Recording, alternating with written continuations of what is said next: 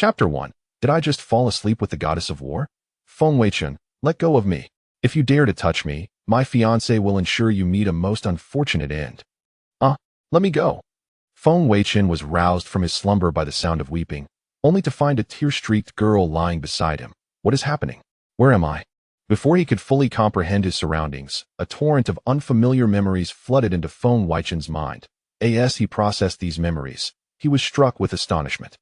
He had traversed dimensions. Moreover, he had landed in a realm amalgamated with various exhilarating narratives. The most dramatic twist, however, was that his new identity was not that of a protagonist, but rather a mere antagonisted disposable character. Despite being the sole heir of a powerful family, he was still relegated to a background role. This beautiful woman is the childhood friend of the male lead, Yaobei, from A Tale of War Gods. I started off with the goddess of war? How extraordinarily fortunate am I? Good heavens, I am utterly amazed. Recalling the events that had just unfolded, Feng Weichen's lips twitched. His gaze involuntarily shifted to Su Xiuxiu, who lay on the bed. Despair etched across her face as she sobbed. To be candid, Su Xiuxiu was remarkably beautiful. Her skin was fair and delicate, her features ethereal. Even after weeping for so long, her beauty remained unscathed, perhaps even enhanced, making her look all the more pitiable. Feng Weichen was momentarily captivated but quickly regained his composure, wishing to offer her some comfort to cease her tears. Yet the words that escaped his lips were, "Oh, you look rather lovely when you cry. You scoundrel. I will absolutely kill you, I swear." Su Xiuxiu cried out, her voice hoarse and pitiful, resembling a helpless little rabbit. Feng Weichen, that he swore, he did not intend for this to happen. His mind was still muddled from the sudden transition, and he had inadvertently voiced his thoughts aloud. "No, what I meant was, please stop crying," Feng Weichen implored, exasperation evident in his tone. Alas, Su Xiuxiu, consumed by her sorrow, mistook his words for a threat, and her crying only intensified. Never mind. Feng Weichen rubbed his temples in frustration, his mind a chaotic jumble. If this were merely a simple tale, it would be one matter, but the reality was that this world was a confluence of numerous exhilarating narratives. War gods, divine healers, assassins, male leads were as plentiful as sheep. Each one possessed remarkable abilities and illustrious histories, capable of effortlessly dispatching those deemed formidable by others. None of these male leads were to be trifled with. As a mere antagonist, he would be outmatched by any of them. Though he was the heir to a top-tier family, he was essentially just an experience booster for the true protagonists, and a careless mistake could lead him to a most untimely demise. For instance, if memories served him correctly, upon learning that his childhood friend had been wronged, the war god male lead, Yaobei, would undoubtedly return to the imperial capital in a rage. Yaobei, a legendary warrior, possessed a terrifying prowess. He had once single-handedly battled against 3,000 elite soldiers of the Blue Sea Federation without sustaining a scratch, and had infiltrated the foremost martial arts family of the empire, decapitating the leader of a rebellion and escaping unscathed amidst a throng of martial experts. In his eyes, the guards of Feng Weichen's residence were akin to mere insects. Thus, within the narrative, Yaobei would seamlessly approach the original character, as if traversing an unguarded terrain. The original character had not survived even a second in his presence, paying dearly for his actions. When reading the novel, Feng Weichen had relished such plot twists. However, now that the roles were reversed, he felt a wave of dread wash over him, his mind racing with countless exclamations of dismay. "Oh heavens, could you not have transported me before these events transpired? That way, I might have had a chance to intervene." Beep. Antagonist identity confirmed. The great villain system has successfully bound. Chapter 2. The arrival of a blabbermouth chicken rib. Is this a golden finger? Feng Weichen felt a surge of joy in his heart. Indeed, the golden finger had arrived, albeit belatedly. The system had finally come through. The name of the villain system was straightforward and unadorned, its function similarly blunt. In essence, it was designed to assist him in diminishing the fortune of the destined protagonist, allowing him to accrue villain points and ascend to the pinnacle of life. The primary method of acquiring villain points lay in overpowering the fated child of destiny, the applications of which were manifold. They could be exchanged for goods in the system's marketplace or used for lotteries, among other things. Upon discerning the system's purpose, a satisfied smile graced Feng Weichen's face. With the system by his side, who needed to be the male lead when one could revel in being a villain? However, system, shouldn't I receive a novice gift pack or something? He stroked his chin in inquiry. Ding. The novice gift pack is being distributed. Please check it promptly, host. Ding. Congratulations, host. You have received a one-time essence cleansing reward. Ding. Congratulations, host. You have obtained the cultivation technique, Dragon Breaks Phoenix. Ding. Congratulations, host. You have acquired a special skill, top-tier Eloquence Master. What on earth? Upon seeing the first two rewards, Feng Weichen could hardly contain his delight. Wonderful treasures, indeed.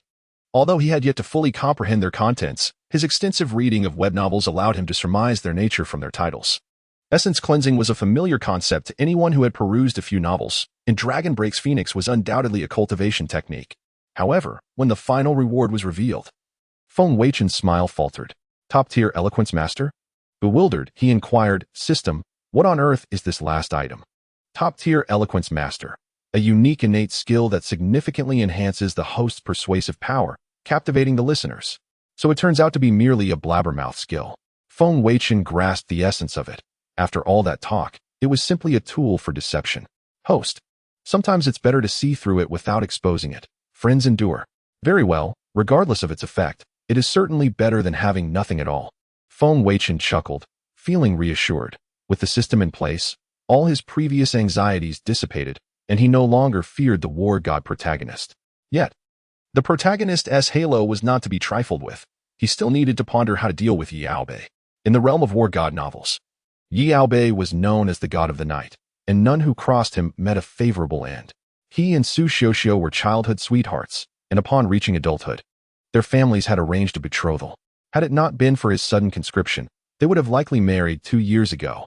The original host, relying on his status as the crown prince, had acted tyrannically, disregarding others entirely. Just days ago, Su Xiuxiu's father, representing the Southern Merchant Association, brought his daughter to pay respects to the young master of the royal family. Instantaneously, the original host became infatuated with Su Xiuxiu's stunning beauty, and today, he had sent someone to retrieve her back to the young master's residence. After all, he was the sole heir of the Feng family, a prestigious family that spanned multiple nations and boasted a century-long legacy. In simpler terms, he was not to be trifled with. Before possessing the strength to annihilate the Feng family, Yi Aobei could not recklessly lead 30,000 soldiers to storm their doors. Instead, he discreetly took along his 4 kings to seize the opportunity while the original host indulged in revelry, dispatching him with a single shot. Once he confirmed that he had not overlooked any details, Feng Weichen immediately summoned the butler. Butler-Chen, come to my bedroom at once. Chapter 3. Meeting the Daughter of Destiny with masterful skills, Su Xiuxiu gazed at Feng Weichen, whose smile had gradually transformed into something grotesque, her heart brimming with uncontainable sorrow and indignation. Had this beast not taken a liking to her, she would be at home, patiently awaiting Knight Aobei's return to marry her. Her life had been utterly shattered by Feng Weichen. This brute even dared to laugh in her presence. Beast, I shall haunt you as a ghost. Engrossed in plotting against Knight Aobei, Feng Weichen had no inclination to pay her any heed. He completely dismissed Su Xiuxiu's words, lost in contemplation as he exited the bedroom. Feng Weichen, are you listening? I will not let you off the hook. Su Xiuxiu, in a fit of fury, collapsed onto the bed, tears streaming down her cheeks. Meanwhile, Feng Weichen encountered the family steward, Chen Yongfeng. Steward Chen, what is your duty? He stood with his hands clasped behind his back before an exquisitely sculpted fountain, the dragon's head carved with remarkable vitality, a testament to the family's grandeur. Behind him, a middle-aged man clad in dark attire responded in a deep voice, to manage the affairs of the estate, with a primary focus on safeguarding the young master. Well said. Feng Weichen slowly turned, appraising the middle-aged man before him. Though not particularly imposing in stature, his eyes sparkled with intelligence, and the pronounced bulge of his temples clearly indicated a formidable expert. It was evident that one who served as the steward of the Feng family was no fool. However, in comparison to the protagonist endowed with a hero's aura, he still fell short. Feng Weichen mused quietly, then remarked nonchalantly, since that is the case, it is time for you to fulfill your duties. In an hour, I will take Su Xiuxiu to the hot spring resort. Your task is to encircle the resort as tightly as a drum, ensuring that no one perceives the heavy guard stationed there. Upon hearing this, Chen Yongfeng's eyes widened in surprise. A sudden realization struck him. Someone intended to harm the young master? You guessed correctly, Feng Weichen replied, standing with hands clasped, his eyes narrowing. I have just learned that Su Xiuxiu's lover is the border general, Knight Aobei. The Su family has already informed him of my taking Su Xiuxiu, and he will be coming for revenge. Upon hearing this, a smile broke across Chun Yongfeng's face. So it is Knight Aobei. I have heard of his reputation. He is indeed capable, but you are the sole heir of the Feng family. To harm, you would be tantamount to rebellion. He would not dare come for revenge. Feng Weichen, upon hearing Chun Yongfeng's overconfidence, instantly understood why the original protagonist had met his demise in his own hot spring. Just look at his steward, who, despite being forewarned of an impending assassination, remained skeptical. With such a lack of vigilance, one could not even fend off a single assailant. What is a protagonist in a martial arts novel? An existence that slays gods and demons alike, seeking vengeance without delay. How could one endure such an affront from this shameless scoundrel? Steward Chun, having served the young master for so long, you have become somewhat myopic, Feng Weichen remarked coolly. Do you not know that Knight Aobei is the very scourge who swept through 3,000 enemies and claimed the head of the foremost martial arts family? Do you truly believe he can swallow this insult? What? A flicker of shock crossed Chun Yongfeng's eyes. Knight Aobei is the legendary Dark Knight god of war? The young master had no reason to deceive him, and thus, he harbored no doubt regarding Feng Weichen's words. Judging by the Dark Knight god of war's past behavior, it was not inconceivable that he would disregard the Feng family's might and come seeking vengeance for Su Xiuxiu. Chun Yongfeng's heart began to tremble, panic etched across his face. What should we do? I shall immediately report to the family head and request that the head issue orders to capture Knight Aobei. Chapter 4. Persuading the Daughter of Destiny No Way. Feng Weichen resolutely refused, his brow furrowing slightly. A significant portion of the border army consists of Yi Aobei's subordinates, making his father's intervention undoubtedly unwise. As I suggested, swiftly mobilize the family's elite forces and set a trap at the hot spring villa. I intend to catch him unawares. The Feng family possesses a formidable troop, directly overseen by the family head, and typically refrains from taking action unless a major incident arises. However, this moment is crucial for Feng Weichen's survival, necessitating the deployment of these forces. Should his father inquire later, he could merely state the truth, that he acted to preserve his own life, and likely escape punishment. After Chun Yongfeng departed, Feng Weichen settled in the garden pavilion, contemplating his next course of action. Currently, he had the opportunity to utilize a purification chance and the dragon-breaking phoenix technique, alongside his verbal prowess. Given that Yu Aobei is the male protagonist, employing the first two tools against him might yield minimal results, yet the verbal skill could be of significant use. Feng Weichen's thoughts raced as he rubbed his right index and middle fingers together. Suddenly, a light of inspiration flickered in his eyes, and he sprang from his seat. I have a plan. The male protagonist's greatest concern is Su Xiuxiu. I can exploit that vulnerability. At that moment, suppressing his mischievous grin, Feng Weichen resolved to first utilize his purification opportunity. System, activate the purification chance. In the next moment, an unusual sense of comfort enveloped him. The entire process lasting approximately 5 to 6 minutes. Feng Weichen felt invigorated, an inexhaustible energy coursing through him. Is this the effect of purification? He marveled inwardly, unable to resist clenching his fists. A sensation of unprecedented strength surged through his hands, marking a stark departure from his previous existence as a pampered, helpless scion. Time was of the essence. He could not afford to test the changes in his body further. With a satisfied smile, he headed straight to the bedroom in search of Su Xiuxiu. Confronting Yi Aobei was impossible without her. Just as his hand grasped the doorknob, poised to enter, a notification chimed. Ding. The Daughter of Destiny detected. System alert. Influencing the Daughter of Destiny's feelings towards the Son of Destiny will also yield villain points, diminishing the Son of Destiny's fortune. Oh, Feng Weichen raised an eyebrow. This aligned perfectly with my plan. With that thought, he twisted the doorknob. Without the young master's command, no one dared to let Su Xiuxiu out. After he left, she pounded on the door desperately, her fists nearly bruised, yet her efforts were in vain. The bedroom window was sealed, leaving her with no escape, ultimately reduced to weeping helplessly in the corner behind the door. Regret flooded her heart. Why had she accompanied her father to the imperial capital and encountered that beast? Had it not been for this, she would not have suffered such misfortune. As Su Xiuxiu sobbed, a crisp sound emanated from the doorknob. Feng Weichen's voice, enhanced by his mastery of persuasive speech, followed suit. Su Xiuxiu, how are you? If you've calmed down, let us have a proper discussion. Chapter 5. The fateful woman captured. What are you doing behind the door? Feng Weichen asked, perplexed, as he discovered Su Xiuxiu huddled in the corner. Struggling against her pain, Su Xiuxiu rose to her feet, casting a cold glare at Feng Weichen. You have obtained what you desire. Now release me at once. She yearned to escape this loathsome place and never lay eyes on the beast before her again. However, Feng Weichen intended to use her against Yi Aobei. He had no intention of letting her go so easily. With a raised eyebrow, he replied, "Release you? I have yet to savor the experience. Why would I let you go? You scoundrel." Su Xiuxiu's chest heaved with indignation. Having lost her virtue and now facing such humiliation, reason slipped away from her grasp. She raised her hand, ready to strike Feng Weichen. In an instant, he seized her delicate wrist, his expression darkening, exuding an aura of authority. "Miss Su, have I been too lenient, causing you to forget your place? To harm the heir of the Feng family, do you wish for the Su family to face annihilation?" Suddenly taken aback, Su Xiuxiu realized the gravity of her actions. Her eyes reflecting a moment of panic. Anger and frustration swirled within her. Though she was the one harmed, she could not even retaliate against this beast, for he was backed by a world-renowned family capable of obliterating her own. Feng Weichen smirked, releasing her wrist as he strolled to the bedside. He believed Su Xiuxiu was beginning to comprehend her situation. The Su family, rulers of the Southern Chamber of Commerce, wielded immense financial power and influence. Yet, in Feng Weichen's presence, they were scarcely more than ants. Should he experience even a modicum of displeasure today, the Su family would find themselves in dire straits. Why else would the old man Su watch helplessly as his daughter was taken away?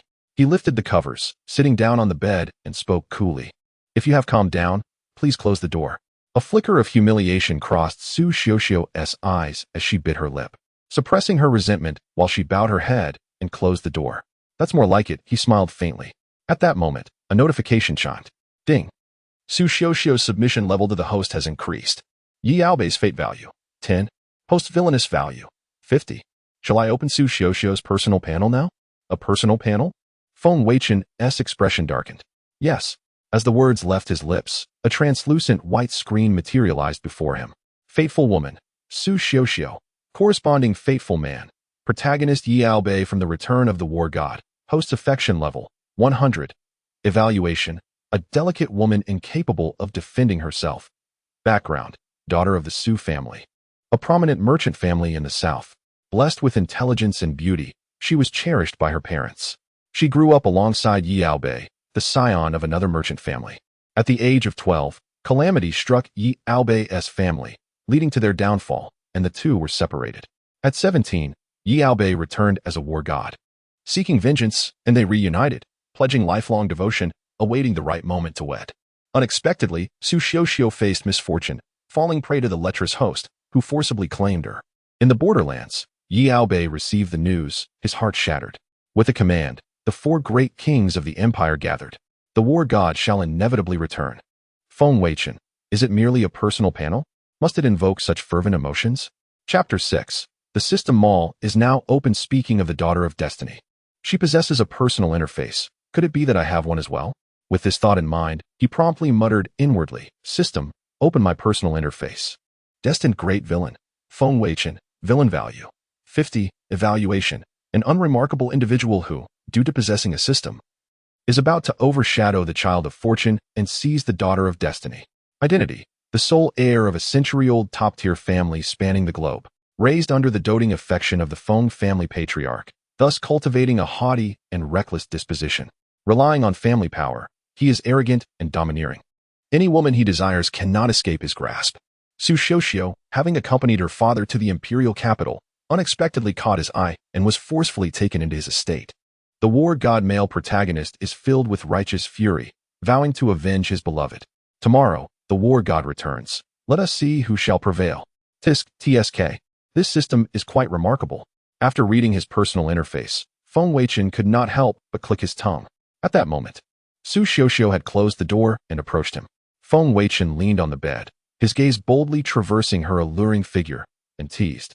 "Do you think your act of defiance will have any effect on me?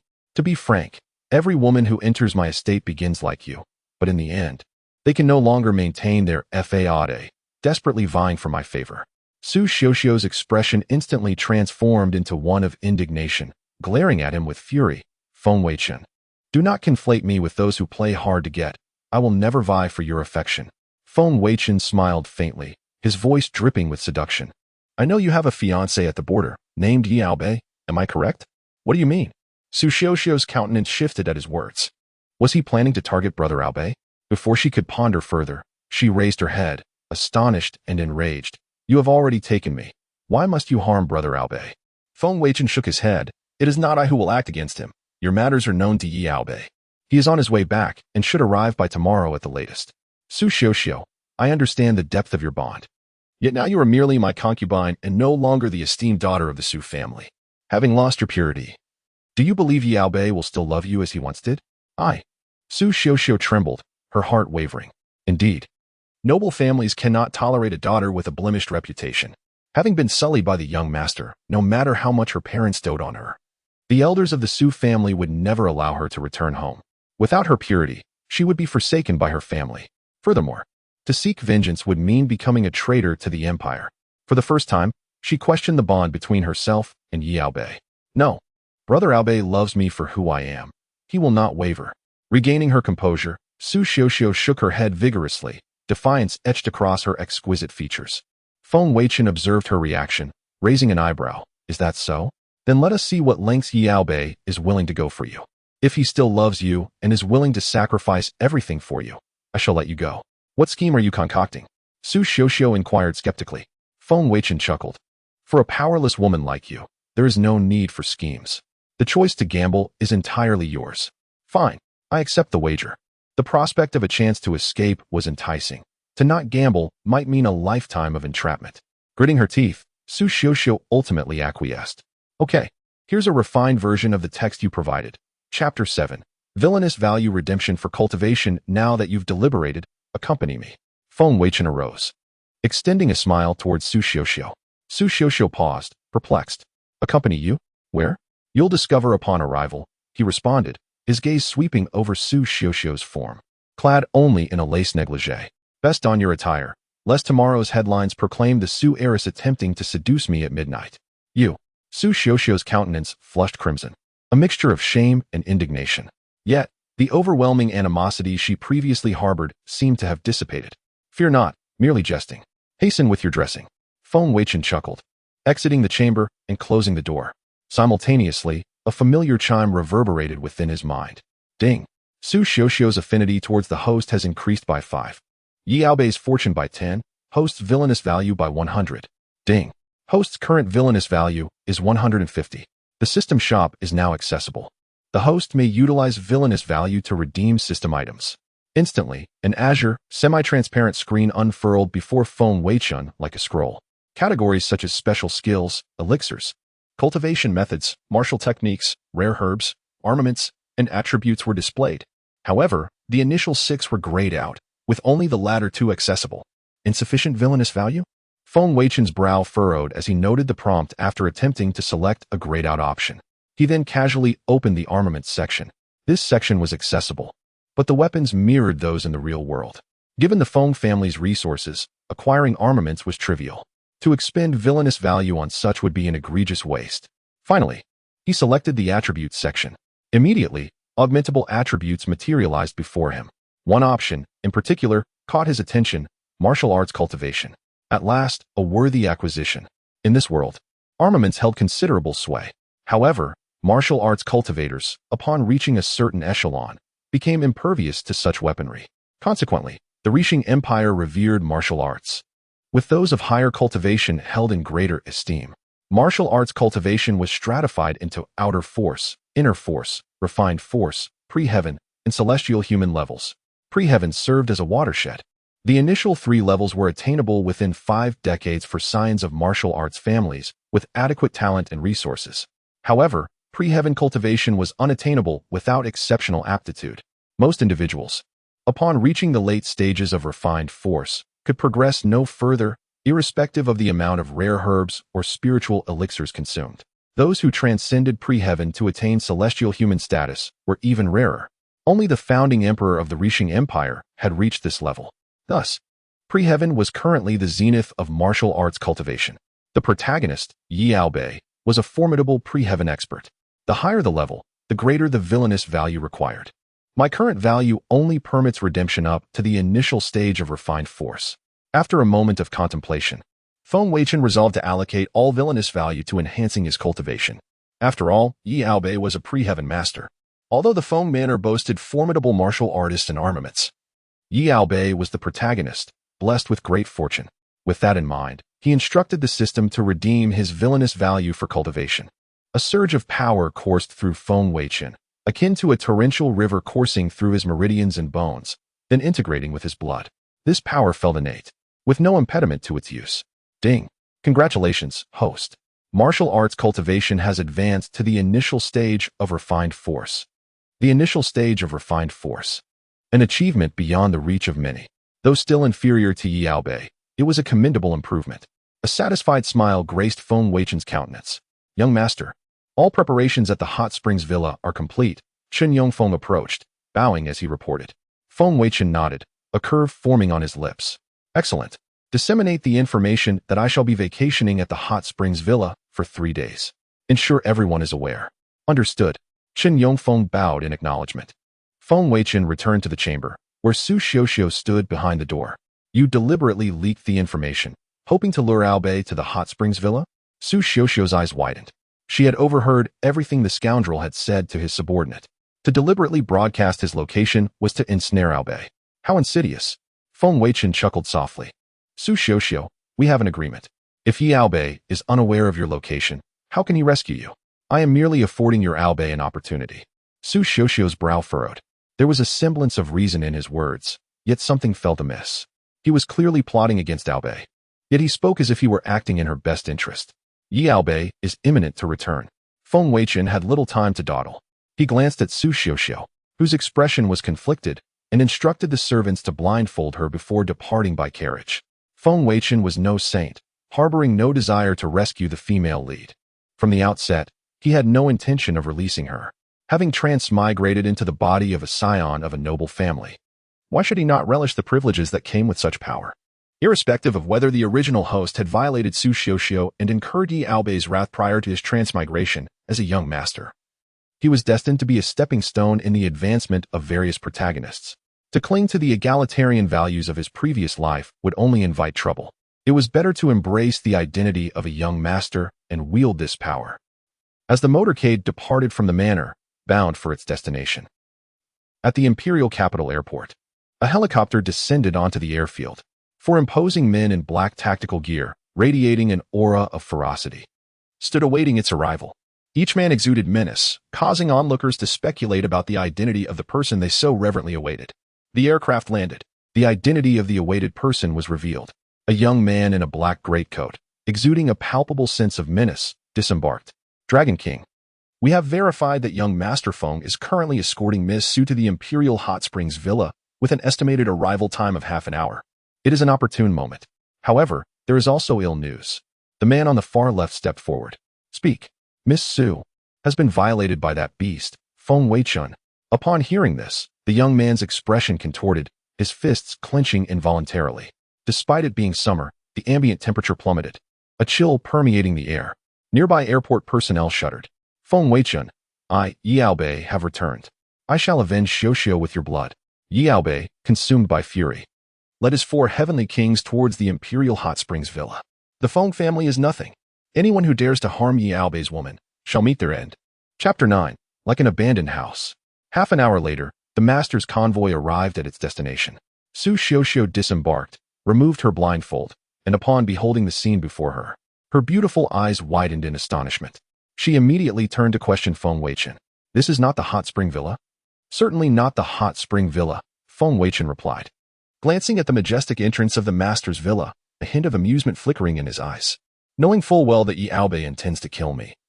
Would it be foolish of you to wait for him at the Hot Spring Villa, or am I the one being foolish? While I plan to confront Yi Aobei, there is no need for me to be present in person. Just moments ago, Butler Chun connected all the surveillance from the Hot Spring Villa to the network of the Hot Spring Villa, allowing us to monitor Yi Aobei's every move. Controlling the situation is as easy as pie. You are utterly despicable. Su Xiuxiu suddenly realized Feng Weichen's intention behind spreading the news, and she couldn't help but shout in anger. The moment those words left her lips, the atmosphere around Feng Weichen grew frigid. With a faint smile, he looked at her. Miss Su, are you reproaching me?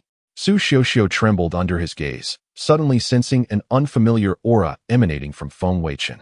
Yet, The surge of fear that rose within her left no room for contemplation, and she could only shake her head, suppressing her humiliation. Feng Weichen then withdrew his gaze and led his entourage into the hot spring villa. Su Xiuxiu, silent and with her head bowed, followed closely behind him, her lips tightly pressed together. In the surveillance room, several electronic screens were neatly mounted on the wall, displaying every move of Yaobei. However, once Feng Weichen entered the villa, he had someone take Su Xiuxiu aside, preventing her from entering the surveillance room. What is the situation? Feng Weichen inquired with keen interest. Observing the screens, Qin Youfeng replied in a low voice, Yaobei and his companions will soon arrive at the hot spring villa. The trap is nearly set. Excellent. I am eager to witness the prowess of our border war god. Feng Weichen's eyes glinted as he continued to focus on the surveillance footage. The Royal Hot Spring Villa is situated on the peak of Half Moon Mountain, just outside the imperial capital, reserved exclusively for the imperial family. Aside from a select few important ministers, hardly anyone has been granted the honor of entering the villa. At this late hour, it should have been a bustling scene of revelry and relaxation in the hot springs. However, upon Yaobei's arrival, he found the place eerily silent, devoid of any activity. Dragon King, something feels amiss. Why is it so quiet inside? The burly Baitian Wang interjected, his eyes reflecting a hint of caution. Yaobei's gaze darkened as he arrogantly replied, what is there to fear? Feng Weichen might simply be enjoying the hot springs with the servants attending to him. It's only natural for the front courtyard to be quiet. We must proceed inside quickly. Xiuxiu has suffered immensely at Feng Weichen's hands. I must rescue her without delay. With that, without waiting for anyone's response, he stepped into the hot spring villa first. The four kings exchanged glances and followed suit. Desperately rushing into the villa, Yaobei's heart raced as he made a beeline for the backyard, searching for Su Xiuxiu's figure. However, the vast villa appeared utterly deserted, resembling an abandoned house. Xiuxiu. Where are you, Xiuxiu? Yaobei clenched his fists, frantically searching every corner. Su Xiuxiu was the only light in his life following the annihilation of his family, and he loathed himself for failing to protect her. The agony and fury within him were nearly overwhelming. Suddenly, a voice cried out, help! Yaobei, save me! Su Xiuxiu's voice, filled with despair and sorrow, echoed from a distance. Chapter 10. The probability of successfully slaying the opponent is less than 1% upon hearing Su Xiuxiu's voice. Yaobei was instantly driven into a frenzy, darting towards the source of the sound like an arrow. The four heavenly kings followed closely, charging forth in unison. Soon, they halted before a room where the cries for help from the woman inside were unmistakably clear. Xiuxiu, I have come to rescue you. Yaobei kicked the door open, only to be momentarily stunned by the sight of an empty chamber. Brother Yaobei, save me. Below, the northern king's gaze sharpened as he drew a dagger to strike at the floor, revealing a hidden passage beneath the floorboards. Ah, so it is beneath. Yaobei sneered, realizing why the manor was devoid of inhabitants. There was indeed a hidden world below. For heavenly kings, heed my command. Join me in descending to rescue Xiuxiu and eliminate Feng Weichen. Let this beast pay for his misdeeds. Very well, splendidly put. In a separate monitoring room, Feng Weichen observed the footage of Yaobei entering the underground passage, an appreciative smile gracing his lips. Were he not the beast himself? He might have been moved by Yaobei's words. Truly, he was the protagonist, exuding a commanding presence far beyond the ordinary. Just look at the audacity with which he stepped into the trap. It was utterly imposing. Regrettably, as the destined antagonist, his fate was entwined with that of the protagonist. There could be no other outcome but life or death. As Yaobei ventured deeper into the trap he had meticulously set, Feng Weichen's expression darkened. He addressed his butler, Chun. Is there anyone besides the young master's household aware of my plan to slay the Dark Knight War God today? Your Highness, this matter is of grave importance. I assure you, no one else is aware. Qin Yongfeng replied promptly, bowing. Feng Weichen nodded, satisfied. Good. Now, prepare the laser weapons. Once Yaobei is ensnared, ensure a swift and fatal strike. Before Qin Yongfeng could respond, the system began to alert him. Ding. The luck value of the Child of Destiny is exceedingly high. The probability of the host successfully slaying him is 99. 99. Failure. System alert. The higher the luck value of the Child of Destiny, the more challenging it becomes to slay him. There exists a risk of backlash from the protagonist's halo. The host is advised to proceed with caution. Feng Weichen's expression darkened upon hearing the system's notification. Are you implying that I currently lack the capability to kill Yaobei? Based on system calculations, the probability of the host successfully slaying Yi Aobei is 0.000000001. In other words, there is indeed a chance to kill him? The revelation left Feng Weichen momentarily speechless. After a second, the system spoke again. Yes. However, the most probable outcome is that Yi Aobei escapes while the host suffers backlash from the protagonist's halo. Feng Weichen narrowed his eyes, astonished by Yi Aobei's high luck value. He had prepared thoroughly, setting traps and even deploying the most advanced laser weaponry. Yet the probability of successfully slaying his foe was still less than 1%? No, the more perilous the situation, the less he could afford to leave any potential threat alive. If Yi Aobei were to grow stronger, his own life would be in jeopardy. Today, he must exert every effort to ensure Yi Aobei meets his end. Should he fail, he would revert to the previous plan. Feng Weichen steeled his resolve and altered his strategy. No. Cancel the laser weapons. Prepare to launch long-range rocket artillery, targeting Wenquan Manor. Chapter 11. Ensuring a one-hit kill. Since a precise strike proved futile, the alternative was to unleash a barrage of firepower. A comprehensive saturation assault. By inducing qualitative changes to affect quantitative ones, the likelihood of a successful kill could be maximized. Even a mere increase of 0.00001 offered a glimmer of hope. After all, Yi Aobei was merely human, not a deity. In the face of overwhelming firepower, he could only meet a fate of obliteration. As Butler Chin grappled with the dilemma of contacting the rocket artillery, Feng Weichen still felt an unsettling unease. The success rate for a kill, as provided by the system, was alarmingly low. It was imperative to secure a one-hit kill to avert future complications. No need for rocket artillery. Deploy thermobaric munitions. Saturation bombardment. Feng Weichen commanded with unwavering resolve. Under the searing heat and pressure of thermobaric explosives, even if one were not killed outright, suffocation would be inevitable. A smirk of defiance curled at the corners of Feng Weichen's lips, nearly escaping as a cackling laugh. Observing Feng Weichen's escalating fervor, Butler Chin hastily contacted his subordinates to alter the method of attack. However, to ensure an appropriate resolution, after coordinating with his team, Butler Chin began to inform certain media outlets and officials in the imperial capital. With such a significant uproar occurring in the capital, even Feng Weichen would need to provide an explanation. Moreover, this was the Royal Hot Spring Resort. This was part of the reason for his predicament. Inside the underground passage of the Hot Spring Resort, Yi Aobei was the first to step into the tunnel. His heart burned with anxiety, driven by both concern for Su Xiuxiu and an overwhelming hatred for Feng Weichen, compelling him to disregard all else. The four kings followed closely behind. Whether it was the Dragon King or Su Xiuxiu, they were individuals worth fighting for. The tunnel was narrow, allowing only one person to pass at a time. This constricted passage, shrouded in darkness and uncertainty, heightened their apprehension. The North King entered last, surveying the surroundings before furrowing his brow. Dragon King, this space is cramped and dim, and the Hot Spring Resort is eerily deserted. I fear it may be a trap.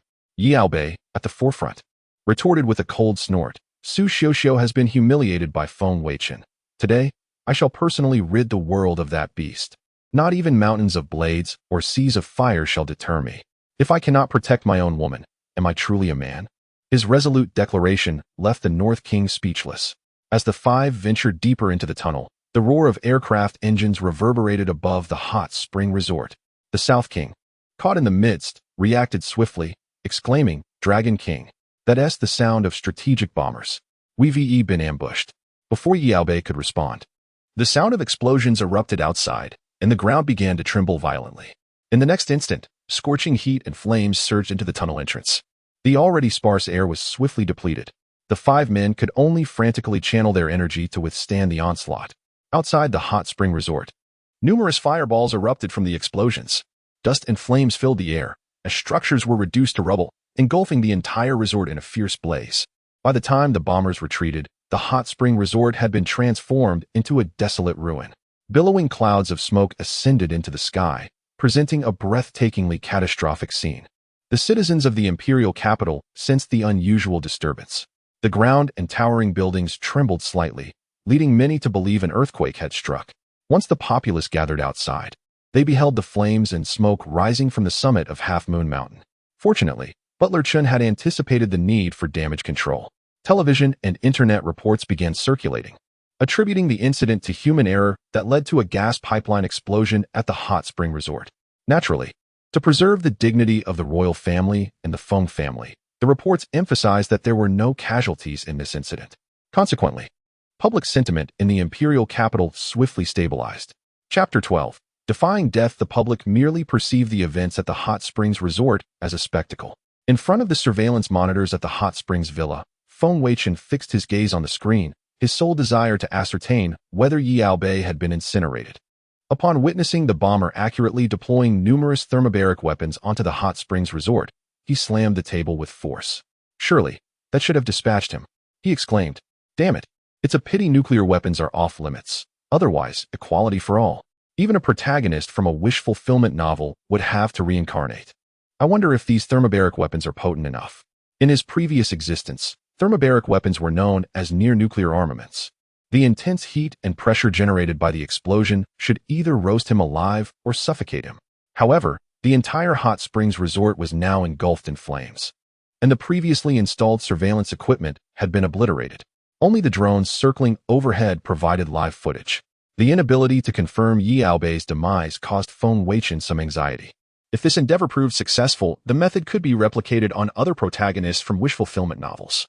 From a safe distance, he could exploit their chivalry and generosity, luring them to a designated location before delivering a fatal blow with a missile. Wouldn't that be delightful? As Feng Weichen indulged in fantasies while observing the footage transmitted by the aircraft, the system's notification echoed within his mind. Ding! Host successfully utilized thermobaric weapons to attack Yi Albei. The Dragon Lord's token expended a significant amount of energy to protect its master, reducing Yi Albei's fortune by 30 points and increasing the host's villainous value by 100 points. Ding! Yi Albei is on the verge of death. The Dragon Lord's token shattered and transformed into energy, which entered Yi Albei's body, causing his power to surge and directly break through to the late stage of the innate realm. Yi Albei's fortune increased by 10 points. Ding!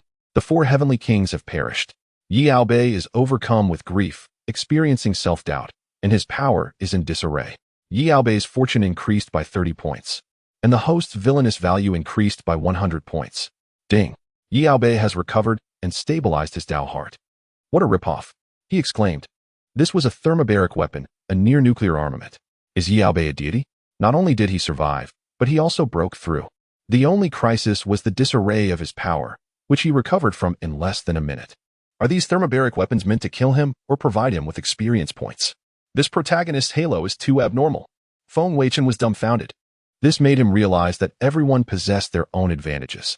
A direct confrontation might not necessarily result in the opponent's demise. With the aid of near-nuclear weapons, Yi Albei not only survived, but also broke through to the late stage of the innate realm. If he were to add fuel to the fire and allow Yi Albei to break through to the celestial realm with the protagonist's halo, the latter would be able to roam freely in this world. After all, the innate realm was already the pinnacle of power in this world. The celestial realm, in essence, was the union of man and nature. One could integrate their aura into the world and possess an extremely acute perception of all things, especially murderous intent. As of now, no one in this world had reached the celestial realm. If he were to create such a monster, he would regret it. An opponent with a built-in radar would seek revenge as easily as playing a game. Wouldn't he be easily manipulated? Reincarnation might not guarantee the presence of a system. Considering this, a direct confrontation was not feasible. Only schemes could work. Another plan gradually emerged in Feng Weichen's mind. In the underground passage of the hot springs resort, Yi Albei stared blankly at the 4 corpses before him. His loyal 4 heavenly kings had perished here. Soon, he was consumed by rage. First, Su Xiuxiu was humiliated, and now his brothers had died tragically. Feng Weichen, you have crossed my line, he roared. If I don't kill you, I cannot quell the hatred in my heart. Chapter 13. Opportunities arise from discord. Just moments ago, as the roar of warplanes filled the air, before any reaction could be made, a surge of scorching heat rushed forth from the entrance of the tunnel. Despite their efforts to muster their internal energy to withstand the onslaught of heat, the subsequent pressure swiftly expelled the air from their lungs. All of them were martial artists, capable of holding their breath for extended periods. However, in the absence of air, the situation became dire. This was precisely how the 4 kings met their untimely demise. Initially, Yi Albei himself was on the verge of suffocation. But the jade pendant on his chest timely bestowed upon him a surge of verdant energy that safeguarded his heart and lungs. Yet, this alone was insufficient to save him. The pendant ultimately shattered completely, transforming into a radiant green light that entered his body, preserving Yao Bei's life. However, the immense energy from the pendant began to wreak havoc within him, impacting his internal organs. This inadvertently cleared the meridians throughout his body, allowing him to break through to the later stages of the innate realm in an instant. At this moment, Yao Bei felt no joy from his breakthrough. The four kings under his command were not merely subordinates, but rather brothers bonded through life and death. They had fought alongside him in the battlefield and aided him in dealing with various adversaries. They were closer than family. It was due to his own recklessness and negligence that they had perished here. All of this was orchestrated by the Feng family. Feng Weichen. He had insulted his fiancée, and harmed his brothers. He must be eliminated in this lifetime. After calming his emotions, Yao Bei approached the entrance of the tunnel, obstructed by debris, and struck it forcefully with his palm. Boom. The ruins trembled. Feng Weichen emerged brazenly from the tunnel. The scene before him was one of devastation and flames. The roof of the building had long since crumbled, revealing the night sky above. Feng Weichen no longer wished to remain inconspicuous. Despite his covert movements, he had been exposed. He had originally intended to stealthily arrive in the imperial capital, relying on his innate early-stage power in conjunction with the four kings to eliminate Feng Weichen quietly and rescue Su Xiuxiu. Little did he know, he had fallen deeper into Feng Weichen's trap step by step. The Feng family's influence was so vast that they had already grasped his whereabouts. Hiding was futile. Moreover, with his recent breakthrough to the late innate stage, he had reached the pinnacle of martial practitioners in the world. In this imperial capital, he should be able to come and go as he pleased. Buzzing. Just as Yao Bei prepared to depart, the sound of drones filled the air. He looked up, coldly fixing his gaze on the drone. He knew that Feng Weichen was undoubtedly behind it. Meanwhile, Feng Weichen observed the tattered yet spirited Yao Bei with a sense of marvel. The protagonist, shielded by fate, maintained an impressive demeanor even after being bombarded. Beside him, Su Xiuxiu, upon seeing Yao Bei's figure on the screen, immediately displayed a worried expression. She murmured, "Brother Ao Bei." Yet, in an instant, the light in her eyes dimmed. She had already fallen into Feng Weichen's web. Would Brother Ao Bei still steadfastly choose her? Surely he would. Having been manipulated by Feng Weichen's machinations, Su Xiuxiu now wrestled with inner demons, slowly starting to doubt her feelings for him. Feng Weichen, observing Yao Bei's intense glare directed at the screen, which seemed as if it could pierce through to kill him, revealed a playful smile. The show was about to commence. "Hello, Yao Bei. Are you feeling happy now?" Chapter 14. Provocation. Upon hearing the taunting voice of Feng Weichen emanating from the drone, Yao Bei coldly retorted, "Feng Weichen, I shall kill you in this lifetime." Sensing Yao Bei's fury, Feng Weichen continued, "Do not be hasty. There exists a misunderstanding between us that can be resolved." His words resonated clearly through the drone, reaching Yao Bei's ears. Yao Bei scoffed, "A misunderstanding? To insult my fiancé and slay my brother? Is this a misunderstanding? The web of deceit you have woven is merely a misunderstanding?"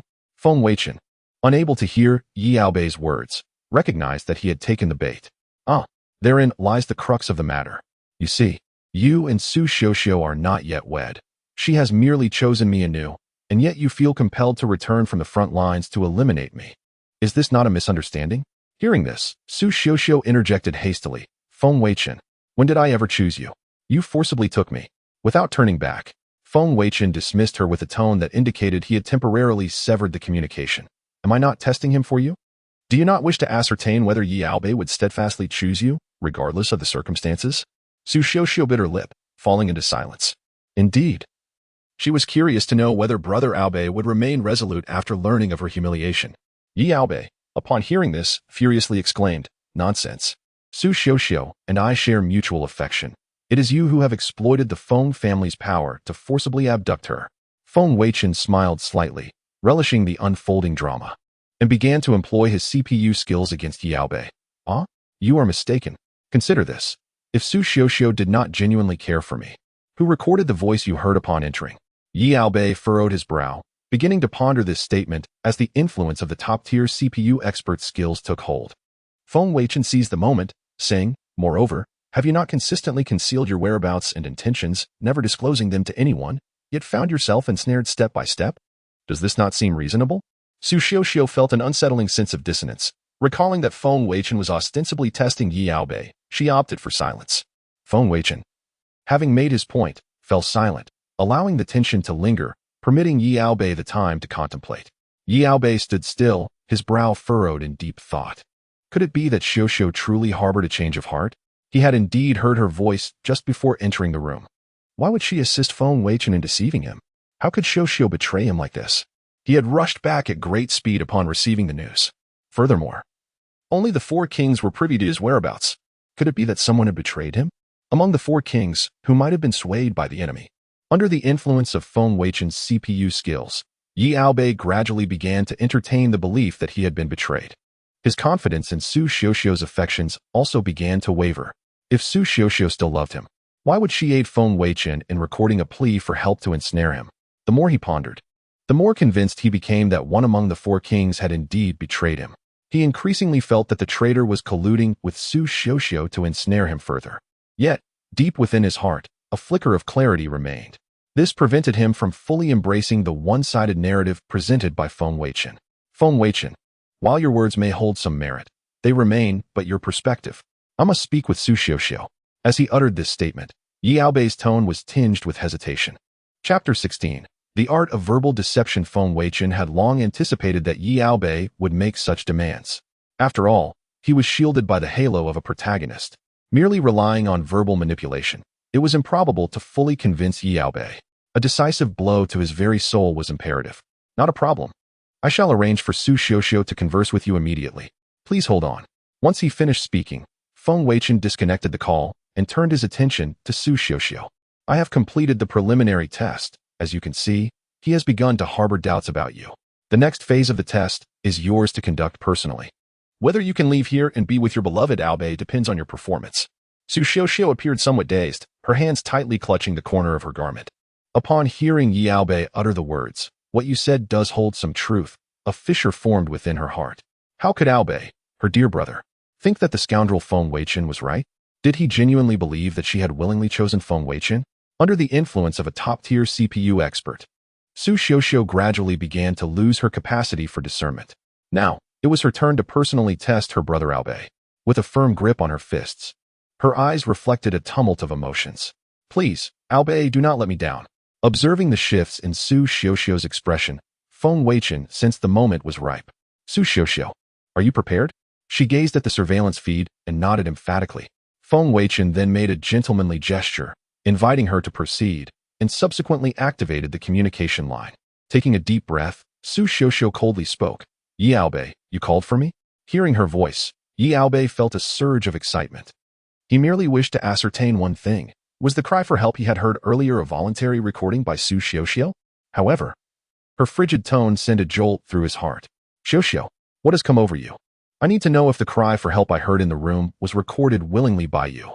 Su Xiuxiu had anticipated that Yi Yaobei would first inquire about her well-being, yet his question caught her off guard. Indeed, had her brother Yaobei's affections for her begun to wane? She responded icily, yes. Upon receiving this answer, Yi Yaobei felt a chilling despair envelop him. His beloved Xiuxiu, the very one he had risked everything to rescue, had she truly ceased to love him? As the misunderstanding between them deepened, Feng Weichen struggled to suppress his laughter. Those words had indeed escaped Su Xiuxiu's lips, but they were born of desperation, forced from her under duress. A slight reconfiguration of her sentiments yielded such remarkable results. Feng Weichen seized the opportunity to embellish the narrative. By the way, we have discovered that your dear brother Yaobei has other romantic interests, and they are likely en route to rescue him. Just then, Butler Chen discreetly informed Feng Weichen that drone surveillance had detected a rugged motorcycle speeding toward the hot spring villa, seemingly piloted by a woman. Feng Weichen exclaimed, "What splendid timing!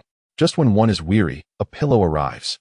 Upon hearing that Yi Yaobei had other women in his life, Su Xiuxiu trembled violently. She then caught sight of the surveillance feed, revealing a motorcycle racing down the road, headed directly for the hot spring villa. The rider was unmistakably a woman of alluring stature. How foolish she had been to steadfastly believe in Yi Yaobei, to love him so deeply. Little did she know, it would all come to this. At that moment, Yi Yaobei, engulfed in despair, implored, "Why? Why must you treat me this way?" Su Xiuxiu replied coldly, "There is no reason. Our relationship ends here. With that, she turned and exited the surveillance room. Chapter 16. Counterattack. Feng Weichen did not intervene, as such an outcome was most desirable. The aim was to deliver a crushing blow deep within his adversary's heart. On the other hand, Yaobei, upon hearing these words, became increasingly convinced that it was indeed the woman he loved who had betrayed him. Among the 4 heavenly kings, there were traitors as well. Why? The 4 heavenly kings. I have treated you all with utmost kindness. Su Xiuxiu, we were childhood sweethearts, deeply in love. In the end, it was all a facade. A facade. Yaobei howled towards the heavens, and subsequently unleashed his fury upon everything in sight. Houses were utterly annihilated. The beautifully crafted artificial mountains were reduced to rubble. Even the ground was pockmarked with countless deep craters. Ding. Yaobei believes he has been betrayed by his closest kin. His heart is wounded. Yaobei's fortune decreases by 40. Host's villain value is 150. Observing Yaobei's fortune dwindle further, Feng Weichen could not contain his exhilaration. Regaining his composure, he continued, "See, I told you there was a misunderstanding. I am only looking out for you, helping you to see through the illusions before you. This is the pinnacle of CPU mastery. I have harmed you, yet I turn to you and claim it is for your own good."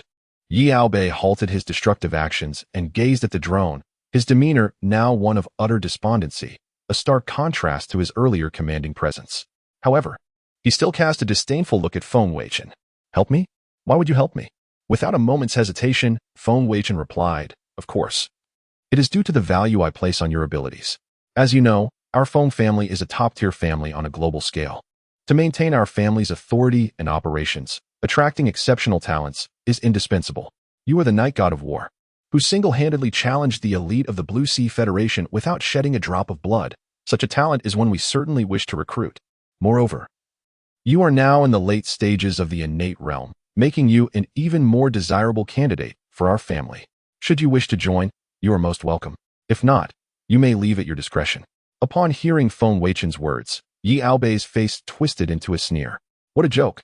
You take away my fiancée, bombard me and my brothers with thermobaric weapons, and after all that, you expect me to join your ranks? I have said it before. I will kill you in this lifetime." Despite the overwhelming influence of a top-tier CPU expert's skills, Yaobei was still consumed by deep-seated hatred for Feng Weichen. Regardless of the circumstances, his fiancée had indeed been taken from him, and his loyal for heavenly kings had been lost forever. He could not simply disregard the facts due to the betrayal he felt. Feng Weichen, unfazed by Yaobei's rejection, did not take offense. His true intention was never to genuinely recruit Yaobei. He was the villain, and the other was the protagonist of a triumphant narrative. Their fates were destined to be inextricably linked in a deadly rivalry. Speaking these words was merely a tactic to exploit the CPU's effects, to delay Yaobei's urgent desire to exact revenge. After all, in the late stages of the innate realm, he was at the pinnacle of human cultivation. Until Yaobei's fortune diminished to a point where a single strike could guarantee his demise, it was prudent to employ a strategy of delay. A direct confrontation had already proven futile. Now, he must play the ultimate trickster. At that moment, his gaze fell upon the monitor displaying the figure riding a motorcycle. Steward Chen approached, urging, "Young master, the military commander, Zhang, has inquired multiple times. The motorcycle is nearing the Hot Springs Villa. Should we intercept?" Feng Weichen did not respond immediately, but rather endeavored to recall the plot of the novel. Chapter 17. An unusual plot in the original narrative. After Yaobei successfully eliminated Feng Weichen and rescued Su Xiuxiu, he withdrew on his own.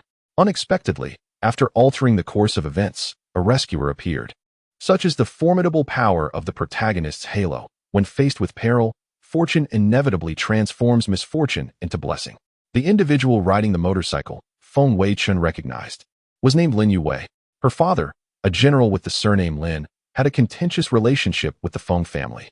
Once the general was dealt with by the Feng family, Lin Yue and her sister Lin Shuitong joined the military. It was during this time that they crossed paths with Yaobei in the army. After their discharge, the sisters vanished from public view, quietly establishing a clandestine organization aimed at undermining the Feng family's business and political endeavors. This organization was named in Heelu, a hidden ninja group with the sole purpose of toppling the Feng family in revenge for their father. Behind the scenes, they received silent support from the father's comrades. Noticing Feng Weichen in a daze, Butler Chen called out, "Young master?" Feng Weichen regained his senses and spoke to Butler Chen. Do not interfere. Yao Bei is currently at the late stage of the innate realm. We should refrain from provoking him and his associates for the time being. Inform Colonel Zhang to withdraw the troops immediately. Butler Chen complied without delay, beginning to contact Colonel Zhang. Soon, Butler Chen reported, "Young Master, Colonel Zhang just mentioned that the military district commander is quite displeased with his unauthorized troop deployment to bombard the Hot Spring Villa and demands an explanation." With a wave of his hand, Feng Weichen stated, "Tell the military district commander that it was I who ordered the troop movements. If he has any objections, let him come to the Feng family to address them." Butler Chen chuckled, acknowledging his young master's remarkable assertiveness. "All right, I shall take care of it right away." On the way to the Hot Spring Villa, a modified sleek black motorcycle sped forward. The rider, clad in full protective gear and a closed helmet, exhibited visible concern and urgency through the helmet's visor. This was Lin Yue, the leading figure of He Lu. Despite her protective attire, her graceful figure was evident, with alluring curves.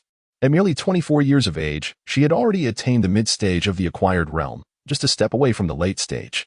Such an achievement at her age not only underscored her diligent training, but also spoke volumes about her exceptional talent, a true gem among people. It is worth noting that Lin Shuitong had learned enemy ninjutsu during her time in the military, which inspired the name He Lu for their organization. The ability to create an entirely new faction highlighted Lin Shuitong's remarkable capabilities. Originally engaged in routine training, Lin Shuiwei suddenly received news from her father's comrade. Colonel Zhang in the capital had unilaterally deployed troops to the Hot Spring Villa, which sparked Lin Yuwei's discerning instincts. Through He Lu's intelligence network, she uncovered that the fiancé of the Night God of War, Yao Bei, had been forcibly taken and violated by Feng Weichen, the heir of the Feng family. Reports also indicated that Yao Bei had entered the Hot Spring Villa with his 4 elite subordinates. When these pieces of information came together, it was evident that a colossal trap was being laid for Yao Bei. Without a moment to spare, Lin Yue mounted her motorcycle, Dark Knight, and set off. Along the way, she enlisted her father's comrade to exert pressure on the military in the capital, hoping to assist Yao Bei to the greatest extent possible. At that moment, a voice emerged from the built-in communication device in her helmet. "Boss, the military has withdrawn." Lin Yue exhaled in relief. Perhaps her father's comrade had intervened. "All right, I understand. Keep a close watch on their movements." With the military's withdrawal, she no longer had to worry about interception. Lin Yue twisted the throttle, and the motorcycle's engine roared as she accelerated away. Not long after, Lin Yue arrived at the ruins of the Hot Spring Villa. Seeing Yao Bei despondently seated among the debris, her heart ached with compassion. However, upon removing her helmet, she skillfully concealed her emotions. Uncertain of what Yao Bei had endured, she saw the once mighty Night God of War looking so haggard under the moonlight. Lin Yue cautiously approached Yao Bei and softly asked, "Yao Bei, are you all right?" Yao Bei lifted his gaze to meet hers, then quickly averted his eyes, weakly murmuring, "It's you, Shuiwei. What brings you here?" Lin Yue promptly replied, "I learned that Colonel Zhang unilaterally deployed troops to the Hot Spring Villa, and my sources indicated that you were here as well. I feared for your safety, so I rushed over." Hearing her words, Yao Bei's eyes flickered. "Really? Is there truly someone who cares for me? You aren't deceiving me, are you?" "Of course it's true. Who would lie to you? Now, pull yourself together. This is royal territory. We shouldn't linger here. Let's leave first." In response to Lin Yue's concern, Yao Bei's frozen heart felt a stir. "All right, let's depart." The events that transpired at the Hot Spring Villa would forever remain etched in Yao Bei's memory. It was a place of sorrow. Leaving sooner might ease his heartache. Lin Yue was unaware of the specifics of what had happened, although she was curious as to why Su Xiuxiu was absent. After all, with the prowess of the Night God of War, rescuing her should have been effortless. She refrained from voicing her questions, focusing instead on Yao Bei's condition. Once on the motorcycle, Lin Yue sped away with Yao Bei, leaving the Hot Spring Villa behind. Before long, they entered the urban district of the capital. After navigating the streets for a while, Lin Yue brought Yao Bei to an upscale villa area. Upon entering the estate, the motorcycle rolled into a luxuriously decorated villa. This villa not only boasted 4 stories, but also featured both front and back gardens, with the rear garden housing a spacious outdoor swimming pool of approximately 200 square meters. It was estimated that the villa covered over 1,000 square meters. Lin Yue explained, "This is the headquarters of He Lu. The extravagant decor is intended to project the image of a wealthy socialite to the outside world. thereby avoiding any suspicion regarding the organization. Yao Bei surveyed the villa and simply remarked, "A commendable disguise." Lin Yue led Yao Bei directly to the basement. The basement was as expansive as the upper floors, also measuring over 1,000 square meters. It had been transformed into the headquarters of an Hilu, equipped with state-of-the-art facilities. At that moment, a woman clad in black ninja attire and wearing headphones rushed over. Lin Yue instantly sensed trouble. The female ninja exclaimed, "Boss, this is bad. Sister Shuetong has set off alone to assassinate the heir of the Feng family." "What? Why didn't you stop her?" "I just rescued Yao Bei from the Feng family, and now my sister walks right into their trap. How is this going to end?" Yao Bei couldn't gain any advantage while in the Feng family's grasp. "What chance does my sister have? This is just asking for trouble. How long has she been gone?" Chapter 18. Accessing the information panel, suppressing his intense curiosity, Feng Weichen chose to prioritize his responsibilities. He had been contemplating enhancing his own abilities, yet his personal review was abruptly interrupted by Butler Chen. Moreover, the female assassin served as a stark reminder to Feng Weichen that danger lurked everywhere. The current capture of this assassin brought forth the question, what about the next time? It was imperative to elevate his own strength without delay. He reopened the system space, this time directly entering the system shop. Before him, the previously gray options of special skills, elixirs, martial arts, and rare materials had transformed into selectable items. Ding. The system shop has been accessed. It has detected that the host's villain value is too low, displaying only redeemable items. Feng Weichen grimaced. Indeed, with a low villain value, nothing seemed to go smoothly. Nevertheless, he diligently clicked through each category to explore. Among the special skill options, he found a skill called Indestructible. Indestructible. This skill allows the host to render a specific area or organ of their body extraordinarily hard, valued at 50 villain points. Feng Weichen swiftly dismissed this skill. It was not immediately useful but might prove beneficial in the future. Upon examining the elixir category, he discovered a transparent glass vial containing 2 pills, one red and one white. Master Servant Pill. Upon consuming the red pill, one must administer the white pill to another individual, who will then be permanently obedient to the red pill's user. Note, this potion is ineffective against those favored by destiny. Valued at 200 villain points. This was indeed promising and warranted further consideration. The martial arts and techniques available were all mediocre and priced above 100 points due to his insufficient villain value, prompting Feng Weichen to bypass them altogether. Curious about the rare materials, he eagerly clicked to explore, and his interest was piqued.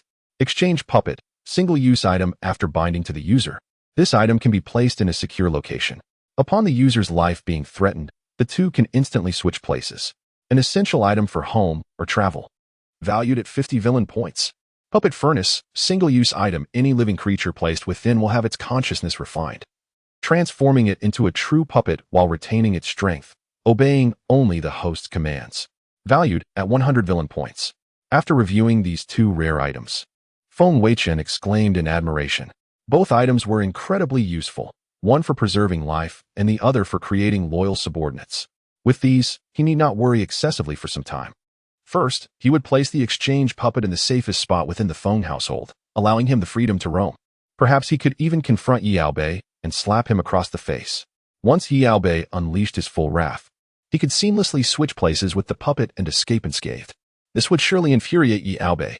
As for the puppet furnace, it was even more practical. If he were to refine a dog, it would be able to bite anyone he desired. He could even refine a parrot to eavesdrop on his enemies and relay their conversations back to him. How delightful. Who would dare harm a charming little bird? Wait. The puppet furnace did not state it was ineffective against those favored by destiny. If he were to refine Yao Bei, Wooden Tea, he then possess a dark warrior as his bodyguard? This would not only provide a sense of security, but could potentially allow him to amass villain points infinitely. Ahem. Host, please be advised that when a favored individual and the host belong to the same faction, the favored individual's destiny value will not be deducted, nor will it increase the host's villain points. Cursed system. Just as Feng Weichen contemplated a loophole, the system promptly corrected him. Nevertheless, his spirits remained high. He initially feared that his low villain points would prevent him from redeeming anything worthwhile. Yet the system's offerings proved that quality surpassed quantity. Without further hesitation, Feng Weichen redeemed 1 puppet furnace and 1 exchange puppet, spending 150 villain points and leaving a balance of 200 points. After careful deliberation, He opted to redeem the loyalty pill as a mature thought emerged in his mind. First, he would bind himself to the exchange puppet and then place it in a secure chamber. He then proceeded toward the location where the assassin was detained. In a dark chamber, a woman clad in a black ninja outfit was bound to a cross, her joints restrained. This position ensured that any attempt to escape would result in broken limbs, rendering her incapable of resistance. The ninja's attire was not ordinary fabric, but a flexible, form-fitting material, conducive to executing missions while minimizing exposure. This accentuated her alluring figure, particularly when bound, showcasing her curvaceous physique. Outside the chamber, Butler Chen awaited silently. Upon seeing Feng Weichen approach, he respectfully informed, "Young master, she is inside. However, be cautious, she possesses mid-level transformation strength." Feng Weichen nodded in acknowledgement and, after a moment, opened the door to enter. Upon seeing Lin Xuedong bound to the cross, her face was filled with resentment directed at him. Unperturbed, Feng Weichen strolled closer. And before he could speak, a transparent white screen appeared before him. Lin Xuedong, corresponding favored individual, the return of the war god. Male lead Yao Bei, host S favorability, 100. Evaluation, a talented young woman who has reached mid-level transformation at a young age. Background, the second daughter of General Lin from the Imperial Capital Military District, she is strikingly beautiful and spirited, having shunned traditional feminine adornments. Following her father's death, she joined the military alongside her sister with assistance from her father's comrade, Vice Commander Li, disappearing from public view after retiring. She re-emerged to co-found the secret organization Dark Crane Flow with her sister, engaging in intelligence gathering and sabotage against the Feng family. However, upon learning that the host had violated Yao Bei's fiancée Yi, she rashly decided to assassinate the host in an attempt to rescue Su Xiuxiu, only to be captured. What fate awaits Lin Xuedong? Will she suffer the host's ruthless torment, or will the host's benevolence allow her to escape? Let us wait and see. After perusing Lin Xuedong's profile, Feng Weichen felt a twitch in his eye. This system was utterly brazen. As he approached, Lin Xuedong desperately tried to recoil, her face contorting with disgust and loathing as she exclaimed, "Stay away. What do you want?" Observing her pitiful struggle, Feng Weichen teased, "A lone man and woman in a confined space. What do you think I intend to do?" Chapter 19. The Dark Crane Flow. Observing the shameless demeanor of Feng Weichen, Lin Xuedong bit her lip tightly, feeling a mix of shame and anger, yet utterly helpless. However, she resolved not to allow him any advantage. The Feng family was comprised entirely of scoundrels. He could never possess her. Even if it meant death, she would not permit him to lay a finger on her. The man before her was the son of her father's murderer. No matter what, she could not show weakness. As she looked at Lin Xuedong, proud yet humiliated, Feng Weichen sneered and said, "Rest assured, I will make you obedient. Not just you, but the entire Dark Crane Flow organization will ultimately belong to me." A wave of panic surged within Lin Xuedong as she contemplated the formidable tactics of the Feng family. Her sister's Dark Crane Flow was supposed to be concealed, unknown to outsiders. How could Feng Weichen possibly be aware of it? With this thought, her apprehension towards him deepened. Just as Lin Xuedong prepared to speak, Feng Weichen swiftly tossed a white pill into her mouth. Lin Xuedong frowned, fearing it was some humiliating drug, and instinctively attempted to spit it out. To her surprise, the pill dissolved instantly, vanishing without a trace. "What have you given me, you bastard?" she exclaimed. Feng Weichen remained silent, slowly placing a red pill into his own mouth. Slightly sweet. The red pill too melted away rapidly. Turning his gaze back to Lin Xuedong, he noticed her eyes gradually losing focus, resembling someone intoxicated. Feng Weichen recognized that the drug was taking effect. Ding. Successfully used the master-servant pill, binding established. Lin Xuedong's loyalty to you, unwavering.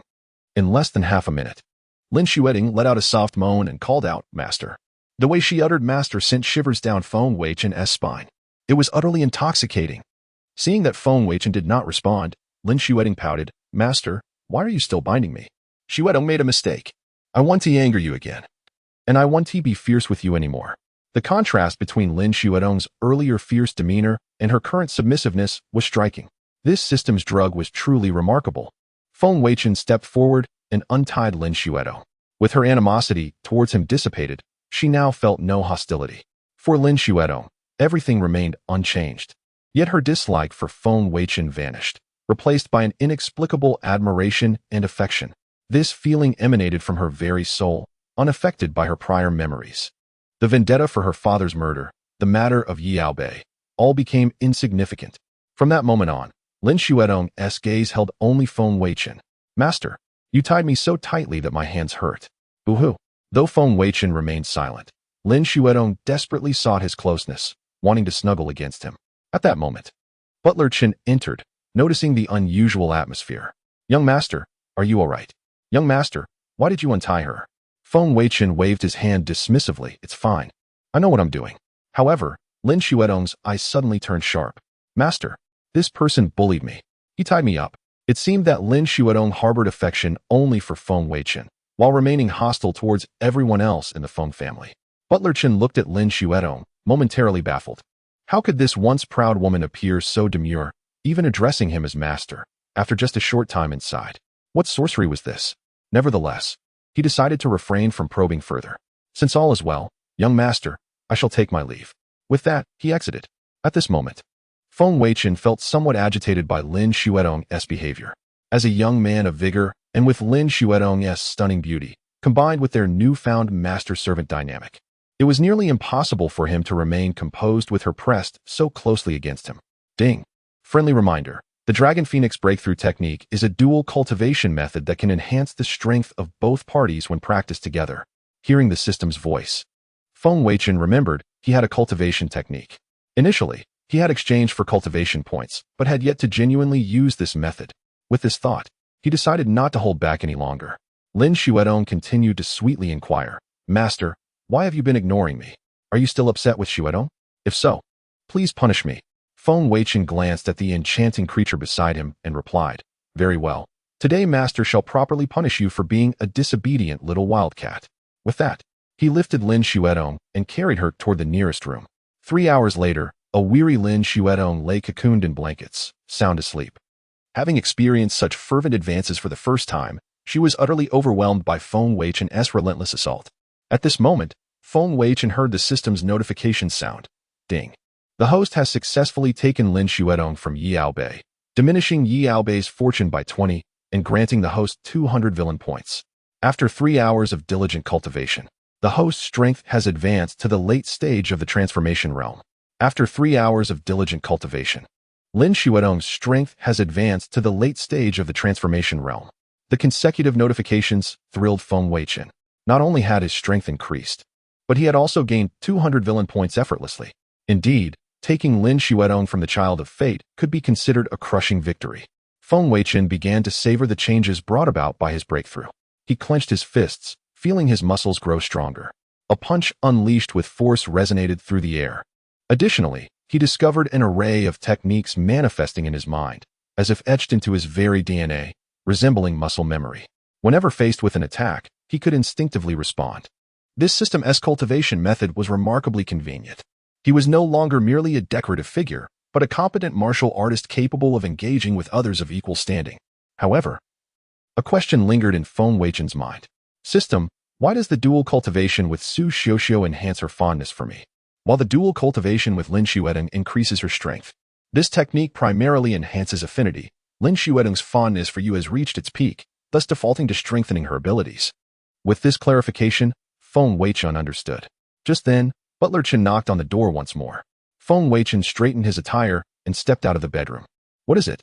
Butler Chen respectfully handed a USB drive to Feng Weichen, saying, Young master, this is the footage you requested from the drone at the Hot Spring Villa, including the scene of Lin Yue taking away Yao Bei. Receiving the USB drive, Feng Weichen smiled faintly. Well done. You may go now. Butler Chen quietly departed. Ever since Feng Weichen reprimanded him, the butler had become increasingly adept in his duties. Holding the USB drive, Feng Weichen murmured, with this footage, I can decisively lock down Su Xiuxiu's resentment towards Yao Bei. The villain points are beckoning to me.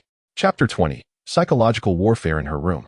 Su Xiuxiu secluded herself after returning to the Feng family. The incident at the hot spring resort had dealt a significant blow to her.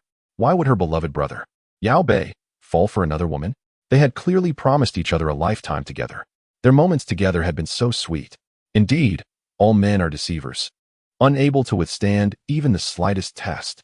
Influenced by a top-tier CPU expert, Su Xiuxiu clung to the belief that Yao Bei's previous doubts were merely a test of her loyalty.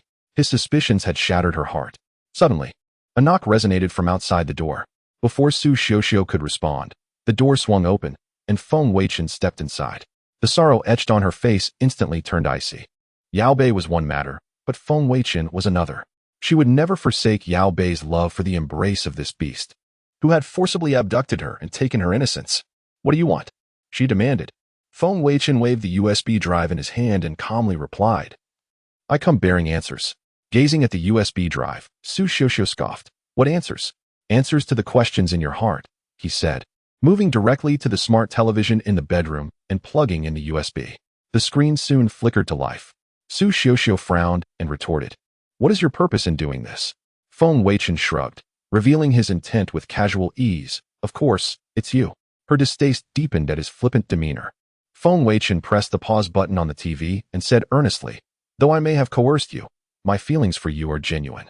Think about it. Have I ever harmed you in any other way?" Here it came, the classic excuse. "I did it for your own good." Su Xiuxiu knitted her brows in contemplation, slowly shaking her head. Feng Weichen continued, "Since events have unfolded this way, why not embrace them? I can give you a title, allowing us to be together openly. Wouldn't that be a delightful arrangement? Furthermore, with the Feng family as our ally, the Su family's business would prosper significantly. If you persist in your stubbornness, as I mentioned earlier, even if you were to return, would your tainted reputation garner any respect from your family? With Yao Bei's betrayal, your standing in the Su family would diminish to nothing. Yet, if you were to align with me, your status would soar." Listening to Feng Weichen's lengthy discourse, influenced by the CPU expert's charm, Su Xiuxiu found his words somewhat compelling. However, her inner sense of shame and anger reminded her that the man before her was far from virtuous. "You will force me now, but what of the future? Will you not do the same to other women? You will simply seize whoever you desire, and where will that leave me?" Upon hearing Su Xiuxiu's words, Feng Weichen realized she was wavering. He decided to change tactics, opting for subtlety.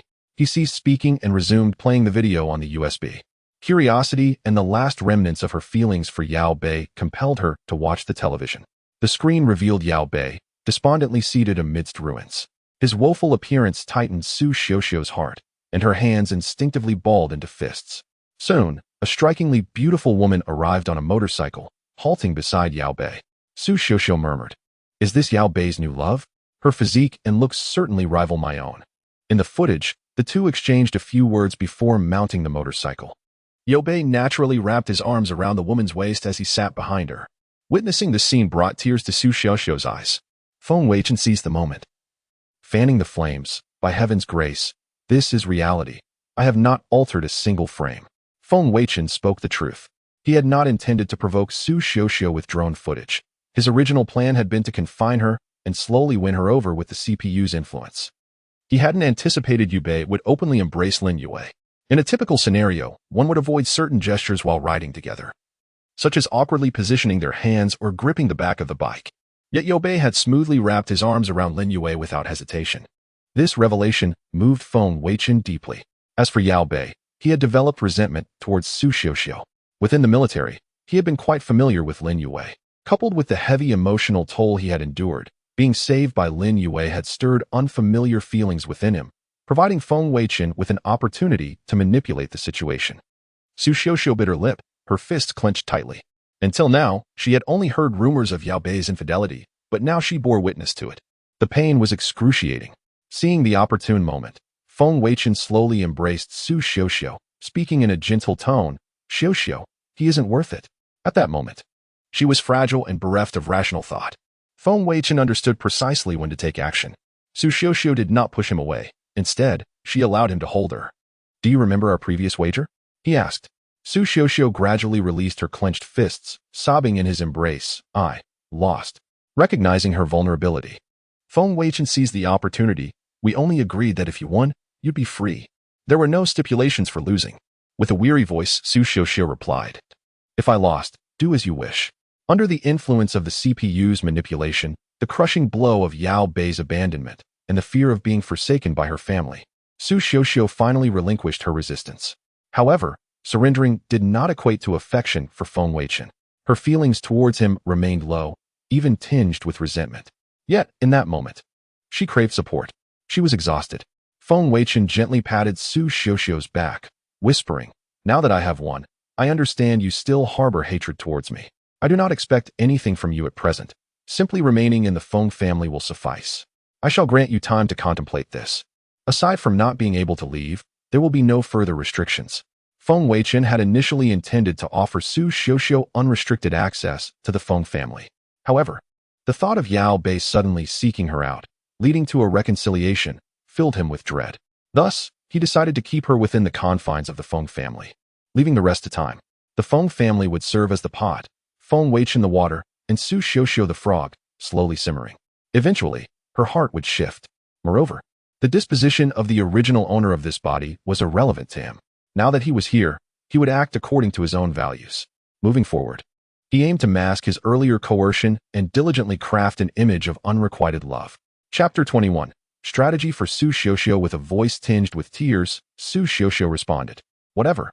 After all, returning to the Su family now seemed futile. Perhaps many would soon stand by, pointing fingers and hurling accusations, believing she had tarnished the family's reputation. Knight Ao Bei had chosen to walk away as well, leaving her with nothing. Feng Weichen, sensing Su Xiuxiu's emotional turmoil in his embrace, continued. Though my actions towards you were forceful, it was only because of my affection for you. Look at all I have done for you. To reveal Knight Ao Bei's true nature, I not only mobilized the military, but also destroyed the Royal Hot Springs Resort. Taking a deep breath, he endeavored to speak with heartfelt sincerity. All of this was for you. Consider this. Has Knight Ao Bei ever truly acted upon his promises? He speaks of a bright future, but has yet to take any action, while I have already done so the very next day. My feelings for you are genuine, Xiuxiu. At this juncture, Feng Weichen felt Su Xiuxiu tremble in his arms, prompting him to fall silent. As the age-old adage goes, one must know when to pull and when to let go. Balance is key. As Su Xiuxiu contemplated the warmth emanating from Feng Weichen, she began to reflect on her past with Knight Ao Bei. In their childhood, he had vowed, Xiuxiu, when we grow up, I will surely marry you.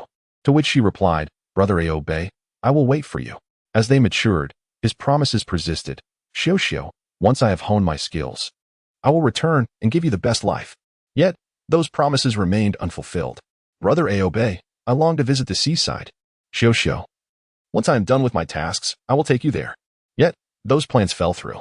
Brother Ao Bei, shall we watch a movie tomorrow? All right, just a moment. I must take this call.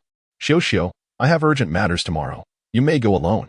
In that moment, Su Xiuxiu's mind was flooded with Knight Ao Bei's unfulfilled words, overshadowing any contributions he had made to her life. This growing resentment was undoubtedly a testament to the insidious influence of a master manipulator. The more unfulfilled promises she recalled, the deeper her disdain for Knight Ao Bei became. Now, in her most vulnerable hour, it was Feng Weichen who stood by her side. Upon reflection, aside from that one night of roughness, he had never truly harmed her. Ding. Due to your eloquent persuasion, Su Xiuxiu's affection for you has increased by 15 points. Currently at 80. Seeing the impact of his words, Feng Weichen pressed on, Xiuxiu, choose me. In contrast to a man forever wandering, my stable identity as the heir of the Feng family can offer you the security you seek. This assertion was devoid of manipulation. After all, Su Xiuxiu was already a vision of beauty, and their shared night had surely sparked some feelings within her. As the saying goes, sincerity is the ultimate weapon. Upon hearing Feng Weichen's words, Su Xiuxiu grasped the reality. Knight Ao Bei was ever elusive, always off on his adventures, with no family to anchor him. Could she truly find happiness with someone like him? Furthermore, the likelihood of him encountering other charming women in his travels, such as that motorcyclist who once rescued him, was far too great. They hailed from entirely different worlds. She was the daughter of the Su family, a prestigious merchant clan, while the Feng family was a prominent multinational dynasty. The partnership would only enhance the Su family's business. Feng Weichen merely needed to await his turn to inherit the family fortune, allowing them to enjoy a long-lasting relationship devoid of painful farewells. Enlightened by this realization, Su Xiuxiu felt a pang of regret for having ever admired Knight Ao Bei. To put it plainly, was he not merely an unemployed drifter? A mere thug with some prowess? And what good was strength without influence? Continuing along the narrative, Feng Weichen stated, being with me means I can accompany you to the seaside, to movies, or even purchase an island and transform it into an outdoor cinema, where we can watch films after a long day of fun. How wonderful such a life would be. His words struck at the heart of Su Xiuxiu's unfulfilled desires, wielding greater emotional impact. With a quivering voice, Su Xiuxiu asked, If you truly like me, why not pursue me openly rather than resorting to such rough tactics? Overcome with shyness, she could say no more. Feng Weichen's heart soared. She was indeed taking the bait. With a gentle sigh, he replied, I wish I could. But consider how you were before. Before you recognized Knight Ao Bei's true character, you were inseparable, childhood sweethearts, your eyes only for him. I had no choice but to resort to these measures. I merely hope for your forgiveness. For you. I mobilized the military and faced pressure from the commander of the military district. I must also find a way to provide him with an explanation. The commander of the military district? What could he possibly do to me? It was true that Deputy Commander Li had pressured Commander Zhang. But that was a valid excuse that could be exploited. Is that so? Su Xiuxiu lifted her head, gazing tearfully at Feng Weichen. I had no idea you had sacrificed so much for me. Ding. Due to your eloquent persuasion, Su Xiuxiu's affection for you has increased by 50 points, currently at 30. Feng Weichen, witnessing the evident results of his efforts, felt an overwhelming sense of joy. It's nothing. Everything is worth it for you. His words brought forth 2 tears from Su Xiuxiu's eyes. In a moment of impulse, Feng Weichen leaned in, kissing away her tears. They tasted salty. Su Xiuxiu blushed. Scolding him, what are you doing? Your lips are dirty. With a gentle smile, Feng Weichen caressed her hair, saying, how could they be dirty? To me, you are perfect. Never had Su Xiuxiu experienced such tenderness with Knight Ao Bei. Overwhelmed with shyness, she buried her head in Feng Weichen's chest. Ding. Due to your eloquent persuasion, Su Xiuxiu's affection for you has increased by 40 points, currently at 10. Feng Weichen knew he had succeeded. His efforts were not in vain. Her feelings were beginning to turn in his favor. With renewed determination, he inhaled deeply and said, Xiuxiu, I take full responsibility for everything that has transpired. Will you be with me? Upon hearing this, Su Xiuxiu's heart leaped with joy. Could it be that Feng Weichen truly loved her? Such sincere confession was something Knight Ao Bei had never offered. With a timid yet resolute gesture, Su Xiuxiu wrapped her arms around Feng Weichen's waist and whispered, I will. Ding. Due to your eloquent persuasion, Su Xiuxiu's affection for you has increased by 10 points, currently at 20. Ding. Due to your eloquent persuasion, Su Xiuxiu's affection for Knight Ao Bei has decreased by 100 points, currently at 0. Chapter 22. Embracing the beauty, Feng Weichen felt an overwhelming sense of joy, as if he were basking in the warmth of a double blessing. Not only had he successfully captured Su Xiuxiu's heart, but he had also managed to diminish her feelings for Yi Aobei to a mere 0. Consequently, he tightened his embrace around Su Xiuxiu slightly. However, he remained cautious. After all, Su Xiuxiu was currently in a vulnerable state, and he was merely taking advantage of the moment. Once she regained her composure, her emotions might shift unexpectedly. Although her affection for him was positive, the intensity was not profound. This indicated that her feelings were not unwavering, unlike those of Lin Xuedong. He needed to maintain a delicate balance, carefully preserving a sense of distance while continuing to cultivate a positive image in Su Xiuxiu's heart. With this in mind, Feng Weichen gently released Su Xiuxiu and spoke softly, Xiuxiu, you have endured so much. You must be tired. Please take a moment to rest. I will give you some time and space. After saying this, he leaned down to lightly kiss her forehead before turning to leave the room. Once out of Feng Weichen's embrace, Su Xiuxiu felt a profound emptiness within her, just as she was about to call out to keep him from leaving. Feng Weichen's phone rang. Hello? Butler Chen, what? Deputy Commander Li has really come? All right, I will head over shortly. He was surprised that Deputy Commander Li from the military district dared to seek him out. This old man truly cared for the Lin sisters. By mentioning Deputy Commander Li's visit, Feng Weichen subtly conveyed to Su Xiuxiu that he had indeed offended the military district, and it was no mere fabrication. After hanging up, Su Xiuxiu bit her lip and murmured, the military district's personnel have arrived? Is this serious? She feared the consequences of Feng Weichen's conflict with the military district. Hoping the situation would not escalate too severely, Feng Weichen chuckled bitterly. It should be manageable. I have an understanding of the situation. Do not worry, just focus on resting. The art of persuasion was at play here, instilling a sense of guilt within the other party. Such words wielded tremendous power. Upon hearing that the situation was complicated, Su Xiuxiu's heart tightened, her eyes betraying her concern. Feng Weichen recognized the need to be resolute at this moment and promptly exited the room. Su Xiuxiu required companionship, yet the military's intrusion into their home would evoke feelings of guilt and remorse, ultimately serving to his advantage. Upon leaving the room, Feng Weichen made his way to the reception room to meet with Deputy Commander Li. This man, named Li Xingtong, had been a comrade of Lin Xingde for many years. With Lin Qingde having passed away long ago, Li Xingtong had gradually ascended to the position of deputy commander of the military district.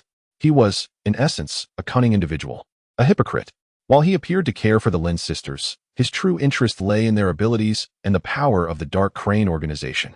The Dark Crane, a formidable underground intelligence network, could accomplish many tasks for Li Xingtong. Initially, he sincerely assisted the Lin sisters out of respect for his fallen comrade. But as he recognized the value of the Dark Crane, his intentions grew increasingly self-serving. In the novel, the nation of Xiagu would soon face upheaval, and Li Xingtong's true nature would be revealed as he attempted to seize control of the Dark Crane, only to be thwarted and killed by Yao Bei. Reflecting on this, Feng Weichen slowed his pace. Indeed, upheaval loomed in Xiagu's future, and he must take proactive measures. It was imperative to develop his own power to ensure he would have the capability to make choices later on. Whether to support the crumbling structure or protect himself and those he cherished depended on a foundation of strength. Though the Feng family was a multinational conglomerate, their roots lay in Xiagu. In the original story, Feng Weichen's death left the Feng family without an heir, leading to significant damage during subsequent political turmoil and their gradual withdrawal from the international stage, ultimately reducing them to an ordinary family. As the Feng family's influence waned, rival families voraciously encroached upon their territory, resulting in the Feng family's eventual disappearance from history. At this moment, Feng Weichen furrowed his brow, realizing that optimism was ill-advised. Numerous challenges awaited him in the future. System prompt. In times of chaos, heroes emerge. The fate of the destined child will rise dramatically. Damn. Upon hearing the system's prompt, Feng Weichen felt a surge of anxiety. It was clear that preparations needed to commence without delay. Currently, dealing with Yao Bei was already a formidable task. Without prior planning, he feared he would be left struggling. Nevertheless, Feng Weichen soon found solace. They were all men with extraordinary abilities. Why should the protagonists monopolize the spotlight? Even if he were not the main character, he would seize his moment. His destiny was his to forge. Having crossed over into this world, he would relish every experience it had to offer. With this clarity, Feng Weichen's spirits lifted considerably. He would face challenges head-on. His system was no ordinary tool. Like Feng Weichen. Before long, he arrived at the reception room. He pushed the door open and entered. Inside, Butler Chen was pouring tea for Li Xingtong. The deputy commander sported a silver-haired buzz cut, clad in a standard black military uniform designed for special operations, adorned with the emblem of the military, a silver badge depicting a crossed long sword and rifle. It bore a resemblance to the popular Dark Guard Special Forces from his previous life. Upon seeing Feng Weichen enter, Butler Chen halted his pouring. "Young master." Feng Weichen waved his hand, signaling him to continue. Li Xingtong displayed no visible emotion, merely observing Feng Weichen with an impassive expression. Feng Weichen settled onto the sofa opposite Li Xingtong, reclining against the backrest and crossing his legs. "I wonder, Deputy Commander, what brings you to the Feng family?" Li Xingtong scoffed derisively. "Your Feng family is quite powerful, daring to bypass the military and the royal family to directly mobilize troops to bomb the Royal Hot Spring Resort." Feng Weichen offered a nonchalant smile. "I, Feng Weichen, discovered that counter-revolutionaries intended to assassinate at the Royal Hot Spring Resort. So I urgently dispatched troops without time to submit an application. I hope Deputy Commander Li is not displeased." As he finished speaking, Feng Weichen casually gestured, prompting Butler Chen to turn on the television in the reception room. The screen instantly displayed the figure of Yao Bei. Upon witnessing this, Li Xingtong's brow furrowed. Momentarily at a loss for words, he had not anticipated Feng Weichen's foresight. Recalling the purpose of his visit, Li Xingtong continued. "It appears that young Master Feng was indeed correct in this matter. However, I have heard that an assassin infiltrated the Feng family tonight. Is there any truth to this?" Feng Weichen smirked inwardly, recognizing that they had reached the crux of the matter. "Yes, but with Butler Chen present, the assassin poses no threat. They have already been captured and detained. Thank you for your concern, Deputy Commander Li." A flicker of worry crossed Li Xingtong's eyes. He had arrived too late. Nonetheless, he adjusted his demeanor and spoke. "Young master, since it involves an assassin, we can handle this matter on behalf of the military. We will ensure the Feng family receives a satisfactory resolution." Feng Weichen shook his head, maintaining his smile. "There is no need to trouble Deputy Commander Li with this minor issue. After all, the Feng family has been granted the royal privilege of interrogation and capture." Chapter 23. The transfer of the Dark Crane flow. Observing the lack of discernible emotion on Li Xingtong's face, Feng Weichen nonchalantly remarked. Moreover, we have already obtained the results of the interrogation. Transferring to the military department has become meaningless. Li Xingtong replied with an impassive demeanor. That is indeed preferable. Under such circumstances, transferring to the military department holds little significance. If that is the case, I shall take my leave. Before his words had fully settled, he had already risen to his feet. Feng Weichen remained seated on the sofa, casually stating, Vice Commander Li, do take care. Butler Chen will see you out. With a resigned sigh, Li Xingtong made his way towards the door, followed dutifully by Butler Chen. As he reached the entrance, Feng Weichen's voice unexpectedly rang out. By the way, Vice Commander Li, have you heard of the organization known as the Dark Crane Flow? It is an intelligence agency that frequently disrupts the Feng family's business and political activities. This assassin is one of their members and has seemingly developed for many years in the capital. Li Xingtong paused momentarily before regaining his composure. I have not heard of it. Given the situation, I shall assign someone to investigate. Feng Weichen smiled. Then I appreciate your efforts, Vice Commander Li. Once Li Xingtong had departed, Feng Weichen finally rose from his seat. Old fox, truly capable of restraint. He then made his way towards Lin Xueting's room. The thought of impending changes spurred him to acquire the Dark Crane Flow swiftly. Naturally, the enchanting Lin Yue could not be overlooked, not only for his personal desires, but also for the potential to diminish Yi Aobei's fortunes, which was crucial for himself. Arriving at the door of Lin Xueting's room, Feng Weichen pushed the door open. On the streets of the capital, a black motorcycle wove through the traffic. Lin Yue was anxiously racing towards the Feng residence. At that moment, her communicator chimed, revealing the incoming call from Uncle Li. Upon connecting, Lin Yue urgently inquired, Uncle Li, what is the situation? Any news on Xuedong? A resigned voice echoed through the line. Alas, Xuedong has been captured and has divulged everything. I am powerless to intervene. What? Lin Yue found it hard to believe. Having spent 2 decades with her sister, she knew Xuedong's impulsive nature, but her sister possessed an unyielding spirit. There was no way she would easily give in. Li Xingtong continued, the Feng family is now aware of the Dark Crane Flow's existence. It is likely that safety in the capital has been compromised. You must act quickly to relocate. Being targeted by Feng Weichen will lead to dire consequences. Moreover, having seen him today, his demeanor is markedly different. He no longer resembles a mere playboy, but rather a shrewd and cunning man. Exercise caution. Understanding that Li Xingtong would not speak without reason, Lin Yue could only respond, Understood, Uncle Li. Thank you for your concern. Hanging up. Lin Yue found herself perplexed as to why Xuedong would divulge everything, even the existence of the Dark Crane Flow. Behind her, Yi Aobei sensed the tension and asked, What's wrong, Yue? Is there news about Xuedong? With a weary tone, Lin Yue replied, Xuedong has been captured and has disclosed the Dark Crane Flow's secrets. Alas, she was gradually coming to terms with the harsh reality. Uncle Li would not deceive her. The Dark Crane Flow was not merely hers. It was a collective of all who sought to oppose the Feng family. Now that it had been exposed, she could not selfishly prioritize her own interests. Better to believe than to doubt. Relocation was imperative. Yi Aobei was momentarily taken aback, then vehemently exclaimed, Feng Weichen must have employed some nefarious methods to extract information. We know Xuedong's character. She would never betray us. Lin Yue sighed, fully aware of her sister's temperament. They were, after all, sisters. Yet this turn of events had derailed all her plans. She turned the motorcycle around. Going to the Feng residence was futile now. It was far more pressing to return to the Dark Crane Flow and arrange for a swift relocation. Just as the motorcycle had not traveled far, her communicator buzzed again. It was a call from Lin Yujing. Pulling over, Lin Yue answered, Hello? Xuedong, are you all right? Regrettably, the expected voice of her sister did not come through. Instead, she heard Feng Weichen's voice. Lin Yue, if you wish to save your sister, come to the hot spring villa alone. With that, he hung up, leaving no room for Lin Yue to respond. Desperately, she shouted into the phone, Hello? Xuedong. Xuedong. Yi Aobei stepped forward, offering reassurance. Yue, don't panic. Who called you? Lin Yue looked at Yi Aobei with a sense of despair. Feng Weichen. Yi Aobei's eyes widened in shock. Indeed. He instructed me to go to the hot spring villa alone to rescue my sister. Yi Aobei furrowed his brow and said solemnly, This must be a trap. If you go alone, you will surely not return. Having already been ensnared once by Feng Weichen, where the 4 great kings met their demise, Yi Aobei knew all too well the danger.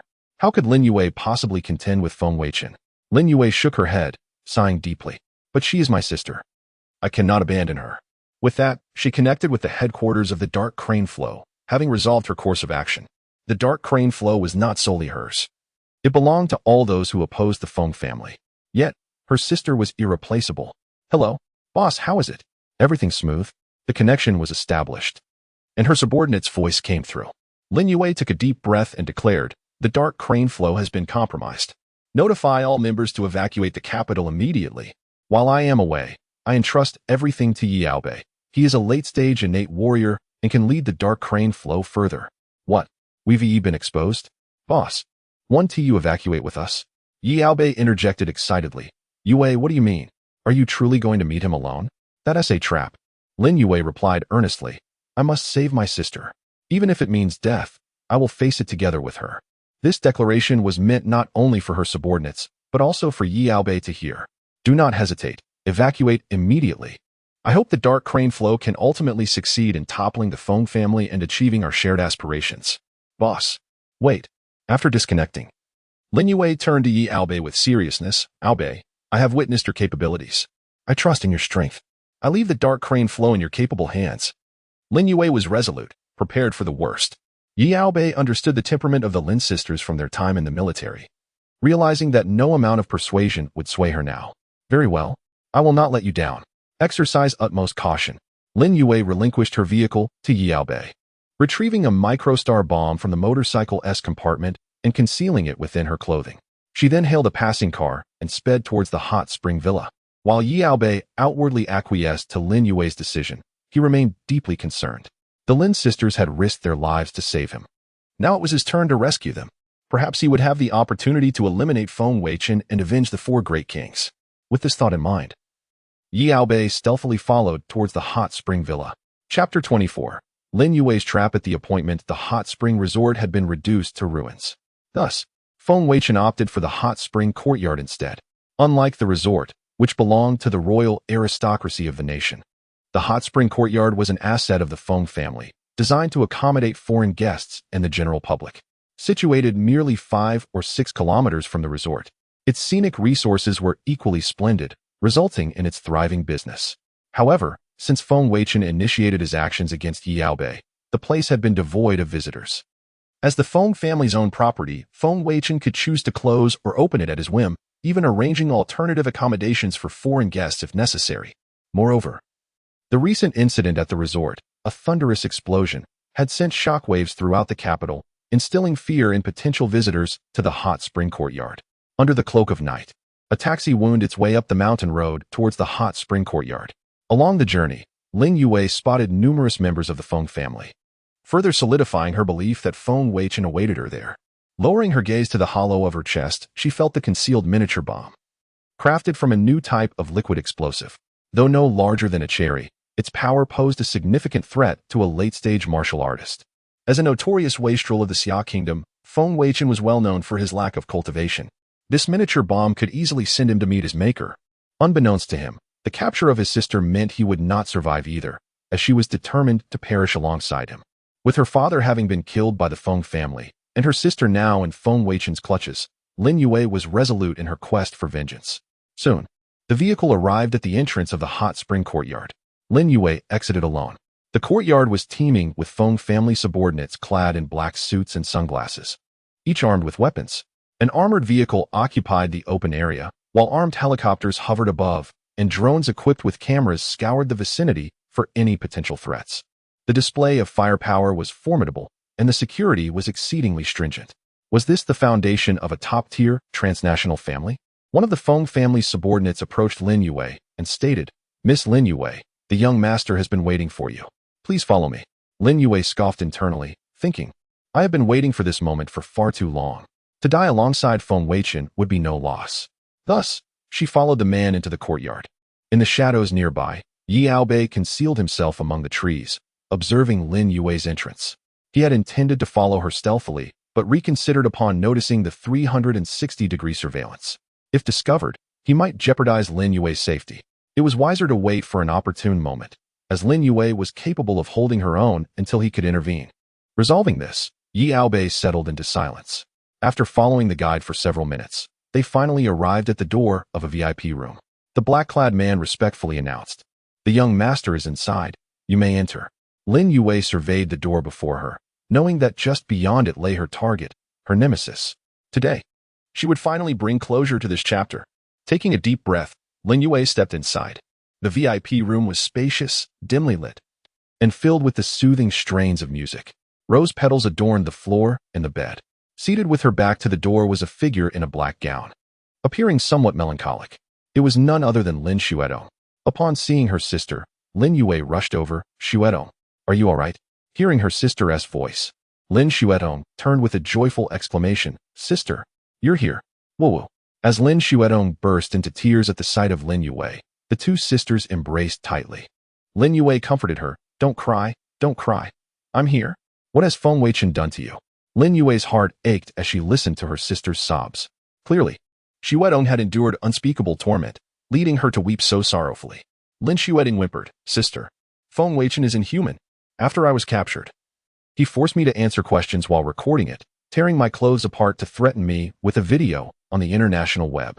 So, I confessed everything. Woo-woo. Hearing her sister's plight, Lin Yue felt her heart break further. She could hardly fathom Feng Weichen's depravity in using such a humiliating threat against her sister. How could Xuedong withstand such a degrading blow to her dignity? Xuedong, it's all right now. I'm here to save you. Lin Yue gently pushed her sister back, retrieving the miniature bomb from her chest. Where's Feng Weichen? I will avenge you with this bomb. Lin Xuedong's eyes sparkled momentarily at the sight of the bomb before she embraced Lin Yue once more. Sister, Feng Weichen is still in the hot spring. Woo-woo. I'm so scared. Lin Yue could only hold her sister tightly, softly patting her back. Don't be afraid, Xuedong, we will soon. Before she could finish, darkness enveloped her, and she collapsed onto the bed. Lin Xuedong held a silver needle, coated with a special anesthetic used by the Dark Crane Clan's ninjas. It could easily incapacitate martial artists below the initial stage. Unbeknownst to Lin Yue, it had now been used against her.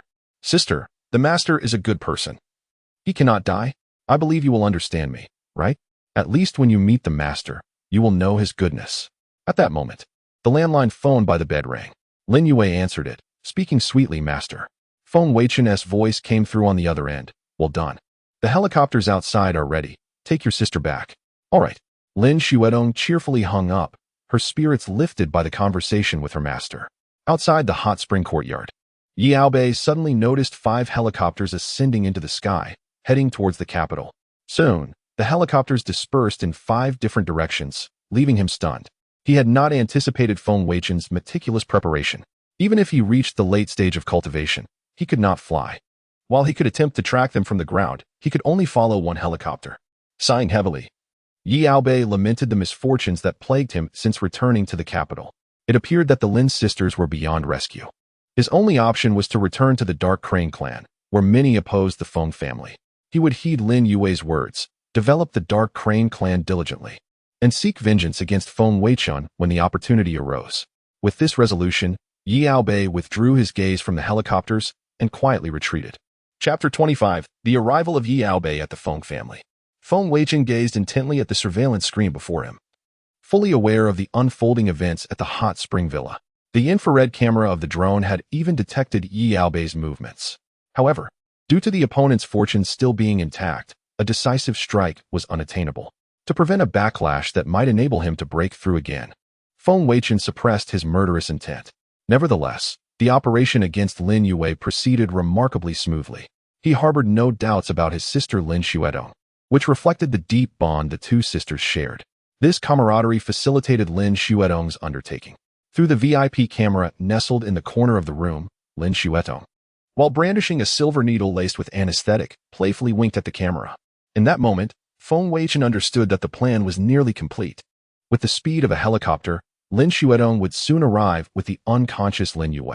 Indeed, it wasn't long before the sound of the helicopter echoed outside, prompting Feng Weichen to retreat to the bedroom in anticipation.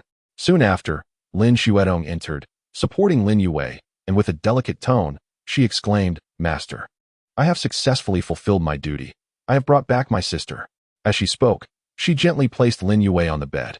The unconscious Lin Yue furrowed her brow, turning slightly yet remained unresponsive. Feng Weichen smiled faintly, reaching out to tousle Lin Xuedong's hair. Instantly, she closed her eyes, nuzzling against his palm like a compliant kitten. Xuedong, you have done well. but there is another task I must assign you. Upon hearing this, Lin Xuedong's eyes widened with determination as she earnestly replied, Master, please instruct me. For your sake, Xuedong would brave any peril. Observing her earnest expression, Feng Weichen gently lifted her chin with his finger, speaking softly.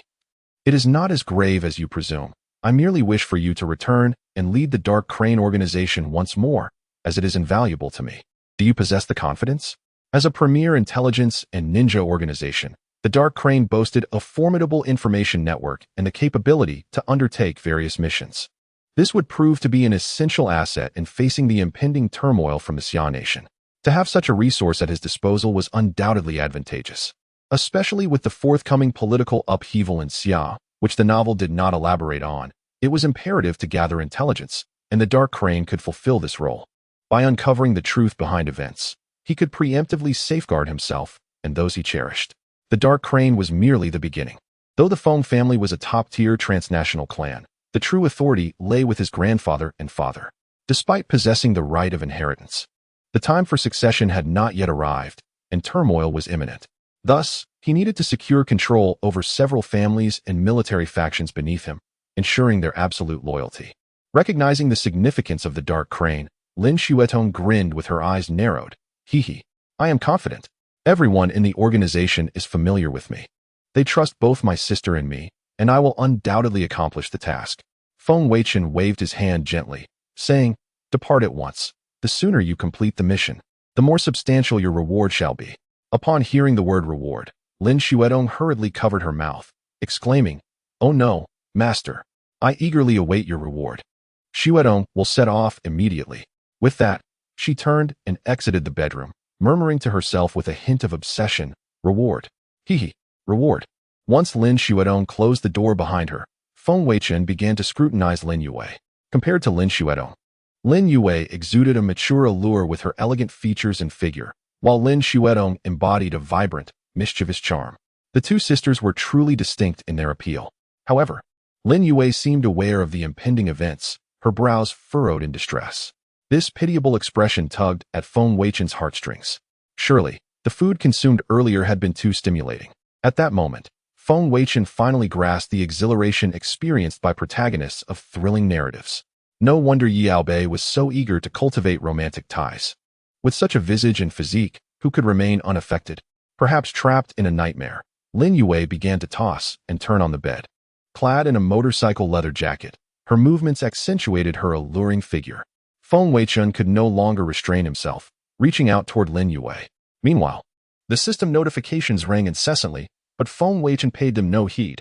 At such a juncture, other matters were irrelevant.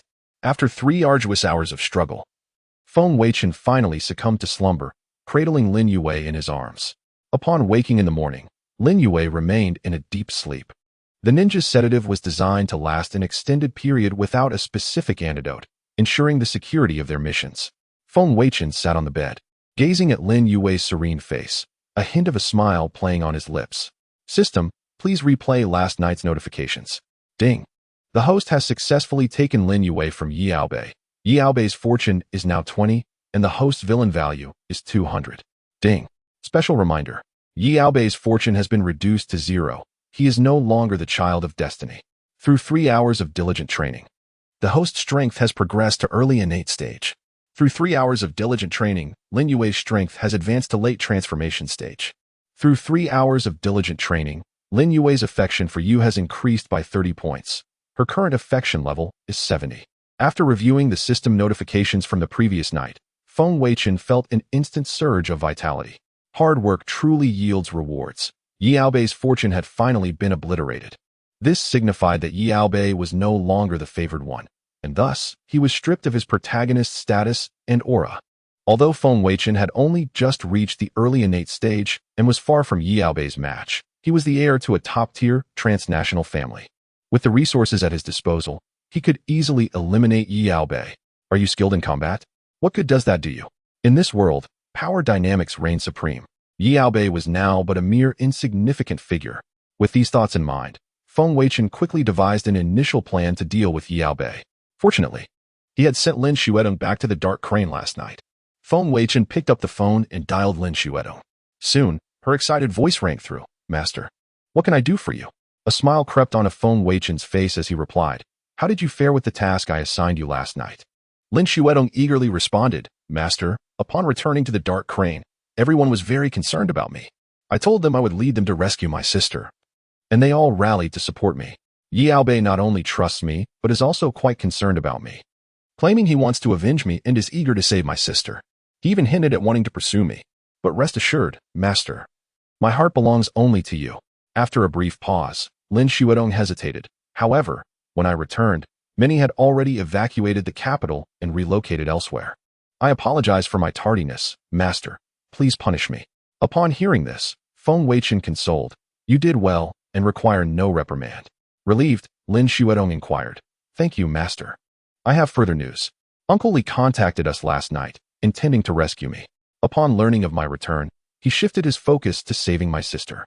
Knight Aobei volunteered to assassinate you, Master, to facilitate her rescue. Feng Weichen's eyes gleamed with interest. Oh, is that so? Inwardly, Feng Weichen marveled at Knight Aobei's uncanny ability to walk into his crosshairs. He had barely conceived of a way to eliminate him before Knight Aobei offered himself as a target. Xuedong, inform them directly that the plan is viable and that they must expedite the rescue, lest your sister be imperiled. Though perplexed by Feng Weichen's deliberate invitation of Knight Aobei's assassination attempt, Lin Xuedong harbored unwavering faith and obedience toward him. As you command, Master. I shall attend to it immediately. Upon ending the call, Feng Weichen summoned Chun, the butler. Chun, is there not a groundbreaking ceremony for the reconstruction of the Hot Springs Villa tomorrow? Chun nodded. Indeed, Master. As royal property, the villa must be restored expeditiously. Feng Weichen sneered and declared, disseminate the news of my attendance at the groundbreaking ceremony tomorrow. Despite his bewilderment, as the young master had never participated in such events before, Chen respectfully acquiesced. Yes, Master. I shall see to it at once. Swiftly, the news of the Feng family scion's attendance at the Hot Springs Villa reconstruction groundbreaking ceremony spread throughout the imperial capital. All were perplexed by the sudden interest of the notoriously dissolute Feng in such an official function. The news inevitably reached the clandestine organization, Dark Crane. In Dark Crane's headquarters conference room, Lin Xuedong and Knight Aobei convened to discuss the matter. Lin Xuedong exclaimed excitedly, Aobei, Feng Weichen has brazenly revealed himself, offering us an opportunity. Knight Aobei narrowed his eyes, his expression grave. I sensed something amiss. The same occurred when I returned to rescue Su Xiuxiu. Feng Weichen claimed to be at the Hot Springs Villa, only for me to walk into an ambush. This time, the widespread dissemination of the news suggests a trap. Having suffered repeated setbacks at Feng Weichen's hands, Knight Aobei had grown cautious. Observing Knight Aobei's reluctance, a peculiar glint flickered in Lin Xuedong's eyes. After a moment's contemplation, she proposed, what of my sister? Shall we not strike directly at the Feng residence? Feng Weichen would never anticipate us attacking his home. With Feng Weichen attending the groundbreaking ceremony, the Feng residence would be vulnerable, presenting an ideal opportunity to rescue her sister. Furthermore, they could maintain constant contact with their master, allowing her to inform him of Knight Aobei's ultimate decision. Lin Xuedong's suggestion garnered a nod from Knight Aobei. However, his brows soon furrowed once more. No. Based on my encounters with Feng Weichen in recent days, he is a master of deception, possessing profound cunning. He is unlikely to employ the same stratagem twice. What if he anticipates my intention to attack his home and fortifies the Feng residence, turning it into a trap? I would be walking into the lion's den. The more Knight Aobei considered it, the more plausible it seemed. After all, Feng Weichen was known for his deviousness. He likely knew that Knight Aobei had suffered a defeat at the Hot Springs Villa and was now deliberately appearing at the same location. In reality, he intended to exploit Knight Aobei's inner demons while simultaneously leaving the Feng residence vulnerable, luring him into a trap. He would then ensnare him in a web of defenses at the Feng residence. Knight Aobei's analysis grew increasingly convincing. Feng Weichen was nothing more than a dissolute wastrel. Such a prodigal son could only temporarily gain an advantage by exploiting his wealth and influence. How could such a useless individual compare to him, the Dragon King? With his intelligence and strength, Feng Weichen was destined to fall into his clutches. Despite his past defeats at Feng Weichen's hands, Knight Aobei remained supremely confident in his abilities. Lin Xuedong nodded in agreement. Indeed, you are right, Aobei. Knowing our desire to rescue my sister, he is deliberately exposing the vulnerability of the Feng residence, attempting to ensnare you. The Feng residence is far more perilous.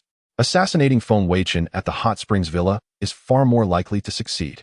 Knight Aobei's heart swelled with pride upon hearing Lin Xuedong's endorsement. Yes, that is precisely the case. Be captivated by my strength and charisma. Both Lin Xuedong and Lin Yue will ultimately belong to me, the Dragon King. Naturally. We shall strike at the Hot Springs Villa once more. Feng Weichen, I hear, indulges in nightly revelries, neglecting his cultivation. He is nothing more than an ordinary man, ripe for a swift and decisive kill. By diverting manpower to ambush me at the Feng residence, he will inevitably leave the Hot Springs Villa with minimal defenses. Lin Xuedong nodded with adoration. This only served to inflate Knight Aobei's ego further. Tomorrow, we shall divide our forces. You shall lead a diversionary attack on the Feng residence, while I strike directly at Feng Weichen's life at the Hot Springs Villa. Once Feng Weichen is dead, your sister can be rescued with ease. Furthermore, as it is a groundbreaking ceremony, there will undoubtedly be official construction teams present. Have Uncle Li arrange for me to be placed among the workers. I shall catch him completely off guard. Lin Xuedong nodded emphatically. Aobei, your plan is flawless. Amidst Lin Xuedong's uncritical praise, the two finalized their plans for the following day. The next day arrived. The debris from the Hot Springs Villa had been cleared in a flurry of overtime work over the past 2 days. Today marked the momentous occasion of the villa's reconstruction. The site was bustling with officials, members of the media, and a throng of workers awaiting the commencement of the project. With the auspicious hour for the groundbreaking ceremony drawing near, a motorcade appeared at the foot of the mountain. All knew that it heralded the arrival of the Feng family scion. Feng Weichen was scheduled to strike the first blow at the groundbreaking ceremony.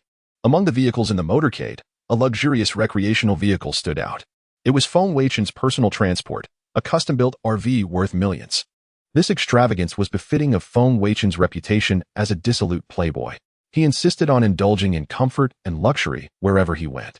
Knight Aobei, concealed among the workers, observed the limited security presence and became even more convinced that Feng Weichen had focused his defenses on the Feng residence. Feng Weichen, that wastrel, is no match for me, he thought. Knight Aobei's gaze was now fixed on the RV within the motorcade. The moment Feng Weichen emerged, he would strike with lethal precision. Soon, the motorcade passed the workers' location and came to a halt. All eyes were riveted on Feng Weichen's RV, regardless of his dissolute reputation. The power of the Feng family behind him was not to be trifled with. The door of the RV slowly swung open. Feng Weichen, clad in a flamboyant red suit and sporting a slicked-back hairstyle, emerged. Knight Aobei's pupils contracted instantly. An opportunity. Feng Weichen had brazenly revealed himself, showing utter contempt for him. The night assassin. Die. With a swift movement of his feet, Knight Aobei vanished from his spot. The distance between them was a mere few meters, and there were no obstructions in between. In less than a second, Knight Aobei appeared before Feng Weichen, who had just stepped out of the RV. Prepare to meet your end, you scoundrel. Chapter 27. Knight Pride North's demise. Knight Pride North, on the verge of triumph, wore an expression of frenzied ferocity. He envisioned the imminent severing of Feng Weichen's neck. Strangely, Feng Weichen's countenance betrayed no fear, but rather a hint of amusement, perhaps even derision. This caused a tightness in Knight Pride North's chest, setting off alarm bells in his mind. Could this be a ruse? Even if it were, Feng Weichen stood before him, genuinely unguarded.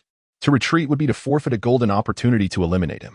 As a master of the late congenital stage, his strength was undeniable. Feng Weichen, a mere mortal, could not withstand his assault. Furthermore, the lax security here would allow for a swift escape after the deed. Thus resolved, Knight Pride North's hand shot forth, aiming for Feng Weichen's neck with blinding speed, imperceptible to the average eye. Barely a second had elapsed, yet the suddenness of the attack roused some onlookers, who cried out, "Assassin! Assassin!" Chaos erupted. Knight Pride North's hand clamped down on Feng Weichen's neck, snapping it. But before he could revel in his victory, a cloud of vapor erupted from the vehicle door, engulfing him. Poison, he realized instantly, but had already inhaled a significant amount. Nevertheless, Feng Weichen's neck was broken. Vengeance was his. Time to withdraw. But as Knight Pride North attempted to retreat, he discovered that he held not Feng Weichen's lifeless body, but a wooden effigy. What sorcery was this? Before he could ponder further, a multitude of soldiers materialized. With a snarl, Knight Pride North discarded the puppet and fled. However, the entirety of Crescent Moon Mountain teemed with soldiers, attack helicopters, and drones, relentlessly pursuing him. Meanwhile, the lead vehicle's door opened, and head butler Chen emerged. Everyone, keep away from the RV. It's filled with poison gas. There's been an assassination attempt. Please evacuate in an orderly fashion. The groundbreaking ceremony will be held tomorrow. Inside the Feng residence, Feng Weichen emerged from a secret chamber, a smile playing on his lips. The puppet exchange had proven invaluable.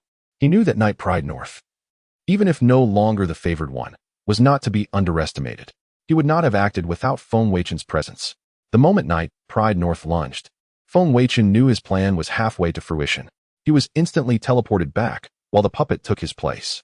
At that moment, head butler Chen called, "Young master, it's miraculous.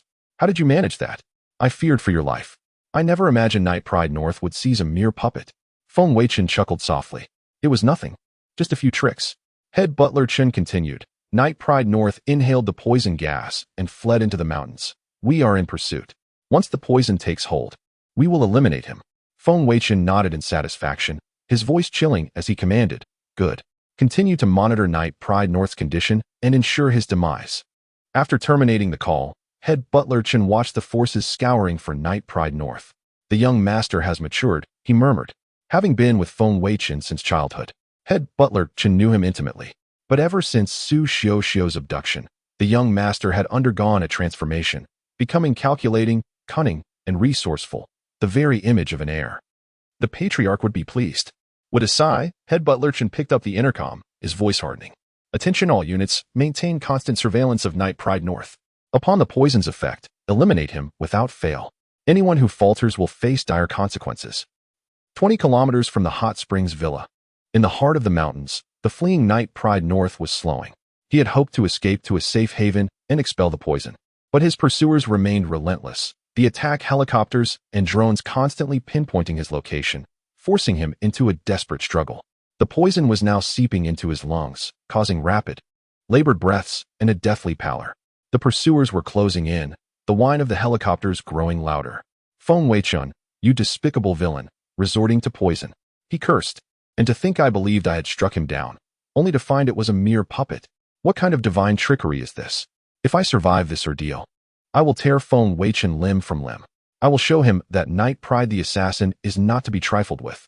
Despite his defiance, his body was failing him. The poison was overwhelming him, and he could no longer run. From the attack helicopter, the crew observed Knight Pride North coming to a halt. "Target has ceased movement. Requesting permission to engage." Head butler Chen's cold voice echoed, "All units, open fire. Continue until there are no signs of life." In an instant, the mountain echoed with the roar of bullets, artillery shells, and missiles. Knight Pride North knew the end was near. As the explosions erupted around him, he desperately summoned his inner energy to shield himself, only to be met with a violent backlash, spewing blood. Was this to be his end? Could Knight the assassin, the Dragon King, truly die here? Then, darkness enveloped him in a hail of destruction. In the Feng residence study, Feng Weichen, casually eating an apple while watching the surveillance feed, received a system notification. "Ding. Congratulations, host, for successfully eliminating Knight Pride North, protagonist of the War God returns. Reward, 2,000 villain points." Ding. As this is the host's first elimination of a favored one of destiny in this world, an additional reward of 600 villain points has been granted. Watching the area where Knight Pride North had fallen, Feng Weichen bit into his apple with gusto. The reward was indeed substantial, a tenfold increase from the previous paltry sums. Knight Pride North had given him a generous parting gift. With 2650 villain points in his personal panel, the apple tasted even sweeter. Perhaps it was time to browse the system's exchange page for new items. He had already used the servant pill and the puppet exchange, leaving only the puppet furnace, which was not yet needed. It was time to replenish his inventory. "System, open the store," he commanded. The familiar blue screen materialized, displaying an array of special skills, pills, cultivation techniques, martial arts, natural treasures, weaponry, and attributes. After a thorough perusal, Feng Weichen's eyes settled on a particular pill. Purification pill? Purification pill, a system-exclusive product, capable of neutralizing all poisons in this world. Cost, 2,000 villain points. Having witnessed Knight Pride North's demise, Feng Weichen was now seriously considering purchasing a backup. If a late congenital master could not withstand the poison, his own chances were even slimmer. However, the price was steep. Chapter 28. Bringing down the commander of the Imperial Capital Military District. Upon reflection, life is of utmost importance. While the value of a villain may be regained, a life once lost is irretrievable. Thus, I shall exchange for a purification pill. Ding. Successfully exchanged for a purification pill. Deducted 2,000 villain points. Observing that only 650 villain points remain, Feng Weichen proceeded to exchange for a substitute puppet before exiting the system's marketplace. Now, he possessed two safeguards for his life, the substitute puppet and the purification pill. A sense of security enveloped him. Having resolved the issue with Yaobei, it was imperative to deal with Li Xingtong as well. This individual had been harboring ulterior motives regarding the Lin sisters and had a clandestine connection to the Dark Crane organization. Additionally, he wielded half of the military authority in the imperial capital, complicating troop deployment. As for the commander of the military district, Feng had yet to interact with him and was uncertain of his character. Thus, he would send the Dark Crane to investigate. Should this person possess any blemishes, an opportunity to eliminate him would certainly arise. At that moment, Lin Xuedong called. Master, how goes the situation? Feng Weichen replied with a calm smile. The world no longer has the presence of Yaobei. Upon hearing this, Lin Xuedong felt elated at Feng Weichen's successful plan. He then instructed her to investigate Li Xingtong and Tang Boyong, the latter being the commander of the Imperial Capital Military District. Lin Xuedong eagerly agreed. After hanging up, Feng Weichen sought to contact his family. His grandfather was the royal chancellor, which accounted for the Feng family's authority in apprehension and interrogation, while his father was the president of a multinational corporation with considerable wealth. This positioned the Feng family as one of the premier families in the world. Communicating with his grandfather would ensure that the removal of Tang and Li from their posts would proceed smoothly. To his surprise, before nightfall, Lin Xuedong had completed the task. Not only did she possess evidence of Li Xingtong's collusion with the Dark Crane organization, but she also presented information on Tang Boyong. According to Lin Xuedong, key figures in Xia country had been under the surveillance of the Dark Crane, providing timely access to all pertinent data. Feng Weichen set aside the evidence against Li Xingtong and examined the dossier on Tang Boyong. This man was originally a fierce general, known for his uncompromising stance on matters of national interest. Yet, privately, he frequently abused his position as commander of the Imperial Capital Military District. Indulging in privileges such as free meals and accepting bribes, he had committed numerous transgressions. Moreover, it appeared he and Li Xingtong were allies, both covertly aiding the Dark Crane's expansion. It was evident that someone of Tang Boyong's stature would be envious of the intelligence organization, as it could furnish him with valuable information to navigate the political landscape of Xia country. He had even employed the Dark Crane to eliminate officials who opposed him. With this information at hand, the task became straightforward. Setting down the documents, Feng Weichen picked up the phone, directly dialing Commander Zhang's number. Commander Zhang's respectful voice came through. Young Master Chen, what brings you to contact me at this hour? Feng Weichen's tone turned icy. Immediately lead your men to apprehend the rebel leaders, Tang Boyong and Li Xingtong. If anyone obstructs you, inform them it is my order. Commander Zhang hesitated, responding, but young master, Commander Tang and Deputy Commander Li are my superiors in the military. They are generals of the empire. Noting Zhang's reluctance, Feng Weichen's voice grew even colder. I have stated that they are rebel leaders. Commander Zhang, this is an opportunity. Whether or not you seize it depends on you. If these two are removed, with my support, the position of commander will be. Feng Weichen left his thought unfinished, confident that Commander Zhang, if astute, would comprehend the implication. If he were not clever, such an individual would be of no use to him. Upon hearing this, Zhang Jianan's expression shifted dramatically. The influence of the Feng family was immense. Their methods were formidable. If Feng Weichen claimed that Tang and Li were rebel leaders, there must be a valid reason behind it. During their recent interactions, Zhang Jianan had discerned the evolution of Feng Weichen's strategies and depth of character. This was indeed an opportunity. If the two were ousted, with the backing of the Feng family, he might very well ascend to the position of commander himself. Seizing the moment was imperative. Yes, young Master Chen, I will attend to it immediately. Zhang Jianan, a clever man, promptly acknowledged his subservience. Feng Weichen recognized this quality. Only the astute deserved a place by his side. That night, Tang and Li were taken into custody by Zhang Jianan's forces. This incident sent shockwaves throughout Xia country. All officials felt a sense of trepidation. They were perplexed by the sudden arrest of the two commanders as rebels by the military. Rumors suggested that it was instigated by Feng Weichen, the heir of the Feng family. Did this indicate a potential rebellion by the Feng family? As these thoughts circulated, and considering the Feng family's power, many became increasingly convinced of their suspicions. They sought to protect themselves to avoid collateral damage. Unanimously, they began drafting memorials. This was an opportunity to thoroughly investigate the Feng family and possibly bring down their chancellor, a position coveted by many. The following day, in the royal court of the imperial capital of Xia country, the middle-aged Prime Minister Zhu Yunjiao sat upon the dragon throne, clad in a dragon robe, reviewing the memorials. He exuded an air of authority, commanding respect without anger. Feng Weichen's grandfather, Feng Wenba, stood a short distance away, surrounded by a cohort of scheming officials. They had submitted their memorials to the Prime Minister, hoping to see the Feng family falter, unexpectedly ensnared by the actions of their own reckless scion. Feng Weichen's unauthorized arrest of the commanders was a blatant affront to royal dignity. The ground trembled beneath the Prime Minister's feet. The Feng family was doomed. The officials lowered their heads, casting furtive glances at one another, exchanging smirks and knowing looks, as if they sensed the demise of the Feng family was imminent.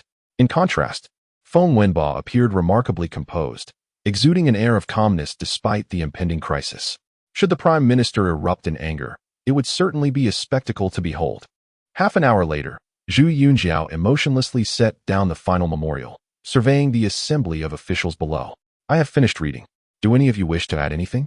The Minister of Personnel glanced at the slightly closed-eyed Feng Wenba and stepped forward. Prime Minister, the Feng family has acted with. Preposterous. Before the minister could finish, Zhu Yunjiao hurled a stack of memorials at him. The assembly gasped in shock. The Minister of Personnel hastily knelt, trembling as he pleaded, Prime Minister, I implore you to calm your anger.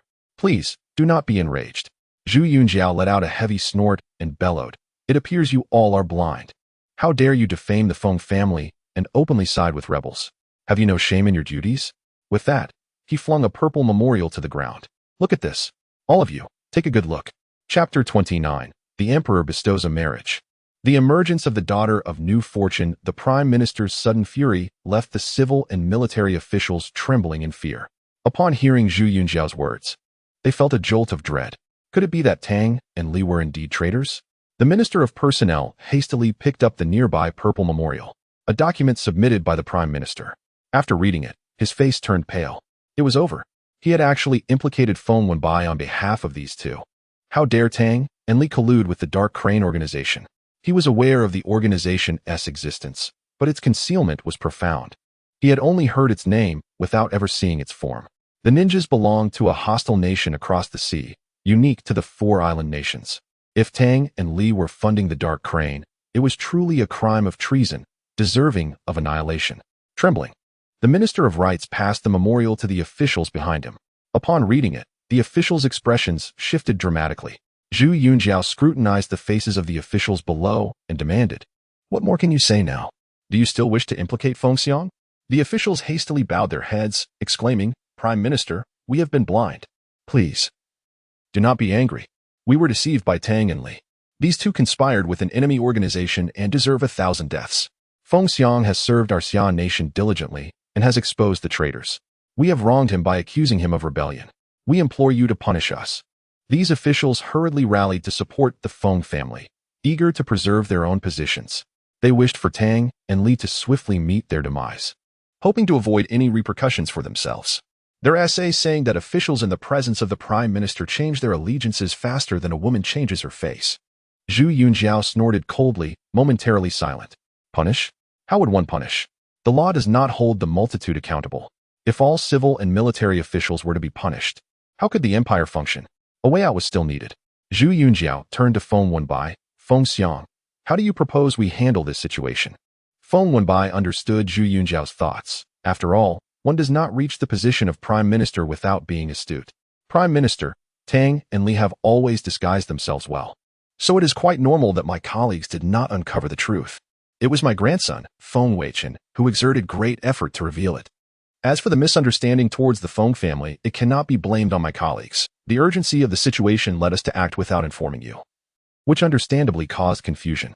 I believe that since the traitors have been apprehended, there is no need to delve further. Having said this, Feng Wenbai fell silent. Zhu Yunjiao felt a sense of relief. Feng Xiang understood him well. In that case, let it be as Feng Xiang suggested, no punishments would be imposed. The officials below immediately echoed, Thank you for your mercy, Prime Minister. Thank you, Feng Xiang. Zhu Yunjiao nodded with satisfaction and continued, regarding the treason of Tang and Li. Feng Weichen and Zhang Jianan, the commander of the 1st Army Division of the Imperial Capital Military District, have both contributed greatly.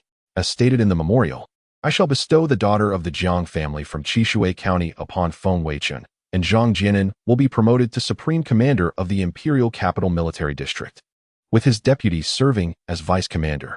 Do you have any objections? The officials unanimously expressed their agreement. In the Imperial capital, Feng Weichen, having just finished bathing, intended to check on Lin Yue's state of wakefulness.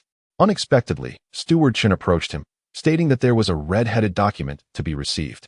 Confused, Feng Weichen arrived at the family gate, ready to accept the document.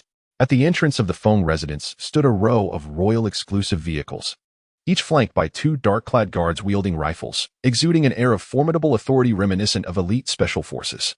Accompanying them were reporters from the Imperial Capital television station, eager to broadcast the Prime Minister's marriage decree, spreading the Emperor's grace far and wide. Suddenly, the citizens' televisions and mobile devices were flooded with a live broadcast of the Prime Minister's marriage announcement, featuring the young master of the Feng family encountering a fortuitous match. The populace, either curious or enraged, clicked into view. The comment section erupted instantly. What is this? The Feng family spendthrift is getting married by the Prime Minister? Prime Minister, bestowing marriage upon such a waste is absurd. Why not favor a hard-working single man like me instead? Everyone, please be cautious. Be wary lest the dark guards come to invite you for tea.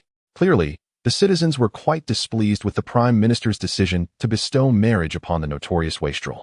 Feng Weichen, an official dressed in dark blue with a red-headed document, called out. Feng Weichen received the document. Feng Weichen knelt and bowed, saying, I understand. As the offspring of the Prime Minister, he referred to himself as a subject for his outstanding contributions in uncovering 2 traitors. The Emperor has decided to betroth the daughter of the Jiang family from Qishui County to you. Thus decreed. Feng Weichen quickly replied, Thank you, Prime Minister, I shall obey. He then received the red-headed document with both hands. The comment section exploded once more. What? Did I hear that correctly? He captured traitors for the Empire? When did Feng Weichen become so impressive? I heard something did happen in the Imperial Capital Military District last night. Could it be that Feng Weichen truly achieved great merit? The daughter of the Jiang family? Who is this? Is she Jiang Rou, the granddaughter of the wealthiest family in Qishui County? Such a beauty. A cabbage being courted by a pig. Prime Minister, bestow Jiang Rou upon me. The official completed the handover and promptly departed, bringing the brief live broadcast to an end. Feng Weichen, bewildered by the public's assessment of him, stared blankly at the contents of the red-headed document. What was going on? Why was his grandfather arranging a marriage for him? Even if a betrothal was in order, shouldn't he involve a prominent family from the imperial capital? That would facilitate his inheritance of the family business. Qishui County was 800 kilometers away. What was the purpose of such distance? However, the Jiang family sounded somewhat familiar. Steward Chen, my grandfather requested a marriage from the Prime Minister. Do you know of the Jiang family from Qishui County? Steward Chen pondered for a moment before responding. Young Master, the Jiang family refers to the family of retired official Jiang Jinghe. Jiang Jinghe was one of the previous 6 ministers, enjoying the second-rank salary of the empire. Jiang Rou, the daughter of the Jiang family, is renowned in Qishui County as a talented woman. She excels in music, chess, calligraphy, and painting, and her poetry and prose are equally commendable. Most impressively, she possesses a remarkable business acumen. After Jiang Jinghe retired, Jiang Rou managed the family's business exceptionally well, making the Jiang family the wealthiest in Qishui County. Feng Weichen waved his hand dismissively. What a load of nonsense. I want to know if she's beautiful. What a joke. Did he, Feng Weichen, lack money? Since this was a betrothal decreed by the Prime Minister, it could not be refused, and the bride must be beautiful. If she were unattractive, it would be a loss. Steward Chen coughed awkwardly and replied, Young Master, I had the fortune of accompanying your father on a business trip to Qishui County and saw her once. For words, stunningly beautiful. Only then did Feng Weichen exhale in relief. As long as she was good-looking, that would suffice. Wait. No. Suddenly, Feng Weichen realized. Jiang Rou was one of the main characters from the young divine Doctor Descends the Mountain. Chapter 30.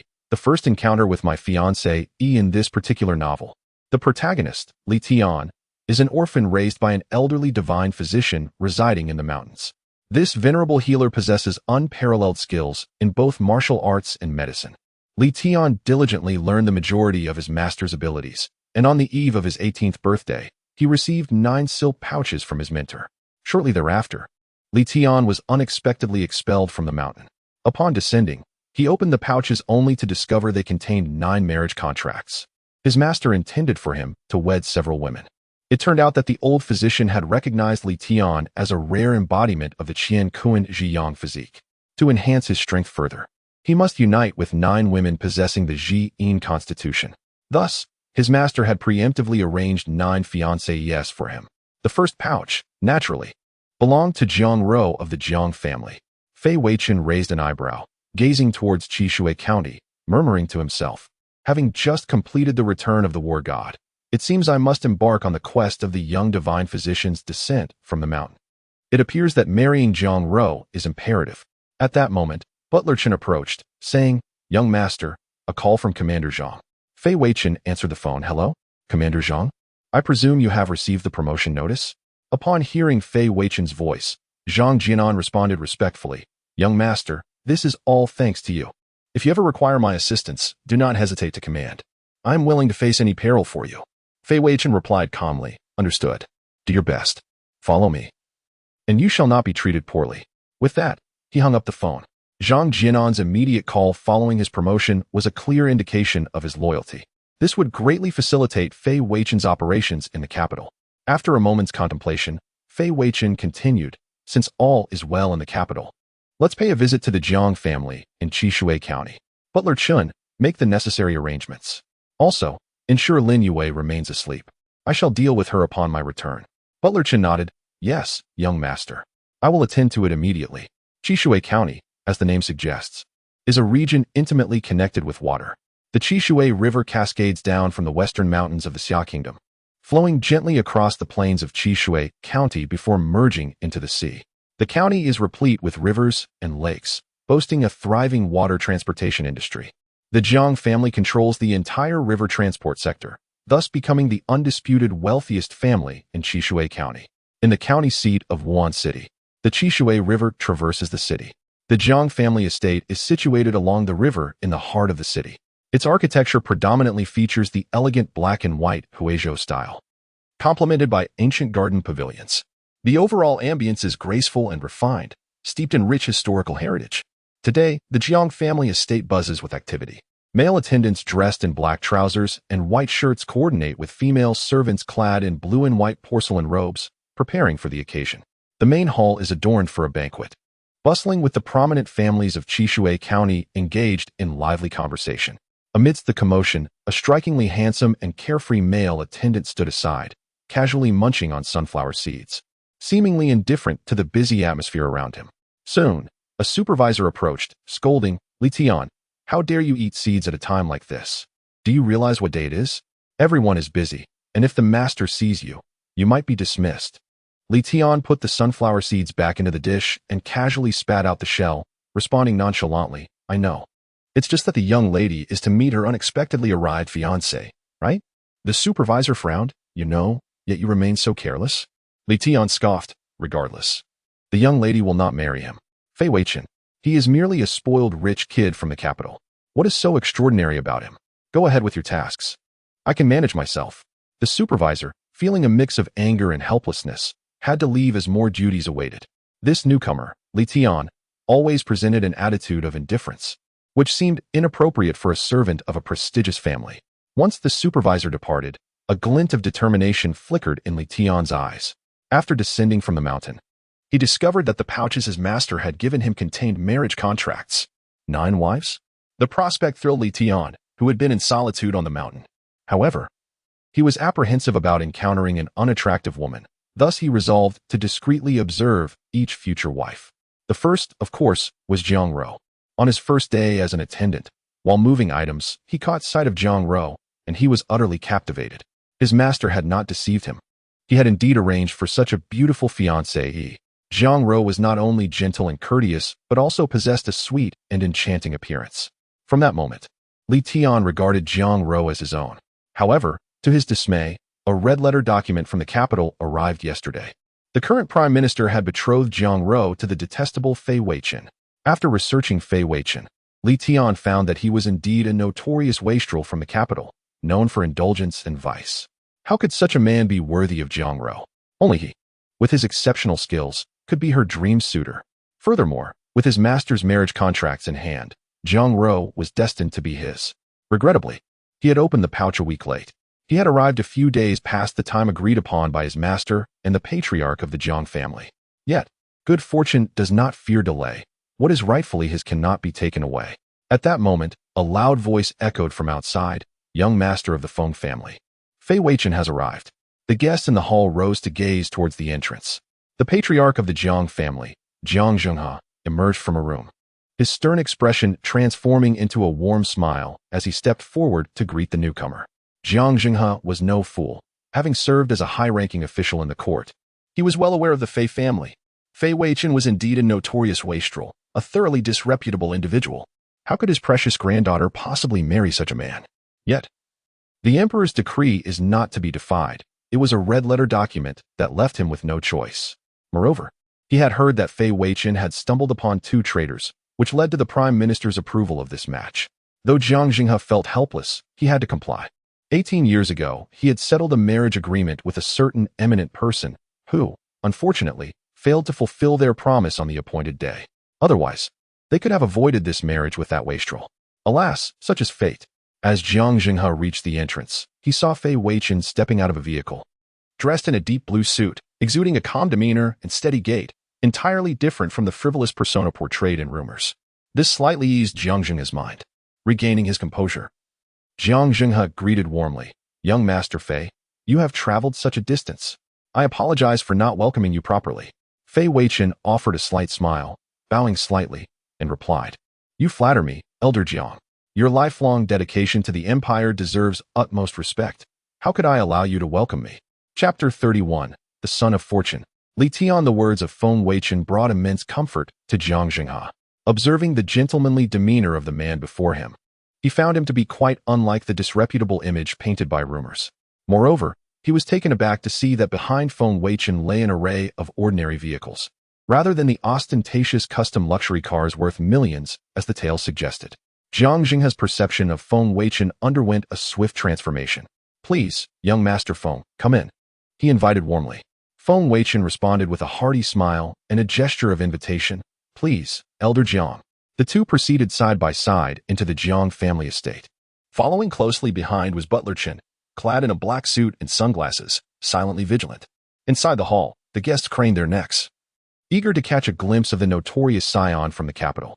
To their surprise, the first sight that greeted them was a line of utterly commonplace sedans, hardly the display of extravagance they had anticipated. This Feng Weichen was certainly not the debauched wastrel of legend. As Feng Weichen conversed with Elder Jiang, the onlookers observed keenly. Like Jiang Zhenghe, they found him to be courteous and refined, far removed from the disgraceful persona they had been led to believe. Perhaps there was indeed merit to the fact that he had been chosen for an engagement by the prime minister. In a corner of the hall, Jiang Rou was also scrutinizing the young man who had entered with her grandfather. So this was the fiancé chosen by the prime minister? He appeared rather agreeable. At least he seemed the part of a gentleman, in stark contrast to the unpleasant character depicted in the gossip. Jiang Rou had her own notions of an ideal partner. But given the royal decree, she could only hope for him to be a reasonably decent individual. Meanwhile, the male servant, Li Tian, cast a scrutinizing glance at Feng Weichen. So this was Feng Weichen. He certainly looked the part of a playboy and seemed utterly unworthy of marrying Jiang Rou. Moreover, having mastered the skills imparted by his master, he was among the elite of the younger generation in both cultivation and medicine, assets that would hold great allure for the Jiang family. In that regard, he believed himself to be far superior to Feng Weichen. As Feng Weichen and Jiang Zhenghe entered the hall, the latter announced, "Everyone, this is young Master Feng Weichen of the Feng family, the fiancé chosen for my granddaughter by the prime minister." The crowd greeted Feng Weichen with polite nods, to which he graciously responded in kind. Once the greetings subsided, Jiang Zhenghe continued, "Please, everyone, take a seat." He then led Feng Weichen to the main table. Butler Chen stood silently behind Feng Weichen, ever watchful for any potential threats. The other members of the Jiang family took their seats, with Jiang Rou positioning herself beside her grandfather.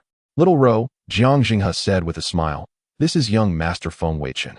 Young Master Feng, this is my granddaughter, Jiang Rou." Feng Weichen rose and extended his hand, expressing, "I have long heard of Miss Jiang's remarkable talents and beauty, and today, I find the rumors to be entirely true. Jiang Rou stood as well, offering a gentle smile in return and extending her hand. You flatter me, young Master Feng. You two are quite the paragon of excellence. As he grasped Jiang Rou's hand, Feng Weichen felt a flutter within him. Her grip was delicate and soft. However, he maintained decorum, and they quickly parted. Today was about undermining Li Tian, and he needed to uphold his image. Such nuances increased the Jiang family's and Jiang Rou's favorable impression of Feng Weichen. What family's scion exhibited such courtesy? Could it be that the standards for playboys had risen so high? Jiang Jinghe boomed. I have heard that young Master Feng has assisted the Empire in apprehending 2 traitors in the capital. Truly commendable for one so young. I can rest assured in entrusting my granddaughter to you. Feng Weichen humbly replied, Elder Jiang, you overstate my contributions. They merely brought upon themselves their own downfall. And I was fortunate to encounter them. Miss Jiang's talents and beauty inspire admiration in many.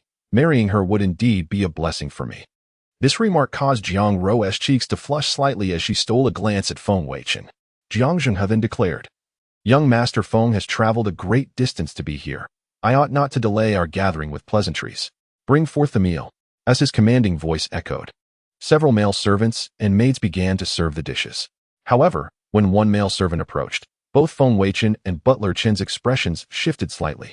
Just as Butler Chen was about to speak, Feng Weichen turned to him, shaking his head subtly, prompting Chen to remain silent yet vigilant. Feng Weichen then addressed Jiang Jinghe. Elder Jiang, if the Jiang family harbors any reservations about this marriage, we can discuss it openly. There is no need to send a mere novice martial artist to serve me. Jiang Jinghe was momentarily taken aback, perplexed. What do you mean, young Master Feng? The Jiang family wholeheartedly agrees to this union. Why would you suggest otherwise? Feng Weichen shook his head lightly. If you truly agree to this marriage, why send a practitioner at the initial stage of martial arts to serve me? Is this not an attempt to intimidate me? At this statement, the Jiang family members were taken aback. Li Tian, who had turned away, paused in shock. Had he been discovered? Jiang Jinghe's expression darkened significantly. Who was it? Setting aside the Jiang family's business, this was the first meeting between the Jiang and Feng families since the Prime Minister's decree. With royal authority behind it, and the Feng family having a sitting Prime Minister, they could not afford to slight Feng Weichen. Was it a scion from Qishui County who fancied his granddaughter and sought to create trouble? Unfazed, Feng Weichen pointed directly at Li Tian, stating, Elder Jiang, I came here with sincerity, yet I find a practitioner of the initial stage attempting to intimidate me. If there is dissatisfaction with me, I shall take my leave. With that, he stood to depart. Feng Weichen understood that this individual was Li Tian, and his actions were intended to establish his standing in the Jiang family, while diminishing Li Tian's perceived fortune. Jiang Jinghe hurriedly called out, Young Master Feng, please wait. I assure you I will provide an explanation. He then waved his hand at the male servants, instructing them to withdraw. Soon, only Li Tian remained standing awkwardly. Li Tian, witnessing this, smirked, impressed by Feng Weichen's keen perception. He had initially intended to see how Jiang Rou would reject this playboy, but now that his identity had been unveiled, he saw no reason to hide any longer. His words shocked everyone present. Jiang Rou furrowed her brows delicately, looking speechless at the male servant before her. She had never met this man, yet he boldly claimed to be her fiancé. How could such shamelessness exist in this world? The surrounding guests exchanged bewildered glances at Li Tian. Was he not merely a man harboring unrequited feelings for Jiang Rou, unable to contain himself upon hearing of her betrothal? Did he not fear the repercussions from the Feng family? This was a royal decree. The Prime Minister's own words. Did this young man dare to disrupt it? Jiang Jinghe, enraged, declared, Fiancé? You insolent boy. When did the Jiang family ever enter into a marriage contract with you? Chapter 32. Jiang Rou's choice. Li Tian crossed his arms and scoffed. It appears that old Mr. Jiang is a man of forgetfulness. Do you recall what transpired 18 years ago? At that time, old Mr. Jiang was afflicted by a strange illness, teetering on the brink of death. It was my master who intervened and saved your life. Without my master, where would the Jiang family be today? Jiang Jinghe furrowed his brow. Is it you? Are you the disciple of that old divine physician? Li Tian raised his head proudly and responded, Indeed. Upon hearing this admission, Jiang Jinghe's expression turned serious. I did indeed have a betrothal agreement with your master. But that agreement expired a few days ago. You failed to appear, thus it is rendered void. My granddaughter will now be marrying into the Feng family. You should leave at once, and for the sake of your master, I shall pretend none of this has occurred. The initial failure to uphold the agreement lay with the other party. Now, in such a significant setting, the Jiang family's reputation was being tarnished. By any measure of lineage or demeanor, Feng Weichen was leagues above this man. At that moment, Jiang Zhenghao regarded Li Tian as if he were a punk with a flashy hairstyle, uttering absurdities. Li Tian, upon hearing this, snorted coldly. It was merely a delay of a few days. Matters of marriage concern a lifetime. I only wish to allow Xiaorou some additional time. The gratitude for this life-saving favor should be repaid. Moreover, there exists a written agreement. With that, Li Tian tossed a silk pouch onto the table. Feng Weichen casually picked it up and opened it. Inside was a yellowed piece of paper that indeed contained a betrothal agreement, albeit expired. Below the names of Li Tian and Jiang Rou were 2 handprints. After reading it, Feng Weichen handed the pouch back to Jiang Zhenghe.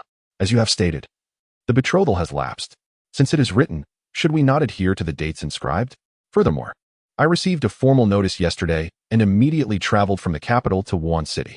I had no prior acquaintance with Miss Jiang Rou. Yet I regard this matter with utmost seriousness. You had 18 years to prepare, yet you arrive late? Such a promise breaker, can you truly bring happiness to Miss Jiang Rou? Feng Weichen initiated his offensive from a standpoint of decorum, further tarnishing Li Tian's image in the eyes of the Jiang family and Jiang Rou. Observing Li Tian's displeased countenance as he awaited a response, Feng Weichen began to peruse Li Tian's personal information panel. Fortunate son, Li Tian, identity, protagonist of the Return of the War God, Yiaobei, fortune value, 150, strength level, early postnatal stage, background, an orphan from Qishui County. Raised by an old divine physician who endured hardships in the mountains from a young age. At 18, after receiving 9 silk pouches from the old physician, he was sent down the mountain to wed 9 women. It was revealed that he possessed a naturally supreme yang physique, and to enhance his strength beyond the postnatal realm, he must unite with 9 women of Yin constitution. The old physician had arranged 9 marriages for him over the 18 years. Now, the young divine physician returns. As the empire is in turmoil, witness how the young divine physician navigates this web of love and hatred. After reading Li Tian's information, Feng Weichen was somewhat taken aback. He had not anticipated Li Tian's fortune value to be as high as 150. This was considerably more than Yiaobei's. Yet Li Tian's strength was markedly weaker. It was to be expected, as Yiaobei had undergone years of training and had grown considerably. Li Tian's character, however, was that of one just beginning his journey. Li Tian, feeling the pressure from Feng Weichen's words, found himself in an increasingly passive position. Having spent years in secluded training, he was unaccustomed to such confrontations. However, upon seeing Jiang Rou's enchanting visage, his heart jolted. This woman was destined to be his. Feng Weichen, merely a spoiled scion, would not have the privilege to claim her. If not for the public setting, he would have struck him down without hesitation. Humph. Do not attempt to sow discord. My bond with Xiaorou is a matter of parental decree. You, a mere pampered frog, should recognize your place and depart swiftly, or I shall not pursue further. Before Feng Weichen could respond, Jiang Zhenghe reprimanded, You insolent youth. Out of respect for your master, I have granted you ample opportunity. Yet, you dare speak such arrogance. Do you presume to belittle young Master Feng? Have you considered your own standing? Had you appeared on time, I would not have uttered a single word against your union with Xiaorou. But you broke the agreement first, and now, with the Prime Minister's endorsement of this marriage, you dare disrupt. It is simply preposterous. How could your master raise such a disciple? Jiang Rou's brows knitted tighter. How could this person be so disrespectful? He was the one who should be considered the frog. Listening to Jiang Zhenghe's tirade, Li Tian's fury boiled over. So, the Jiang family intends to renege on the marriage? The engagement set forth by my master is not something you can easily dismiss. If you choose to break the agreement, you shall bear the consequences. Never would he have imagined that, blinded by the power of the Feng family, they would so readily forsake their word. Li Tian clenched his fists. His gaze locked on Feng Weichen. This entire situation was orchestrated by this spoiled brat, and he yearned to put an end to it. The expressions of the Jiang family shifted dramatically. This young man dared to threaten them. Jiang Rou, too, regarded Li Tian with disdain, having formed a negative impression of him. Feng Weichen noticed this moment, a subtle smile gracing his lips as he addressed Li Tian. Since you insist on escalating this matter, let us involve the one directly affected, Miss Jiang Rou, so she may make the decision. The moment he spoke, Jiang Zhenghe was taken aback. Feng Weichen truly was a man of grace, showing such respect for his granddaughter. Li Tian, ungraciously, nodded in agreement with Feng Weichen's suggestion. Xiao Rou is well-educated and surely would not favor such a wastrel. All eyes turned to Jiang Rou. Taking a deep breath, she spoke calmly, "Gentlemen, though this is our first meeting, young Master Feng presents himself with poise and reason, while young Master Li, despite our betrothal, shows a lack of commitment and exhibits a domineering disposition, making it difficult for one to admire him." Jiang Rou's words were measured, not explicitly declaring her choice. Yet her stance was unmistakably clear. Notification. Due to the host's efforts, Jiang Rou's favorability towards Li Tian is at 5, and Li Tian's fortune value is 15. While the host's villain value is 150. Before Feng Weichen could revel in the moment, Li Tian's face darkened. "Very well. Jiang family, I shall remember this. The humiliation of today's broken engagement shall be repaid 100-fold. We shall see." With that, Li Tian departed from the Jiang residence, his countenance stormy. Chapter 33. Li Tian's imprisonment and damaged resolve. As Li Tian departed, Feng Weichen's expression remained unchanged. He merely gestured to the steward Chen behind him. Upon noticing, Chen quietly left the Jiang residence to follow. Li Tian was now consumed by animosity towards both himself and the Jiang family. Releasing him would surely invite endless troubles. One must never underestimate a child of destiny. Moreover, Feng Weichen needed Li Tian to accrue villain points. Jiang Zhenghe exhaled in relief at Li Tian's exit and promptly addressed Feng Weichen, "Young Master Feng. It is indeed unexpected for such an incident to occur at the Jiang family today. It has dampened the spirits of all present. I apologize for my inadequate hosting." Feng Weichen was taken aback by Jiang Zhenghe's concern for him, indicating that his persona was being successfully crafted today. "Elder Jiang, your words are too severe. I would not harbor any ill feelings towards the Jiang family due to a reckless stranger. After all, we are to be one family in the future." With that, he cast a glance at Jiang Rou, who immediately flushed a deep crimson, her earlobes tinged with a rosy hue. Seeing Feng Weichen's magnanimity, the Jiang family member's fondness for him grew once more. Jiang Zhenghe laughed heartily. "Come, let us continue our banquet." The festivities resumed, with little regard for Li Tian's actions or words. Throughout the meal, Feng Weichen and Jiang Rou exchanged pleasantries, much to Jiang Zhenghe's delight. After dining, Jiang Zhenghe rose with the others and declared, "You young people ought to interact more. We shall not intrude further. Rou, you must keep young Master Feng company." Jiang Rou nodded slightly. "Grandfather, I understand." In the Jiang estate's courtyard, Feng Weichen and Jiang Rou strolled side by side, admiring the scenic beauty. Jiang Rou donned a delicate, ancient-style pale blue gown, her hands clasped behind her as she moved gracefully. Suddenly, Feng Weichen remarked, "Miss Jiang, since our betrothal has been established today, may we exchange contact information?" Feng Weichen's request was not merely for contact. It was a strategic move to provoke Li Tian. By winning Jiang Rou's favor, he could simultaneously diminish Li Tian's fortune. Jiang Rou smiled gently, producing her phone. "Young Master Feng, please scan my code." After exchanging contact details, they arrived at a small pond adorned with blooming lotus flowers, adding an enchanting touch to the Jiang estate. Feng Weichen's eyes sparkled with interest as he continued, "Miss Jiang, might I request a photograph together?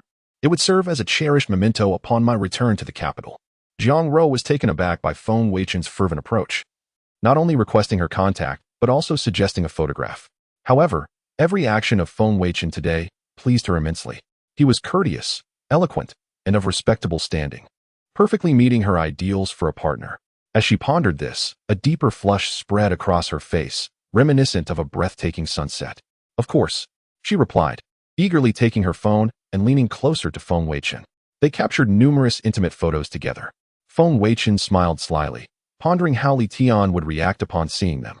As time passed, Chen, the steward, must have successfully apprehended Li Tian by now. A mere early innate individual, his arrogance was utterly unfounded. Feng Weichen anticipated a moment of exquisite humiliation for Li Tian, for today's display was merely a fade, a means to craft his persona. Yet, he was not truly magnanimous. Vengeance was an essential trait of a villain. Without retribution, he would hardly find peace in slumber that night. After exiting the Jiang estate, Chen followed Li Tian's aura until he found an isolated location, where he swiftly subdued him. Confronted by the early innate steward, Li Tian was utterly powerless. He soon found himself incarcerated within the prison of the Qishui military district, charged with trespassing into the residence of an official and threatening his family. Thus, securing the cooperation of the Qishui military district commander was a trivial matter, especially given the influence of the Feng family's patriarch. It was hardly a challenge to imprison an unconnected, wild youth at the early innate stage. Shortly after parting with Jiang Rou, Feng Weichen arrived at the grand prison of Wuan City. "Young master, the target is inside," Chen announced respectfully upon Feng Weichen's arrival. Feng Weichen nodded, instructing Chen to attend to other matters as he approached Li Tian's confinement. At that moment, Li Tian was shackled to a cross, bloodied and bruised, a punishment meted out by Chen for Li Tian's disrespect towards his master. The assault from an early innate practitioner left Li Tian in a deplorable state. Upon seeing Feng Weichen's arrival, an expression of seething hatred twisted Li Tian's features. "Feng Weichen, you scoundrel! How dare you imprison me and resort to such barbarity? My master will not let this slide." He spat. "Neither will my senior sisters."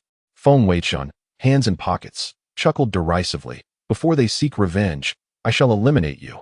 Which would be quite a bargain. "Nonsense. A tremendous loss," Li Tian retorted, his perspective starkly different. To him, a debauched noble was attempting to exchange lives with a chosen one like himself. His demise would be utterly meaningless, a grievous loss. "You are indeed as shameless as the rumors suggest, not only stealing my fiancée, but also seeking to silence me. Scoundrel, profligate, a parasite of the Summer Kingdom." Feng Weichen, still with hands in pockets, leaned forward slightly, grinning. "Ah yes, that is precisely who I am. Does it infuriate you?" With that, he pulled out his phone, displaying a photograph of himself with Jiang Rou. "Look here, Jiang Rou and I are officially engaged, and we have exchanged contact details. Observe how happy she looks. Jiang Rou favors me, not you." Hearing Feng Weichen's taunts and boasts, Li Tian's heart shattered. From the moment he laid eyes on Jiang Rou, he had envisioned her as his own. Not only was Jiang Rou beautiful and kind, but she was also captivatingly sweet. The thought of such a goddess being with a wretch like Feng Weichen filled him with rage. He thrashed violently against the cross, shouting, "Feng Weichen, Jiang Rou is mine. Should you harm her in the slightest, I will kill you. I swear it." Seeing Li Tian's near-deranged state, Feng Weichen stepped back a few paces, feigning fear. "TSK, TSK, TSK. You see, if I were to release you, you'd surely kill me. How can I let you go now?" Ding.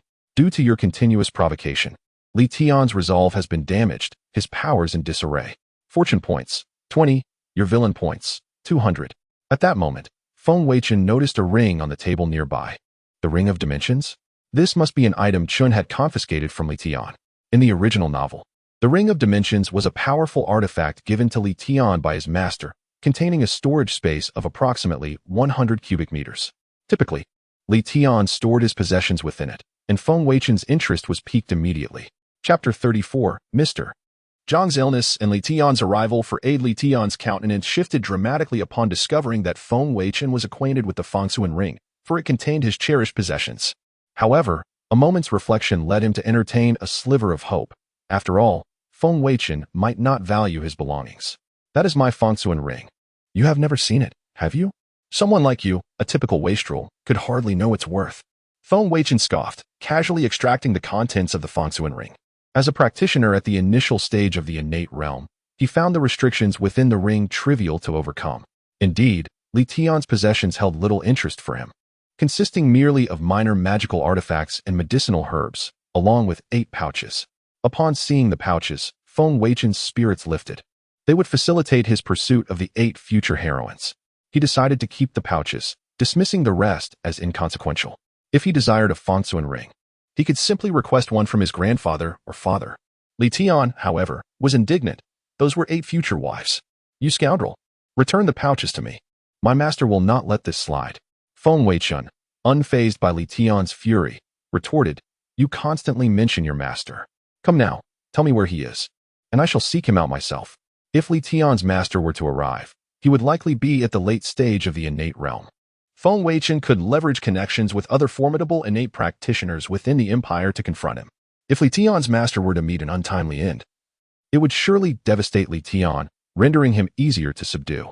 Li Tian fell silent, resolute in his unwillingness to betray his sect. His master possessed unparalleled abilities and would undoubtedly locate him. Observing Li Tian's despondency, Feng Weichen prepared to further provoke him, but just then, his phone rang. To his astonishment, it was Jiang Rou calling. They had only just parted, and she was already reaching out. Feng Weichen couldn't resist boasting. "Look, Xiao Rou is calling me." Li Tian erupted. "Ah, you bastard." Amidst Li Tian's outburst, Feng Weichen hastily departed. Hello, Miss Jiang, what is the matter? On the other end, Jiang Rou spoke urgently. Young Master Feng. My grandfather is in trouble. Feng Weichen's brow furrowed with concern. Do not worry, Miss Jiang. I will bring Butler Chen over at once. Ending the call, he swiftly texted Butler Chen, urgently making his way to the Jiang family estate. By the time he arrived, night had fallen, and the estate was ablaze with lights. Seeing Feng Weichen, Jiang Rou, her voice tinged with desperation, pleaded, Young Master Feng. Please, you must save my grandfather. He is all I have left. Gazing at Jiang Rou, her eyes brimming with tears, Feng Weichen felt a pang of sympathy.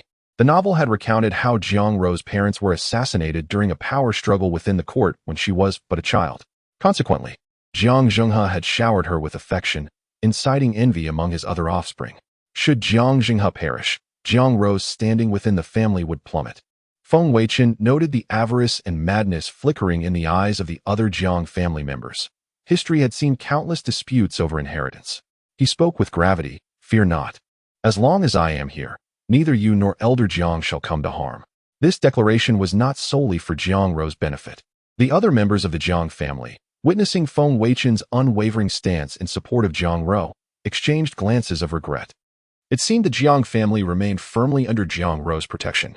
Warmth spread through Jiang Rou's heart as she recognized the meaning behind Feng Weichen's actions, enhancing her fondness for him. Ding.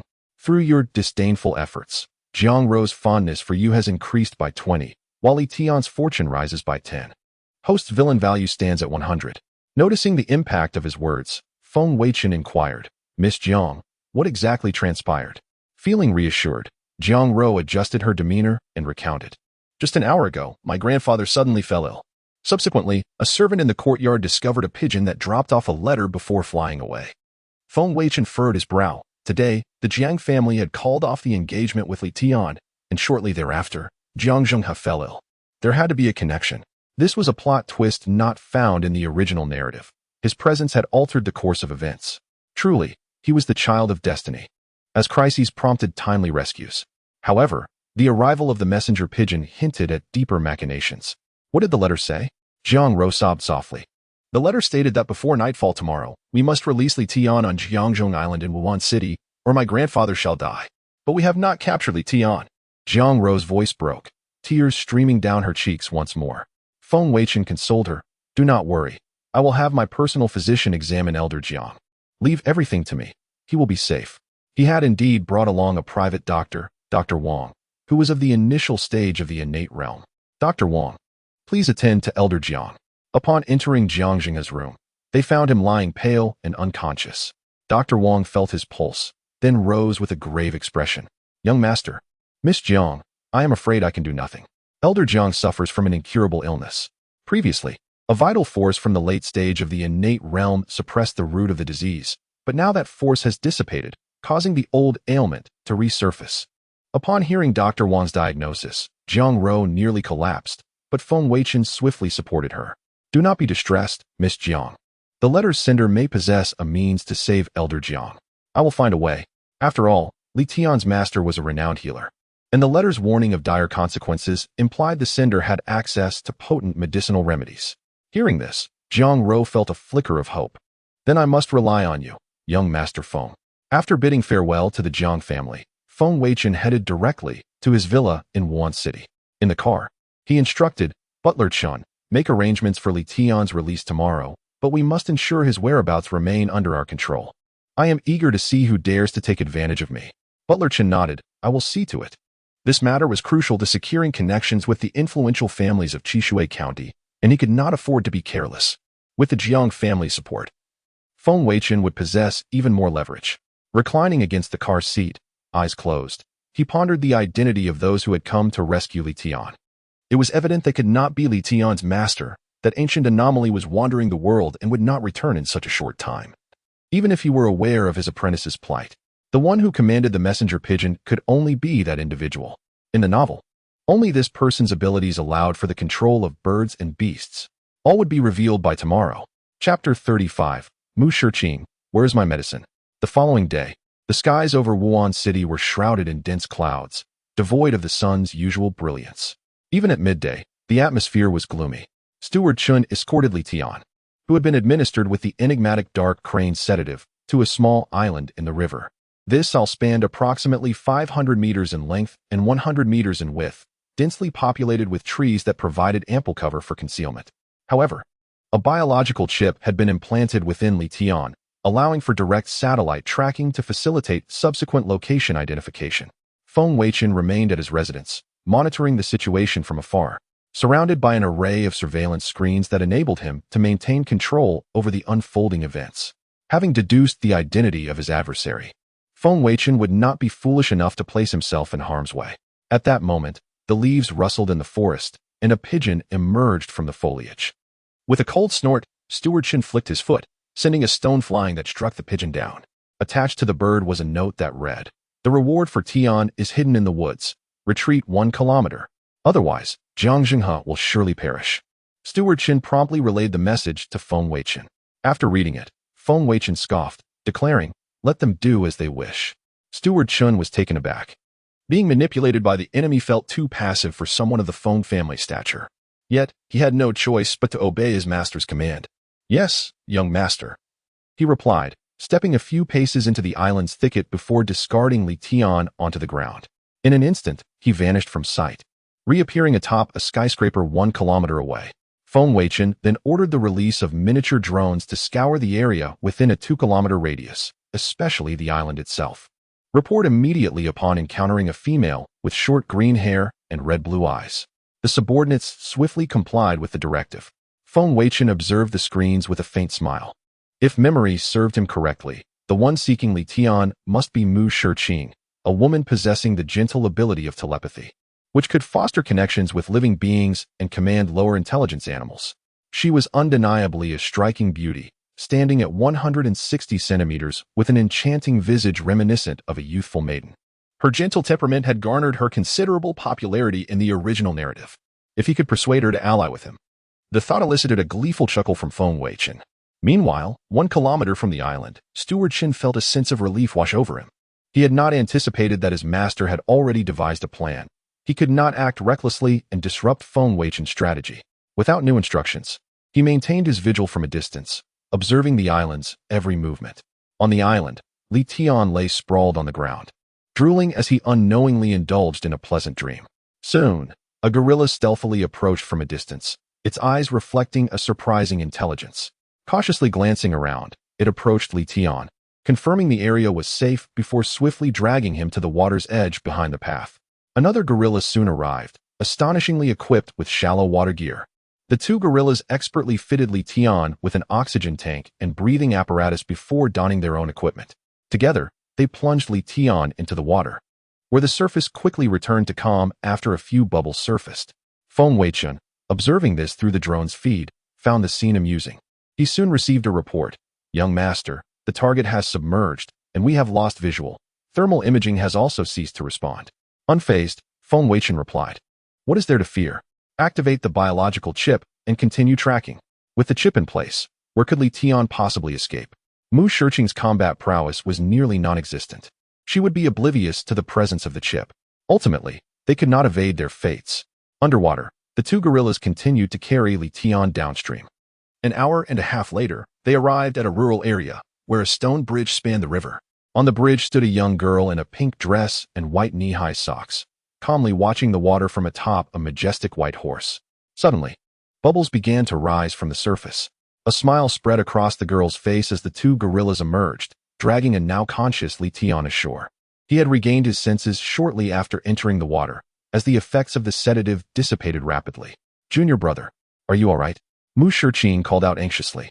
Li Tian, still dazed, ripped off the breathing apparatus and, upon seeing her, slowly asked, "Who are you? Shiqing senior sister?" With a playful nod, Mu Shiqing replied, "It's me." It seems master has already introduced me to you." Li Tian felt a flush of embarrassment as he scratched his head at her sweet demeanor. Mu Shiqing then glanced at the two gorillas and produced a large bag of fruits from the ground, saying, "Wukong, beautiful monkey king, these fruits are my token of gratitude." "Thank you." Upon hearing about the fruits, the two gorillas joyfully thumped their chests and eagerly accepted the offering, wandering off toward the nearby woods. However, as they entered the thicket, they encountered a swarm of drones waiting in ambush. Suddenly, 2 silver needles shot from the drones, striking the gorillas. The tranquilizers took effect, and the 2 gorillas collapsed, still clutching the fruits they refused to relinquish. On the bridge, Li Tian, still intrigued, inquired, "Senior sister, how did you find me?" "I was imprisoned in a military facility." The odds of rescue seemed insurmountable. Mu Shiqing blinked her striking red-blue eyes and explained, "Because a little bird informed me. Master said you had come to Wuan City, so I sent my bird friends to locate you, and they found you at Jiang Rou's place. They even told me you had your fiancé taken from you and were captured." Realization dawned on Li Tian. His senior sister was indeed resourceful. Noticing his glum expression, Mu Shiqing added, "Junior brother, let us not linger here. We must find Master's wife. She can help you reclaim Jiang Rou." "Humph. Master's wife?" Li Tian was puzzled. He had never heard of such a figure from his master. With a sweet smile, Mu Shiqing replied, "Master's wife is formidable. She commands 500 copper drum bay henchmen. She dominates the Wuan City underworld. With her on your side, you will surely find comfort in Wuan City." Hee. Li Tian observed the contrast between her playful words and her charming demeanor, akin to a neighborly girl, and he felt his previous worries dissipate. Just then, the roar of helicopters echoed above, and a swarm of drones descended upon them. Both Li Tian and Mu Shiqing's expressions shifted in alarm as one drone announced, "Mu Shiqing, I've released the person. Where is my medicine?" Chapter 36. Mu Shiqing captured. Mu Shiqing, your missive assured me that upon Li Tian's release, Jiang Zhenghe would be delivered into my care. The exchange has been made on my part. It is time you honored your pledge. Feng Weichen's voice echoed from the drone. This pronouncement sent tremors of dread through both Li Tian and Mu Shiqing, particularly Li Tian, freshly escaped from the clutches of the Qishui County magnate. The memory of his confinement was a stark terror. The torment inflicted by Steward Chun, the brutal physical abuse that left him lacerated, followed by Feng Weichen's psychological warfare. The relentless humiliation, all were still vivid. At his current nascent stage in the postnatal realm, he was powerless against such forces. To be recaptured would mean an escalation of agony. Mu Shiqing, in a state of agitated alarm, scanned their surroundings, exclaiming, oh dear, we're surrounded. Junior brother, what shall we do?" Her question left Li Tian in utter dismay. "When you orchestrated my rescue, did you not devise a plan of any substance?" He realized he could not rely on the naive Mu Shiqing, and he was determined to avoid recapture. "What choice do we have, senior sister? We must fight our way out." Mu Shiqing attempted to manipulate the drones with her psychic abilities, but the metallic constructs proved impervious to her influence. Feng Weichen, wary of potential psychic interference, had intentionally avoided deploying any personnel for the capture. "Fight our way out." Mu Shiqing blinked, perplexed. "But I am not adept at combat." Li Tian was baffled. How had such an inept individual managed to rescue him? Feng Weichen, monitoring their exchange through the drone's audio system, declared, "So, you wish to fight your way out? It seems negotiation is futile." Instantly, the drone unleashed a barrage of gunfire upon Li Tian, who darted frantically to evade the onslaught. Bullets struck the ground where he had stood moments before, kicking up clouds of dust. Undaunted, Li Tian retaliated with 2 swift punches, sending forth twin blasts of energy that reduced 2 drones to mangled scrap.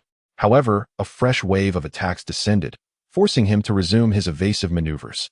No matter how skilled, one cannot outmatch weaponry, especially not the kind on display.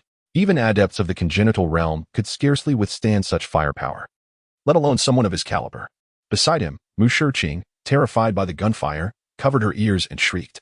Her white steed, ever loyal, bolted away from the chaos. A drone discharged 2 silver needles, striking both Mu Shiqing and her mount. A wave of dizziness washed over Mu Shiqing, but in her fading consciousness, she managed to gasp. "Junior brother, flee. To the Master Wolf." The anesthetic slurred her speech, and she collapsed to the ground in a distorted sprawl, a trickle of saliva escaping her lips. The white horse, with a mournful whinny, succumbed beside her, its eyes closing in resignation. Seeing Mu Shiqing incapacitated, Li Tian knew his only option was escape. "Senior sister, I shall return to save you." With those words, he plunged into the river. The water offered respite from thermal tracking.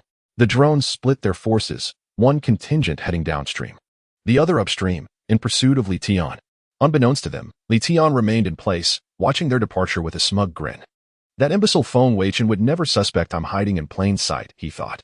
"The most perilous place is often the safest. Once the drones have exhausted their search, I'll emerge and make my escape." He scoffed at Feng Weichen's reliance on brute force over intellect. Everything that is rightfully mine will be reclaimed, I swear it. But as he spoke, a mouthful of river water flooded his mouth. Before the monitors, Feng Weichen watched the telltale blip of Li Tian's location on the screen, a smirk playing on his lips. Li Tian possesses a modicum of cunning, it seems. However, my objective has been achieved. I have no immediate need to recapture him, not while he carries the biochip. Mu Shiqing is the prize now, and I intend to savor her. Such a buxom Lolita is a rare find. Steward Chun, bring Mu Shiqing to me, and ensure her animals are well cared for in the menagerie. As for Li Tian, let him reach the shore, then lead him on a merry chase before allowing him to escape. We'll keep track of him via satellite. And one more thing. I shall provide you with the details of the 8 family patriarchs. Summon them to me forthwith. Steward Chun responded with a curt, understood, young master. 10 minutes later, Li Tian cautiously surfaced from beneath a bridge. Assured that no drones were nearby, he slowly emerged from the riverbank. To confound thermal imaging, he began smearing himself with mud from the riverbed. The river mud, steeped in water, fish excrement, and the waste of the villagers' ducks, was putrid. The first handful nearly made Li Tian gag. Farmland lay a few hundred meters away, where the mud was less noxious, but traversing that distance risked detection. Enduring the stench, Li Tian coated his body in the foul substance. When only his head remained, he could bear it no longer. With a final surge of resolve, he smeared mud across his face. The mud was too thin, and he inhaled it.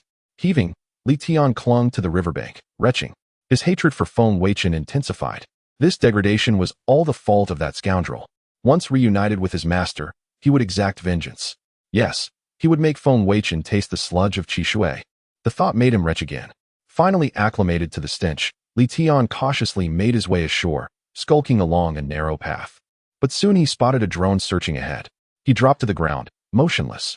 When the drone passed, he resumed his flight, only to encounter another drone shortly after. This was Steward Chin's cruel amusement, allowing Li Tian to believe he was undetected while strategically placing drones to startle him. The monotony of the steward's existence required some diversion. Li Tian was now a plaything, led on a leash by Steward Chin. Tragically, Li Tian believed he was well concealed, quietly pleased with his ingenuity. 3 hours later, he finally stumbled into Wuhan City. Chapter 37. The Enchanting Mistress. Lu Huan. As evening descended, the streets of Wuhan City bustled with pedestrians.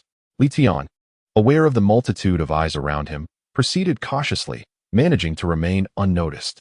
Upon reaching the Copper-Gourd Bay, he finally relaxed. This was the territory his senior sister had described as belonging to the mistress. The area was teeming with gangsters, each swaggering about, some bearing their arms, others clad only in skin. The myriad of tattoos was dazzling, featuring designs like the azure dragon and white tiger, an old cow in the center, and inscriptions of loyalty on their backs. There were even whimsical characters such as Pleasant Goat on the front and Pig Hero on the back. As Li Tian walked through the vibrant streets, he found himself in a state of awe. However, the gangsters, upon noticing the mud-caked Li Tian, regarded him with disdain. What a foul odor. Did he fall into a sewer? Yikes. The stench of fermentation emanates from this kid. Stay away from us, you repugnant brat. Li Tian felt a wave of frustration, but reminded himself that these were merely the mistress's subordinates, and that his true enemy was Feng Weichen, not them. Steeling himself, he continued towards the address provided by Mu Shiqing. After a lengthy explanation at the entrance of the mistress's villa, he finally established his identity and was granted an audience with her, who wrinkled her nose in distaste as she regarded him. The mistress, named Lu Huan, was clad in a form-fitting qi-pao reminiscent of blue and white porcelain, accentuating her curves to stunning effect. She appeared to be no older than 30, leaving Li Tian perplexed as to how this youthful beauty had become entwined with his elderly master. According to his junior sister, Lu Huan had arrived in Wuhan City 5 years prior and had swiftly unified all underground forces, renaming her domain Copper-Gourd Bay, earning her the title of the Blade Queen. In the feudal empire of Xia, the underworld could exist legally, provided it did not oppose the state. Unless it was a faction like the Dark Crane sect, which bore a distinct espionage nature, there were no issues as long as they did not confront the government directly. Li Tian admired Lu Huan silently, recognizing her formidable prowess as a woman who commanded respect. Lu Huan scrutinized the young man before her, her brow furrowing slightly. Recently, she had received word from her elderly partner that their youngest disciple, Li Tian, had descended the mountain and was to be well taken care of. Lu Huan harbored expectations. But upon meeting him, she sensed that he exceeded her anticipations. Li Tian? She inquired. Yes, mistress. He exclaimed eagerly. I need to take a shower first. Very well. An hour later, a refreshed Li Tian recounted the events that had transpired since his descent. Lu Huan lounged on the sofa, casually crossing her legs, revealing glimpses of her alluring figure. Yet, her expression was one of concern. So, your fiancé, he has been taken from you. And Mu Shiqing was captured while attempting to save you? Li Tian's eyes widened with fury. Indeed, Feng Weichen is utterly audacious, wielding his connections to snatch away another's fiancé, and he apprehended Mu Shiqing without any evidence. I must personally eliminate such a villain. Observing his anger, Lu Huan shook her head gently. This youth was too impetuous and lacked maturity. Feng Weichen was the grandson of the prime minister, Feng Wenbo, and his father was a magnate. What could Li Tian possibly use to contend against him? Even Lu Huan, as a leader of the underworld in Wuhan City, could not confront Feng Weichen directly without risking her own downfall. Lu Huan felt a sense of helplessness as she leaned back against the sofa, her arms crossed over her chest. This situation is quite troublesome. Her posture accentuated her captivating figure, causing Li Tian to swallow hard. However, upon hearing her express concern, he sighed deeply. Was he doomed to endure this suffering in silence? Setting aside his infatuation with Jiang Ro, he couldn't ignore how Mu Shiqing had risked everything to save him, and her presence brought him an inexplicable sense of comfort. The image of her graceful beauty was etched in his heart. In just a few days, both of the women he cherished had been taken from him. How could he possibly accept such a fate? Noticing his sigh, Lu Huan suddenly interjected, there may still be a way. Li Tian's eyes widened with hope. Mistress, please, enlighten me. Lu Huan rose gracefully, stating, your master, Zai Yozi, once mentioned that you possess the Qian Kuan 9 Yang physique, having reached the early stages of postnatal cultivation. To advance further, you can no longer rely solely on your own strength. This is why your master sent you down the mountain and prepared 9 fiancés of the ultimate Yin physique for you. Li Tian's heart swelled with gratitude. His master truly cared for him. Lu Huan continued, as long as you engage in union with these women of Yin, your cultivation will soar. Even one will significantly enhance your strength. With a flirtatious smile, she added, since Jiang Ro has been taken, there are still 8 others. You must quickly find one to engage with, and then you'll possess the power to contend with Feng Weichen. Li Tian felt a surge of excitement, realizing that such a simple act could lead to tremendous growth in his abilities. However, he suddenly pondered, but Feng Weichen wields military power. Even if I were to advance to the later stages of innate cultivation, I would still be unable to oppose the entire nation. Lu Huan raised an eyebrow. Clever. I thought you wouldn't figure that out. Thus, the next thing I have to say, you must remember well. Li Tian nodded seriously. Lu Huan whispered, do you know why Feng Wenbo arranged for Feng Weichen's marriage to be in the distant Qishui County, far from the imperial capital? Li Tian shook his head. For at 18, he was oblivious to the intricacies of court politics. With a huff, Lu Huan explained, it is because there are undercurrents within the court. The princes beneath the prime minister, along with various nobles, are secretly colluding to plot a rebellion. Li Tian gasped, but soon comprehended her meaning. She was suggesting that with strength on his side, he could align himself with a faction and thus gain equal footing to confront Feng Weichen.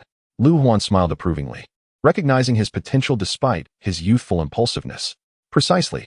Chapter 38. Securing 8 brides in one fell swoop. Li Tian experienced a moment of profound clarity. His youthful ambition ignited.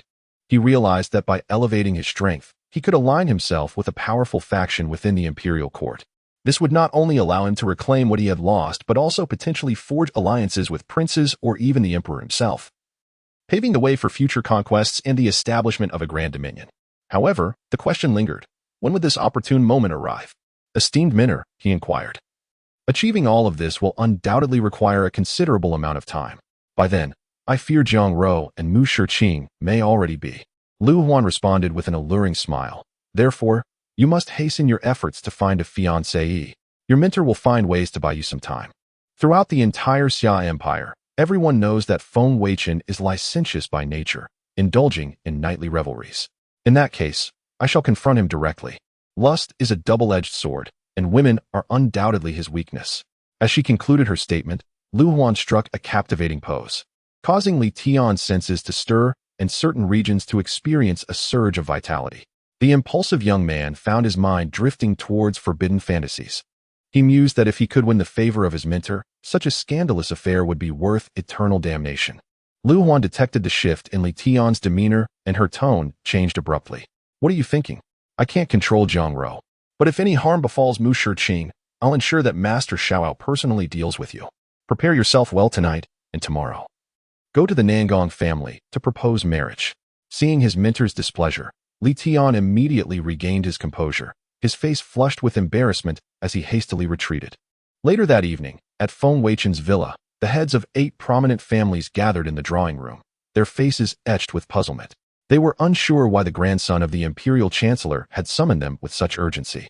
Moments later, Feng Weichen entered, clad in a black suit, followed by the taciturn Chen butler.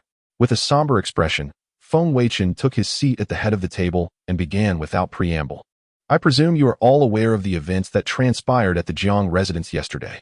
During my engagement ceremony with the Jiang family, an assassin appeared, and subsequently, old Master Jiang fell ill. I am curious as to your perspectives on this matter. The family heads exchanged uneasy glances. It was indeed rumored that a martial artist of the early Houtian stage had infiltrated the engagement banquet between the Jiang family and the Feng Xian. Indeed, I heard that old Master Jiang took ill that very day. Young Master Feng, we had no involvement with the assassin. Why have we been summoned here? The family heads were perplexed and apprehensive, their hearts pounding with unease. Feng Weichen had a notorious reputation as a playboy, and his grandfather was the imperial chancellor, making him a formidable figure. Feng Weichen sneered, retorting, no involvement? Preposterous. He then slammed 8 brocade pouches onto the table. Chen Butler distributed them to each of the family heads. Examine these closely and tell me what you see. Upon discovering that the pouches contained marriage contracts, the family heads' complexions underwent a dramatic transformation. Although they were unaware of each other's contracts, they had indeed entered into agreements with a wandering physician named Zaiyozi years ago. However, these contracts were supposed to be known only to themselves. How had Feng Weichen obtained them? Could the Feng family's influence truly be so boundless? Observing the expressions of the 8 family heads, Feng Weichen stated coldly, these contracts were recovered from the assassin's person. I was attacked at the Jiang residence, and the assassin possessed contracts linking him to all of you. How do you expect me to interpret this situation? The family heads turned ashen, realizing that if they were implicated in a conspiracy to assassinate the imperial chancellor's grandson, their families would be ruined. As mere business families with limited influence, they could not withstand the scrutiny of the imperial court. Moreover, the Feng family was currently enjoying the emperor's favor, and if the chancellor were to learn of this, he could easily level accusations of treason. The cases of the Tang and Li families in the capital were still fresh in everyone's minds. The Xia Empire was known for its ruthless treatment of those accused of sedition. Sensing the impact of his words, Feng Weichen pressed on. If I had not discovered this early, the 9 great families of Qishui Prefecture would have secretly colluded in a joint rebellion. Young Master Feng, a misunderstanding. There must be some misunderstanding. Indeed, young Master Feng, the marriage contracts are genuine, but they date back over a decade. We only became aware of each other's contracts recently. Yes, young Master Feng, we were previously unaware that others held similar contracts. It seems that all the contracts originate from the same individual, and we are being framed. I will tear up this contract immediately, rendering it void. Yes, tear up the contracts. Young Master Feng, to prove our innocence. We are willing to fully cooperate with any investigation. Our family is also willing to cooperate. And so am I. Witnessing the panic-stricken family heads vying to declare their loyalty, Feng Weichen allowed a subtle smile to play on his lips. There is no need to tear up the contracts. I, Feng Weichen, am not an unreasonable man. The 8 family heads thought, you call that reasonable? Feng Weichen continued, in truth, I have already had my men uncover certain information.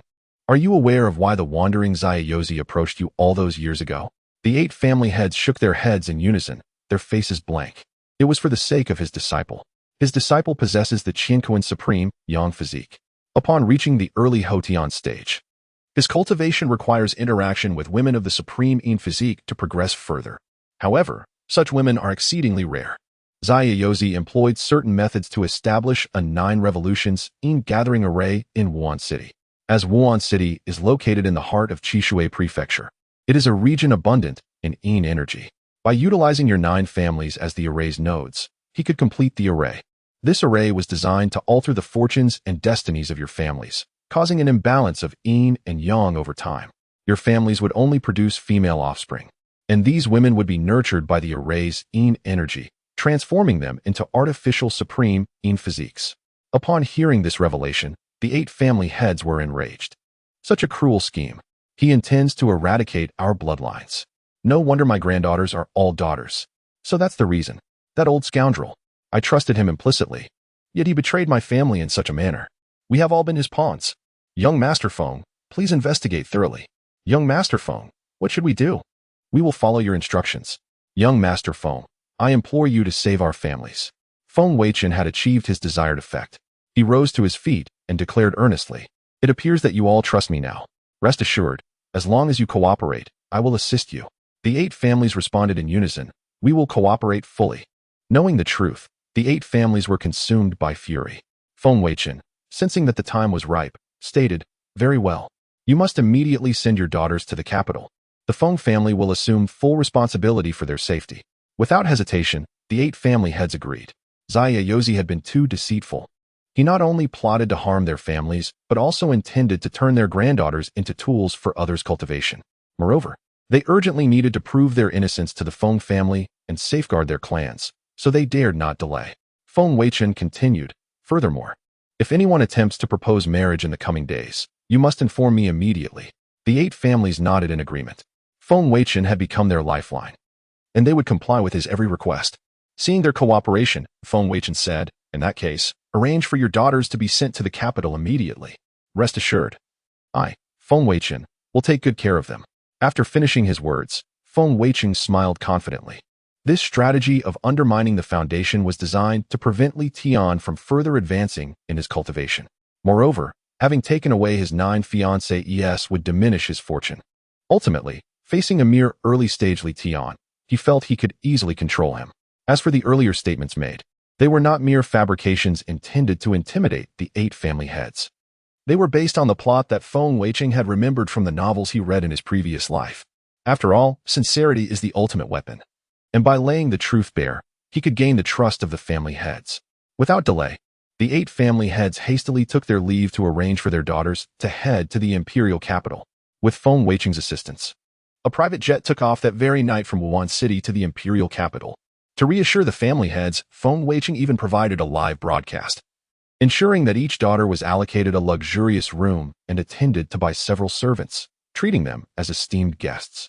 Meanwhile, Feng Weichen had returned to his villa in Wuhan City, where he found Mu Shiqing, dressed in a JK uniform and securely bound. Mu Shiqing, corresponding fate child, the young divine doctor descends from the mountain male, lead Li Tian, host affection level, 0, evaluation, a woman cherished by the world. Devoid of cultivation yet possessing a unique psychic connection, identity background, an orphan adopted by the immortal master 22 years ago. Born with psychic abilities that allow her to communicate effortlessly with animals and enhance their spiritual essence. She is a woman cherished by the world, unharmed by nature. Although she shares a master-disciple relationship with Li Tian, she descended the mountain early to be with her master's wife, Lu Huan, and has spent years interacting with the animals of Wuhan City, forming numerous friendships. Known for her kindness, innocence, and gullibility, she learned of Li Tian's descent from the mountain through her master's wife and had been secretly observing Li Tian's every move through various birds in Wuhan City. Upon witnessing Li Tian's fiancé being taken and Li Tian himself captured, she, out of concern, began organizing a rescue, only to find herself ensnared by Feng Weichen. So what fate awaits Mu Shiqing? What kind of ending will this innocent and lovely girl encounter? Let us wait and see. Having perused Mu Shiqing's personal information, she slowly opened her eyes. The first thing she noticed was her secure bindings. However, the environment was surprisingly pleasant. She found herself on a bed in a bedroom rather than in a cold, terrifying dungeon. But soon, she realized that the connections in her mind with several important animal companions had been severed, which filled her with dread. Turning her head, she saw a young man in a black suit, observing her with a faint smile. Awake? Mu Shiqing instinctively nodded. Then her eyes widened in shock. "You are Feng Weichen?" Recalling the events that transpired, she realized she had been kidnapped by him. She had heard that Feng Weichen was a reckless and extravagant scion, which only heightened her fear. "What about my friends?" "Oh no, you haven't eaten them, have you?" Feng Weichen was momentarily taken aback. Then he turned on the television behind him. The screen showed a white horse leisurely grazing in a paddock, appearing quite content and well cared for. On another scene, 2 gorillas were nestled together, sleeping on a soft mattress. surrounded by remnants of snacks and fruit scraps. There were banana peels, apple cores, strawberry tops, as well as yogurt, chips, and wrappers from meat products, all indicating a life of abundance. This revelation eased Mu Shiqing's worry slightly, and she pouted. Well, that's more acceptable. But why am I bound? My hands are sore. Why treat them so well and me so harshly? Feng Weichen raised an eyebrow, his expression darkening as he reminded her, Mu Shiqing, understand your situation. You are my captive. Have you ever seen a captive negotiate terms so boldly? Mu Shiqing pouted, fine. Seeing her distressed expression softened even Feng Weiching's demeanor. If you provide me with a way to save Jiang Jinghe, I will release you. Her eyes lit up, but quickly dimmed again as she hesitantly replied, actually, there's no method. I made that up in a moment of desperation to save Li Tian. Feng Weiching was taken aback, his expression shifting as he asked, so you're saying Jiang Jinghe is doomed? Mu Shiqing nodded quickly, explaining, he has been suffering from a terminal illness and should have died over a decade ago. Thanks to my master, who suppressed the illness with an aura, he has lived until now. But now that the aura has dissipated, even my master cannot save him. Feng Weiching's expression changed upon hearing this. He grasped Mu Shiqing's chin a bit too tightly, causing her lips to pout. So you deceived me? I trusted you. I returned your junior brother to you. Do you know how painful it is to be deceived? Seeing Feng Weiching's sudden fierceness, Mu Shiqing felt like crying. I know.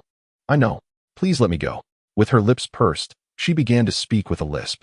Feng Weiching suddenly chuckled. Did your master not teach you that deceiving others is wrong? When one deceives, they must compensate the deceived. Upon hearing this, Mu Shiqing quickly asked, what must I do to compensate you so that you will release me? Feng Weiching leaned closer to her ear, whispering softly, how about you compensate me with yourself? Mu Shiqing gasped in shock. She was not foolish and understood the implications of his words. The warmth of his breath against her ear made her feel uncomfortable, instinctively tightening her legs. What? You're a bad person. I'm still young. Chapter 40. Zhang Ro obeys the young master in all things. Feng Weichen lowered his gaze to assess Mu Shiqing's bosom. Was it small? Nay, it was not. This double entendre immediately flushed Mu Shiqing's countenance crimson. You scoundrel. Though already 22 years of age. Mu Shiqing remained untouched by romance and was easily overwhelmed by Feng Weichen's advances. Observing Mu Shiqing's continued resistance, Feng Weichen retrieved a walkie-talkie and declared, Chen, the caretaker, drag those two gorillas out and slaughter them. Stew them into a hot pot right here. I've never tasted gorilla meat before. The mere thought sent shivers down Mu Shiqing's spine. She envisioned Wukong and the Monkey King being turned into a hot pot. No, you can't. Spare my friends. Seeing Mu Shiqing's panicked state, Feng Weichen continued, besides the gorillas, there's your horse, your martial uncle and aunt. If I so desire, they shall all perish. It's all because of you. Because you deceived me. Since you've erred, you must pay the price. An adult should bear the consequences of their actions. Mu Shiqing possessed a kind heart. Those who cherish animals are invariably compassionate. Such individuals have glaring vulnerabilities, and he need not resort to sophisticated manipulation techniques to easily subdue her. Upon hearing Feng Weichen's words, a torrent of remorseful emotions welled up within Mu Shiqing. It was her recklessness that had brought this about. She should not have lied and deceived him. Those around her were now in mortal danger because of her. Witnessing Mu Shiqing's tearful distress, Feng Weichen gently lifted her chin with his right hand. If you obey me obediently, I may consider sparing them, he inquired. Mu Shiqing bit her lip and finally lowered her head in bashful surrender. With a flushed face, she responded, I consent. What must I do? Seeing Mu Shiqing's complete capitulation, Feng Weichen offered a gentle smile. Simply follow my instructions, he said. With that, he reached out his hand. 2 hours later, Feng Weichen yearned to continue, but Mu Shiqing was spent. She lay on the bed, imploring, I'm so tired. Perhaps another time. Seeing Mu Shiqing suggest a future encounter, Feng Weichen ceased his actions and praised, well done, Mu Shiqing. Mu Shiqing's face was filled with resentment, yet devoid of discontent and grievance. Now that I've been so obedient, will you honor your promise? She had followed Feng Weichen's every command, fearing to displease him. Despite her inexperience, despite the pain, she had endured it all. Though, later, it had become quite pleasurable. How mortifying. Now that he was satisfied, he would surely spare her friends. Feng Weichen reached out and caressed her face, chuckling. I shall spare your friends. He was, of course, referring to the animals. As for Li Tian and the others, that was another matter entirely. Ding. The host has successfully snatched Mu Shiqing from Lin Tian. Lin Tian's fortune decreases by 20, and the host's villainous value increases by 200. After 2 hours of diligent cultivation, the host's strength has improved. After 2 hours of diligent cultivation, Mu Shirqing's affection for you has increased by 30. Currently at 30. He had not anticipated that his intimate encounter with Mu Shirqing would fail to achieve a breakthrough. Perhaps it was due to Mu Shirqing's lack of cultivation, or perhaps it was because, upon reaching the Xiantian realm, cultivation became more arduous. Otherwise, cultivation would have been far too effortless. As for Mu Shirqing, her affection for him had risen from 0 to 30. It seemed that the naive Mu Shirqing would soon become one of his own without the need for manipulative persuasion. Observing Mu Shirqing's weary state, Feng Weichen tenderly said, "Rest now, and be obedient." Mu Shirqing whimpered and turned over, wrapping herself in the blanket before closing her eyes. She was indeed exhausted today. Feng Weichen departed the room, his mind still occupied with Li Tian. The bad news was that his rate of strength improvement had slowed. But the good news was that Li Tian had virtually no chance of increasing his strength. However, as a favored child of destiny, with a remaining fortune of 105 points, Li Tian, despite being weaker, could not be confronted head-on due to his protagonist's aura. The previous incident with Yao Bei served as a stark reminder. Favored children of destiny possessed too many heaven-defying means of altering fate. Before reaching a safe threshold for elimination, he could not forcibly strike a fatal blow. However, the Feng family of the capital city had 8 potential fiancés of Li Tian. Diminishing Li Tian's fortune would not be difficult. Though it was now 11 p.m., Feng Weichen still needed to visit the Jiang residence. The Jiang family compound was brightly lit. Jiang Ro had been waiting at home all day. With no news from Feng Weichen, this filled her with anxiety.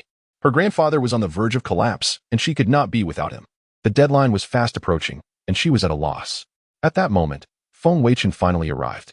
Seeing Feng Weichen, Jiang Ro rushed forward and inquired, "Young Master Feng, have you found a way to save my grandfather?"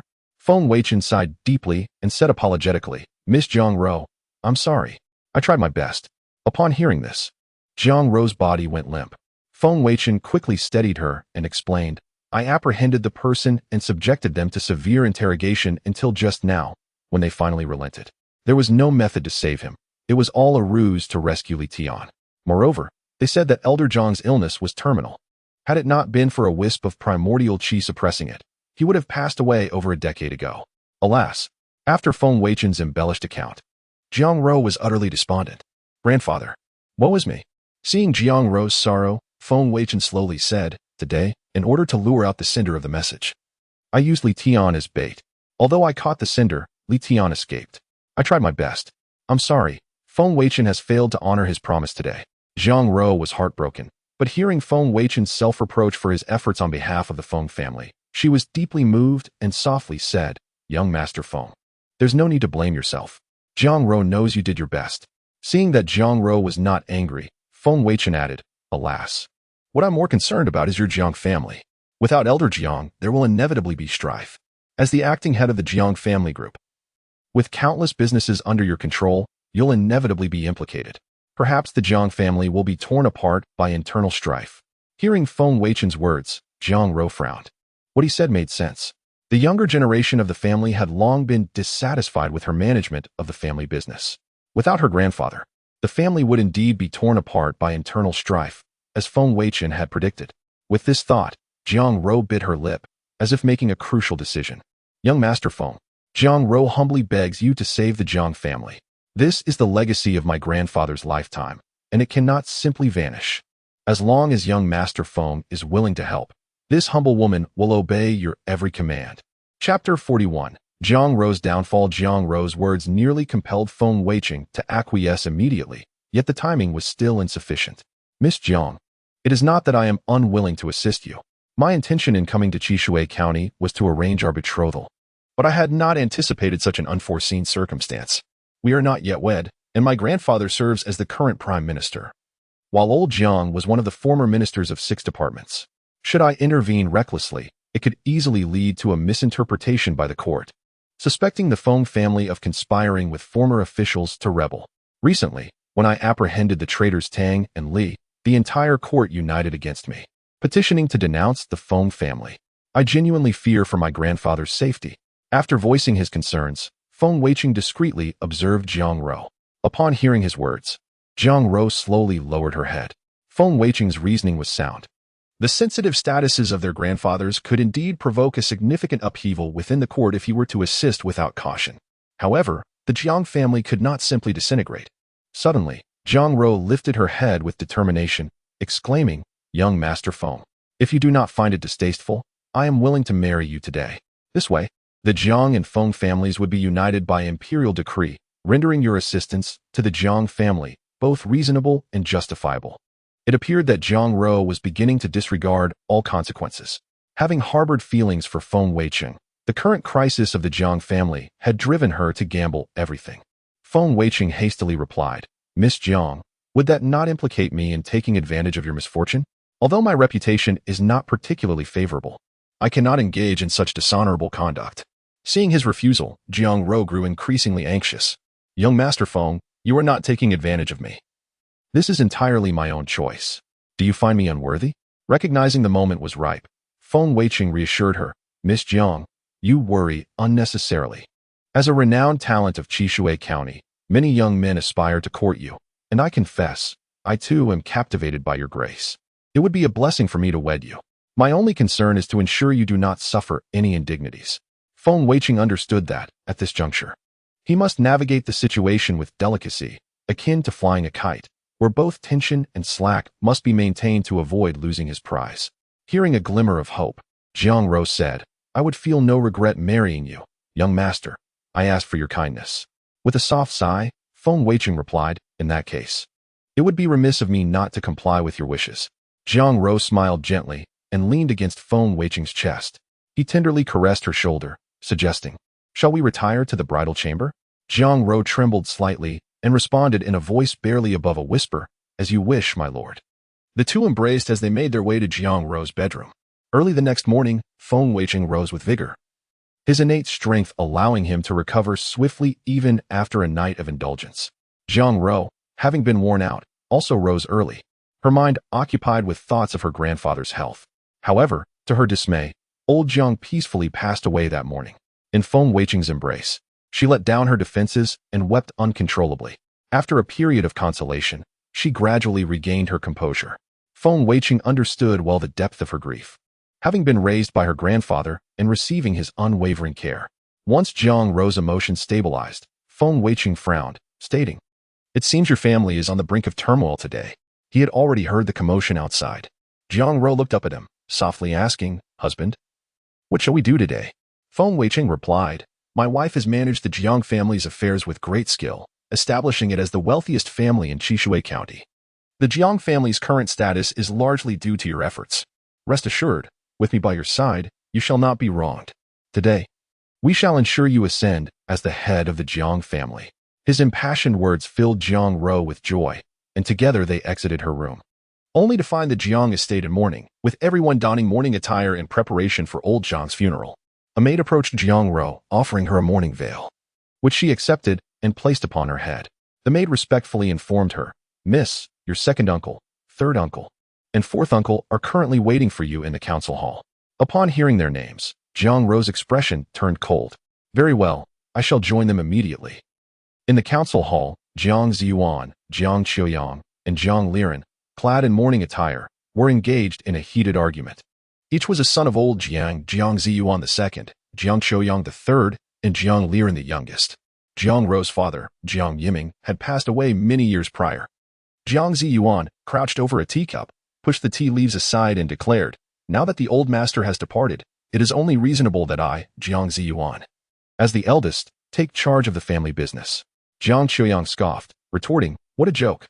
All these years, you have shown no interest in the family business, spending your days wandering aimlessly. And now you return to stake a claim to the inheritance?" Jiang Ziyuan slammed his teacup down, reprimanding, "Jiang Qiuyang, I am your elder brother. How dare you speak to me in such a manner?" Jiang Liren, enjoying the spectacle, interjected, "You two, one gallivanting outside and the other living off the family, have no right to contest. I, Jiang Yiming, have been a project manager within the family business, well acquainted with its operations. If anyone should inherit, it is I." Jiang Ziyuan immediately protested, "The family owns a shipyard and a transportation company. You have only managed the transportation projects. Do you covet both companies? Are you not afraid of choking on your greed?" He continued, "Moreover, It is Jiang Ro who has diligently managed all affairs of the family. As a mere project manager, you cannot possibly outrank her. Jiang Liren's gaze hardened. What? Do you wish for a junior to stand above us? While the old master was alive, it was acceptable.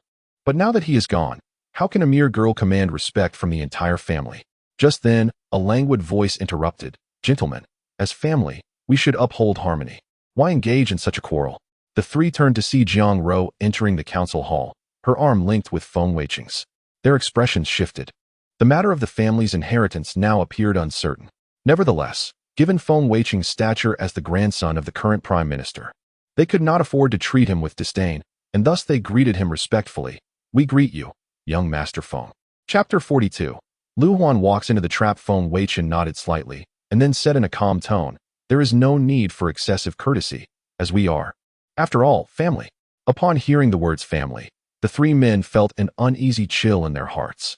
Feng Weichen continued, since the betrothal was announced the other day, I never anticipated that the head of the family, old Jiang, would fall gravely ill and pass away today.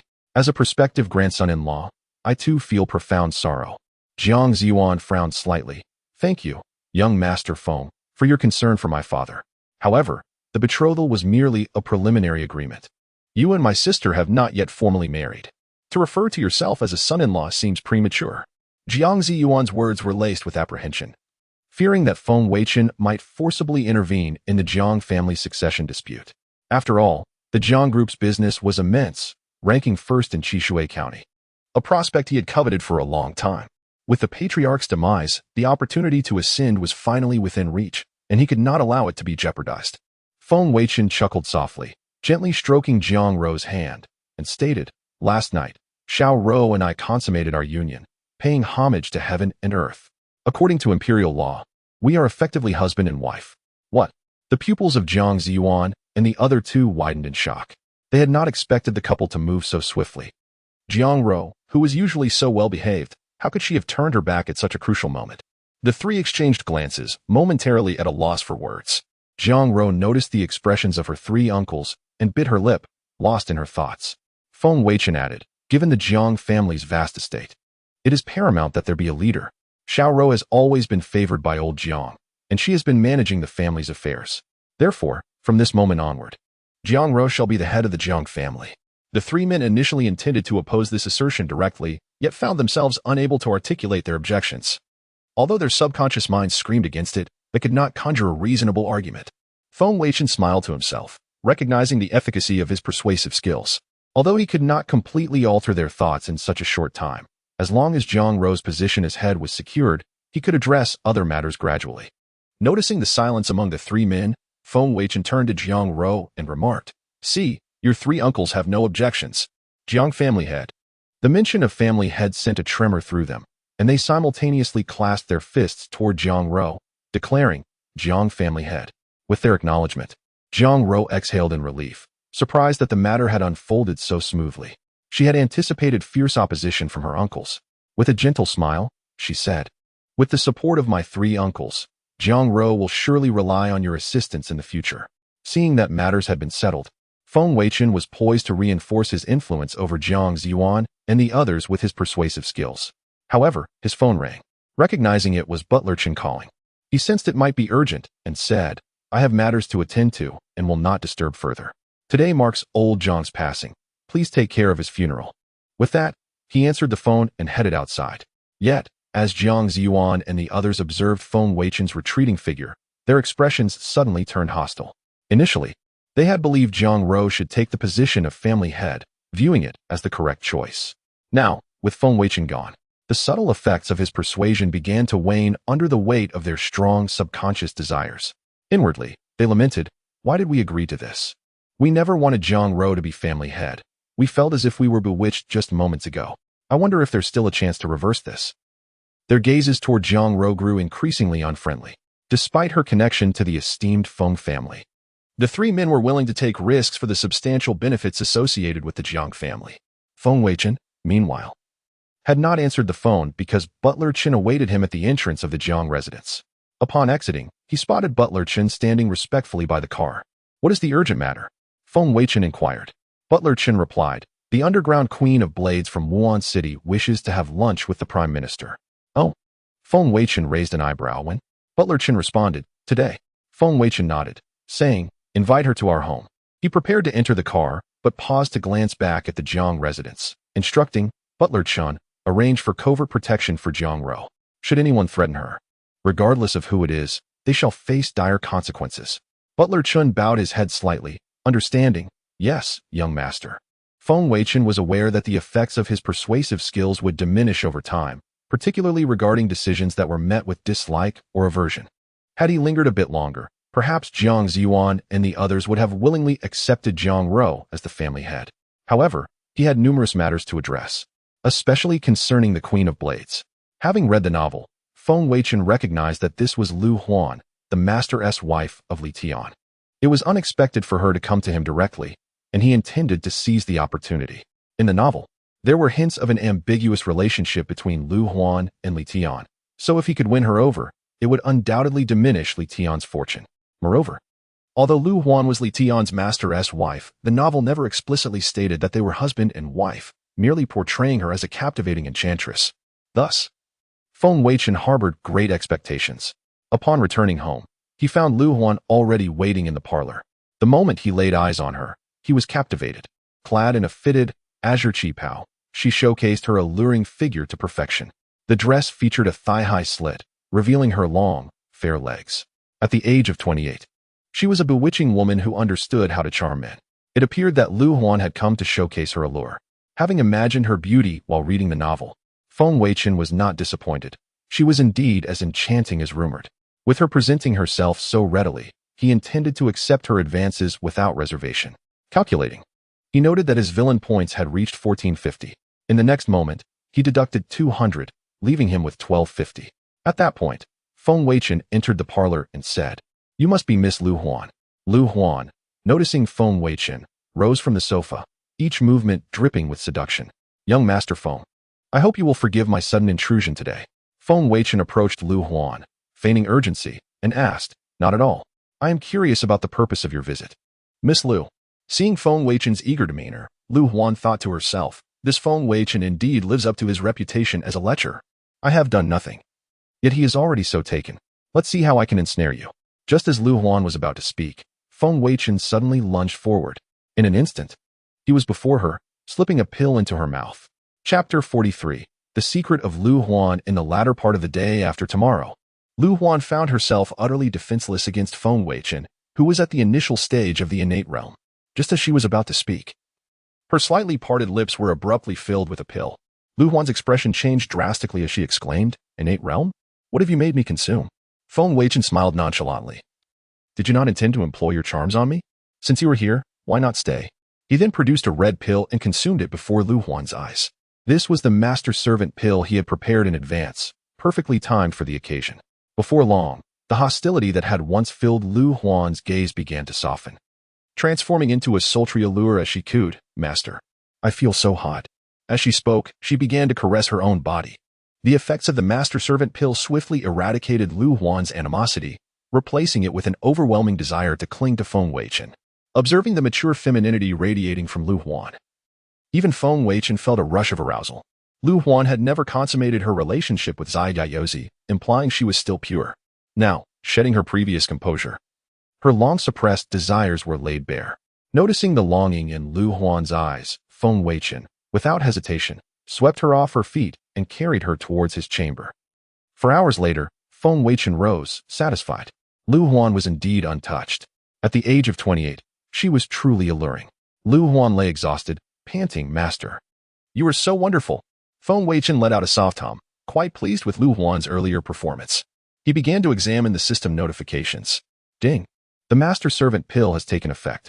Lu Huan's affection for the host is now 100. Current affection level, 100 steadfast loyalty. Ding. The host has successfully taken Lu Huan from Li Tian, who possesses a fortune of 5.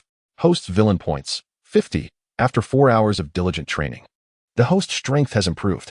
After 4 hours of diligent training, Lu Huan's strength has improved. Upon reading this, Feng Weichen frowned.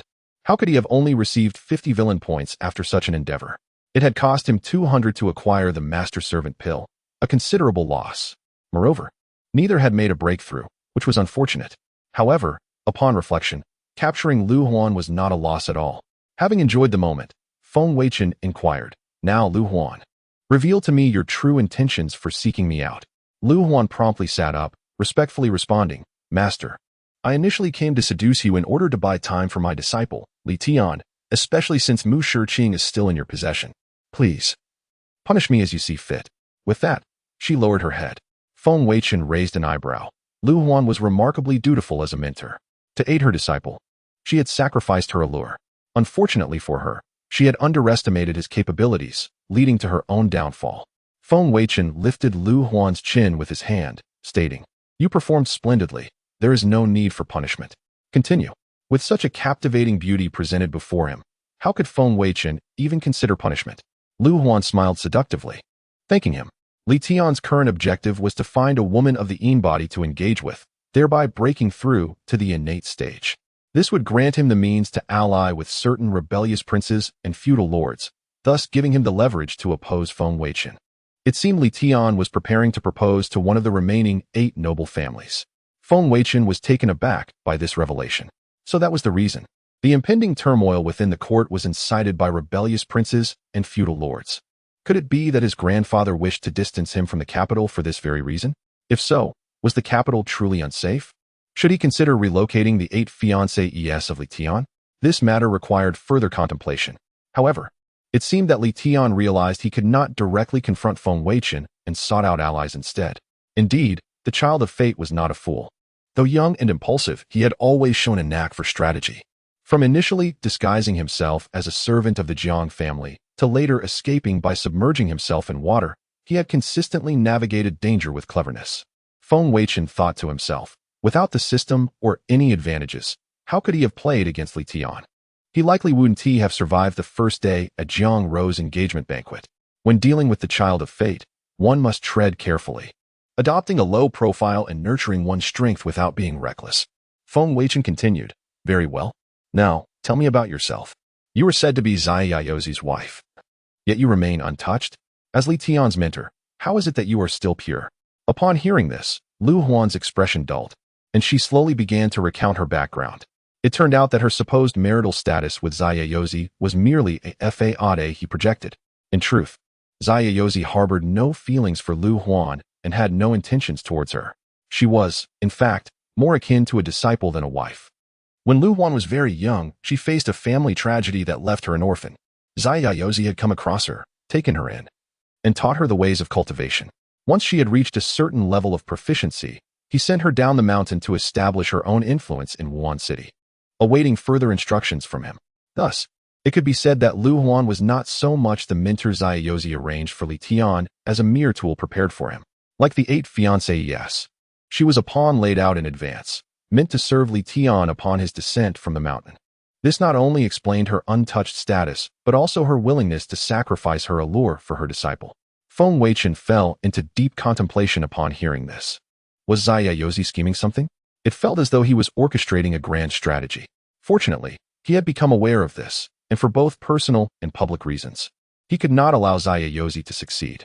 However, while Zai Yaozi was indeed powerful, having reached the late stage of the innate realm, he was not the child of fate. If he were to ascertain Zai Yaozi's whereabouts, could he not send a few missiles his way? With this thought, Feng Weichen queried, I see. Now tell me, where does Zai Yaozi reside?" Lu Huan shook her head in confusion. "I do not know, master. Ever since I left Zai Yaozi, my memory of the location of my previous training has become vague. He usually contacts me unilaterally, and I only learn what to do next from him." Upon hearing this, Feng Weichen lamented the missed opportunity. Had he pinpointed Zai Yaozi's location, he could have bombarded him with heavy weaponry, potentially reaping a significant harvest of villain points. Yet, even Lu Huan was unaware of his whereabouts, indicating how cautious Zai Yaozi was. In light of this, it appeared that something sinister was afoot. Zai Yaozi's methods were indeed a cause for concern. Chapter 44. The Breach of Chivalry. An ambush on me at this moment. Lu Huan suddenly began to act coyly. Feng Weichen, with a leisurely demeanor, said, "Speak your mind." Lu Huan chuckled and replied, "Master, I came here primarily for Mu Shiqing. I wonder how she is faring now?" Feng Weichen couldn't help but chuckle. "It seems you are genuinely concerned for your disciple, still thinking of her. Rest assured, Mu Shiqing is doing splendidly under my care." Upon hearing this, Lu Huan stretched lazily, resembling a languid cat, and said, "I knew it. Master treats all subordinates so well. How could you possibly treat Shiqing poorly?" Feng Weichen, unable to resist, reached out to pat Lu Huan's head, prompting her to nuzzle against his hand with closed eyes. "Since you miss your disciple, let us go find Shiqing. Get up and prepare for a bath and a change of clothes." Lu Huan smiled gently. "Yes, master." Subsequently, Feng Weichen ordered someone to immediately send the 8 fiancés of Li Tian back to Wuhan City via a private jet. Xia Yozi represents an uncertain variable, and Li Tian is the child of destiny. It is imperative to accelerate the depletion of Li Tian's fortune. Delays could lead to unforeseen complications. By calculation, Li Tian's fortune has already diminished to a mere 80. With 8 remaining fiancés, consuming 10 points each seems just perfect. At the Nangong residence, the head of the family, Nangong Yun, wore a look of melancholy. How did he suddenly agree to send his daughter to the Feng family in the capital? Feng Weichen is a notorious lecher. This is akin to sending a sheep into a tiger's den. Fortunately, Feng Weichen has not yet returned to the capital, leaving him an opportunity to redeem the situation. At the entrance of the Nangong residence, a luxury car came to a smooth stop. Li Tian was impeccably groomed, donning a black tuxedo paired with a red bow tie that elevated his presence to its peak. Standing at the entrance, he wore a look of excitement. Although Zhang Ro was taken from him, through his investigation, the remaining 8 fiancés were all exceptionally beautiful, each a rare gem. Among them, Nangong Wanner, while slightly less adept in business than Zhang Ro, was equally stunning in beauty and figure. He was on the verge of acquiring his first beautiful wife. If he could unite with her, his cultivation would soar, and he would have the opportunity to join a royal faction. The chance for revenge against Feng Weichen would then be within his grasp. His master had even sacrificed her allure to buy him time. He needed to hasten his pace. After tidying his attire at the entrance, Li Tian proceeded toward the Nangong residence. Unexpectedly, a male attendant stationed at the door blocked his path and inquired, "Sir, do you have an appointment?" Li Tian raised his chin confidently and declared, "Inform your master that Xia Yozi's disciple, Li Tian, has come to propose." The attendant was momentarily taken aback before responding, "Please hold on." He turned to his companion. "Go and report to the master. He has instructed that any suitors must be reported immediately." "Master, a gentleman named Li Tian is outside, claiming to be here to propose." Nangong Yun's expression shifted, and he abruptly stood up. "Is this true?" The reporting attendant lowered his head respectfully, stating, "What I say is true. That person is indeed outside." Upon hearing this, Nangong Yun sneered. It was truly a stroke of fortune. He had just been pondering how to retrieve his daughter from Feng Weichen, and here was Li Tian presenting himself. According to intelligence, Li Tian had just reached the early stage of postnatal. The most formidable of his household's hired hands was at the mid-stage of postnatal. Coupled with the family's armed guard, dealing with an early-stage novice would be more than adequate. In Xia country, the black market could legally exist, and civilians were permitted to bear arms. However, these firearms required rigorous scrutiny by the empire and could only be utilized in self-defense during crises.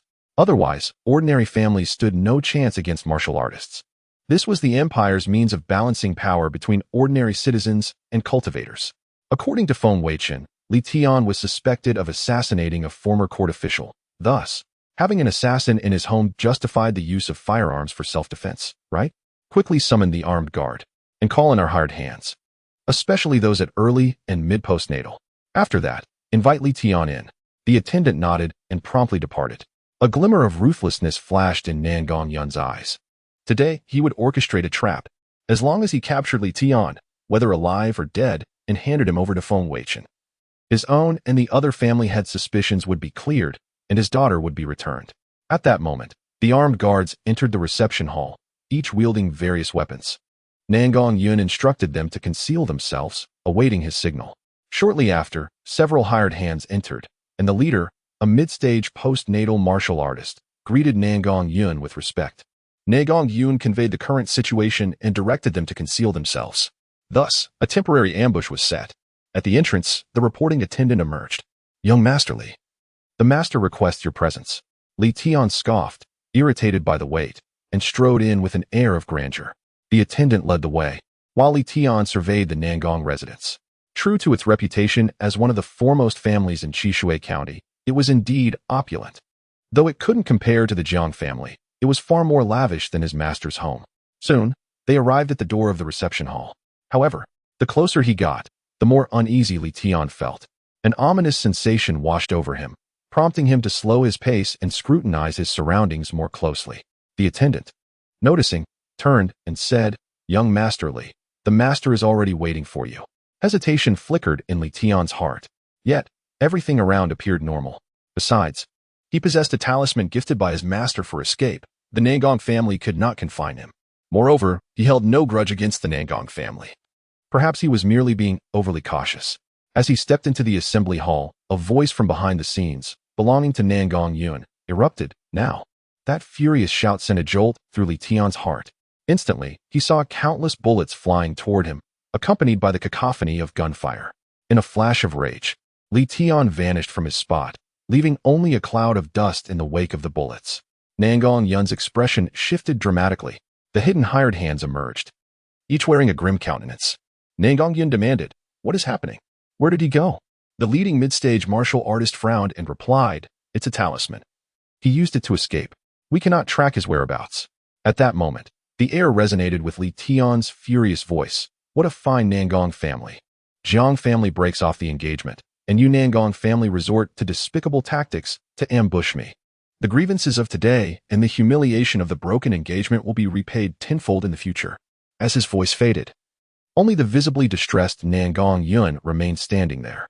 Chapter 45. The emergence of Xia Yozi in a hotel owned by Lu Huan in Causeway Bay. A disheveled Li Tian staggered in, collapsing onto a sofa in the lobby, gasping for breath. Returning to familiar territory allowed him to relax somewhat. He touched his chest, furrowing his brows. The talisman for safe passage had vanished, a token that his master, Xia Yozi, had entrusted to his mistress, Lu Huan. After learning that his dimensional ring had been stolen, his mistress had given it to him as a means of protection just the day before. Little did he expect that it would be expended so soon after his departure. What a treacherous family the Nangong clan was. Not only did they unilaterally break off the engagement, but they also dared to set a trap for him. Were it not for his master's foresight in providing him with a means of survival, he might have met his demise on the spot. Now, both the Jiang and Nangong families had reneged on their promises. Judging by the ambush laid out by the enemy, it was evident that their intent was to eliminate him. It was likely that the other clan leaders had also severed ties. These ungrateful wretches. They dared to defy his master's engagement and sought to take his life. Surely, it was that scoundrel, Feng Weichen, who instigated all of this. Feng Weichen again. He seemed to be everywhere. The hatred of a stolen wife and the enmity of loss. "I shall tear you to shreds." After a furious outburst, Li Tian smashed the wooden coffee table before him with a single strike. The more he pondered, the angrier he became. At that moment, no one noticed that his eyes had turned a fierce orange, a manifestation of the raging yang energy within him. He felt an uncontrollable surge of wicked desire coursing through his body, and the overwhelming anger prevented him from controlling this urge, allowing it to run rampant throughout his being. The yang energy continuously assaulted his body and mind, leaving him feeling unbearably hot, consumed by the need for release. At that moment, his gaze fell upon a beautiful receptionist, who was watching him with curiosity from a short distance away. A flicker of malicious intent glimmered in his eyes as he approached her directly. In a panic, she exclaimed, "Young master, I'm a man. Please, let us talk this over." Li Tian, on the verge of losing control, paid her no heed, focused solely on the thought of claiming the beauty before him. Soon, a pained scream echoed through the hotel. In the mountains to the west of Qishui County, an elderly man with an ethereal demeanor abruptly opened his eyes during his meditation. "What? This is not good," he exclaimed. The old man soared into the air, stopping atop a mountain peak, squinting toward the direction of Wuan City in Qishui County. Why was the five-element seal within his disciple becoming unstable? Had he broken through? But if he had, why had the seal not lifted on its own? And why had his disciple not progressed to the late innate stage? When Li Tian had descended the mountain, Xia Yozi, concerned that the yang energy within him would run rampant, had placed a 5 elements restriction inside him to suppress the violent yang energy of his body. Once he united with Zhang Rou, he would naturally break through to the late innate stage, allowing the seal to dissolve. However, the current situation seemed amiss. Not only was the 5-element seal loosening, but he also sensed a wild surge of yang energy within his disciple. What on earth had transpired? Xia Yozi murmured, ultimately unable to shake off his concern. He moved swiftly toward Wuhan City. That evening, guided by his connection to the 5 elements restriction, Zayayozi located Li Tian. Upon pushing open the door and witnessing the scene on the bed, he was filled with uncontrollable rage. This was not merely an eyesore. It was a sacrilege against all his meticulously laid plans. Zayayozi seized the unconscious long-haired man and hurled him out of the room. After shutting the door, he awakened Li Tian. As Li Tian slowly opened his eyes, his pupils remained a fierce orange, and the desires within him began to resurface.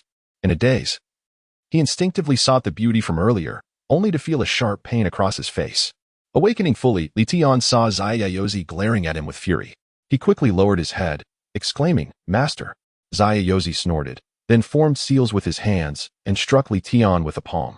Li Tian felt his body's temperature gradually drop, and the desires within him began to recede, his eyes returning to normal. Zayayozi scolded, "Wasn't I clear about sending you down the mountain to marry your 9 fiancées? Where's Zhongro?" Hearing his master's inquiry, Li Tian felt aggrieved. "Master, I was following your instructions." He recounted everything that had transpired since descending the mountain.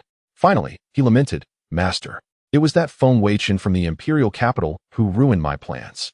You must seek vengeance for me." Zayayozi snorted again.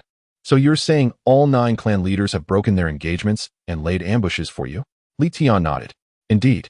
Additionally, my senior sister fell into Feng Weichen's hands while trying to save me, and my mistress in order to help me delay my breakthrough. She risked herself and has not returned from Feng Weichen's clutches." Zayayozi furrowed his brow. "If that's the case, then it has indeed disrupted my plans, what?" Li Tian questioned, startled by Zayayozi's words. Zayayozi shook his head. "It's nothing. Fortunately, I made preparations long ago. Otherwise, all would have been in vain." As he finished speaking, Li Tian exclaimed in surprise, "Really? Master, do you still have a way for me to break through?"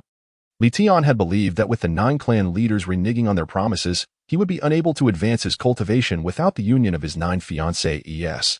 He never anticipated that his master would possess a solution. Truly, he was worthy of being his mentor. Zayayozi spoke slowly. "In the past, I set up an gathering array in Wuhan City, with the 9 great families as the focal points. The intention was to create 9 bodies of extreme Yin, with the 9 families serving as the heart of the array, rich in Yin energy. Although I cannot allow the extreme Yin bodies to merge with you now, the purest blood from the 9 families is still an extremely Yin substance.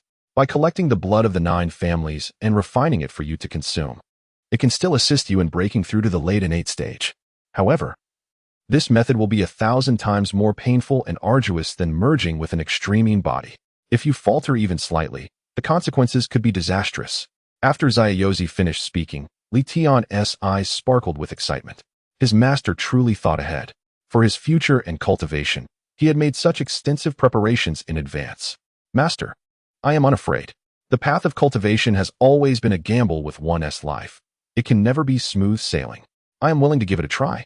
But soon, Li Tian realized a critical issue. "Master, to obtain the blood, would it require the heart of the person? Are you suggesting Chapter 46? Zayayozi unleashes a massacre." Zayayozi scoffed, declaring, "Indeed, the marriage pacts were secured by me, your master, for those 9 families. Now, not only do they renege on their promises, but they also seek to silence you. Their ingratitude is a blatant disregard for my authority. Today I, Zayayozi, shall eradicate their patriarchs, both as retribution and to harvest their vital essence for your cultivation." Li Tian's eyes gleamed with anticipation. With his master's intervention, vengeance was imminent. "Ha ha ha," Zayayozi, observing the sky, stated, "Time is of the essence. I shall depart immediately. At this hour, the patriarchs are most likely at their residences." Li Tian respectfully responded, "Master, allow me to escort you downstairs." Upon opening the door, they found the long-haired man still unconscious on the floor. The clash of Li Tian's potent yang energy with another had proven too overwhelming. Li Tian, gazing at the prone figure, felt a flicker of familiarity. In an instant, the afternoon's events flooded back to him, and his eyes widened in realization. "What have I done? Feng Weichen, once I attain the innate realm, I shall tear you limb from limb." Zayayozi, disregarding Li Tian's shock, promptly departed. Zayayozi understood that even with his late-stage innate realm cultivation, recklessness was inadvisable. The 9 families were seemingly allied with Feng Weichen.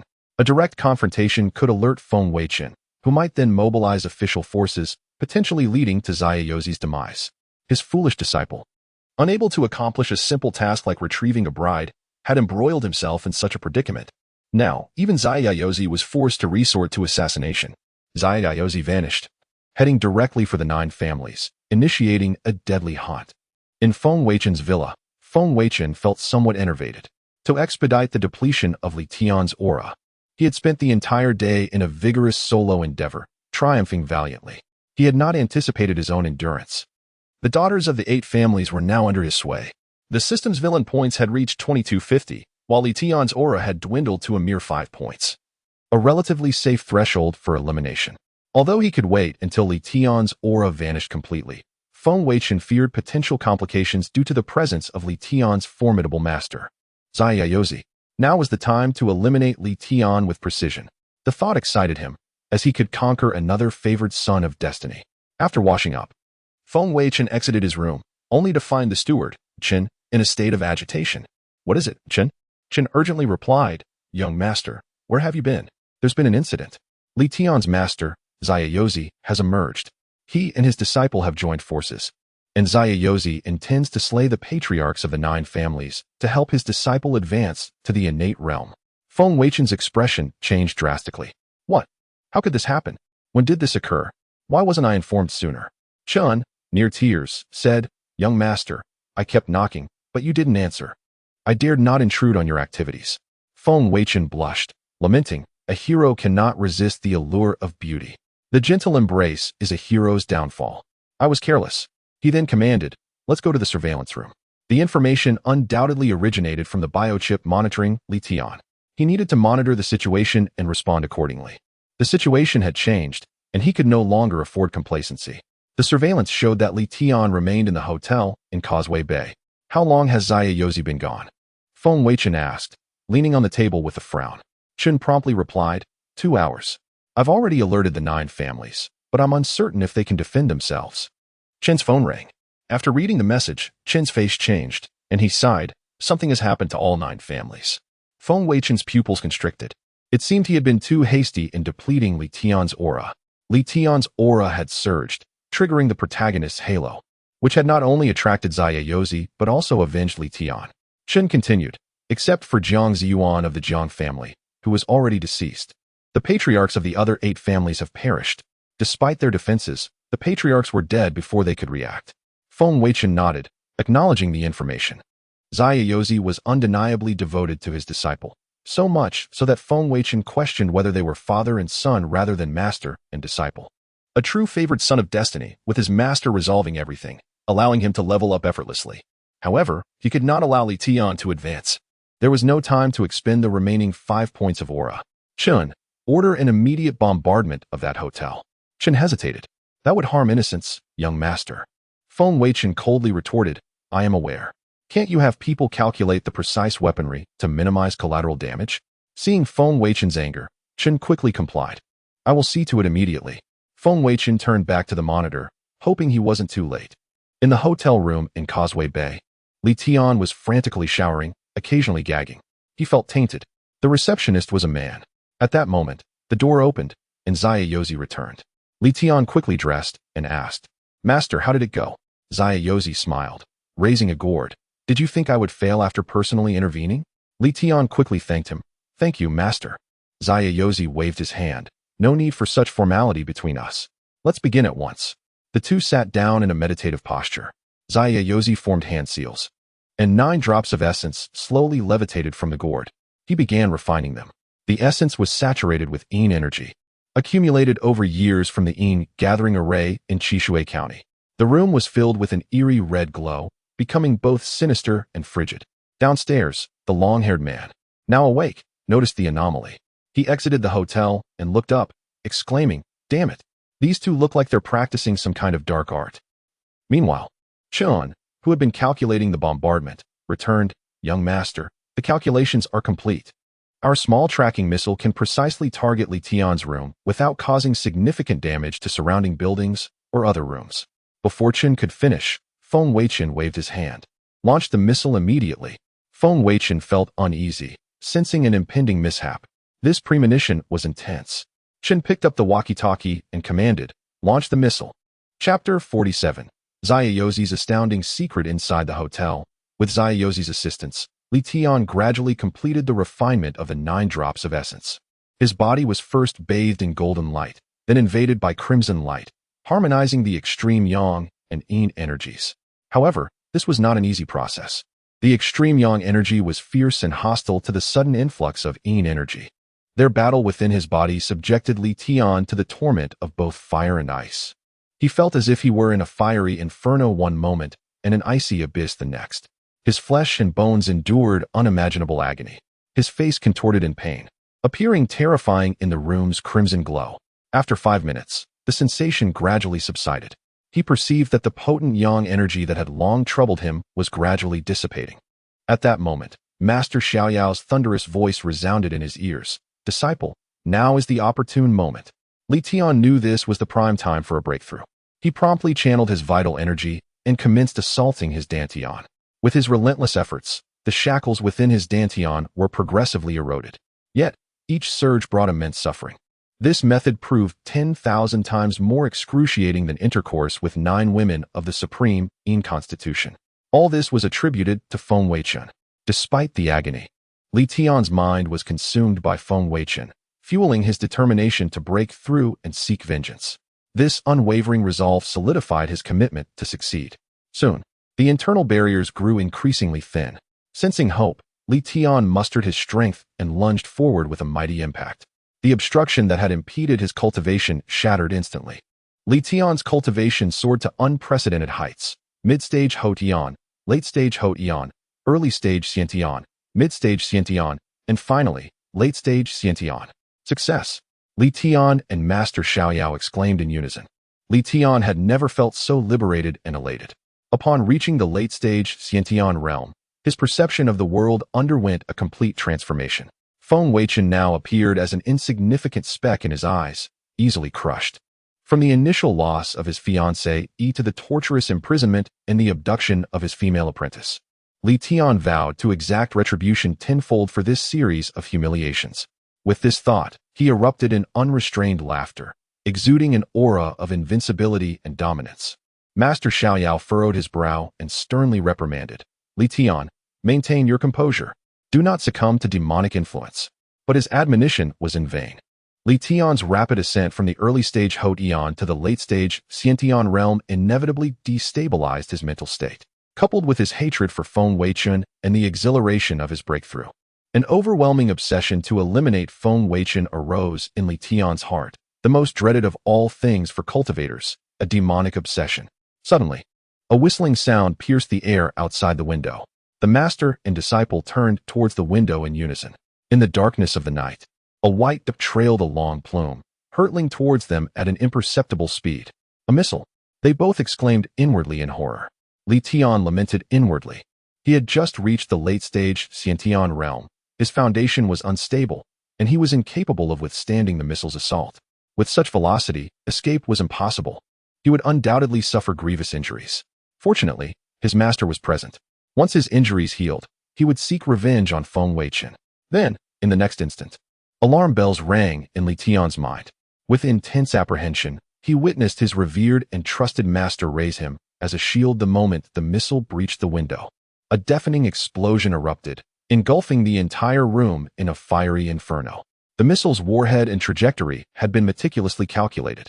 Only the adjacent room sustained minor damage, sparing innocent lives. However, the missile's power was not diminished. Due to its specialized design, the full force of the blast was concentrated on Li Tian and Master Xiaoyao. Naturally, Li Tian, serving as a shield, absorbed the brunt of the impact. In the aftermath of the explosion, Li Tian lay mangled and bleeding, his breath feeble.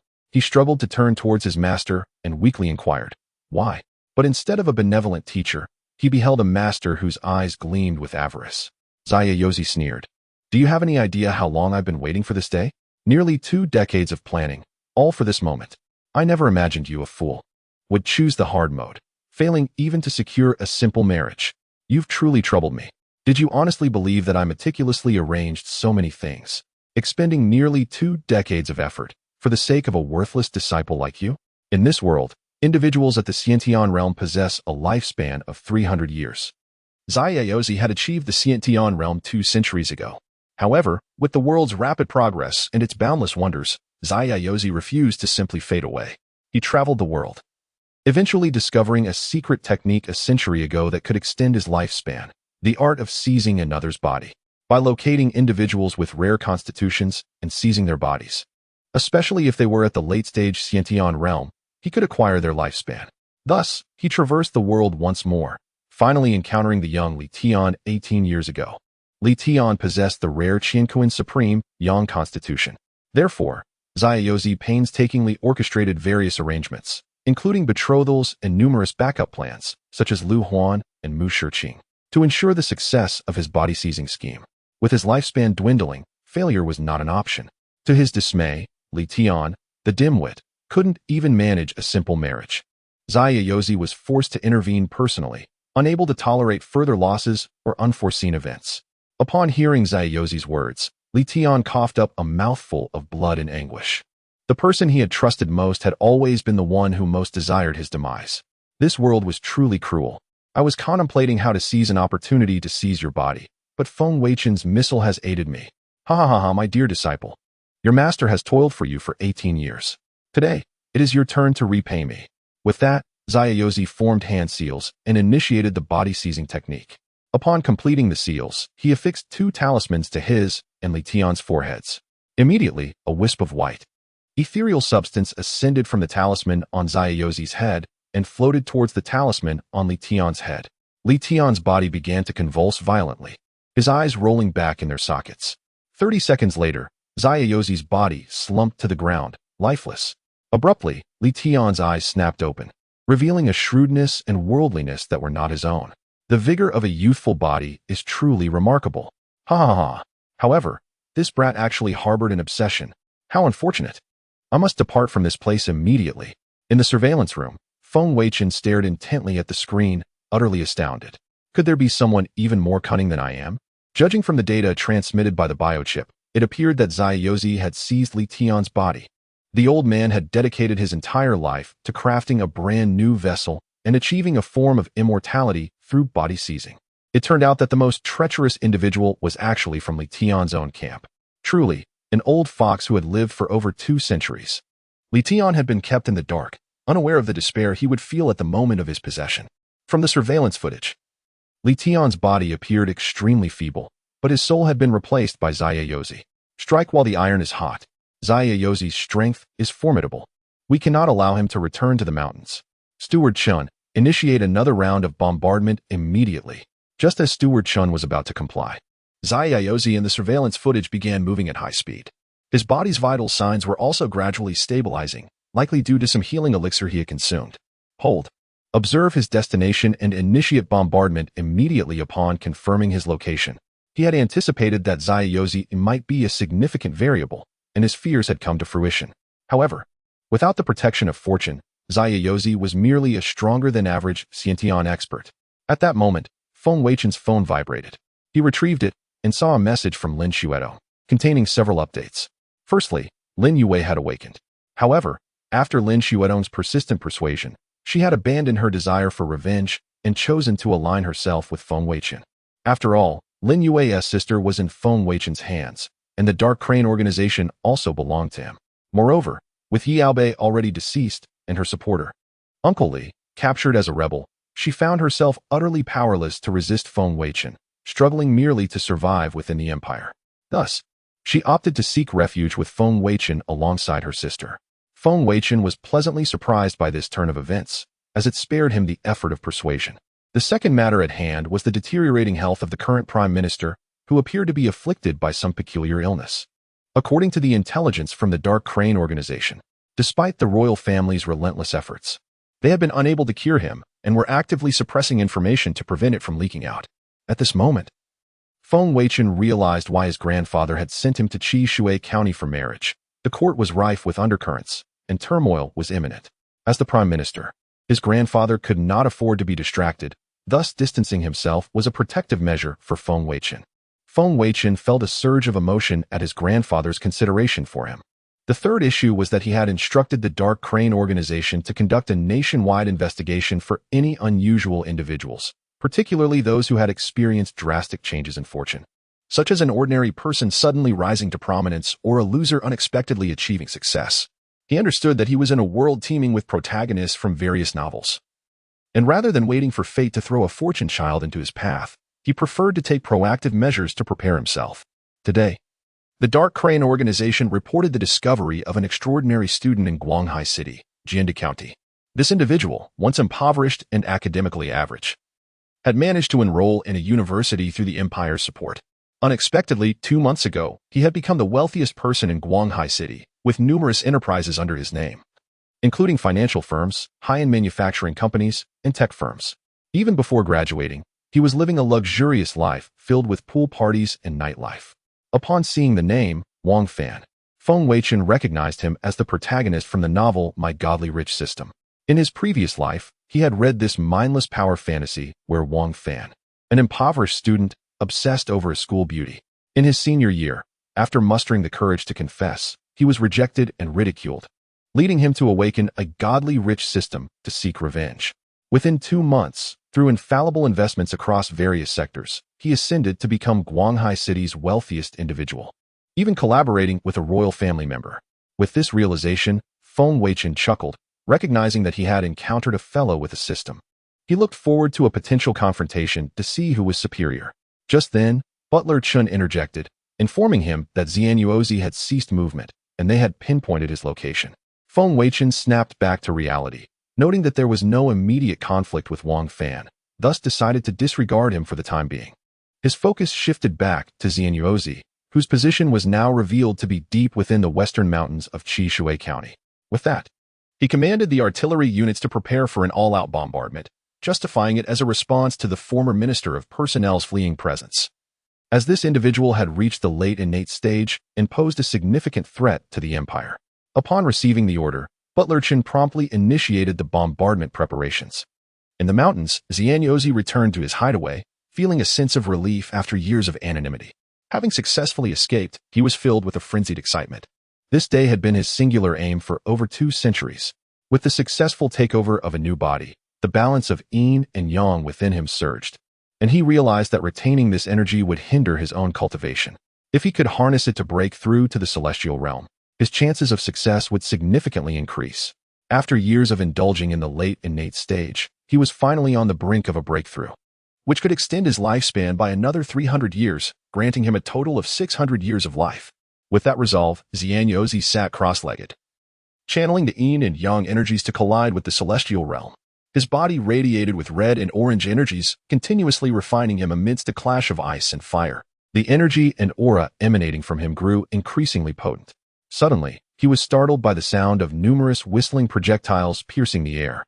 Alarm bells rang in his mind as he opened his eyes to see a multitude of missiles trailing flames descending from the night sky. Feng Weichen, you thwart my endeavors. Xianyuozi recognized the attack could only be orchestrated by Feng Weichen. His face contorted with rage, but facing the incoming missiles left him no choice but to abandon his breakthrough, instead summoning the full force of his yin and yang energies to form a protective shield to preserve his life. Although he had consumed his own elixirs on the way back, he had not fully regained his peak condition. Moments later, a series of thunderous explosions resonated within a half-kilometer radius centered around Xianyuozi, illuminating the night sky with spectacular flames. Once the blast subsided and the smoke cleared, Xianyuozi found himself covered in soot, his attire tattered, and smoke rising from his body, utterly disheveled. Feng Weichen, you shall pay for obstructing my path, he vowed, collapsing to the ground, utterly weakened yet still at the late innate stage. He had failed his breakthrough at a critical moment due to the missile onslaught.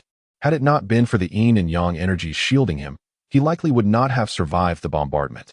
Yet, he acknowledged the resilience of his disciple-less body. The Qian Kuan-Ji Yang. After witnessing the might of modern technology twice, he felt a growing apprehension towards such weapons, while simultaneously harboring curiosity about this rapidly advancing world. He realized he could not afford to perish. He must thrive and savor this existence. To that end, he needed to seek out new individuals with unique abilities. Suddenly, Xianyuozi frowned as he sensed an unusual disturbance within his mind. It was Li Tian's inner demons at play. Feng Weichen must die. Otherwise, not only will I fail to dispel Li Tian's influence on my breakthrough, but I may also fall victim to my own inner demons. Feng Weichen scrutinized the data relayed from the surveillance, only to discover that the biological chip had lost signal. Butler Chen explained the explosion was too powerful. While his physical form could withstand shrapnel damage, the electromagnetic pulse generated by the blast compromised the chip. Feng Weichen sighed in frustration. Damn it. It seems he has survived. Is this the result of the remaining 5 points of fortune value at play? Primarily, the concern lay in the fact that he had allowed a cunning adversary to escape, an innate stage fox who could not be overlooked. Butler Chen continued, Young Master, we received a message from Miss Jiang Ro. The funeral for Elder Jiang is set for 6 days from now, and she hopes you can attend as her son-in-law. Feng Weichen's eyes lit up with realization. Indeed, Zaya has been incessantly proclaiming his desire to end his own life. Thus, I shall employ a clever ruse to lure him out. By disseminating the news that I will attend the wedding, Zaya, this old wretch, will undoubtedly seize the opportunity. I will respond to Miss Jiang Ro, assuring her of my timely arrival. Upon returning to my chamber, I entered the system space. Regardless of whether Zaya achieves a breakthrough, I must be thoroughly prepared. Even if he does not advance, my innate mid-stage cultivation would still render me no match for him. Fortunately, after training with the 8 young ladies, I have attained the innate mid-stage. Had I remained in the initial stage, I would have been in far greater peril. Reflecting on this, I must express my gratitude for my life-preserving measures. If he reaches the late innate stage, I would be utterly outmatched. What if he truly breaks through to the early celestial realm? That would make him the strongest on Earth. I would stand no chance. The unity of man and heaven renders him an invincible killing machine. Not only can he lock onto my presence through his aura, but he could also effortlessly crush me with a mere flick of his fingers. Preparedness is a virtue that a seasoned strategist must understand. The previous exchange puppet was left in the imperial capital, far too distant. Transmitting back to the imperial capital only to return to Chishui County would incur excessive time costs. Thus, I resolved to exchange for a new puppet and secured it within the safety of my villa. Subsequently, I began perusing the system shop. After exchanging for the puppet, I found myself with 2,200 villain points. The system presented an array of items. Among them, I discovered a remarkable elixir known as the Miraculous Revival Pill. Miraculous Revival Pill. Produced by the system, this wondrous pill can cure 100 ailments and heal myriad wounds. However, it may randomly induce side effects, which, while not fatal, can be quite tormenting. Value, 1,500 villain points. My eyes widened in astonishment. The efficacy of this pill is simply extraordinary, and at 1,500 villain points. It is a tremendous bargain, truly the king of cost-effectiveness. Yet, the potential side effects justify its price. Without hesitation, I exchanged for it. However, it was not for my own consumption. Next, I continued to explore the system. Suddenly, I stumbled upon a fascinating item, the space-time folding door. Such an incredible contraption exists. Space-time folding door. Once the starting and destination points are set, opening the door allows for seamless travel between the 2 locations.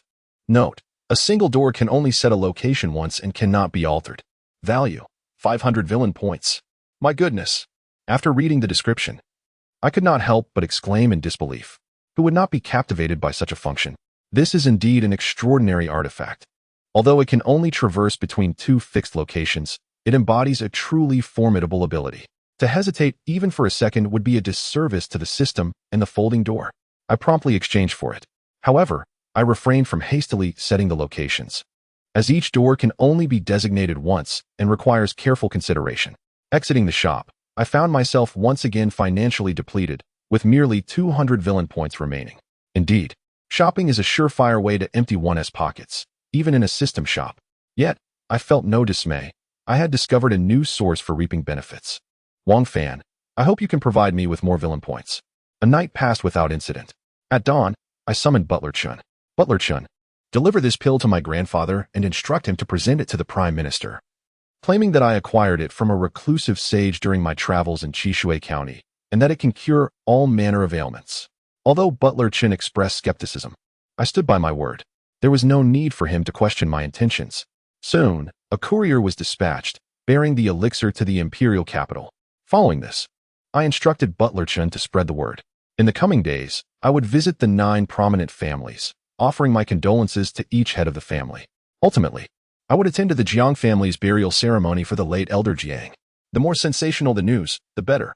Additionally, I aimed to reshape my reputation among the populace, particularly emphasizing that one of the assassins targeting the 9 families had already been slain.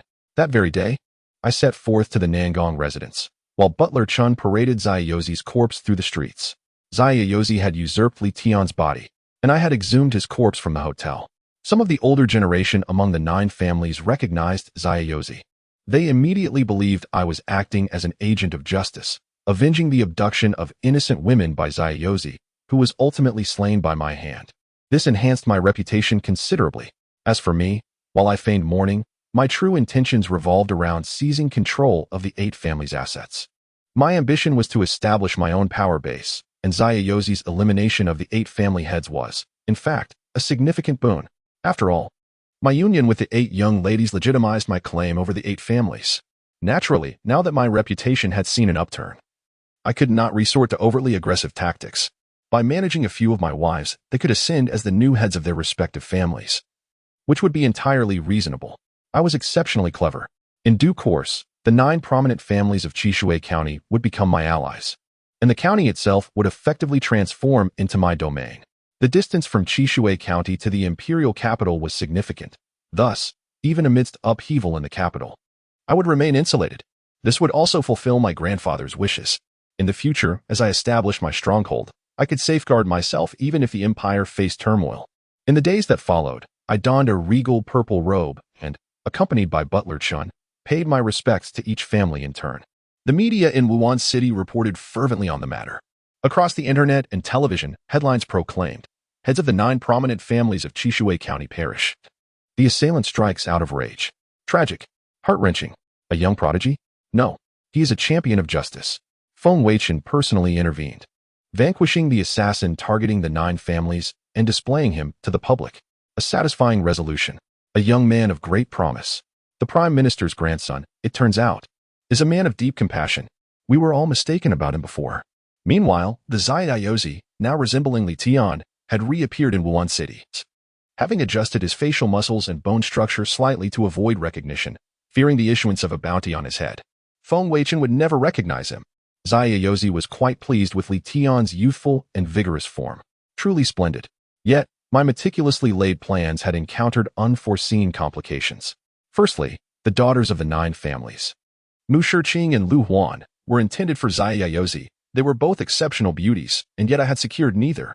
All blame fell upon that useless Li Tian. I had arranged everything, and he managed to botch such a simple task, especially Lu Huan, who foolishly sought out Feng Weichen. Her current silence was a clear indication that she had likely fallen into his clutches. For the sake of my quest for immortality, I had abstained from the pleasures of womanhood for 2 centuries. The loneliness was unbearable. Furthermore, although I had successfully usurped a body, my original plan was to harness the energies of Yin and Yang to break through to the celestial realm. If successful, I would likely become the world's first celestial being. I would stand invincible in this realm.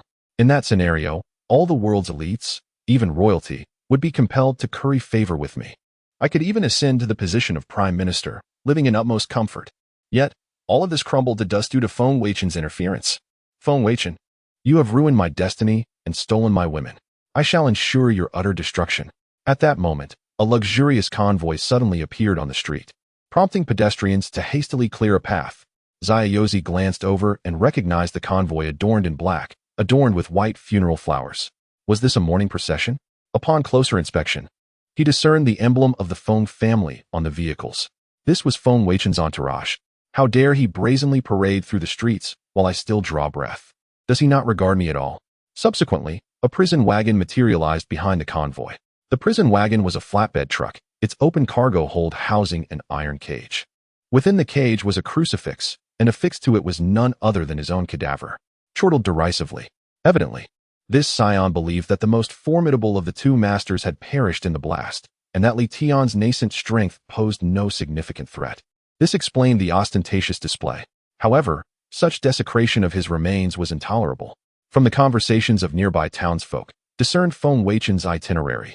In the coming days, he was slated to pay respects to each of the 8 fallen patriarchs, culminating in the presiding over the funeral of Jiang Zhenghe of the Jiang family.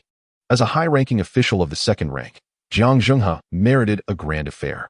This presented an unparalleled opportunity to assassinate Feng Weichen.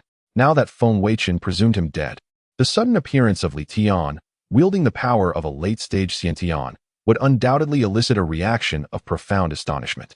The mere thought was gratifying. Furthermore, the negative perception of Feng Weichen as a frivolous playboy was gradually dissipating, with many now regarding him as a promising young man. This incited ire. How could one who indiscriminately deployed military force to bombard a city be lauded by the populace? Should such a person not be reviled? Utterly disregarding the lives of ordinary citizens, he deserved nothing but animosity. They were all dolts, easily swayed by the media, a pack of imbeciles. Feng Weichen must be slain, and his heinous deeds exposed. With this resolve, a nascent plan began to take shape.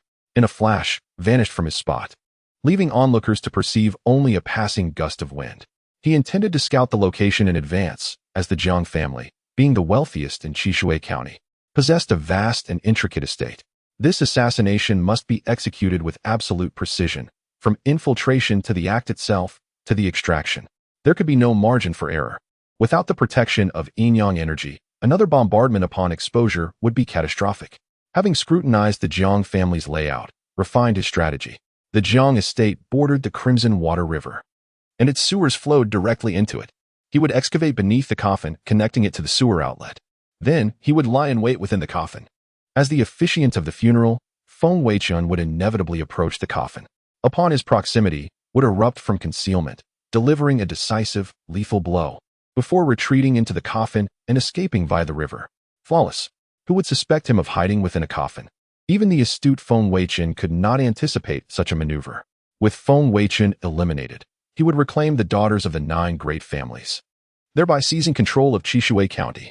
Mu Shiqing and Lu Huan would be his as well. Having consolidated his power, he could align himself with a rebellious faction, vying for the imperial throne. Success would grant him unfettered access to individuals with unique constitutions. A simple imperial decree would deliver them into his grasp, allowing him to achieve immortality and reign as the empire's prime minister indefinitely. Moreover, with individuals of unique constitutions, he would have the opportunity to ascend to the celestial realm. Surpassing the late stage of the celestial realm, what significance would a mere Xian nation hold? He would subjugate the entire world. S ambition, dormant for over 2 centuries, now erupted with full force, conjuring visions of countless future glories. Returning to reality, recognized the paramount importance of this assassination. It must be executed flawlessly, for it determined his destiny. Chapter 51. Refining a Puppet. The eve of Jiangzhenghe's interment arrived. The Jiang family compound blazed with light, adorned with soul-calling banners and white lanterns, casting an eerie pall over the night. Strangely, the Jiang family, who should have been keeping vigil through the night, had retired to their chambers early, leaving only a skeleton crew of guards to watch over the estate. A gust of wind swept through, causing the candles in the morning hall to flicker. Soon, a figure materialized, none other than, having observed the estate for days, he had confirmed the absence of anyone in the hall before sneaking in. Entering the hall, he opened the coffin, revealing Jiang Zhenghe's corpse, and a sinister smile crept across his face. The plan had succeeded with unexpected ease. He had lurked outside the Jiang estate for a week, finally seizing the opportunity to swap the bodies. That evening, Feng Weichen had escorted Jiang Ro into their chambers. Before the burial, they had engaged in shameless adult games, providing him with the perfect opportunity to infiltrate. Ensuring that he was alone, removed Jiang Zhenghe's body and concealed it. Then, he climbed into the coffin himself. Feng Weichen, what expression will you wear when I burst forth from this coffin tomorrow morning? However, the coffin felt peculiar, cramped, and uncomfortable. How unfilial of the Jiang family to prepare such an ill-fitting coffin for Jiang Zhenghe. But for the sake of his future prosperity, he would endure the discomfort. Unexpectedly, the coffin lid slammed shut on its own, sensed impending doom. What was happening? Suddenly, a crimson light erupted within the coffin, and the temperature soared. It was an ambush. Instantly realized the danger, but it was too late. The crimson light clung to his skin like leeches, slowly seeping into him. He felt an unbearable heat, seemingly emanating from the depths of his soul. Even his late-stage Xiantian cultivation could not withstand it. Thrashed wildly within the coffin, but the seemingly ordinary wood proved remarkably resilient. No matter how he struck it, he could not break it. Pain. Such excruciating pain. He felt his soul and consciousness undergoing a violent torment. Soon, he weakly gasped. I think I see my great-grandmother. Great-grandmother, have you come to take me away? The sounds within the coffin gradually subsided until they vanished completely. In Jiang Ro's chambers, within the Jiang family compound, Jiang Ro nestled in Feng Weichen's arms, watching the screen with trembling fear. Feng Weichen patted her shoulder, reassuring her. Don't worry, it's not a ghost. Didn't you see? It was Li Tian who climbed in. Jiang Roku'd. But the coffin shaking like that in the middle of the night is so eerie. Feng Weichen chuckled. Don't be afraid. I'm here. I'll have them remove Li Tian from the coffin right away. Now, let me take care of you. Jiang Ro blushed, understanding Feng Weichen's intentions. Husband, be gentle. Indeed, the coffin in the morning hall was no ordinary coffin. It was a golem furnace, concealed beneath a coffin facade, waiting for to walk into the trap.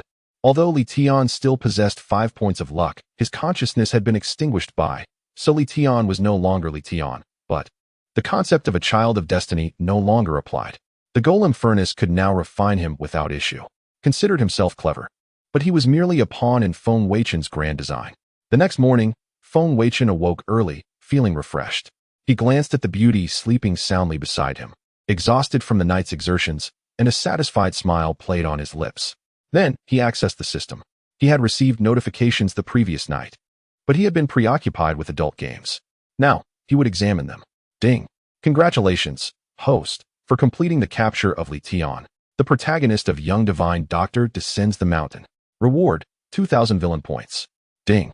Congratulations, host, for subduing a child of destiny. Reward for the villain, 2,000 points. Ding. The host is flourishing in this comprehensive world, having successfully courted 2 children of destiny. It is imperative to continue this momentum. Feng Weichen couldn't help but smile. This was splendid. Not only had he acquired a docile puppet in the late innate stage, but he had also amassed 4,000 villain points. This journey to Qishui County had not only significantly increased his trump cards, but had also gifted him 9 beauties, transforming the entire Qishui County into his stronghold. A surefire profit. Upon reflection, Feng Weichen promptly decided to relocate all his possessions from the imperial capital. From now on, Qishui County would serve as his headquarters. He envisioned acquiring a plot of land to construct a grand estate befitting his status. In a feudal empire, land transactions are permissible, and with the backing of 9 prominent families, he was no longer short on funds. The estate must be grand. After all, how else could he accommodate his many future confidants? Ding. Friendly reminder. The host's villain points have accumulated significantly, and the system has unlocked new items for exchange. Oh, so you cannot bear to see me save, can you? The moment I have a bit of wealth, you whisk it away. Although he voiced his complaints, Feng Weichen's body remained quite honest. He was curious to discover what new items had appeared. Upon opening the system marketplace, he quickly began to browse. Soon, he was captivated. Master Slave Pill, Advanced Version. Master Slave Pill, Advanced Version. This pill, upgraded by the system, can be administered to protagonists with a luck value of 0, ensuring the host's unwavering loyalty. Value, 500 villain points. Remarkable. The system's products were indeed extraordinary. The previous Master Slave Pill could only be used on non-children of destiny. Even if the recipient's luck value had diminished to 0, it was ineffective. Now, however, with the luck value nullified, one could subdue them. If he could capture some system-endowed children of destiny, his endeavors would yield twice the results for half the effort. Just contemplating this brought him immense satisfaction. After all, in his quest to establish his own power, enlisting formidable protagonists from novels would be invaluable, each one worth more than the 9 prominent families combined. Most importantly, capturing children of destiny also yielded villain points. Thus, he desired both the individuals and the points. This equated to a free acquisition, suppressing his exhilaration. Feng Weichen continued to browse. Upon encountering another new item, his expression turned peculiar. Host Upgrade Package, Double 11 Discount Edition. Only 1,600 villain points? Is this a jest? To deceive me out of my villain points, you even introduced a discount event? Is there no bottom line? The system remained silent as Feng Weichen gritted his teeth and selected to exchange it. After all, it was discounted. Who could resist a Double 11 event? Chapter 52. The red-headed document arrives. The Prime Minister's intentions. After playing a game with the daughters of the 8 family heads, Feng Weichen found himself in the mid-innate stage, yet he had not broken through. It seemed that as one approached the later stages, breakthroughs became increasingly difficult. The upgrade package could elevate him to the late innate stage, which was quite a bargain. Exchange successful. Would you like to use it? Use the upgrade package. As the words left his lips, Feng Weichen felt an influx of spiritual energy converge upon him. Shortly thereafter, the shackles within his dantian began to tremble ominously. A minute later, He sensed a profound transformation within himself. His body's meridians and bones felt as though they had been reforged, and his muscles became more robust. It seemed that with a mere willingness, he could traverse walls and soar through the skies. Is this the late innate stage? This realm, so close to the celestial realm, was indeed extraordinary. However, his villain points had dwindled from 4,200 to 2,600. The master-slave pill, advanced version, would have to wait for another time. After freshening up, Feng Weichen, in high spirits, made his way to the Jiang family's living room, summoning Butler Chun. He instructed him to proceed with the selection of land for the estate and to involve the 8 prominent families in the endeavor. Furthermore, he mentioned relocating his possessions from the imperial capital, including the Dark Crane organization, and called for his beauties to join him. A family must be together. By the afternoon, Su Xiuxiu, Lin Yue, and Lin Xuedong arrived at Feng Weichen's villa in Qishui County. Su Xiuxiu had come to a realization. Having witnessed Feng Weichen's numerous accomplishments in the empire, she understood that he was a dragon emerging from the water, undoubtedly exceptional. It was only natural for him to have a few confidants. Lin Yue, upon meeting Feng Weichen, was swiftly charmed and readily engaged in an intimate encounter with him. As the day wore on, he further solidified his bonds with Lu Huan and Mu Shiqing. Mu Shiqing's growth was remarkable, from initially being timid and weepy. She evolved into an active and cheerful companion, much to Feng Weichen's delight. Lu Huan was a fierce and ambitious woman, after 28 years of singlehood. Encountering Feng Weichen provided her with an outlet for her desires. She pursued him fervently, leaving him feeling quite overwhelmed. Meanwhile, in the imperial capital, Feng Wenbai had, as his grandson suggested, presented the miraculous rejuvenating pill to Zhu Yunjiao. Days had passed, yet Zhu Yunjiao had yet to consume it. At that moment, a royal physician approached with a tray bearing the pill. Prime Minister, after several days of research at the Imperial Medical Office, we have determined that the composition of this pill is indeed untraceable. However, we can confirm it is non-toxic. You may take it without concern. Even if it does not cure your ailment, it may serve as a health supplement. The royal physician spoke cautiously.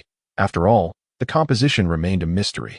Although the pill was non-toxic, he dared not guarantee its efficacy. Should he misstate its effects, incurring the emperor's wrath could spell disaster for him. Zhu Yunjiao reclined on his bed, lifting the miraculous pill with one hand. Although rumors painted Feng Weichen as a debauched wastrel, he perceived these claims to be biased. Not only had Feng Weichen exposed 2 traitors within the court, but he had also sought out a remedy for the emperor's ailment, regardless of its effectiveness. Such intent was commendable. The Feng family had a promising successor. With that, he swallowed the miraculous rejuvenating pill. His affliction had lingered for far too long, and the Imperial Medical Office had proven ineffective. His suffering was not only personal, it also stirred unrest within the court due to his condition. Thus, since the pill was deemed safe, it was worth a try. What if it worked? Evidently, this what-if came to fruition. In Qishui County, Feng Weichen had been reveling in his newfound companions, as he had numerous beauties to attend to. Each one required care. He could not favor one over another. The site for the estate had been chosen and construction was underway. Butler Chun had selected a serene location along the river, nestled between the mountains and water. Feng Weichen was thoroughly pleased. One day, a drone arrived at Feng Weichen's villa. The announcement blared, "Where's Feng Weichen? A red-headed document has arrived." Feng Weichen swiftly appeared at the door, kneeling down. "I am here. By the will of heaven, the Prime Minister decrees, the esteemed Feng Weichen, who has captured traitors, has successfully eliminated the assassin targeting former officials during this venture to Qishui County. He is a promising youth and a pillar of the empire. In recognition of Feng's lifelong service to the nation and his descendants' dedication to the people, he is hereby appointed as the inspecting commissioner, tasked with overseeing the nation, to root out treacherous officials and thoroughly investigate rebellious forces. Officials should regard him as a sword of the emperor." So decreed. Feng Weichen bowed his head and respectfully replied, "I shall obey." The drone lowered a red-headed document bearing the imperial seal before departing. Feng Weichen chuckled. When one is weary, there are those who offer support. The Prime Minister must have taken his medicine and recovered. Thus, he sought a pretext to embellish himself, presumably contemplating preparations for a future role in governance. It seems Zhu Yunjiao is acutely aware of the undercurrents surrounding him and has begun to ready himself for potential upheavals. Among the civil and military officials, it is likely that Zhu Yunjiao harbors distrust towards many, prompting him to reconstruct a cadre of new allies. Having caught the eye of the Prime Minister, it is improbable that the position of Inspector General, responsible for oversight, would fall to someone of mere noble lineage without substantial authority. Yet, this arrangement may prove advantageous, as he is soon to journey to Guanghai City in Jianda Prefecture. The affluent Wang Fan, a character in the narrative, is rumored to be colluding with the prince harboring rebellious ambitions. With the authority of Inspector General, his endeavors in that locale will be significantly facilitated. Steward Chen, prepare yourselves, for we shall venture to Jianda Prefecture. Meanwhile, a video of Feng Weichen receiving the official red document quickly circulated to various officials' official email accounts, captured by a drone designated for such proclamations. Given the magnitude of the matter, it could not be overlooked by other officials, leading to a mix of jubilation and discontent within the court. Many were perplexed. Why should Feng Wenbo, an elderly prime minister, be understood, while his frivolous grandson was afforded such privilege? The prime minister's judgment seemed questionable. Granting such authority to a feckless scion could jeopardize the empire's future. Laughter ensued. Feng Weichen as an inspector? What could that inept individual uncover? I would readily disclose matters to him, yet he would hardly comprehend. Merely a man rendered hollow by women. We must remain vigilant. The cases of Tang and Li must not be forgotten. Perhaps this man possesses some cunning. Even when hunting rabbits, one must exert full effort. One should never underestimate any adversary. To dismiss Feng Weichen is to disregard the prime minister himself. Surely the prime minister is aware of Feng Weichen's true nature? Since he has acted thusly, there must be a deeper intention. The officials held varying opinions on the matter, some in favor, others opposed, while some remained indifferent. Yet Feng Weichen remained unconcerned. Guanghai City. Here I come. Chapter 53. The King of Yu and Wang Fan. The officials of Jianda Prefecture were well aware that Feng Weichen's inaugural stop would be their jurisdiction. None dared to slacken their efforts, for the true leader of Jianda Prefecture was not the prefect, but rather the younger brother of the prime minister, the King of Yu. The King of Yu had long held resentment towards his elder sibling, believing him to be overly timid. In an era where the Great Xia Empire boasts formidable strength, expansion should be pursued. The glory of the Great Xia must be disseminated, compelling the world to submit to its dominion. Zhu Yunjiao's philosophy, however, is that warfare burdens the populace and depletes resources, risking the ancestral legacy. He would face disgrace before the imperial ancestors should calamity befall. Under Zhu Yunjiao's reign, the Great Xia Empire flourished, and the standard of living remained commendable, earning him widespread admiration among the citizenry. Thus, for the King of Yu, the longer this continues, the more secure his brother's throne becomes. At 40 years of age, he could not afford to wait any longer. Gradually, the King of Yu began to engage in dubious dealings, preparing for a future uprising. To allay Zhu Yunjiao's suspicions, the King of Yu outwardly displayed obedience, adhering to his brother's commands. In light of Feng Weichen's inspection, the King of Yu actively cooperated, even personally welcoming him at the airport alongside Jianda Prefecture's officials. As the plane landed at Jianda Prefecture's airport, Feng Weichen exited the cabin, bellowing, "Guanghai City, here I come." This spectacle elicited a variety of expressions from the gathered officials, who perceived Feng Weichen as an extravagant figure, confirming rumors of his frivolity. There was no need for concern.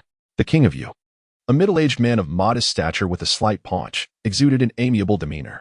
Adorned in a splendid purple robe, he approached Feng Weichen, exclaiming, "Young Master Feng, it is indeed a pleasure to meet you. You are as charming as the tale suggests." Feng Weichen, unable to reconcile this affable visage with that of a potential rebel, mused, "Indeed, one must not judge by appearances. Your Highness, it is an honor to meet you. I am humbled." The King of Yu quickly interjected, "Ah, you must not speak so. You represent the Prime Minister's authority and need not bow." The two exchanged pleasantries, engaging in formalities that seemed quite in order. After a brief exchange, the King of Yu remarked, "Time is of the essence. I have prepared a welcoming banquet for you at my residence. Let us proceed." However, Feng Weichen replied, "Your Highness, there's no rush. I have official matters to attend to. Please bear with me for a moment." The King of Yu paused, then gestured. "Of course, take your time." Clearing his throat, Feng Weichen unabashedly inquired, "Where's the prefect of Jianda and the commander of the military district?" The two exchanged glances before stepping forward. "I am here. I am here." Feng Weichen scrutinized their expressions, noting the prefect's disappointment and the commander's indifference. This revealed much. It appeared that military authority in Jianda Prefecture rested with the King of Yu. The king had evidently been quite active in recent years, while the prefect had been sidelined, rendering his position precarious. The reason for Feng Weichen's earlier proclamation upon disembarking was not mere folly. It served to ease the suspicions of disloyal officials while simultaneously eliciting their genuine sentiments, facilitating the identification of allies and foes. Those aligned with Zhu Yunjiao were, of course, allies, and the prefect was among them. You two are to recognize that from this day forth, you are to heed my commands alone. Disobedience shall be met with dire consequences. Now, you will liaise with my steward Chun, who will instruct you on your duties. At this declaration, both men clasped their fists and bowed. We obey. The king of Yu, observing this, felt a flicker of displeasure. Yet as Feng Weichen turned back, he resumed his composure. Feng Weichen smiled. Ah, your highness, do not take offense. I cannot afford to be careless with the prime minister's responsibilities. The king of Yu laughed heartily. What a curious sentiment. It seems you have inherited some of the prime minister's youthful vigor. Come, let us head to my residence. The welcoming banquet awaits. Feng Weichen, of course, did not decline. Let us go. I have heard much of the renowned songstresses of Jiande Prefecture. Your highness must introduce me. The king of Yu chuckled. Of course, I have prepared many delightful companions for you, as is fitting for an elder. As those present watched Feng Weichen revert to his extravagant demeanor, opinions varied, some delighted, others dismayed. Steward Chun, however, did not accompany them. After a brief exchange with the prefect and the military commander, he departed with a few guards to undertake separate responsibilities. Within the opulent residence of the king of Yu, Feng Weichen was taken aback by the lavish decorations rivaling that of a royal palace. The king of Yu certainly possessed a taste for luxury, perhaps treating himself as a local sovereign. The banquet hall was immense, spacious enough to accommodate hundreds without feeling crowded. Here, the king of Yu had invited numerous prominent figures from Jiande Prefecture, making the welcoming banquet a prime opportunity for the elite to forge connections. Suddenly, the king of Yu remarked, I have no other use for my wealth. It all goes towards decoration. Ha! Do not take offense, dear nephew. I shall change into more suitable attire. Please make yourself at home. Feng Weichen understood that the king of Yu was subtly suggesting that his funds were invested in indulgence rather than in maintaining private forces or forming factions. A clever ruse indeed. As the king of Yu departed, Feng Weichen began to explore the surroundings. In the venue, several spies left by the king of Yu were closely watching Feng Weichen. However, Feng Weichen appeared to be wandering aimlessly, akin to a dandy searching for women to flirt with. Only he knew that he was actually seeking Wang Fan. In the novel, Wang Fan shares a close and intricate relationship with the king of Yu, making his presence at such an event inevitable. Initially, Wang Fan had no interaction with the king, but over the past 2 months, he had turned his fortunes around with a 100 success rate in investments, quickly becoming an unexpected sensation in Guanghai City and the entire Qishui County. He soon caught the attention of the king of Yu. One possessed a divine system, yet lacked power, while the other harbored ambitions against the empire, desiring to recruit talent. Their mutual needs allowed them to bond swiftly. Feng Weichen, having read the novel, recognized Wang Fan as a nouveau riche, whose personality in the story was not one to hide his true nature. His past struggles had made him brash and flamboyant. After all, it was a straightforward tale. Wang Fan was the type to confront anyone who dared to challenge him. Hence, he should be easily recognizable. Feng Weichen was curious about the true nature of this Wang Fan. Soon, amidst a crowd engaged in conversation, he spotted a striking young man, standing at 182 centimeters, exuding charisma, with a stylish side-parted hairstyle. This individual radiated an extraordinary aura, even among the influential present. Surely, this was Wang Fan, the new son of fortune and protagonist of my divine wealth system. Feng Weichen opened the information panel regarding Wang Fan. Fortunes chosen, Wang Fan, identity, protagonist of my divine wealth system. Fortune level, 100, cultivation strength, initial stage of internal energy, background, an orphan from Guanghai City. Having lost both parents, raised through the charity of relatives and neighbors, he lived a life of poverty and hardship. Wang Fan worked diligently in his studies, striving to escape his grim fate through knowledge. However, fate was cruel. Despite his impressive academic performance, he was sabotaged during the college entrance examination, arriving late and missing one subject, forcing him to attend an ordinary university. There, he fell for the campus beauty but was met with indifference. On graduation day, he boldly confessed, only to be ruthlessly mocked by her as a poor loser as she left with a wealthy classmate. Heartbroken by her scorn, Wang Fan felt despair, questioning the injustice of the world. Just then, a system bound to him, allowing him to turn his fortunes around dramatically, shocking his former crush. Now, when she sought his affection again, he coldly turned away. Within months, Thanks to the divine wealth system, Wang Fan became a prominent figure in Jianda County, amassing trillion-dollar industries. Now, facing his destined rival, let us see how these two system masters clash. Whose fate will prevail? Stay tuned, dear readers. Upon reviewing the information panel, Feng Weichen was taken aback. A confrontation between system masters? How could his destined villain possibly falter?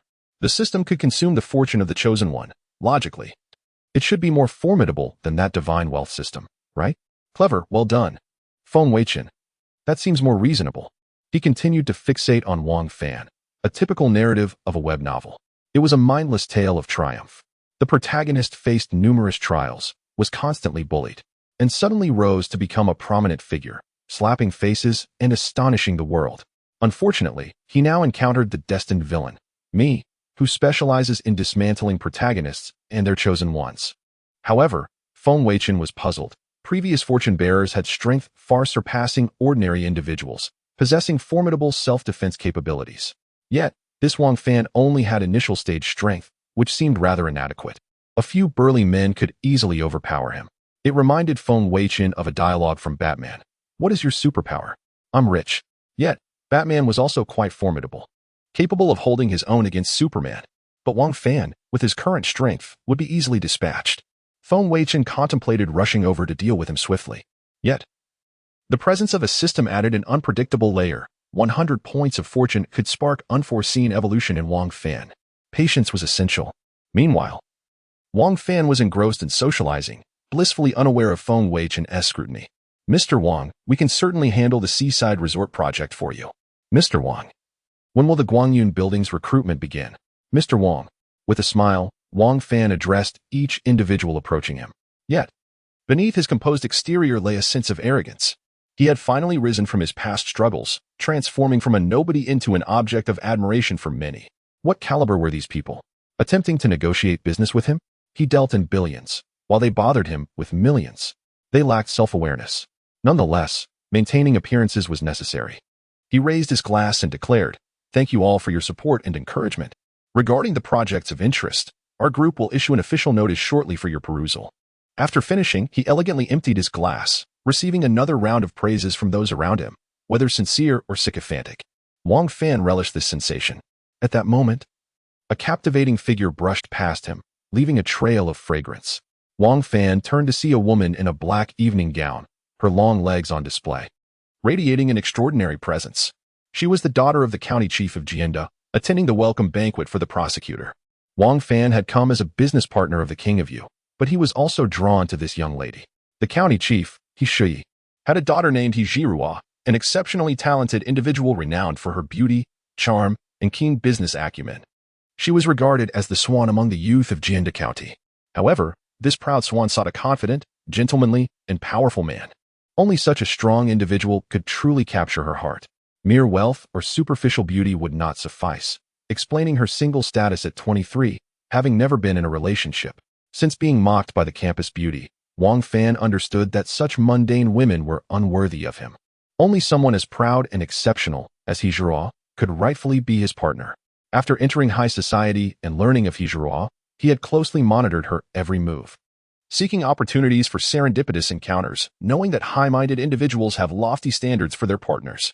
To approach her directly and pursue her blindly would surely meet with disdain. Today, the opportunity had finally arrived. She must have noticed the praise he received earlier, deliberately passing by to capture his attention. The intricacies of a woman's mind. Since Jirua had hinted at her interest, he must find a way to approach her. As Jirua settled at a table with several socialites, Wang Fan smirked. Retracting his gaze, Feng Weichen observed all this from a distance, aware that Wang Fan harbored deep feelings for a girl named He Jirua, although she had initially neglected him. In He Jirua's eyes, Wang Fan exuded the essence of a nouveau riche. Wang Fan had also put in considerable effort to gradually win the heart of the fair maiden. Feng Weichen was momentarily taken aback. The county magistrate's surname was He, which meant the elegant beauty who had just passed by must indeed be He Jirua. If he could intercept He Jirua, wouldn't that diminish Wang Fan's fortune? With this thought in mind, Feng Weichen adjusted his formal attire and gracefully approached with a glass of red wine in hand. After He Jirua took her seat, a gentle smile graced her face as she greeted those around her.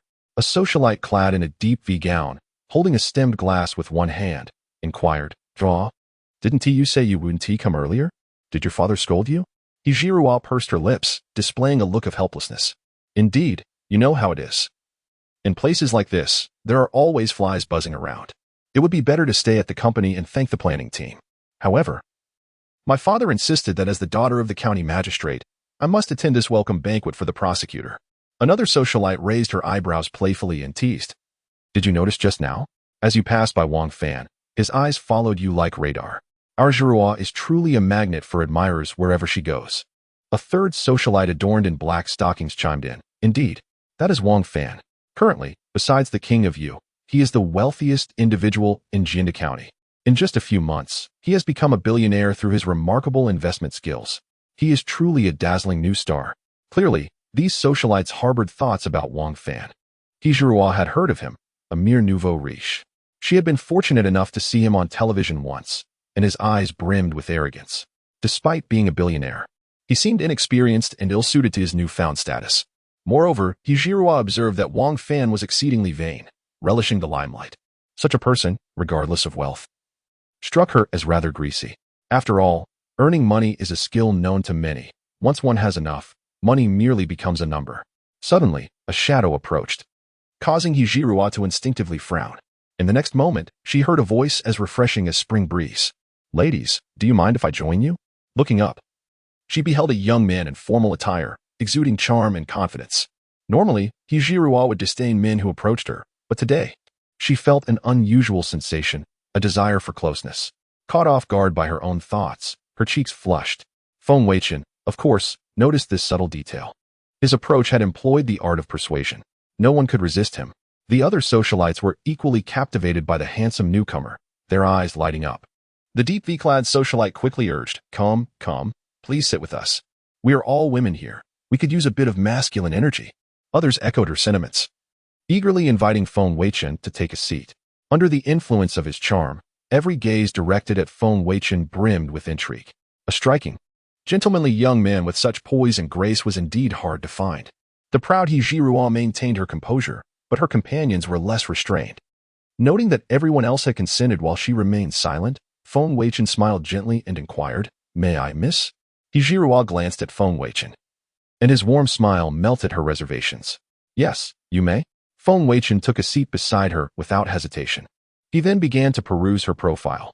Hijirua, corresponding fortune child, my wealthy system male lead Wang Fan, affection level for host, 0, evaluation, a stunningly beautiful woman with a keen business acumen. Background, the daughter of the county magistrate of Jinda County. Exceptionally intelligent, sheltered by her father, Hishui. She exhibited remarkable business talent from a young age. After graduating from university, she leveraged her father's influence to embark on her entrepreneurial journey, swiftly establishing a billion-dollar business empire, gaining fame in Jinda County and particularly in Guanghai City, becoming the object of admiration for many talented youths. The exceptional Hijirua is now the object of Wang Fan's affection. He seeks no one but her. In the original narrative, Wang Fan pursued her for 6 months, continuously improving himself until he won her heart. However, with the host now inserted into Guanghai City, who will claim this precious flower? The suddenly emerging young tycoon, Wang Fan? Or the destined antagonist, the spoiled heir with this system, Feng Weichen? Excitement is about to unfold.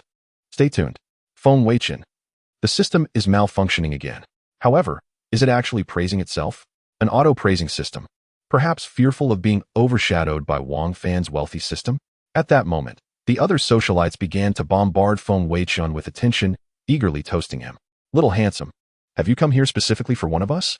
Little handsome, do you have a project that needs investment? Seek me out. I have money. In the face of their advances, Feng Weichen navigated gracefully, maintaining just the right balance. Thank you, ladies, for your affection. To be candid, I did see a captivating figure in the crowd, and I felt an electric jolt of interest, prompting me to follow her. The deep V socialite glanced at Hijirua and instantly understood, teasingly remarking, Oh, little handsome, you must be referring to our Jirua, right? Hijirua was slightly taken aback and then looked up at Feng Weichen. She endeavored to uphold her aloof demeanor, her cheeks flushed like an apple, rendering her quite enchanting. Feng Weichen, smiling shyly, remarked, So this lovely lady is named Hijirua. What a beautiful name. Miss Jirua. May I be so bold as to say that upon seeing you, I felt a sense of destiny between us. May we get acquainted? Upon hearing Feng Weichen's words, Hijirua's heart raced. Oh no, is this what it feels like to have one's heart race? Why does every gesture, every word from him evoke such delight? Initially, Hijirua did not hold a poor impression of Feng Weichen. Under the influence of his charm, her affection for him soared. Regaining her composure, Hijirua extended her delicate hand, smiling softly. Hello, thank you for the compliment. Let me formally introduce myself. I am Hijirua. Realizing her initiative, Feng Weichen responded in kind. My apologies for not introducing myself sooner. I am Feng Weichen. Their hands clasped briefly before Feng Weichen released his grip, mindful not to overstay. The name Feng Weichen rang a bell among the attendees, yet under the system's charm, they struggled to place it. Following their introduction, the atmosphere relaxed considerably. Feng Weichen entertained the group with his wit and humor, prompting laughter from those present, including Hijirua, who covered her mouth with delight, her eyes squinting with joy. She began to perceive Feng Weichen as an intriguing individual, charming yet not overly forward, devoid of any distasteful humor, elevating her fondness for him significantly.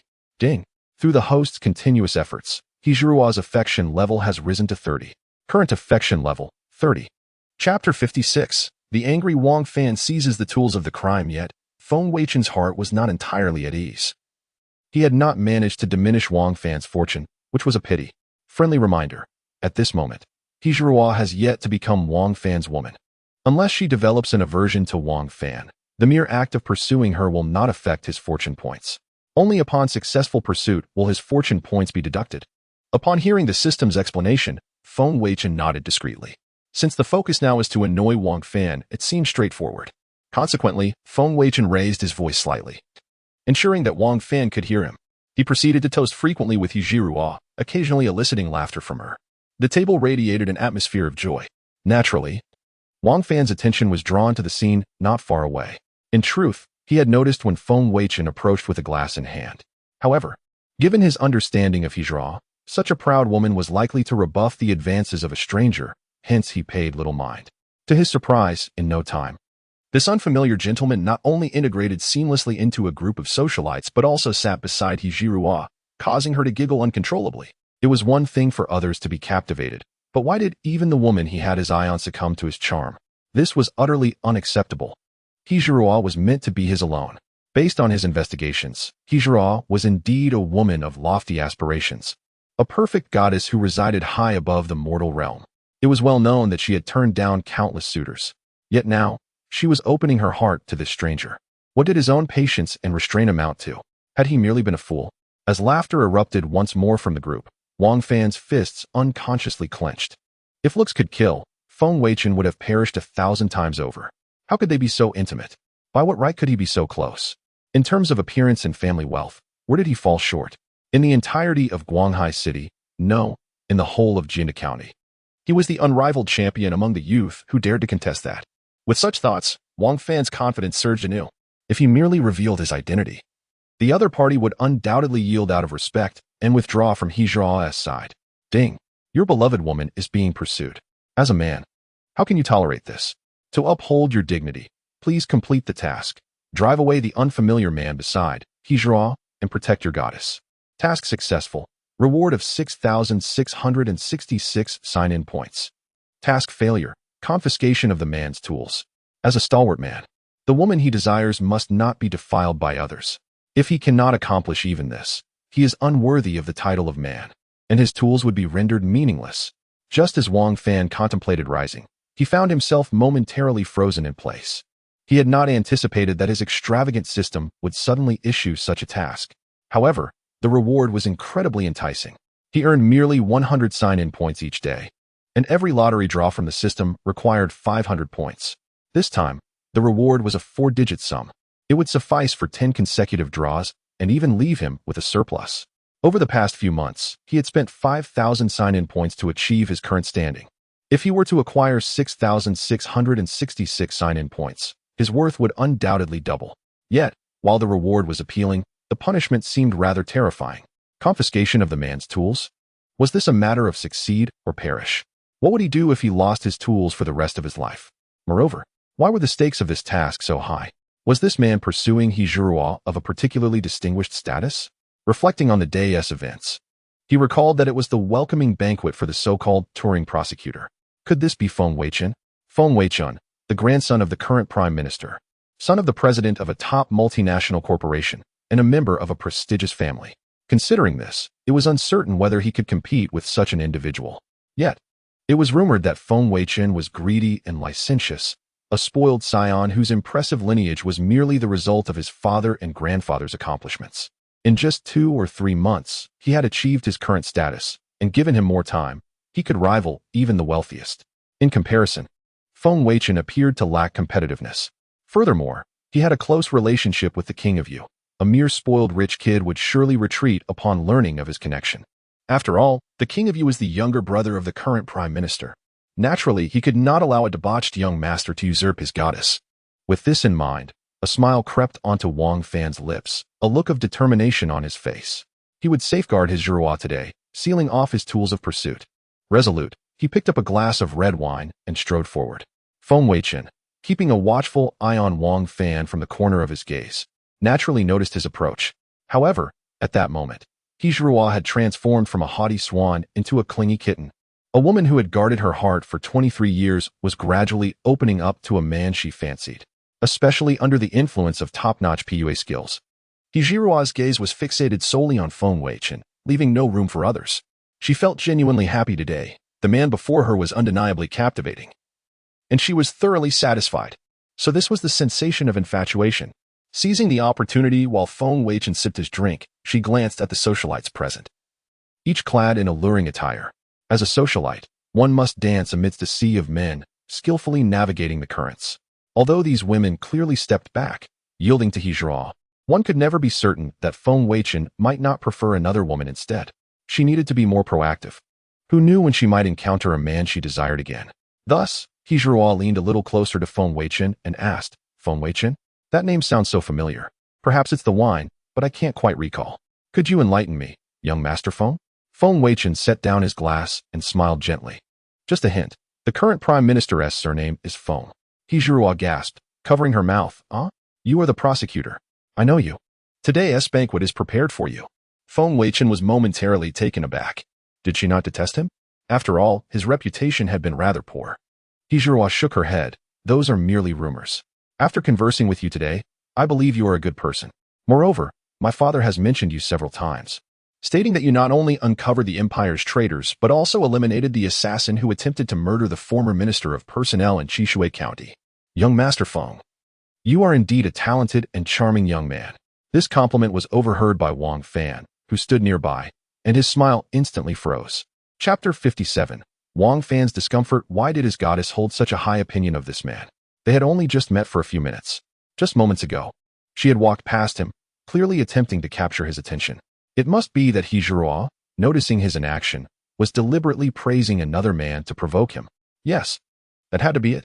With this thought, Wang Fan's confidence was restored, and he donned what he believed to be a gentlemanly smile, slowly speaking, Hello. May I ask if you are Miss Zhiruo? Zhiruo frowned, her efforts to bond with young Master Feng interrupted by this unwelcome disturbance. She turned to face Wang Fan, coldly stating, Hello, may I ask what business you have? The expected surprise in Zhiruo's voice did not materialize, and her frosty tone halted Wang Fan's outstretched hand momentarily. However, he quickly recovered, smiling, I am Wang Fan. I noticed you walking past me earlier and found you extraordinarily beautiful. It was as if my soul had found its home. May I have the honor of getting to know you? Upon finishing his words, Wang Fan displayed an expression of confidence, believing that these words would surely win her over. Zhiruo furrowed her brows even deeper. First, we are not acquainted. Please address me by my full name. Second, if you are not blind, you should see that I am quite busy and have no leisure to indulge you. Wang Fan's smile froze. This narrative was not unfolding as he had anticipated. He, a youthful and affluent man, was undoubtedly the foremost figure among the young elite of Jinda County. Moreover, he had already introduced himself. How could Zhiruo possibly be unaware of his reputation? Feng Weichen, observing from the sidelines, found the situation amusing, curious to see how Wang Fan would navigate this predicament. Wang Fan continued, Miss Zhiruo, I implore you for a chance. You must have misheard me earlier. I am Wang Fan, the one frequently discussed by others. As he endeavored to hint at his esteemed identity, Zhiruo's impression of him only worsened.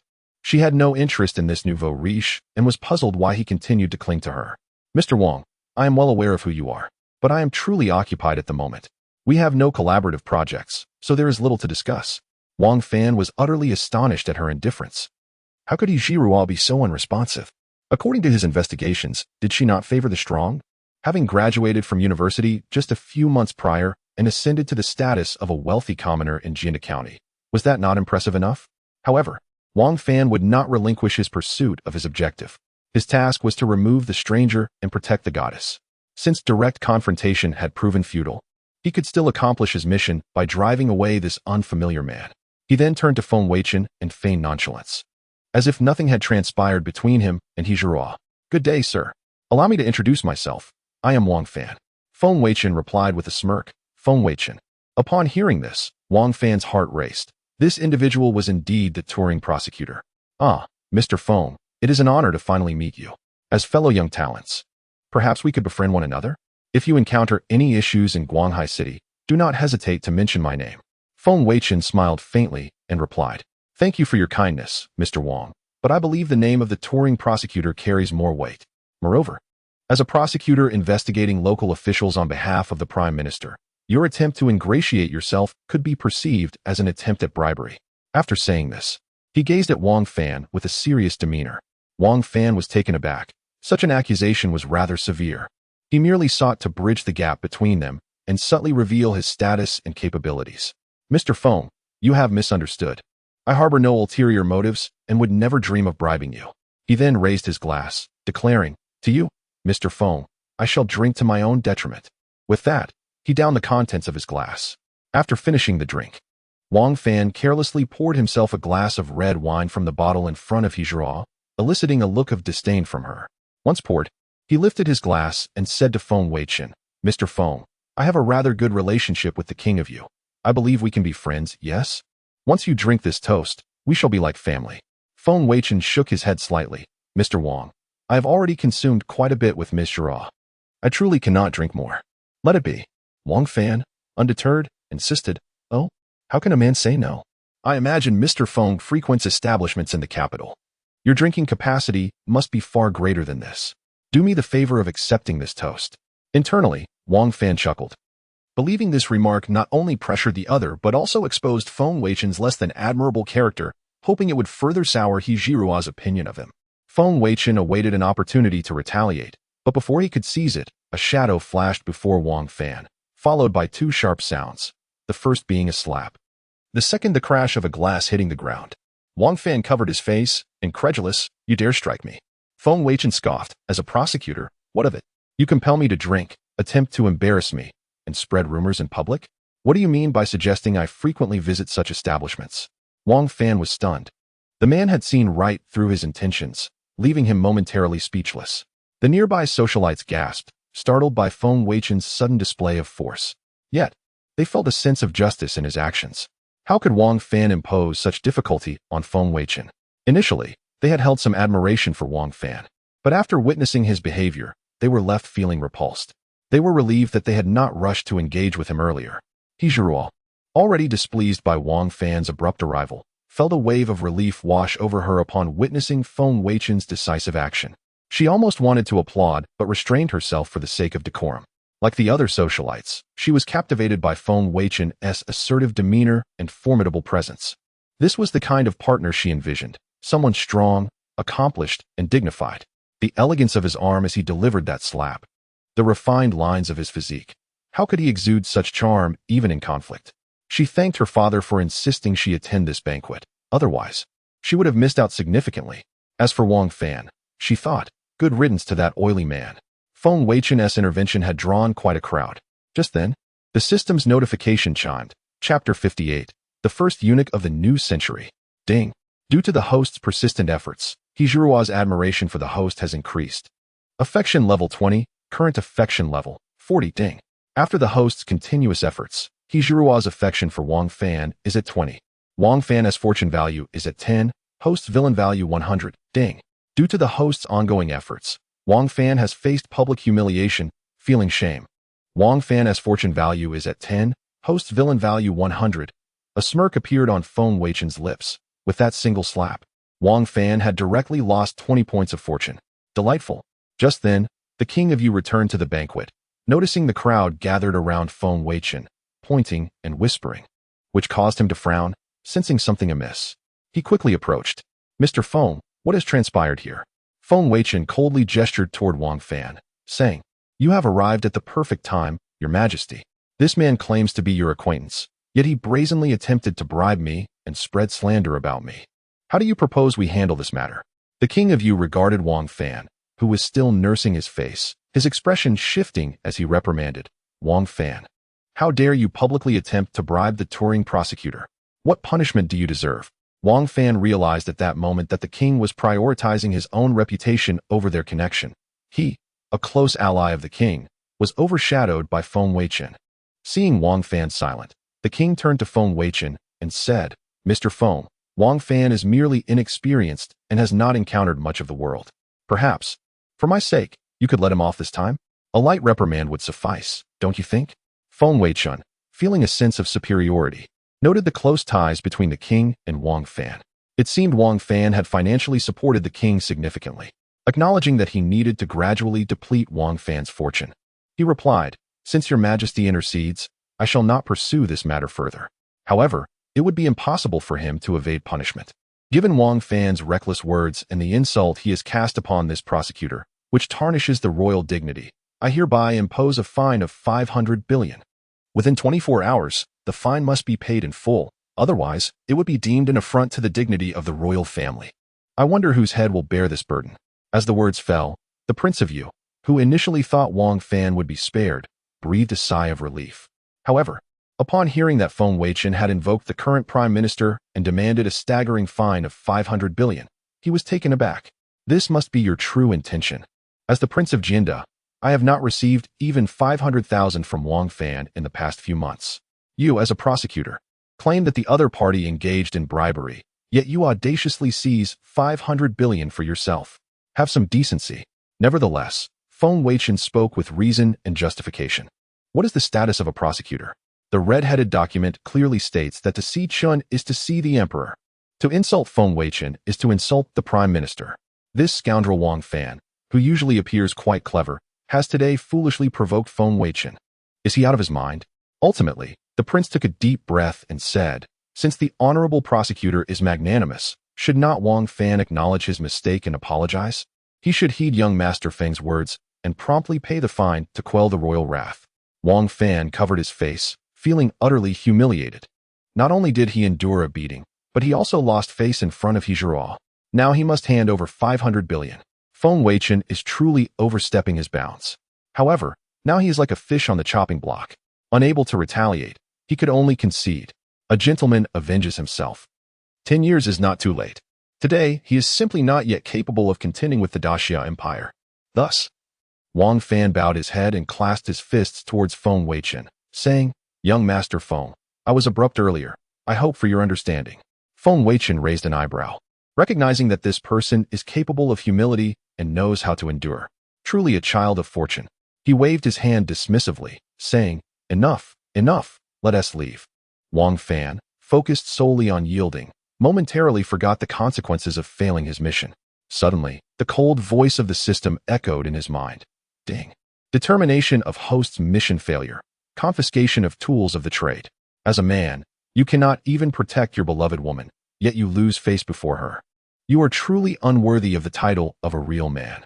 With the system's voice fading away, Wang Fan suddenly felt a chill in his lower body. Oh no. He then dashed out without regard for his image. Seeing Wang Fan leave, the Prince of Yu smiled broadly, saying, All right, everyone disperse. Let our banquet continue. Young Master Feng, let us return to dine. Noting Wang Fan's departure, Feng Weichen, realizing he could not deplete the other's fortune, nodded, Prince of Yu, please. Hizhao had thought Feng Weichen would remain to dine with her, but to her surprise, he followed the prince away. Just as she was about to take the initiative to strengthen their bond, Wang Fan ruined everything.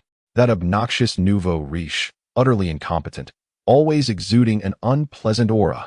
Surely, Wang Fan's approach must have led Feng Weichen to misunderstand their relationship. What status does Feng Weichen hold? He is a prosecutor. He must think I am familiar with this greasy, unrefined man. The mere thought of this intensified Hezrua's disdain for Wang Fan. Soon, the banquet hall returned to normalcy.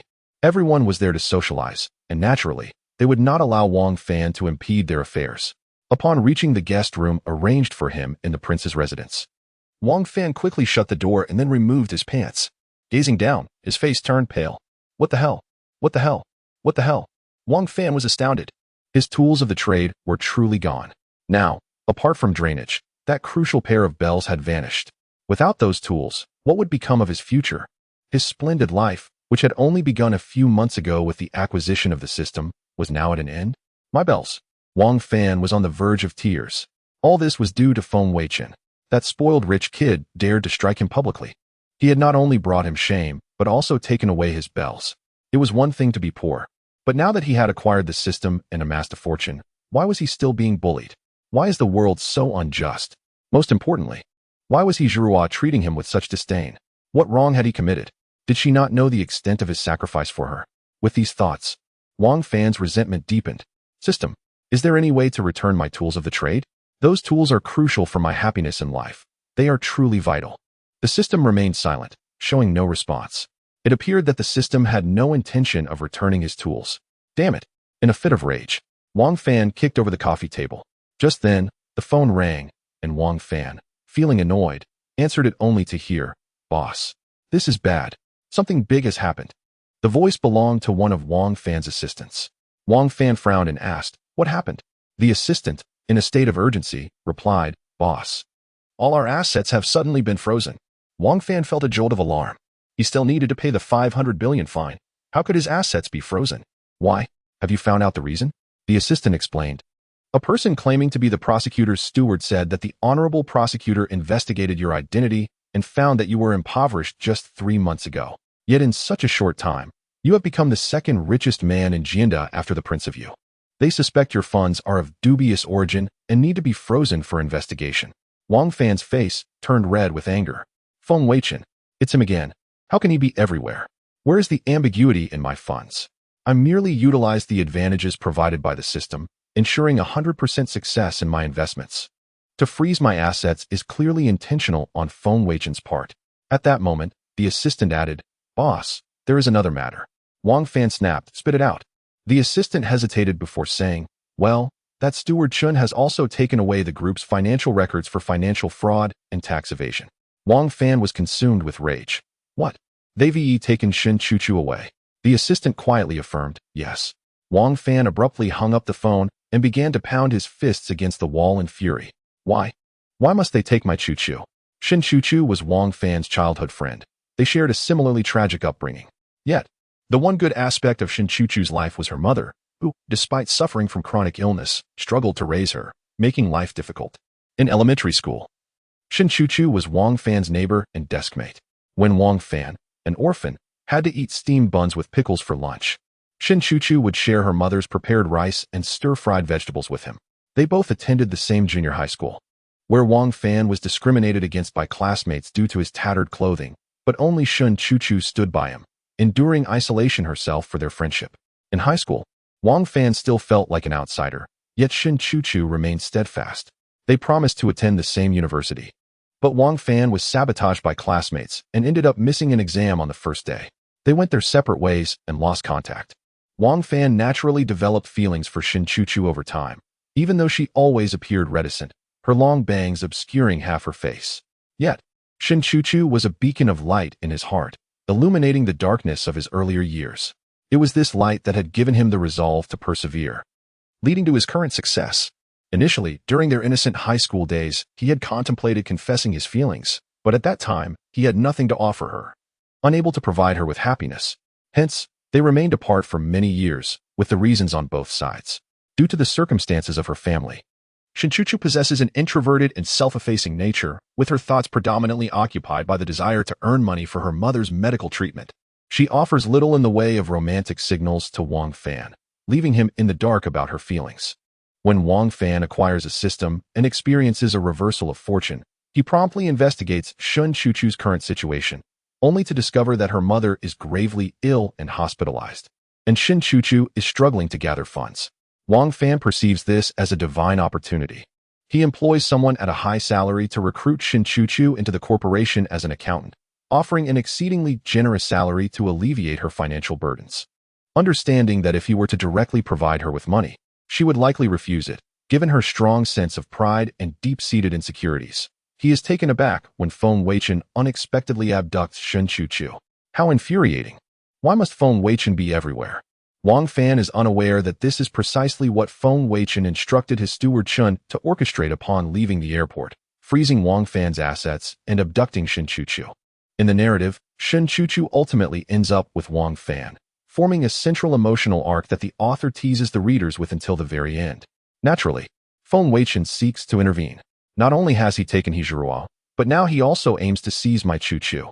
Does he not realize that Chuchu is my Achilles heel? Just then, the system's voice chimes in. Ding. A man cannot endure this.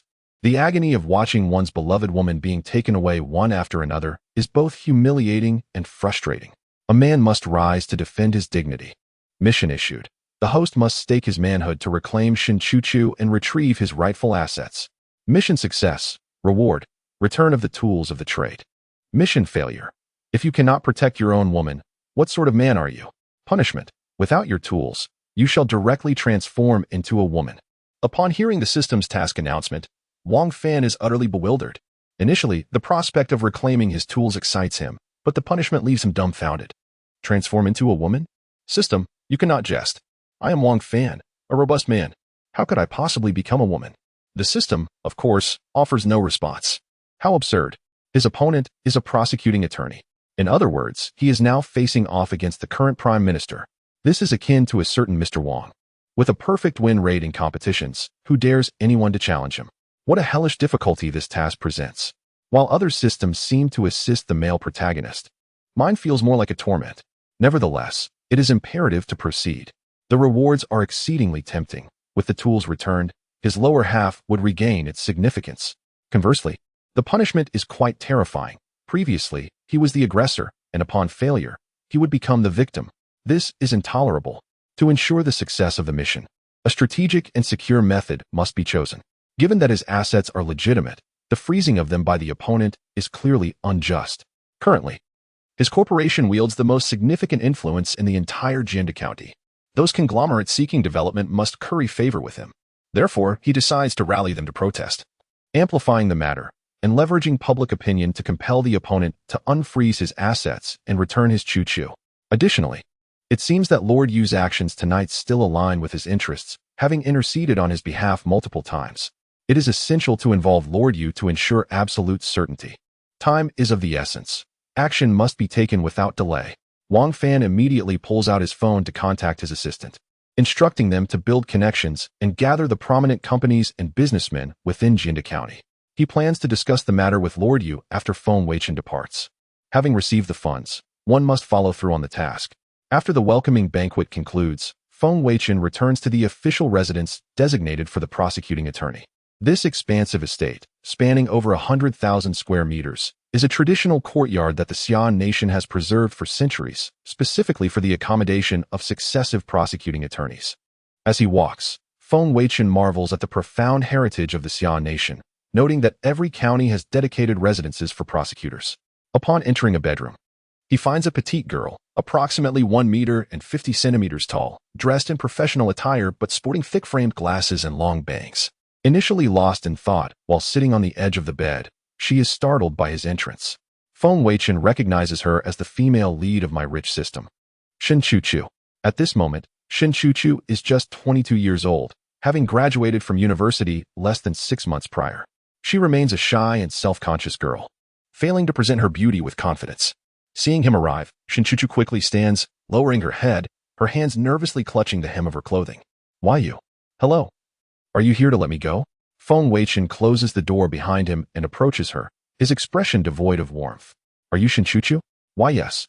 Shin Chuchu turns her head away, her apprehension palpable. Feng Weichen smirks coldly. Do you know why I have taken you? Shin Chuchu bites her lip, stammering, I don't know. Feng Weichen crouches down to meet her gaze, his voice icy. Aiding and abetting. Assisting others in committing information fraud. This is a grave offense in the Empire. Do you comprehend the consequences? Faced with Feng Weichen's interrogation, Shin Chuchu pales. I haven't done anything. I merely work as an accountant at a company. I've never cooked the books or assisted anyone in telecom fraud. Feng Weichen stands, hands in his pockets. I am the prosecuting attorney appointed by the Prime Minister, traveling nationwide to investigate. Is there a possibility my findings could be erroneous? Shinchuchu, intimidated, falls silent. The man before her is a prosecuting attorney, and she is but a minor figure. Feng Weichen continues, upon arriving in Jina County. I discovered a young man named Wang Fan, who was a destitute orphan 3 months ago, but now possesses a fortune in the trillions. Do you consider this reasonable? Shinchuchu instinctively nods, then shakes her head. And no, that is not true.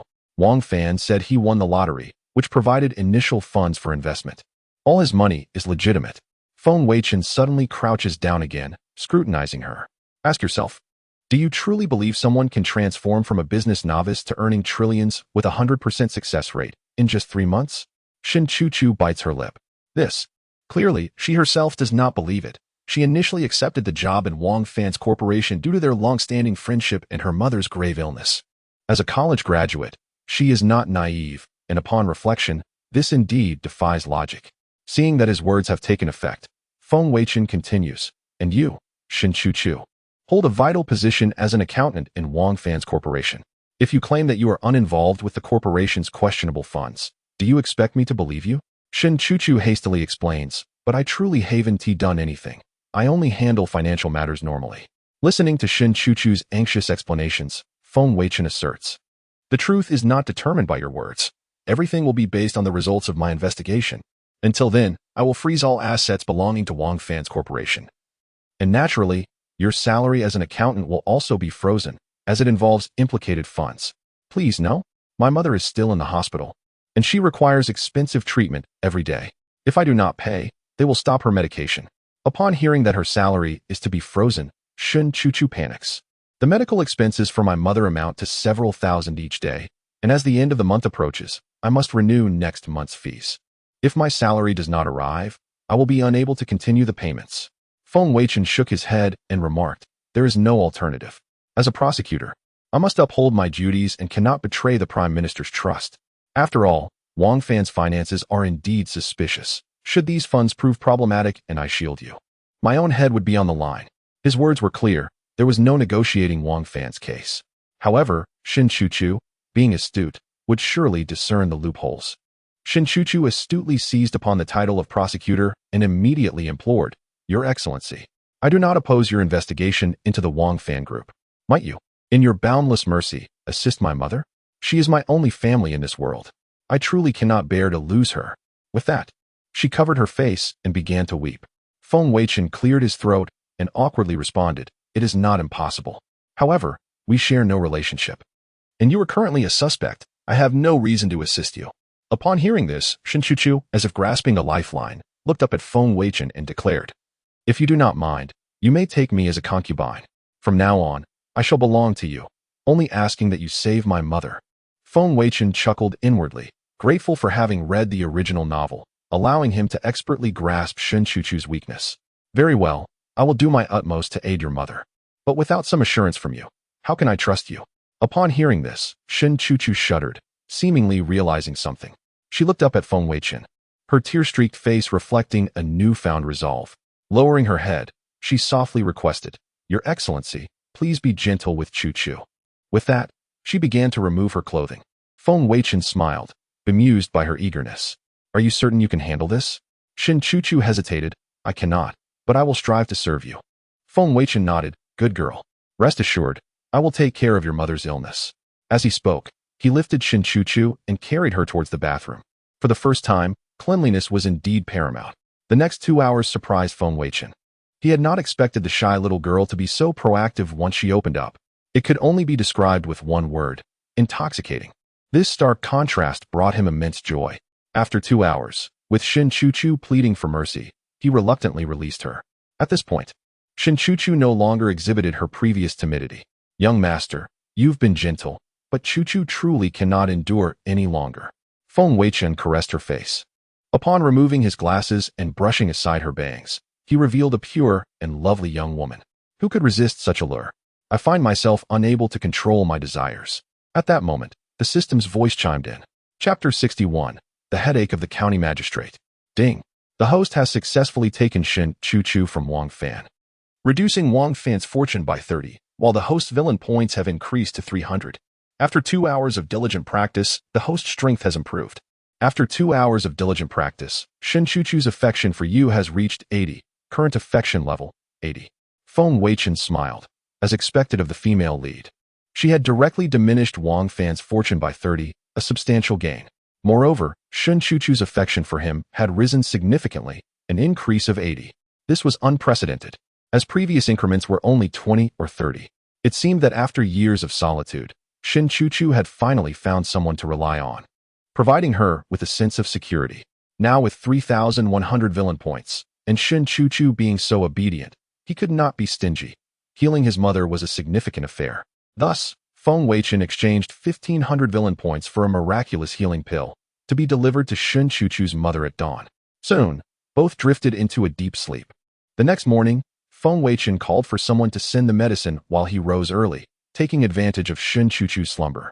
Steward Chun had been waiting in the living room for some time, and approached Feng Weichen upon seeing him, saying, "Young master, the investigation into certain officials in Jianda County has yielded results. Additionally, the freezing of Wang Fan's assets has been completed. The officials in Jianda County appear to be supportive of our actions, yet we have found no issues with Wang Fan's finances. Please, punish me as you see fit." Feng Weichen narrowed his eyes. It seemed Wang Fan was indeed a tough nut to crack. Since there were no issues, he would create some. He thought for a moment before stating, "Summon the county magistrate of Jianda. I have questions for him." Steward Chen nodded. "I will attend to it immediately, young master." At the county magistrate's residence, He Anbong was embroiled in an argument with his daughter, He Zhuo. After all, he had witnessed Feng Weichen conversing intimately with his precious daughter at last night's banquet. This was unacceptable. Feng Weichen was notorious for his debauchery, known for his insatiable lust and nightly revelries. The women he had sullied numbered in the hundreds. His beloved daughter must not follow in their footsteps. "Oh dear, my precious daughter, heed your father's advice. Feng Weichen is truly not a good man." He Zhuo turned her head away, coldly retorting, "Umph. It is precisely because of people like you spreading rumors that young Master Feng's reputation has suffered." He Anbong's scalp tingled. He could not understand how to clarify this. What kind of enchantment had his daughter fallen under to defend Feng Weichen? "Zhuo, I have been to the imperial capital. Feng Weichen truly indulges in debauchery, leading a life of extravagance, frequenting the dens of iniquity, and bringing questionable individuals home. He is not to be approached." His daughter, who usually scorned everyone, had inexplicably taken a liking to Feng Weichen this time. He Zhuo directly inquired, "Did you witness this with your own eyes?" Well, no, but..." He Zhuo coldly interrupted. "Father, you see, you are merely repeating what you have heard, yet you insist on its truth." Such is how rumors spread. She had seen with her own eyes how charming and courteous Feng Weichen was, a stark contrast to the rumors. At the thought of his smile, He Zhuo couldn't help but chuckle. That man was truly wonderful. She had hardly slept last night, merely wishing to be close to him. Seeing his daughter swooning, He Anbong grew frustrated, scratching his head in exasperation. "Zhuo, trust me, such men are merely pretending. Once they attain their goal, their true nature will be revealed." He Zhuo paused, looking at He Anbong, puzzled. "Father, is that how you treated my mother?" He Anbong was enraged by this statement. "Nonsense. My love for your mother was genuine." At that moment, a servant entered, interrupting their conversation. "County magistrate, Prosecutor Feng requests your presence at the prosecutor's office." Before He Anbong could respond, his eyes lit up upon hearing Prosecutor Feng. "I shall go too." He Anbong scolded, "I am attending to official business. What need do you have to follow? Is your company not worth your attention?" He Zhuo pouted, storming off in anger. He Anbong sighed and turned to the messenger, saying, "I will change my clothes and join you shortly." Feng Weichen sat in the reception hall sipping coffee when He Anbong arrived. "County Magistrate He, welcome. Please, take a seat. Would you prefer tea or coffee?" He Anbong sat across from Feng Weichen with a stony expression. Naturally, he offered no warmth to the person he detested. Uncertain of the purpose behind Feng Weichen's summons, I resolved that should it be an attempt to win me over or to bribe me, I would refuse outright. I am but a simple man. In the face of He Anbong's demeanor, Feng Weichen appeared not only unperturbed but rather admiring, suggesting he is indeed a person of integrity. Confirming my initial judgment, it is well known that numerous officials within the Jianda County have succumbed to the influence of the Yu King. with even the military commander aligning himself with the U. Yet, this county magistrate, whose authority has been nearly usurped, stands firm in his principles, refusing to conspire with the corrupt. Upon disembarking from the plane yesterday, I harbored suspicions, which were later substantiated by Steward Chin's investigation, affirming the magistrate's unblemished reputation. Dear He, there is no need for such concern. I am aware of the negative perception surrounding me, but I assure you, my visit is solely to alleviate the Prime Minister's burdens and to restore integrity within the officialdom. Tianbong seemed skeptical, responding in a nonchalant manner. That is quite commendable. Noticing Tianbong's continued sour expression, Feng Weichen produced a document folder, stating, "This contains the results of my investigation from last night. I am aware of the Yu King's clandestine dealings. It has not been easy for you, Tianbong, to endure these past years in Jinda County, especially now that your power has been circumvented, yet you have not chosen to compromise. I hold great admiration for your stance." Upon seeing the folder, Tianbong's expression shifted dramatically as he hesitantly perused its contents. Indeed, it contained evidence of collusion between the Yu King and various officials. Could I have misjudged this man? It seemed that Feng Weichen was genuinely here to effect change. Observing Tianbong's contemplative demeanor, Feng Weichen earnestly inquired, "Tianbong, I am here with sincere intentions to rectify Jinda County. I now pose a serious question. Will you choose to remain neutral, or will you lend me your support?" The gravity of Feng Weichen's words weighed heavily on Tianbong. He understood that Feng Weichen was seeking his allegiance. After all, as a newcomer, Feng Weichen faced the daunting challenge of dismantling the Yu King's entrenched power and influence in Jinda County without local assistance. Yet, could Feng Weichen be trusted? A fleeting thought of his daughter crossed his mind, coupled with her unwavering faith in Feng Weichen. Perhaps he was indeed a man of integrity. Seeing Tianbong deep in thought, Feng Weichen refrained from rushing him. After a moment, Tianbong exhaled deeply and declared, "I appreciate your trust, young Master Feng. Since you are here to relieve the Prime Minister's concerns, I shall naturally side with him." Feng Weichen smiled, recognizing that Tianbong had made his choice. "Let us hope for a fruitful collaboration. Might I inquire if you have any suggestions on where I should commence my inquiries?" After some reflection, Tianbong replied, "Based on my investigations over the years, the Yu King possesses several clandestine enterprises that remain elusive. I believe they are undoubtedly related to unsavory dealings.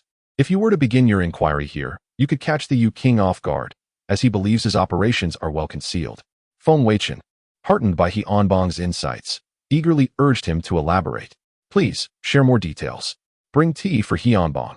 For the next 2 hours, Tianbong disclosed all he had uncovered. It emerged that the Yu King owned several private territories in the southern part of Jinda County, near Jianan County. While it was not unusual for the Yu King, as a feudal lord, to possess land, the concentration of these holdings near the border was rather suspicious. Furthermore, the southern boundary of Jianan County marked the national frontier, with the South Sea Kingdom beyond, a realm notorious for its drug trade and telecommunications fraud. It appeared that the Yu King's enterprises were likely intertwined with such illicit activities. I could not let the Yu King evade justice. Regardless of my initial motives for wanting to unseat him, should he be involved in the drug trade, I, Feng Weichen, would not allow him to escape unscathed. However, Tianbong's information was rather superficial and lacked concrete evidence. Mere words would not suffice to bring down the Yu King. We must act covertly to ensure a decisive strike. Upon further reflection, I realized that the Yu King shared a deep connection with Wang Fan. Therefore, I needed to find a breakthrough through Wang Fan. As the primary source of the Yu King's funding, should Wang Fan fall from grace, the Yu King would undoubtedly be unwilling to relinquish this lucrative asset. That would be my opportunity. With a plan forming in my mind, I proposed, "Tianbong, now that you have chosen to align with the Prime Minister, you are effectively opposing the entire Jinda County. For the safety of you and your family, it is prudent that you relocate to the prosecutor's residence." Tianbong hesitated, concerned that doing so would place his beloved daughter in peril. Yet, Feng Weichen's reasoning was sound. He had already crossed a line, and without precautionary measures, he risked facing unforeseen repercussions. "Very well, thank you, young Master Feng." After further contemplation, I added, "I am aware that the military commander is also aligned with the Yu King. However, upon my arrival, the command of the troops has temporarily fallen to me. I will have Steward Chen assist you in consolidating military authority. Remember, whatever methods you employ, I require every soldier in Jinda County to align with the Prime Minister. Do you understand?" Tianbong, sensing the magnitude of Feng Weichen's intentions, felt a surge of excitement and readily agreed. I shall ensure it is accomplished. Satisfied with Yanbong's commitment, I allowed him to attend to his duties. At that moment, Steward Chen rushed over, exclaiming, "Young master, Wang Fan has gathered a group of tycoons and business representatives at the People's Square for a press conference, protesting our freezing of his assets. It is said that all the influential media from Guanghai City are present." Intrigued, I remarked, "Oh, Wang Fan has come to us willingly? However, this tactic will not daunt me. His successful press conference must have the Yu King's backing. After all, I had just publicly accused Wang Fan of offending the Prime Minister. Without the Yu King's endorsement, no media would dare associate with him. Let us head to the People's Square and see what antics Wang Fan is up to." With that, Steward Chen prepared the vehicle while I made my way to Shen Chuchu's quarters. By this time, Shen Chuchu had risen, enjoyed breakfast, and was in the midst of a stylist's preparations. Upon seeing her, I thought she appeared utterly enchanting, a vision of innocence and charm. "Chuchu, I am about to meet Wang Fan. Would you accompany me?"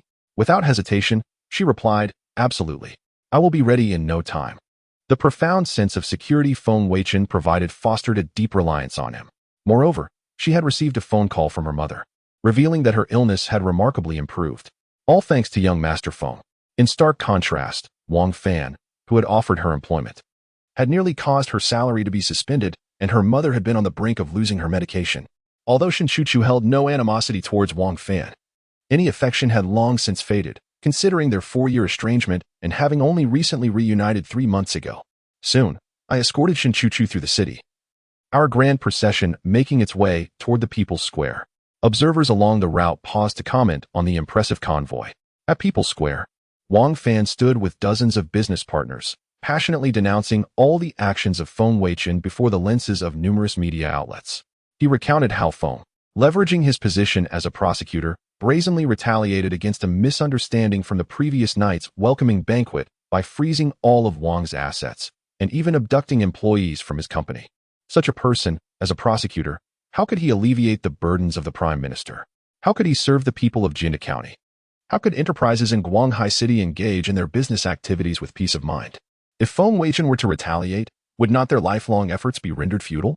Wang's speech was fervent and impassioned, with his business partners echoing his sentiments, drawing a crowd of onlookers. At first glance, it seemed rather convincing. At that moment, Feng Weichen's convoy appeared in sight, and the reporters, having anticipated this moment, rushed forward. After all, this was a significant story. One was the rising business tycoon Wang Fan, and the other was the notorious playboy-turned-prosecutor, Feng Weichen. The clash between the two would undoubtedly attract immense viewership for their media companies. Yet, unbeknownst to them, what awaited was not a sensational news piece, but rather a catastrophic downfall. Wang Fan faced imprisonment, his mission thwarted. As Feng Weichen emerged from his vehicle, he strode confidently toward the center of People's Square.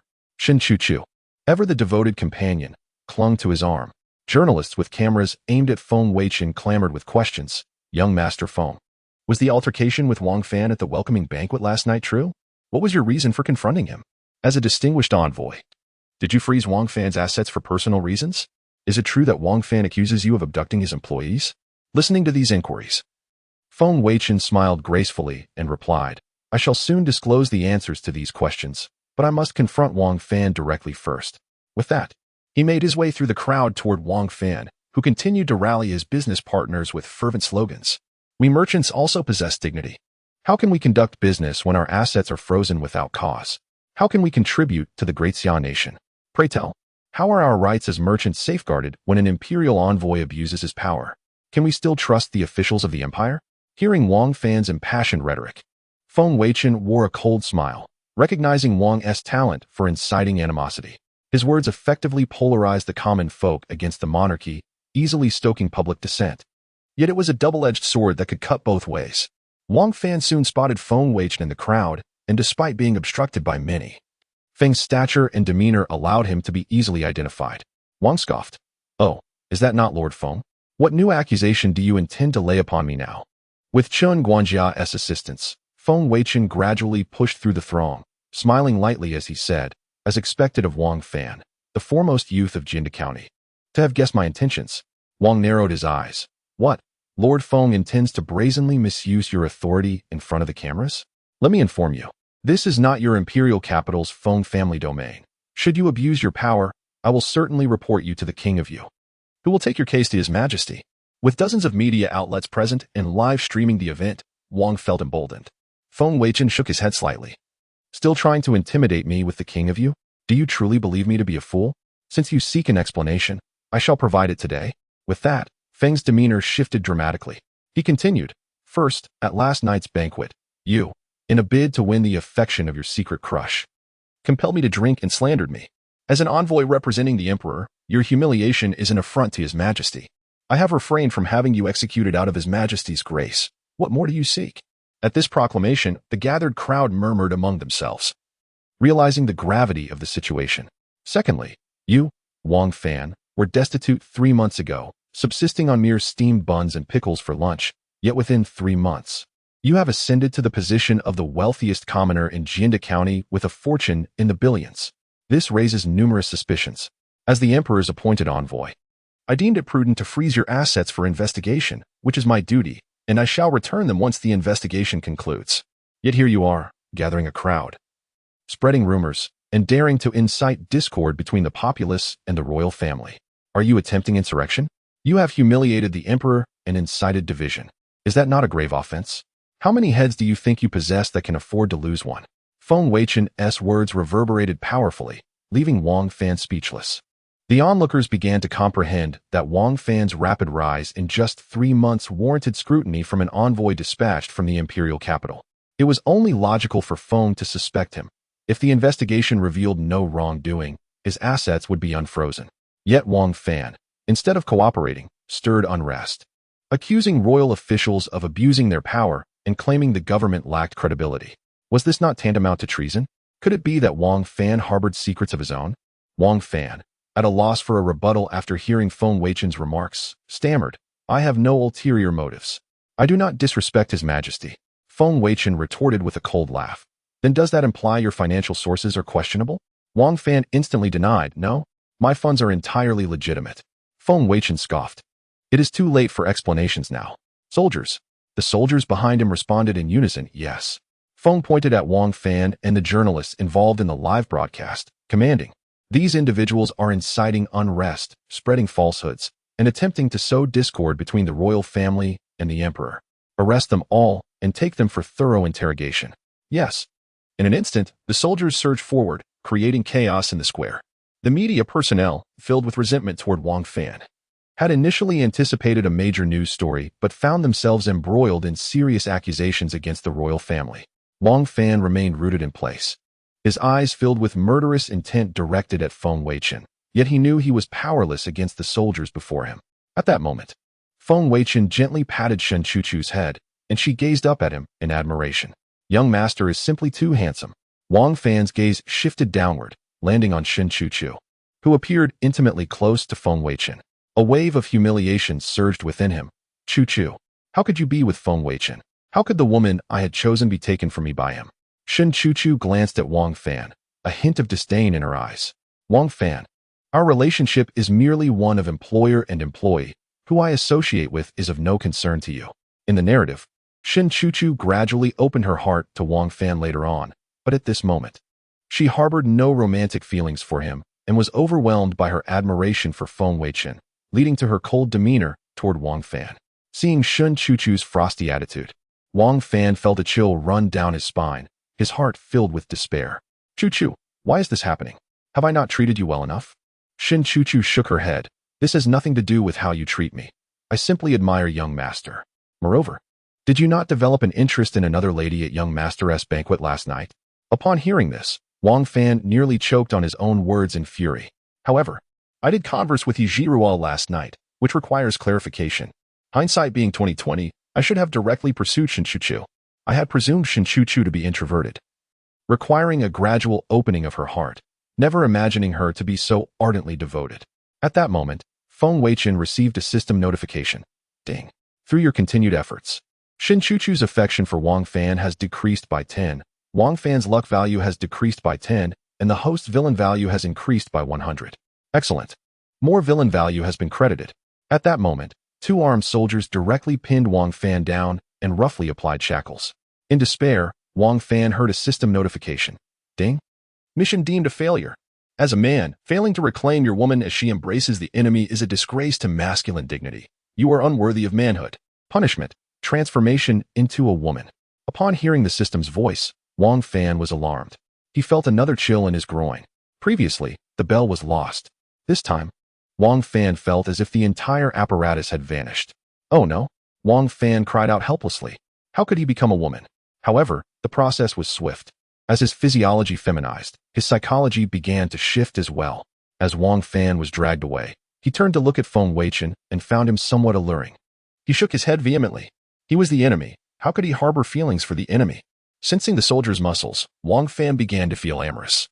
He shook his head again, exclaiming, "What's happening to me? How am I becoming such a pervert? Steady my Dao heart, steady my Dao heart." After Wang Fan was apprehended, Feng Weichen departed with Shin Chu-Chu. One must deal with the chosen one judiciously, avoiding excessive pressure that could provoke a backlash.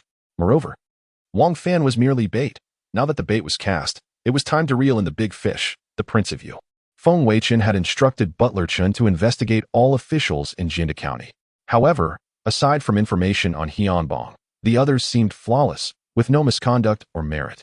Yet, Feng Weichen knew the Prince of Yu was corrupt and had likely bribed the subordinate officials. Jinda County was essentially a puppet state, with Hianbong as a figurehead. Imperial decrees stipulated that princes had no executive power in their fiefdoms. Now, it seemed, the Prince of Yu could dictate every move in Jinda County. This Prince of Yu would be difficult to subdue. Returning to the Imperial Envoy's residence, Feng Weichen, unable to devise a suitable plan, could only rely on the system. With 1,700 villain value points, he hoped to find a useful item. He opened the system shop and began searching. Soon, he discovered a useful item. Eavesdropping flea? This seemed promising.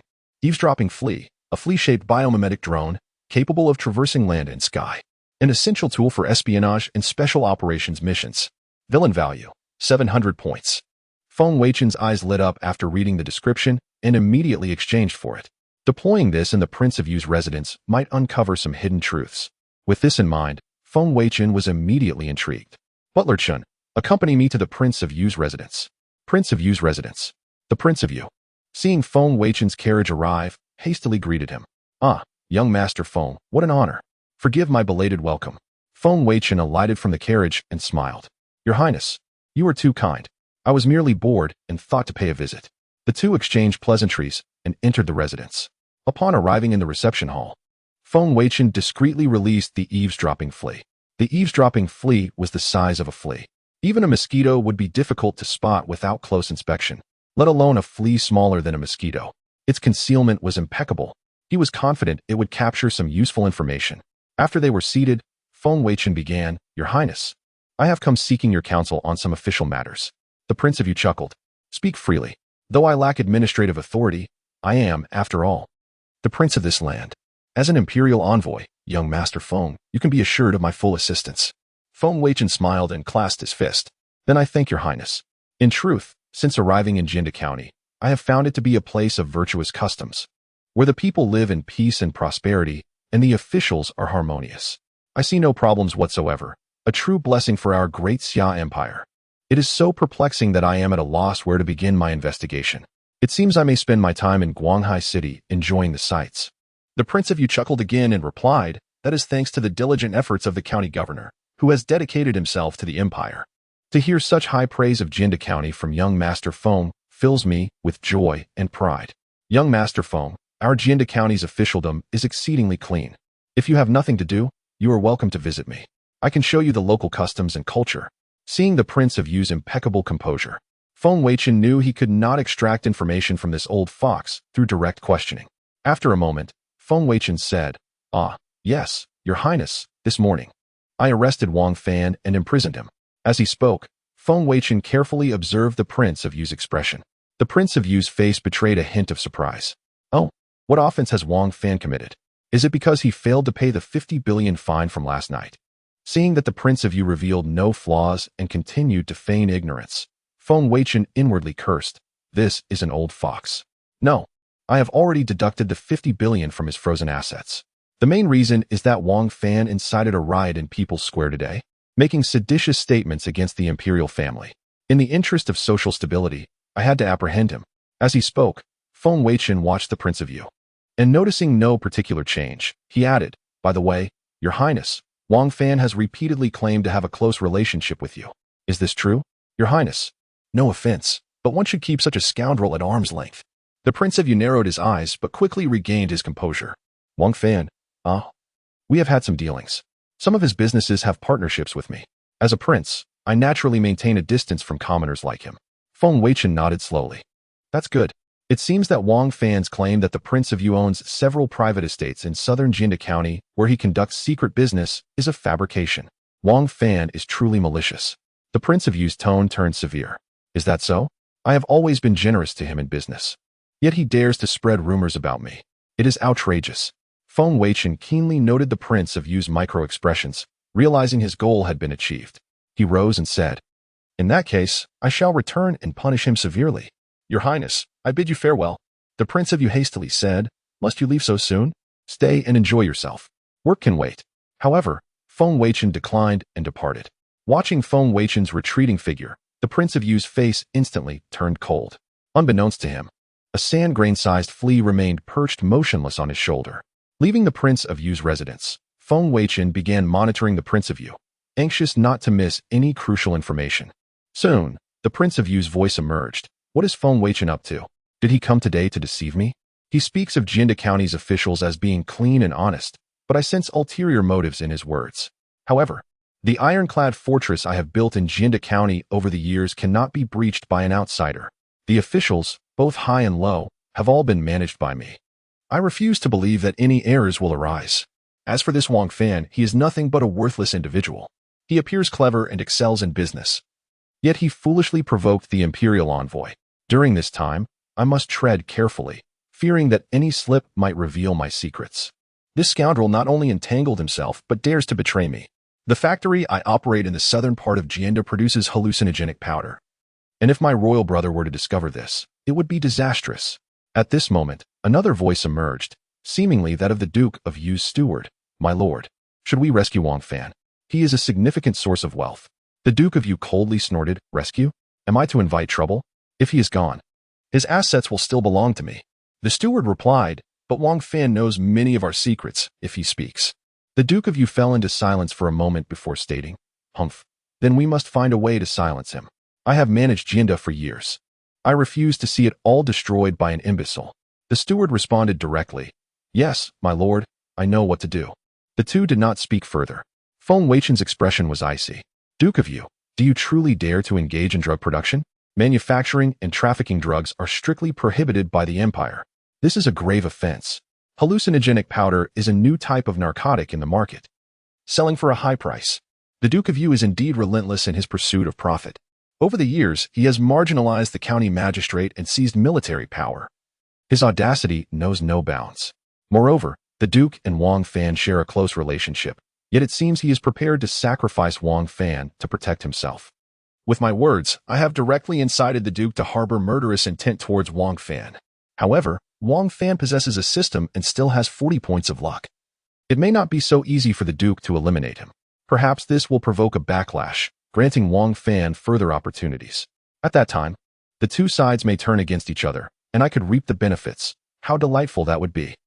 In the prison, Wang Fan was shackled. Enduring the interrogation of the officials, his stubbornness and pride had resulted in his body being battered and bruised. Transforming into a woman had already pushed him to the brink.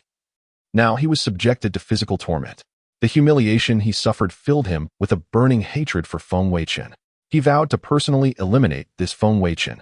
Just then, the Duke of Yu's steward appeared, slipping some money to the interrogating officials, who then departed. Wang Fan recognized the steward, thinking that this must be his rescue. Ding! A life and death crisis has been detected. Please respond immediately. Wang Fan's gaze turned cold as he looked at the steward. Is the Duke truly here to kill me? After taking so much from me, he turns his back? Wang Fan surmised that his knowledge of the Duke's illicit dealings had led the Duke to abandon him to protect himself. I cannot die. I must take my revenge. Noticing that he had 1,500 points of sign-in value remaining, he decided to draw a prize. Drawing. Congratulations, the host has obtained a primordial elixir. Primordial elixir. Upon consumption, the host will attain the mid-stage of the innate realm, lasting for 1 week. At this moment, the Duke's steward approached, and Wang Fan quickly controlled the system to consume the elixir.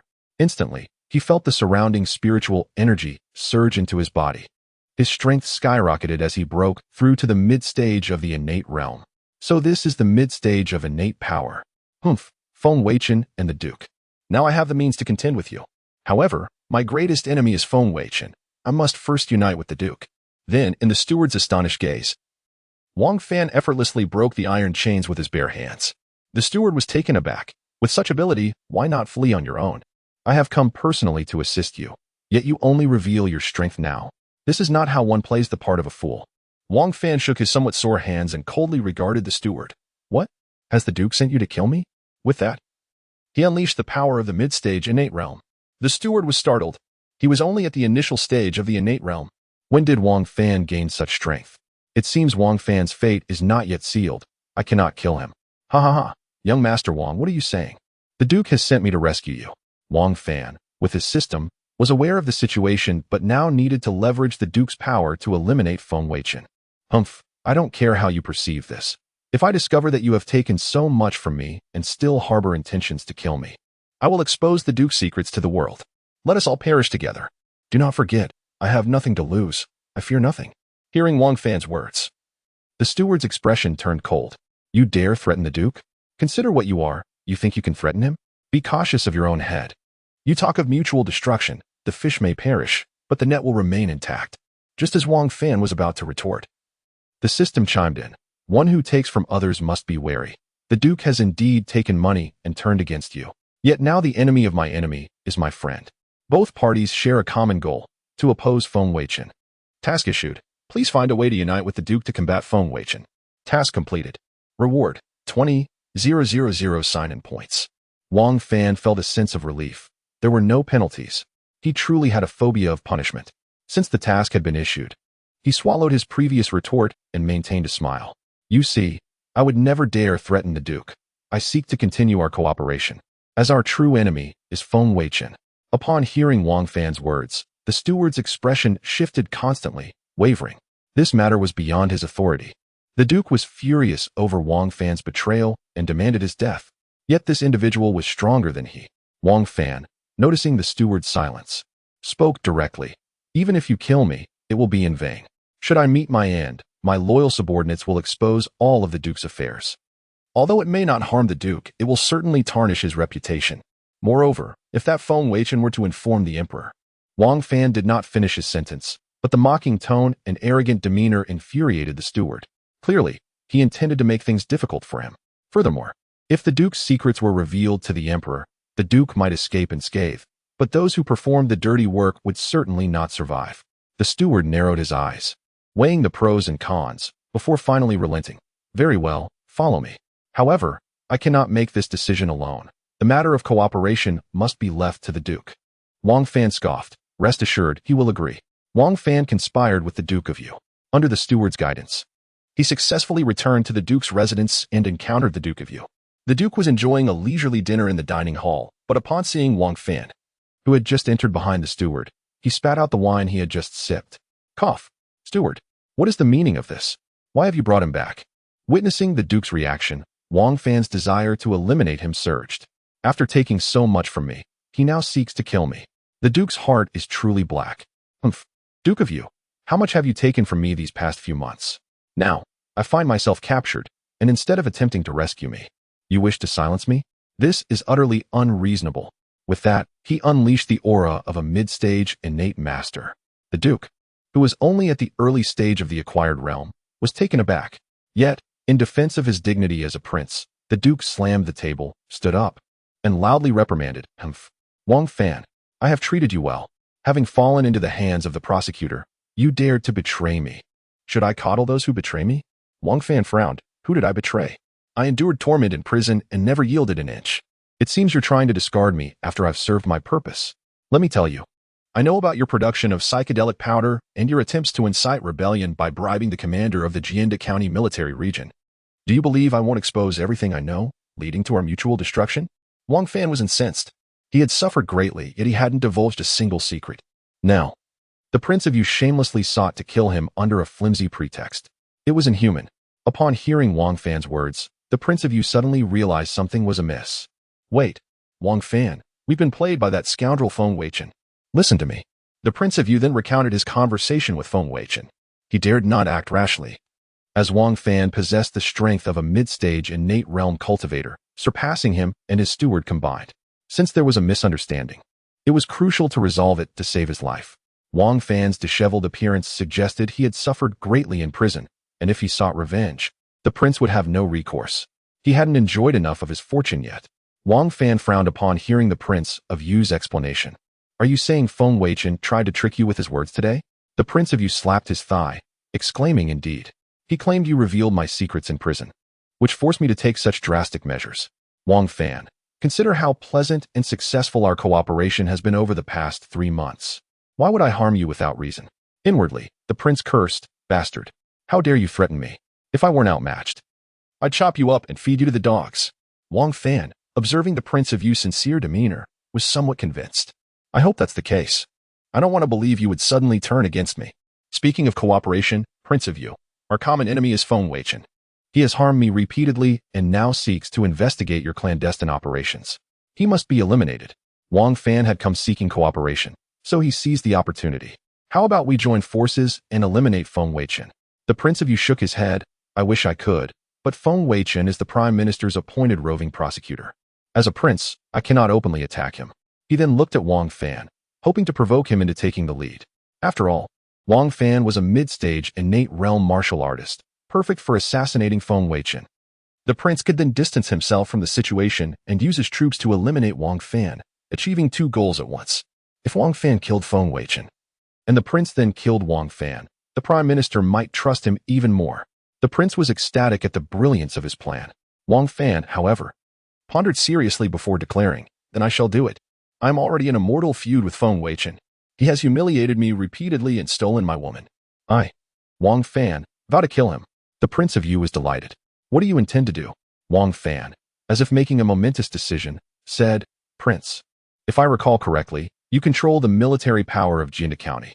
Give me a unit of troops and weapons, and I will use them to attack Feng Weichen directly. The Prince of Yu immediately refused. That won't do. I have no executive power in my fiefdom. If you attack Feng Weichen with troops I provide, it would be tantamount to rebellion. Wang Fan anticipated the prince's refusal. Don't worry. Once your men are under my command, they are mine. I will establish a mercenary company and assassinate him under that guise. Whether I succeed or fail, I will leave the country afterward. With my skills, I can rebuild my life in Japan, Southeast Asia, or any other country. However, my foundation in Xia has been destroyed, and I have lost the people's trust. I cannot survive here. During the live broadcast, Feng Weichen publicly labeled me with numerous accusations and arrested me. The entire nation knows I am an illegal businessman who disrespects the Prime Minister and has questionable sources of income. Xia is no longer a place for me. But going abroad and competing with others will be difficult. Without men in power, initial development will be challenging. Now is the perfect opportunity to extract some benefits from the Prince of Yu, obtaining soldiers and weapons. I can challenge Feng Weichen and start a new life in a new country. Perfect. The Prince of Yu found it reasonable. The astute Wang Fan had returned, but he foolishly sought out Feng Weichen instead of focusing on business. With this cash cow gone, his earning potential would diminish, and some of his secret plans would have to be delayed. It was a pity. Fortunately, Wang Fan could help eliminate Feng Weichen before leaving, serving as his final contribution. Very well, I agree. What do you need? Wang Fan waved his hand. A 200-man elite unit with the necessary weapons and equipment, firearms, and ammunition, plus 3 armed helicopters, 6 infantry fighting vehicles, 6 tanks, 5 artillery pieces with ammunition, and a truckload of man-portable rocket launchers. The Prince of Yu was taken aback. Are you planning an assassination or a war? He understood Wang Fan's need for guns and men, but why the helicopters and tanks? Wang Fan explained, I won't need these for the assassination, but I need them to develop my power abroad.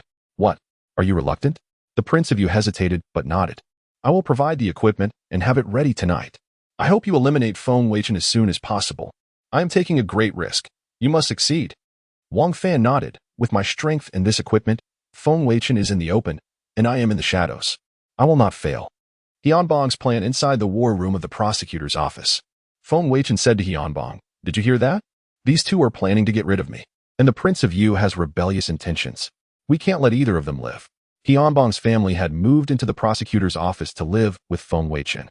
Hijirua was eager to move in as soon as she heard she would be living with Feng Weichen, much to Hyeonbong's dismay, who scolded her for being more attached to her future husband than her own family.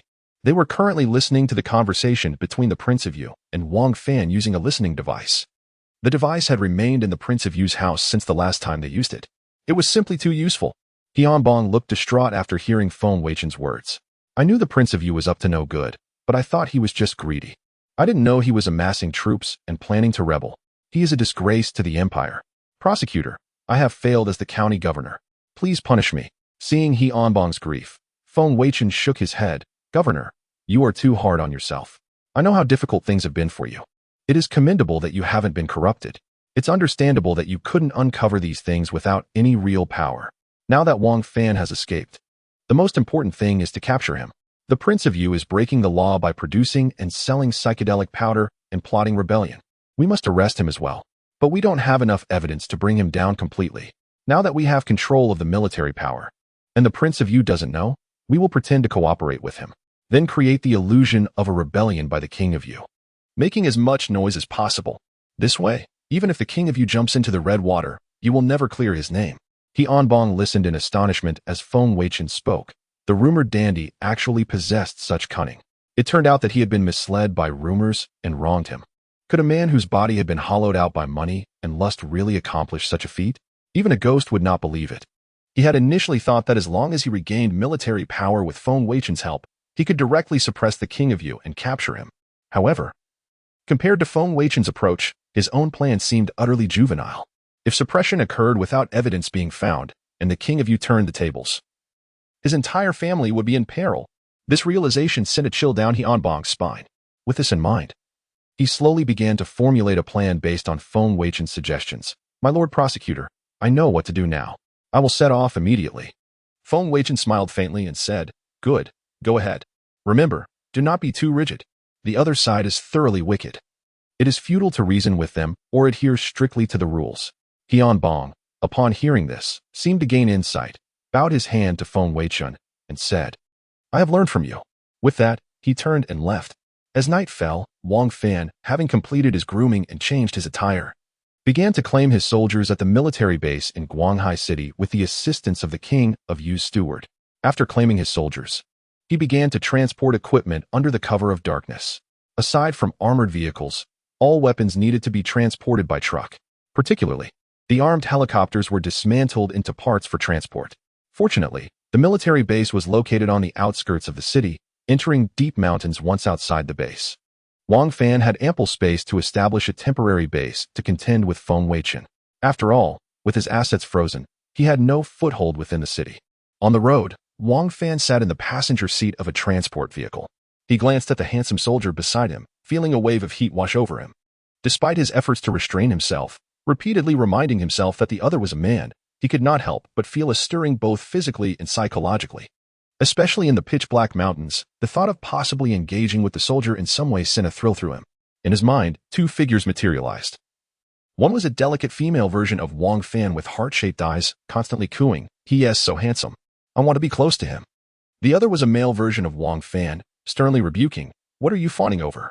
I'm a man, and he is too. What is the point of two men fencing?" The female Wang Fan blushed, "Oh, but I no longer have a sword."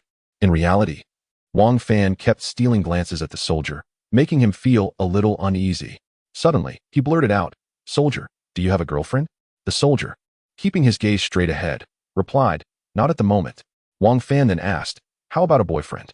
The soldier's pupils widened, swallowing hard. "Report, sir. I have no boyfriend and do not wish to have one."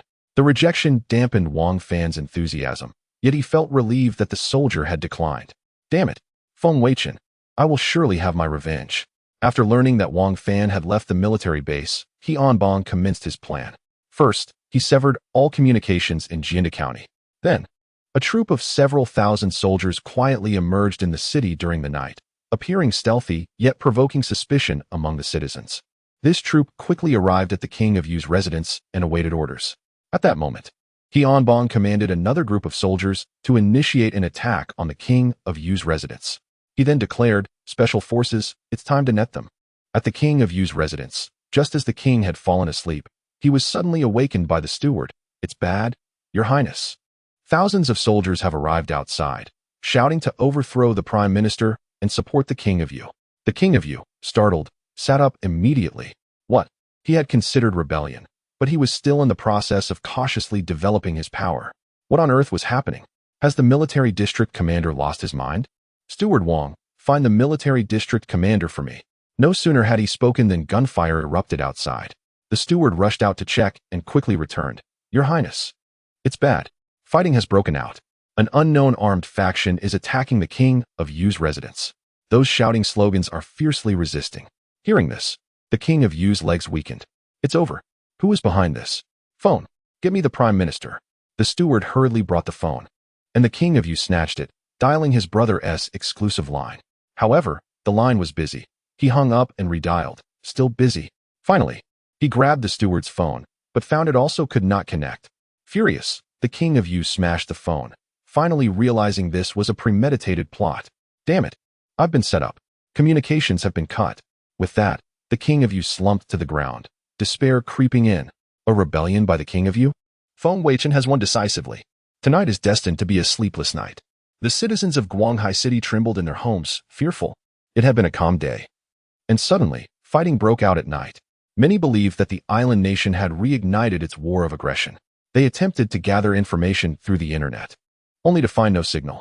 They tried calling outside, but all they heard was busy signals. However, they vaguely caught slogans about overthrowing the prime minister and supporting the king of Yu. Gradually, many began to understand the situation. It turned out the king of Yu was rebelling and clashing with the local regular army. This was big news, and the bold ones directly peered out of their windows, raising their phones to record the fierce battle below. In the deep mountains, Wang Fan led his men to find a flat area and immediately set up camp. Once the camp was established, he would begin to track Feng Weichen's movements, waiting for an opportunity to strike him down. With his mid-stage innate strength, he had only a week's time. These soldiers were his last card after losing his cultivation. He could not afford to risk them. Suddenly, a loud alarm blared in Wang Fan's mind. As someone in the mid-stage of innate strength, his crisis sensitivity was acute, but before he could react, he was suddenly surrounded by countless laser dots. Not far away, a voice called out, "We are the Special Forces of Jianda County's military. All rebels, lay down your weapons and surrender immediately.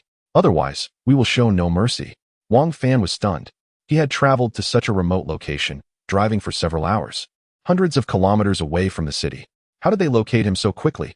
But seeing the dense laser points on his body, he realized there was nowhere to escape. Glancing at the soldiers around him, they had all put down their weapons and were kneeling, hands on their heads in surrender. Wang Fan could only grit his teeth, ultimately yielding and holding his head in defeat. On the return journey to the city, the 200 soldiers also joined the ranks of this special forces unit. Only Wang Fan remained locked in a special prison vehicle, unaware of the situation. One soldier complained to his companion, "Damn, that scared me. Wang Fan is a weirdo. He actually asked if I wanted a boyfriend." The commander said this job was simple, just to put on a show, but it disgusted me. Really? Isn't Wang Fan into women? I heard he even fought over women with the prosecutor at the welcome banquet. Come on, can I be lying? He is still a mid-stage innate martial artist. If he tried anything on me, could I escape? Having known it would be better not to come. Wang Fan's fortunate news gradually spread within the military. At the southern border of Jianda County, several industrial parks, each covering tens of thousands of square meters, were currently occupied by the troops. This facility, masquerading as an export product industrial park, was actually the location where the king of Yu produced hallucinogenic powder. According to on-site interrogations, this factory had been operational for many years, annually shipping hallucinogenic powder to the countries of Southeast Asia and subsequently distributing it worldwide, thus reaping substantial profits. As dawn broke, the king of Yu's residence had been besieged. The king of Yu and his steward were captured. At this moment, Feng Weichen and Bong arrived at the entrance of the king of Yu's estate, surveying the chaotic scene and the scattered bodies. With a smirk, they jested. "No more sleeping. It's time to rise for breakfast." Immediately, the fallen bodies opened their eyes, yawning and getting up, appearing as if they were still in a daze. Feng Weichen turned to Bong and remarked, "Ah, Master He, how astute you are, utilizing blank ammunition to craft such a grand spectacle." Bong chuckled heartily, attributing his success to the guidance of the prosecutor. "Consider this a training exercise, ha ha ha." Feng Weichen nodded repeatedly, acknowledging Bong's cleverness. Previously, while he was rigid, Bong would become animated. The soldiers were all compatriots, and they exchanged blank rounds, shouted slogans, and pretended to engage in battle. This effectively laid bare the true intentions of the cunning King of Yu. The two entered the estate and encountered the captured King of Yu.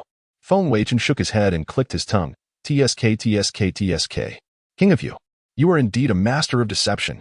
Look at how much faith the younger generation placed in you, only to find that you not only manufactured hallucinogenic powder for sale, but also raised an army in rebellion. Alas, you have shattered both the prime ministers and my trust. The King of Yu, observing Feng Weichen's sardonic demeanor, snorted coldly. You speak nonsense. Do not slander me here. I have done none of what you claim. It is you who has set a trap for me. I will certainly report this to the prime minister. At that moment, he realized that his defiance might afford him a slim chance of survival.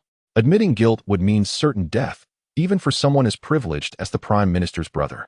Feng Weichen, smiling, took out his phone and said, King of Yu, you are truly oblivious. Let me show you something.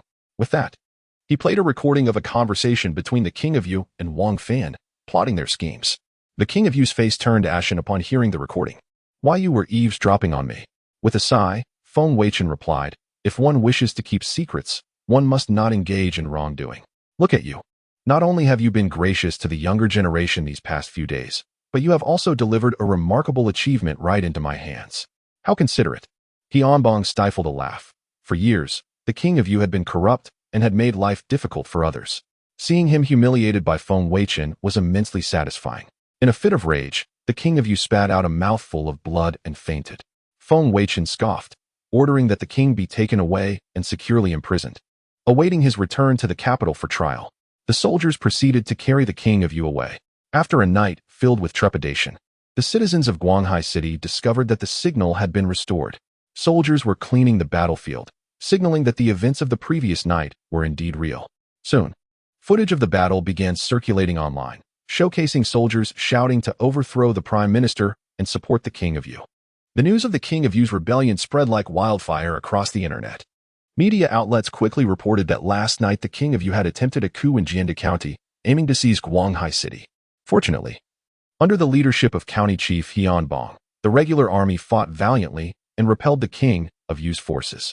Suddenly, the previously unnoticed county chief gained immense recognition. Shortly thereafter, more negative news about the King of Yu emerged, including allegations of bribery, abuse of power, and illicit activities.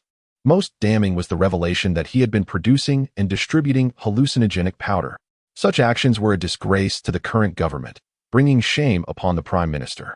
The King of Yu's reputation plummeted, and he could not wash away the stains of his misdeeds. Feng Weichen, observing the online buzz, chuckled, given the current public sentiment. Even if the King of Yu were a good person, he could not escape this predicament. The King of Yu's downfall marked a significant achievement. Yet Feng Weichen lamented that he could not enjoy the fruits of the king's wealth. With this thought, he headed towards the location where Wang Fan was detained. Having already seized Wang Fan's assets, he was intrigued by the potential of the system residing within him to subdue Wang Fan. At this moment, Wang Fan was shackled with specially designed restraints, glaring at Feng Weichen with murderous intent as he approached. Feng Weichen sat across from Wang Fan, crossing his legs. Wang Fan, you now bear the charge of treason. If you face judgment, it will only lead to your demise. However, I can offer you a path to survival. Will you accept it? Wang Fan snorted, in your dreams. I will never collaborate with you, you scoundrel. Feng Weichen merely smiled, unfazed. Wang Fan still possessed fortune, so he was not yet done for. I understand your urgency, but do not be hasty. I have heard of your remarkable investment strategies and your formidable business acumen. If you submit to me and assist me in making profits, I will spare your life. What do you say? Wang Fan scoffed. Feng Weichen, you have stolen my woman and humiliated me repeatedly. Now you expect me to help you make money? You must be out of your mind. The animosity between them was irreconcilable. After all, the humiliation of being transformed from a man into a woman was a debt Wang Fan would never forget. He vowed to take revenge on Feng Weichen at the first opportunity. Just as Wang Fan prepared to resist to the bitter end, the system's voice suddenly echoed in his mind. Ding! Given the host's current dire situation and severe charges to preserve your essence, this system issues a task. While the Green Mountains remain, do not fear the absence of firewood. Please submit to Feng Weichen. Living a mundane life is better than facing death. Successful reward, 6,666 sign-in points, failure penalty, death, system disconnection. Wang Fan's eyes widened in shock. His previous defiance was rooted in the belief that he had the system as his trump card. Yet now, it seemed the system had turned against him. It was the system that had initially urged him to provoke Feng Weichen. He had offended Feng Weichen in pursuit of completing his task, leading to his current predicament, only for the system to kick him while he was down. Wang Fan's mental state shattered completely, feeling utterly betrayed. Just as he was prepared to fight to the death, the system urged him to yield. With a resigned sigh, he thought, perhaps it was better to live in servitude than to die in vain. After all, Feng Weichen was the legitimate heir of the Feng family. Perhaps life with him might not be so bad after all. With this realization, Wang Fan, deflated like a punctured balloon, looked toward Feng Weichen. I concede. I submit. Feng Weichen was taken aback. Just moments ago, Wang Fan had been a fierce adversary. Now he was surrendering so easily. At that moment, Feng Weichen's own system chimed. Ding. Wang Fan has surrendered. The opponent's fortune has been depleted. The host gains 1,500 villain points. After hearing the system's announcement, Feng Weichen was at a loss for words. Nonetheless, a surrender was ultimately a positive outcome. Otherwise, he would still have to contend with Wang Fan's remaining fortune.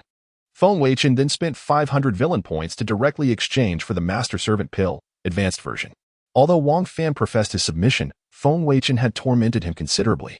To prevent any chance of betrayal, he felt it necessary to administer the Master Servant Pill for assurance. Subsequently, Feng Weichen ingested the Master's portion of the pill and handed the servant's portion to Wang Fan. Take this. Wang Fan, perplexed, felt like a piece of meat on the chopping board, indifferent to whether he would be consumed or not. He promptly swallowed without hesitation. Soon, his gaze lost all other emotions, leaving only reverence for Feng Weichen, young master.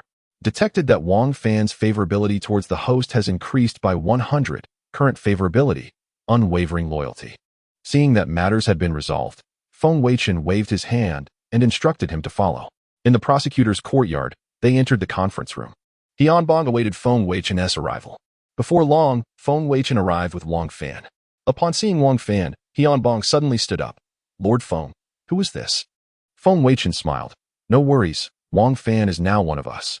Tianbong then took his seat, reassured by the untainted loyalty reflected in Wang Fan's eyes, yet secretly astonished by Feng Weichen's remarkable ability to sway others. Wang Fan spoke. The root of chaos in Jinda County, the king of Yu, has been apprehended. I believe there is no one left to obstruct you there. Now, I have a task for you, starting with Tianbong. Tianbong immediately bowed. I am at your service. Feng Weichen nodded. I will return to the imperial capital with the king of Yu in a few days, where the prime minister will preside over his trial. Of course, your contributions in suppressing him will be reported, and you shall not be shortchanged in your rewards.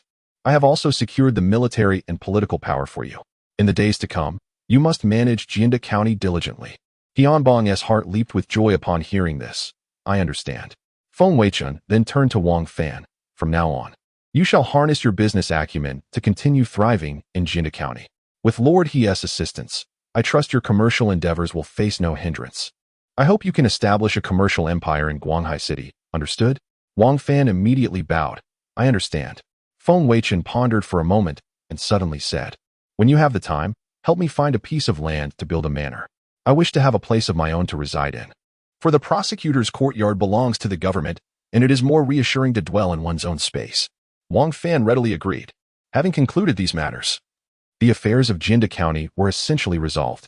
He allowed the two to leave and began to wrap things up. Zhirua, who had been residing in the prosecutor's courtyard, initially anticipated more opportunities to see Feng Weichen. However, she soon realized he was too busy, often absent. She felt increasingly anxious, spending her days confined to her room, wondering if he truly did not have feelings for her anymore. Suddenly, the door swung open. Zhirua looked up to find Feng Weichen standing there. She quickly rose, smiling as she welcomed him. You have come. Feng Weichen, gazing into her affectionate eyes, recognized that the welcome dinner had deepened her feelings for him. I heard you've been looking for me? Upon hearing this, Zhirua's cheeks flushed. Yes, ever since that night, you have not paid any attention to me. I thought you no longer cared for me. Feng Weichen laughed heartily and, without hesitation, wrapped his arms around her slender waist. Is that so? That means you must have missed me. Surprised by his embrace, her body softened, and with a blush, she nodded, burying her face in his chest. Feng Weichen gently lifted her chin, saying, Words alone mean nothing, Zhirua. Seeing his directness, Zhirua shyly responded, Young master, I am ready. Please be gentle. Feng Weichen laughed again, lifting her and walking into the room. For hours later, back in the imperial capital, the young master remarked, You are too intense. I am sore. Feng Weichen tenderly caressed Hijirua's face. Then you should rest well, my dear. Watching her drift into a deep slumber, Feng Weichen checked the system notifications. After 4 hours of rigorous training, your cultivation has progressed. After 4 hours of rigorous training, Hijirua's favorability towards you has increased by 60, current favorability, 80. Feng Weichen sighed, still feeling short of a breakthrough. The chasm between the late innate stage and the celestial realm seemed vast, leaving him uncertain as to when he might reach that level.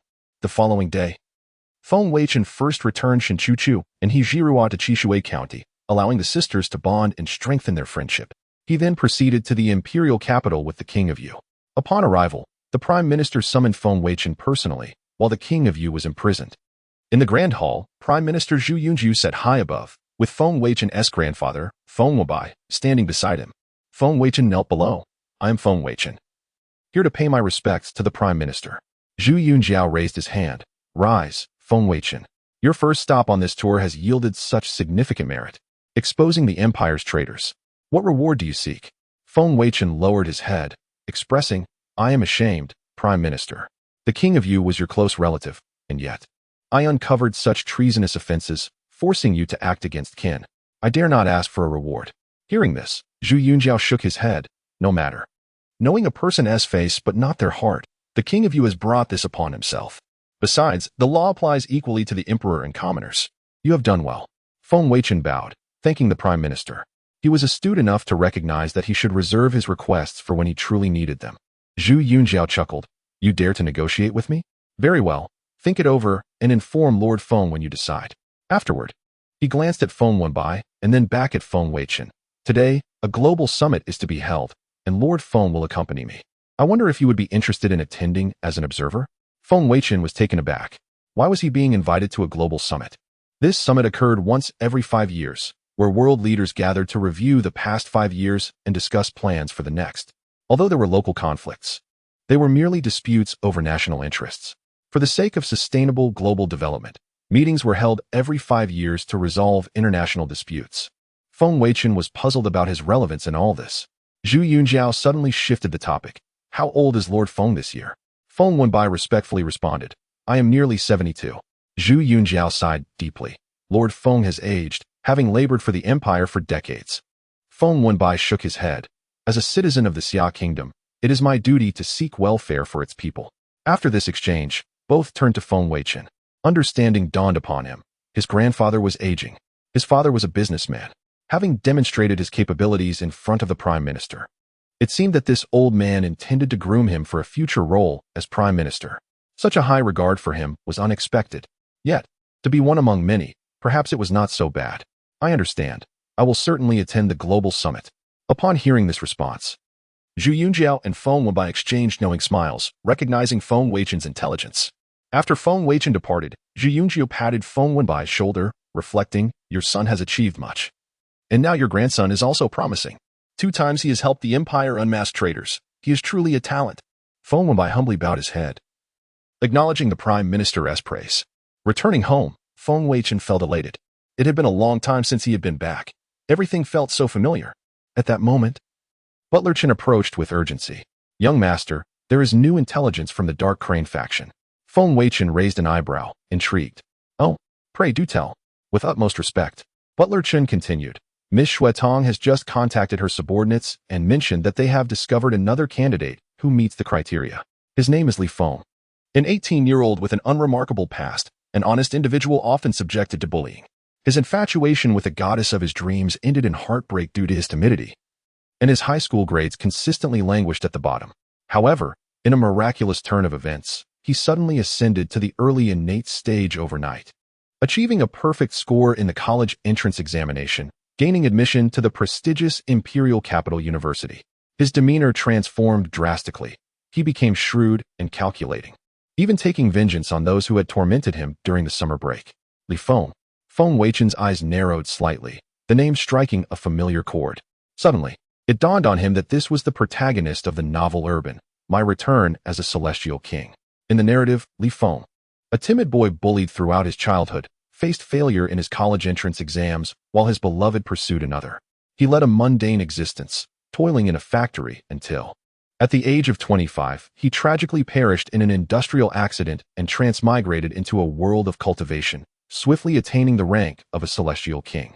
Yet, the ties from his previous life compelled him to shatter the barriers of space and time, sacrificing his entire cultivation to return to his former existence, just before the entrance exams, where his powers were reduced to the initial stage of qi cultivation. Thus, the early innate stage was akin to the initial stage of qi cultivation. Truly remarkable, the world of cultivation. Upon his return, not only did he excel in his studies, but he also took revenge on all those who had previously bullied him. He then entered university, sharing a class with his goddess. In the tale, Li Feng used his cultivation prowess to flaunt his abilities, ultimately winning the affection of his beloved and unifying the entire planet under his leadership, reaching the pinnacle of success. It appeared that Li Feng had only just returned. Shouldn't he make an effort to meet him? Feng Weichen felt the allure of confrontation with a rival emerging. However, this individual belonged to the realm of cultivation, a martial system distinct from his own world. Though this world was sparse in spiritual energy, it was evident that even with the powers of a celestial king, Li Feng's cultivation would continue to grow. He would undoubtedly prove to be a far more formidable opponent than Wang Fan and others combined, thus requiring cautious preparation to avoid potential pitfalls. At this moment, Feng Weichen recalled which university Li Feng attended, Imperial Capital University. Nodding to himself, he smirked and instructed, "Butler Chun, please assist me with the enrollment procedures.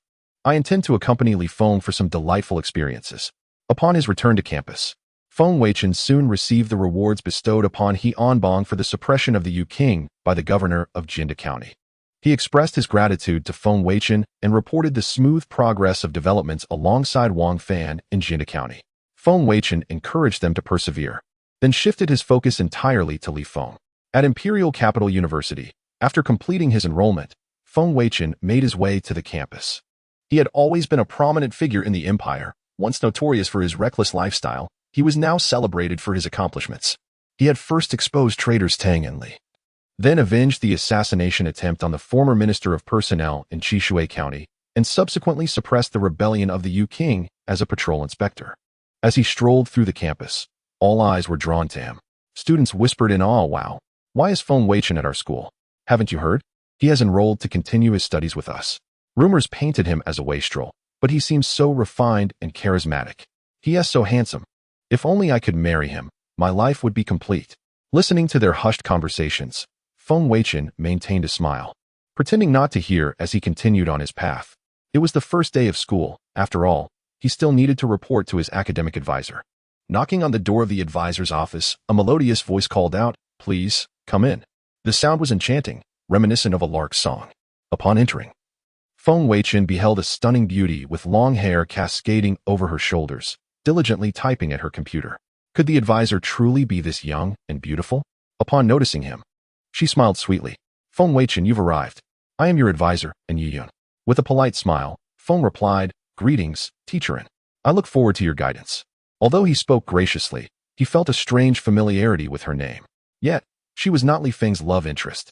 He would later instruct the Dark Crane faction to investigate further.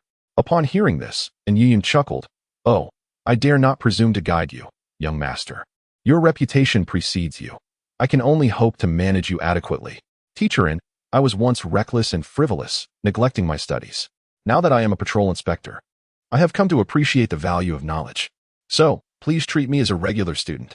With a playful smile, Yiyun replied, "Very well, but remember, if you err, you cannot wield your position to intimidate me." As she spoke, Feng Weichen felt a stirring in his heart, maintaining a serious demeanor. "Rest assured, teacher Yin, I shall be obedient." After exchanging pleasantries, they proceeded to the classroom. The university system in this world differed from that of Earth. Students remained in a single classroom throughout their studies until graduation. As they arrived, the class had just ended, and Yiyun introduced Feng Weichen. "Class, please welcome our new student, Feng Weichen. I trust you are all familiar with him." As she finished her introduction, Feng Weichen bowed slightly. "Greetings, everyone. I, Feng Weichen, Once lost my way in frivolity and failed to apply myself academically. I now join you all in the pursuit of knowledge, hoping not to be shunned.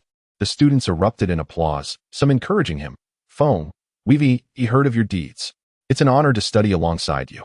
You are the pride of our empire. Your recent achievements are truly remarkable. Many flattered him, recognizing his power and influence, believing that aligning themselves with him would yield benefits. Others genuinely admired his contributions to the empire. However, in a corner of the classroom, one individual sat in quiet contemplation, indifferent to Feng Weichen's presence, Li Feng. For him, returning from the realm of cultivation was solely about one woman. In the past, his timidity had cost him the affection of his beloved. He bore no ill will towards her. All blame lay with himself. She had scolded him harshly in hopes of awakening his confidence, yet he had not heeded her words. This time, he vowed to ascend to the pinnacle of the world, proving to her that he had shed his cowardice and emerged as a man of stature. As he opened his eyes, he observed the enthusiastic reception Feng Weichen received, his gaze gradually shifting to her, Mu Sini. At that moment, Mu Sini was quietly engrossed in her studies, politely applauding when Feng Weichen entered. She regarded him with a neutral demeanor, finding him neither repulsive nor captivating. Her focus remained steadfast on her studies, as the first year of university demanded diligence. Li Feng, observing Mu Sini's earnest dedication to her studies, could not help but smile faintly. Indeed, the woman he secretly admired was unlike the gaudy, superficial girls from other classes. Just then, Feng Weichen inquired of the teacher, "Where shall I sit?" The students in the class became lively once more. "Young Master Feng, sit next to me." "Huh, if he sits next to you, what about me?" "Get lost." And Ye Yun, observing the students' enthusiasm, asked, "Everyone is very welcoming. Where would you like to sit?" Feng Weichen glanced at Mu Sini, who was by the window, and said, "I prefer a window seat." Then, to Li Feng's utter astonishment, he walked directly to Mu Sini and, feigning politeness, asked, "May I sit here, classmate?" Mu Sini closed her book and replied with an equally polite smile, "That's my deskmate's seat. You should ask him." Before Feng Weichen could look up at the owner of the seat, the person swiftly gathered their belongings and scurried to the last row. Feng Weichen, without so much as a glance at the person, nonchalantly took the seat.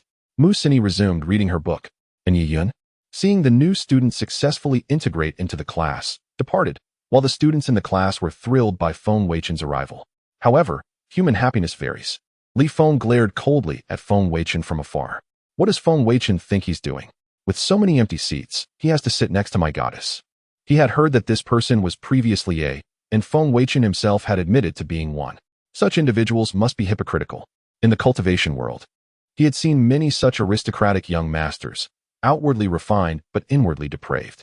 He couldn't allow Feng Weichen to taint his white moonlight. With this thought, he rose and approached Feng Weichen. While ostensibly chatting with the beauty, Feng Weichen had been vigilantly observing Li Feng, and the latter's approach did not escape his notice. Feng Weichen's eye saw the other person's information panel. Protagonist, Li Feng. Identity, male protagonist of Urban, my immortal king returns. Protagonist value, 260. Cultivation level, initial chi refining stage, early innate stage. Background, formerly an unremarkable ordinary person in Great Xia. Now reborn as an immortal king with immense potential. In his previous life, he was an honest and weak commoner, resigned to a mundane existence. His greatest regret was his unrequited love for his goddess during his student days, who left him in disappointment. He died in a factory accident at the age of 25. Reborn into the cultivation world, Li Feng became a gifted cultivator, and after countless trials, he finally conquered the cultivation world and ascended to the immortal king. However, invincibility is lonely. Remembering the regrets of his previous life, he resolutely shattered the void, dispersing his life's cultivation to allow his soul to travel back to before his college entrance exam. Now, he possesses invaluable cultivation knowledge and an endless lifespan. He not only dealt with all those who bullied him in his previous life, but also gained admission to the same university as his goddess with perfect scores. This time, he will no longer evade or be weak. He will conquer this world with the power of an immortal king and prove to his goddess that he is a stalwart man. Feng Weichen was stunned by the other's protagonist value. An immortal king was indeed formidable, with a profile unlike anyone else's. How could someone have such a high protagonist value? 260 points. It would take forever to deplete his protagonist value. Was this the power of a protagonist with the potential of an immortal king? It completely overshadowed even Wang Fan, who had a system. But upon reflection, It made sense. After all, Li Feng had spent countless years in the cultivation world, and his cultivation methods were incredibly diverse. It had only been 2 or 3 months since he transmigrated. Yet he had already reached the initial qi refining stage in this world with scarce spiritual energy. In the novel, Li Feng was not only skilled in martial arts, but also proficient in alchemy and formations. Moreover, he had used formations and alchemy to treat illnesses for some dignitaries, gaining some valuable connections and opportunities. During this time, Li Feng had also been searching for rare and precious treasures and had even attended an auction during the summer vacation. So far, things seemed to be going quite smoothly for him. Ding. Friendly reminder, facing such a formidable opponent as Li Feng, simply intercepting the female lead will not completely eliminate his protagonist value. Please adapt flexibly, approach from multiple perspectives, and employ methods such as face slapping and treasure snatching to deplete his protagonist value. Hearing the system's reminder, Feng Weichen couldn't help but retort inwardly, "Oh, system, are you scared?" The system remained silent. Feng Weichen chuckled to himself, not wanting to bicker with the system, as Li Feng had already approached. Li Feng stood to the side of Feng Weichen, a hint of disdain in his eyes, but he forced a smile that he thought was amiable. "Hello, classmate. Could we switch seats?" Since Mu Sini didn't seem to mind Feng Weichen sitting next to her, she wouldn't mind him either, right? Feng Weichen turned to Li Feng, a troubled expression on his face. "Classmate, you heard earlier that I prefer a window seat.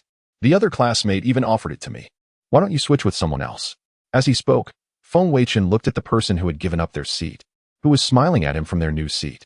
Hearing Feng Weichen's refusal, Li Feng looked embarrassed, especially since Feng Weichen's words were flawless, and he was indeed in the wrong. But he refused to give up and said with a smile, "Classmate, it's like this. I'm acquainted with this female classmate. We were classmates in high school. We..." Before Li Feng could finish, Mu Sini, looking displeased, interjected, "We are not acquainted. Don't talk nonsense. Feng, you can sit here." Upon hearing these words, Feng Weichen shrugged, indicating his helplessness. Then, he ignored Li Feng's incredulous expression and turned to strike up a conversation with Mu Sini. Hello? I'm new here and don't know what we've covered so far. Could you help me catch up on the previous lessons?" Mu Sini had been thoroughly disappointed in Li Feng during high school and didn't want to have anything to do with him now. Feng Weichen thought to himself that he could take advantage of the situation, setting aside the fact that such aloof goddesses often had hidden depths. Doing so would make Li Feng suffer. As the saying goes, if you want to destroy someone, first make them insane. Sure enough, upon hearing Feng Weichen's words, Li Feng's incredulous expression turned to anger. "So, Feng Weichen is showing his true colors so soon? Just as I suspected, he's a playboy. He's only just arrived and is already using studying as an excuse to get close to my Sini." Sini's beauty was already at the level of a campus belle, so it was normal for people to pursue her. But this school was full of nerds and bookworms. They were strong in academics, but weak in picking up girls. That's why he was at ease, choosing to take things slow. Who would have thought that Feng Weichen would suddenly appear? Not only was he handsome and rich, but he was also a former, so he must be very good at coaxing girls. Mu Sini seemed to be deliberately trying to antagonize Li Feng. Hearing Feng Weichen's words, she closed her book and gave Feng Weichen a gentle smile. "No problem, Feng. Classes have been in session for half a month, and you've missed quite a few lessons. I can help you catch up." After saying this, she winked, seemingly taking a peek at Li Feng, and added, "And since you're a high-ranking inspection officer, I'll also help you take notes if you're busy with official duties." Feng Weichen smirked inwardly upon hearing these words. Familiar with the plot of the novel, he naturally knew that Mu Sini was using him as a shield and wasn't genuinely interested in him. But he would play along and annoy Li Feng. "Really? Thank you so much. By the way, I haven't asked for your name yet." Mu Sini smiled. "I'm Mu Sini." At this moment, Feng Weichen could sense the lurking killing intent emanating from behind him, belonging to Li Feng. With a smile, he inquired, "Very well, may I call you Sini?" Upon hearing this, Li Feng's dissatisfaction intensified. Sini, I've encountered some knowledge points I find perplexing recently. Could you spare some time to help me clarify them?" Feng Weichen must be doing this on purpose. He couldn't back down. It was already established that Mu Sini was his high school classmate. This person not only failed to maintain a distance, but audaciously sought to address her as Sini. Just as Li Feng awaited Mu Sini's response, she lifted her gaze towards him, her expression one of icy indifference. "Li Feng, you were admitted to university with a perfect score, achieving better results than I did. Yet you expect me to teach you? Furthermore, please call me Mu Sini." As Li Feng prepared to court Mu Sini, he made his way to the auction. The attitude displayed by Mu Sini towards Li Feng amused Feng Weichen. In his previous life, Li Feng was solely absorbed in his cultivation, indiscriminately wreaking havoc. Oblivious to the intricacies of the female psyche. Although formidable in strength, he remained ignorant of women, and his current remarks only served to stoke the flames of discontent. Regrettably, his system failed to provide any indication to diminish the opponent's fortune value. Upon hearing those words, Li Feng's lips twitched, and he ultimately scoffed, retreating to his seat. Even he understood that lingering would truly provoke Mu Sini's ire. Yet, he felt a sense of grievance, watching Mu Sini and Feng Weichen share laughter, feeling utterly unsettled. After all, he was the embodiment of a celestial king. The woman of a celestial king should not be within the reach of mere mortals. Without imparting some form of punishment, did these mortals truly believe him to be easy prey? With this thought, his gaze turned cold, and he discreetly formed a spell beneath the table, swiftly flicking his fingers. A surge of energy shot forth, directly entering Feng Weichen's body. This energy would manifest that night, rendering Feng Weichen in excruciating agony, a fate worse than death. Feng Weichen felt a flicker in his heart, sensing that surge of energy, and couldn't he help but smirk. Fortunately, he was at the late stage of the innate realm, while the other party was merely at the early stage. Otherwise, he might have fallen into a trap. Silently dissipating that energy, Feng Weichen began his pursuit of Mu Sini, employing his PUA skills through his voice. He turned to the patient Mu Sini, who was elucidating knowledge points. "Sini, you're not a local, are you?" Mu Sini paused, a wave of affection for Feng Weichen suddenly welling up within her, charmed by the mellifluousness of his voice that resonated deeply. "No, I'm from Yong'an County." After speaking, she averted her gaze from his, feeling a touch shy. Observing the effect of his words, Feng Weichen pressed on. "Then, as someone from the capital, since Sini is graciously helping me with my studies, allow me to extend my hospitality tonight and treat you to dinner." The capital boasts an abundance of culinary delights. Mu Sini's eyes sparkled with excitement. "Really? Then I won't hold back. I've long heard of the exquisite cuisine here. Yet I've had no opportunity to try it due to my studies. However, will this encroach upon your work hours?" Presently, Mu Sini felt as though Feng Weichen's eyes were akin to stars, his voice reminiscent of a gentle deer-esque call, and he exuded a refined and graceful demeanor. She found herself irresistibly drawn to him, thus unhesitatingly agreed. Feng Weichen smiled warmly. "Not at all. I have no pressing work at the moment. Having just returned from Jianda County. Rest assured." He deliberately elevated the volume of his voice. Li Feng, observing from a distance, felt an uncontainable fury boiling within him. How could Feng Weichen, upon his arrival, succeed in courting Mu Sini? In Li Feng's memory, Mu Sini was an aloof and reserved girl, not one to easily agree to a date. Was it possible that Mu Sini was intentionally provoking him? This thought seemed plausible, although Mu Sini had once expressed disappointment in him, ultimately departing from his life. The years of camaraderie they shared meant she would not simply disregard him for someone she had known for merely a few minutes. Li Feng continuously reassured himself, ultimately convincing himself of his own deception. If Mu Sini was indeed trying to provoke him, he could not remain uninvolved in their date. He would assume the role of a gallant protector tonight. However, since there was an auction in the capital that evening, he would attend. The duration of the event would be brief. He hoped that after dining, the two would part ways. Before long, the final class of the day concluded.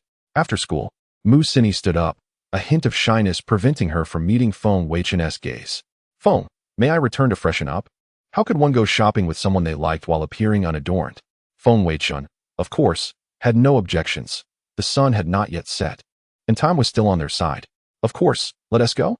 I'll accompany you to the dormitory entrance." Li Feng watched their intimate interaction, feeling a deep sense of resentment. A dignified celestial king.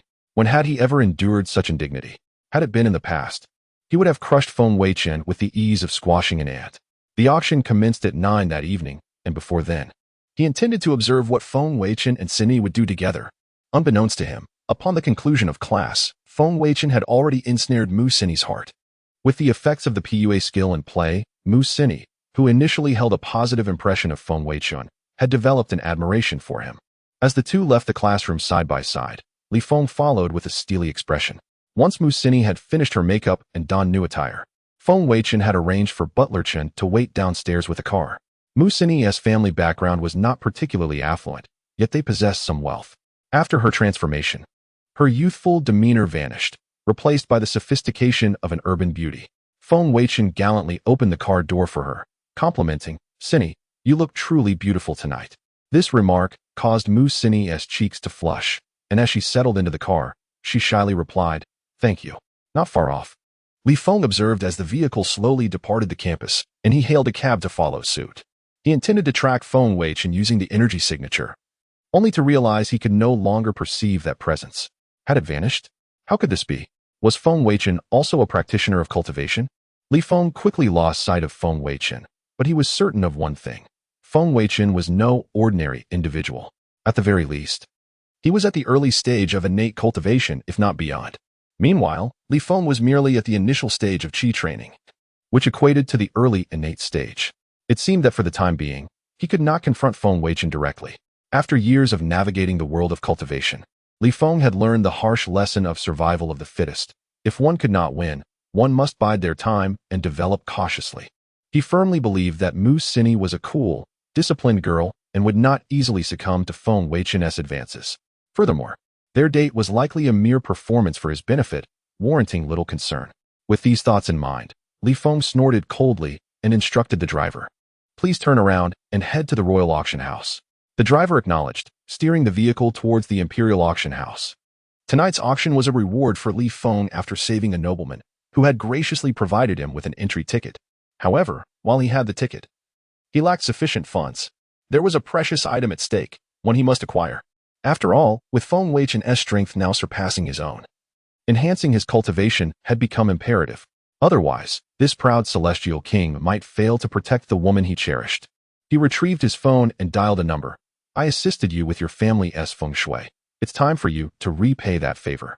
I will provide you with an account number, and I expect to see 10 billion in cash within 2 hours." This was a businessman from Yong'an County whom Li Feng had aided during the summer, adjusting their feng shui layout to create a wealth-attracting formation. At that time, he had requested no compensation, but now it was time for the favor to be returned. As Mu Cinny became entranced, Li Feng made plans for the auction. On the other end of the line, without hesitation, the voice immediately requested the account number. The other party was aware that, initially, the family business was profitable, but it could not be considered one of the prominent families in Yong'an County. 3 months ago, a young man arrived at their home, claiming he could assist in altering their feng shui and guarantee their ascendance to becoming the wealthiest family in Yong'an County. At first, the family regarded Li Feng as a fool. However, after witnessing some of his mystical methods, they began to see him as a master and a sage. Once Li Feng had arranged the wealth-attracting formation and informed them that he would return to collect his dues when their family had indeed become the richest in Yong'an. They received a call from him, confirming that, in just 3 months, they had achieved that very status. Hence, they unhesitatingly requested his bank account number to transfer the funds. Li Feng's abilities compelled them to seek his favor fervently. What was Yong'an County to them? They aspired to cling to Li Feng's coattails and become the wealthiest not just in the nation, but in the world. As they traversed the bustling streets of the imperial city, Mu Cinny gazed out of the car window, marveling at the dazzling vibrancy. The capital was far more prosperous than Yong'an County. The capital city of Wanning, located in the northern central region of the Xia Kingdom, was not too distant from the imperial city. However, it lacked proximity to the Qishui River and the sea, and it was not a region favored for resource development. Consequently, it had become a relatively transparent county within the Xia Kingdom, with resources being siphoned off to the capital. Feng Weichen observed Mu Cinny's profile and remarked with a smile, "Then why not stay in the capital after graduation? Even if you don't want to work, I can support you." His sudden declaration sent a tremor through Mu Cinny's heart. Was he confessing to her so directly? What should she do? Feng Weichen was indeed both handsome and gentle. No, she couldn't agree immediately. That would make her seem frivolous. She needed to maintain some composure. Mu Cinny tucked a strand of hair behind her ear and refrained from outright rejection, saying, "All right. I will strive to remain in the capital after graduation." Feng Weichen noted Mu Cinny's expression, understanding her general thoughts. With a high degree of certainty on his side, he felt no need to rush. "You must be hungry. We will soon arrive at the restaurant." At that moment, the car slowed to a stop in front of the Imperial Grand Hotel. The hotel comprised 2 sections, one catering to government officials and dignitaries, while the other was open to the public. Upon exiting the vehicle and seeing the hotel's sign, Mu Cinny's eyes widened in astonishment. "Young Master Feng, dining here must be quite expensive." Even though the public area of the Imperial Grand Hotel had prices starting from tens of thousands, It was likely that a single meal could consume her entire weekly budget. Was Feng Weichen truly willing to spend so lavishly on her? Feng Weichen smiled slightly, gazing into Mu Sini's eyes, and replied gently, "Expensive? I believe that for you, any amount is worthwhile. Money only holds significance when spent on a celestial being like you." Mu Sini's face flushed. He was so charming. Feeling her heart race, she began to ponder what Li Feng was in comparison, merely a poor, timid, and straightforward individual in stark contrast to Feng Weichen's elegance. As they entered the restaurant, a waiter immediately approached Feng Weichen with great respect. "Young master, your private room is ready. Please, follow me." Upon entering the room, Feng Weichen gallantly pulled out a chair for Mu Sini, allowing her to sit first. She naturally took note of these details, her eyes sparkling with happiness. Sitting beside her, Feng Weichen beckoned to the waiter, who called out, "Serve the dishes." Soon, to Mu Sini's astonishment, a series of exquisite dishes she had never seen before were presented at their table. The dishes were so beautifully crafted that she felt reluctant to eat them. How much must this cost? With a drink in one hand and a glass of red wine in the other, Feng Weichen looked at Mu Sini and asked, "Would you prefer wine or a soft drink?" She hesitated momentarily. His gentlemanly demeanor was refreshing, as he did not force her to drink. Yet, abstaining from alcohol seemed to diminish the occasion. Mu Sini, unaware of her transformation from a proud swan into a playful kitten under Feng Weichen's charm, thought, "If I drink juice, won't that seem disrespectful? I shall have some wine, but just a little." After pouring wine for Mu Sini and placing the glass beside her, Feng Weichen encouraged, "Eat, don't hesitate." With his words, Mu Sini began to eat, only to discover that every dish was incredibly delicious. Were it not for Feng Weichen's presence, she would have devoured everything ravenously. Instead, she could only savor each bite delicately. Feng Weichen timely offered her red wine, saying, "Don't just focus on eating. Have a sip of wine as well." Mu Sini gratefully accepted the cup and took a small sip of the red wine, surprised to find it sweet rather than sour, with the essence of grapes and a hint of cork. This wine was delightful. She had previously tasted her father's $1,000 wine, which was both sour and bitter, quite unpalatable. As a naive young woman newly entering society, dining at the Imperial Grand Hotel, her vanity experienced immense satisfaction. Feng Weichen chuckled at the sight of her enjoying the meal. "No worries. Should you wish for more wine next time, I will bring you here again." Mu Sini was taken aback. "What? Again? This meal must have cost a fortune. I would feel embarrassed to come again." The well-dressed waiter beside them interjected, "The total for this meal is 1.08 million. And this bottle of red wine is from the Mediterranean Royal Collection, retailing at 266,000 per bottle." Upon hearing the waiter's words, Mu Sini looked at Feng Weichen in disbelief. "Young Master Feng, this is far too expensive. I would need to treat you 100 times to equal this one meal." Her upbringing taught her that if someone treated her to a meal, she should reciprocate, as it was a matter of courtesy. Feng Weichen gently shook his head, gazing at Mu Sini with deep affection. "It's all right. I have said that spending money on you is what matters. For you, I would spend any amount." Feng Weichen seized the moment once more. Mu Sini, overwhelmed by the situation, felt lost. Her face turned crimson as she lowered her gaze, unsure of what to say next. Inside, she was screaming. Oh no, what should she do? He just confessed again. Yet, if she agreed, wouldn't it imply she was after his wealth? She was not that superficial. Must hold on. Noticing her silence, Feng Weichen remained patient. The evening's events had not yet concluded. Gazing at the time, he noted it was already 8 o'clock. "Have you had enough to eat, Sini?" Mu Sini nodded, still shy. "Then let us go. There is an auction at the Imperial Auction House tonight, and I would like to take you." Feng Weichen, familiar with the novels, was aware of Li Feng's plans for the evening. Today, he had dared to ambush him. Teasing Mu Sini was merely a way to collect some interest. Now, it was time to attend the auction and diminish Li Feng's fortune. At the auction house, Li Feng was already present well ahead of time. Today's auction featured a treasure that could enhance one's cultivation, and he was determined to acquire it. With 10 billion in cash at his disposal, he believed that would suffice, confident that among the attendees, he was the only one knowledgeable enough to appreciate its value. Just then, his phone rang. Picking it up, he sneered upon seeing the caller ID and answered, "What is it? Remembering me now?" The voice on the other end belonged to a girl. "Master, my father has truly fallen ill. Please, I beg you to help him." This girl was Xiao Yaren, who had accompanied her father to an auction in Yong'an County during the summer. Li Feng had just returned and sought to purchase a magical herb.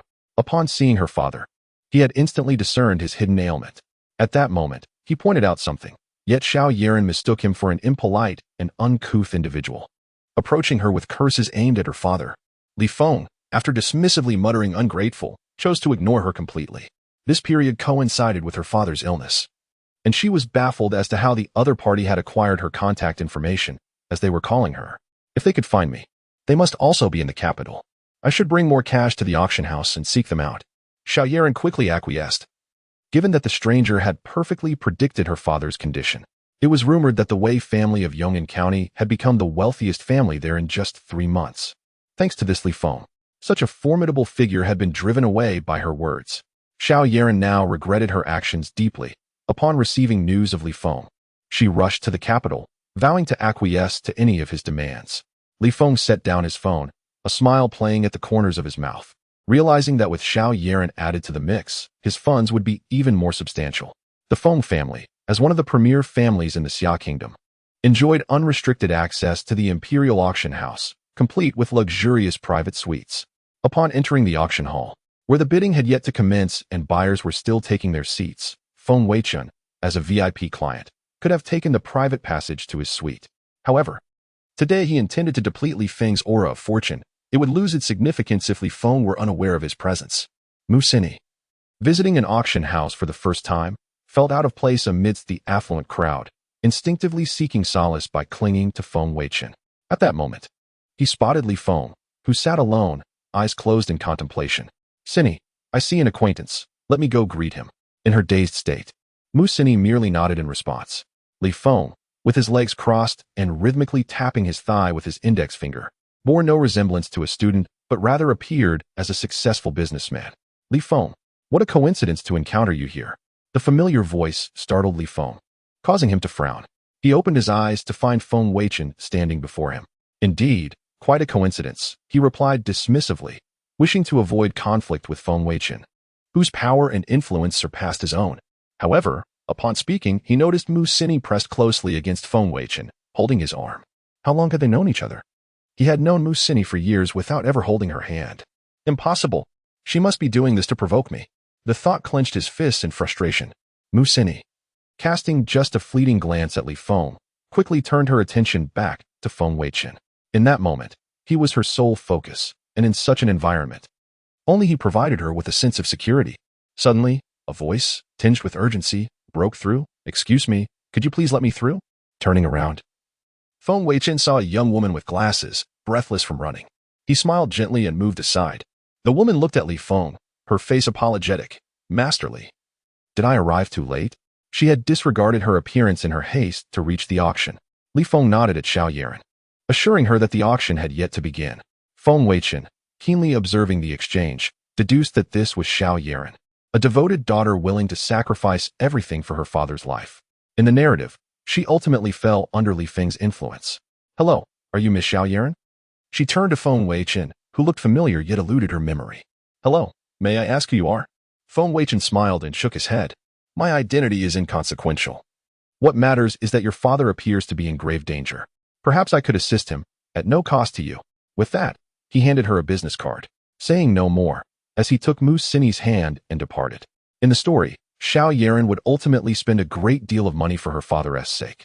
While Feng Weichen's offer of assistance would undoubtedly create a significant impression, Xiao Yaren stared at Feng Weichen's retreating figure, then at the card in her hand, her heart racing. How could he know about her father's condition when they had only just met? Meanwhile, Li Feng, watching Feng Weichen and Mu Sini leave, felt a surge of frustration. Equally astonished, how did this person know of Xiao Yaren's father's illness? Feng Weichen led Mu Sini into the VIP suite, where the surrounding noise faded away. Mu Sini exhaled deeply, feeling suffocated in such a setting. Remembering the earlier encounter, she inquired, Young Master Feng, do you know that sister from before? How could she tell her father was ill? Feng Weichen smiled enigmatically. I am a cultivator. Do you believe in cultivators? The truth of the world is easily discerned by their eyes. He then playfully lifted her chin with his hand. Mu Sini trembled slightly. Was he suggesting he understood her feelings towards him? How embarrassing. Cultivation. Is there really such a thing as cultivators in this world? Seeing her flustered demeanor, Feng Weichen nodded sincerely. There are indeed. Some of the items up for auction today pertain to cultivation. You will find out shortly. With that, He reignited Mu Sini's curiosity and vanity. Her eyes brightened with intrigue as she gazed up at him. How fortunate I am today to meet you, young Master Feng. Pray tell, what hidden truths lie behind me? She shyly lowered her head, cheeks flushed. Feng Weichen chuckled lightly. I have already discerned your secret. Sini, it seems you have someone in your heart. Yet, I sense an external force might intrude, hindering your union with your beloved. I advise you to act while your heart is still stirred. Before she could respond, he placed a finger to her lips, silencing her. Shoo! The auction is about to commence. The auction hall was filled with top buyers from all corners of the world, seated and ready. The large round clock struck 9. A lady in a high-slit qipao gracefully took the stage, initiating the pre-auction proceedings. Feng Weichen and Mu Sini sat on the sofa in their suite. Though a distance separated them, Mu Sini, however, found no interest in the host's words, her mind consumed by Feng Weichen's earlier remarks. Indeed, she had developed feelings for someone, this charming and seemingly affluent Feng Weichen, who might even be a cultivator. Who could possibly interfere with her happiness? She recalled Li Feng, who had disappointed her utterly since before the college entrance exams. His incessant pestering was intolerable. If she did not confirm her relationship with Feng Weichen soon, she feared Li Feng would become an ever-present nuisance. Resolved, Mu Sini turned her gaze to the empty seat between them. Her cheeks flushing as she shifted closer to Feng Weichen, their bodies now pressed together. Noticing her movement, Feng Weichen felt a surge of joy within, though he maintained an outward calm and asked, "What is it?" Caught in her moment of vulnerability, Mu Sini blushed deeply, resting her head on Feng Weichen's shoulder. There was nothing. Feng Weichen extended his left hand, encircling Mu Sini, seemingly in response. She responded with a sweet smile. The outside proceedings had almost concluded, and the first auction item made its appearance. It appeared to be a set of tattered ancient garments, reportedly dating back thousands of years, preserved and possessing significant collectible value. Before long, a wealthy merchant acquired it for several tens of millions.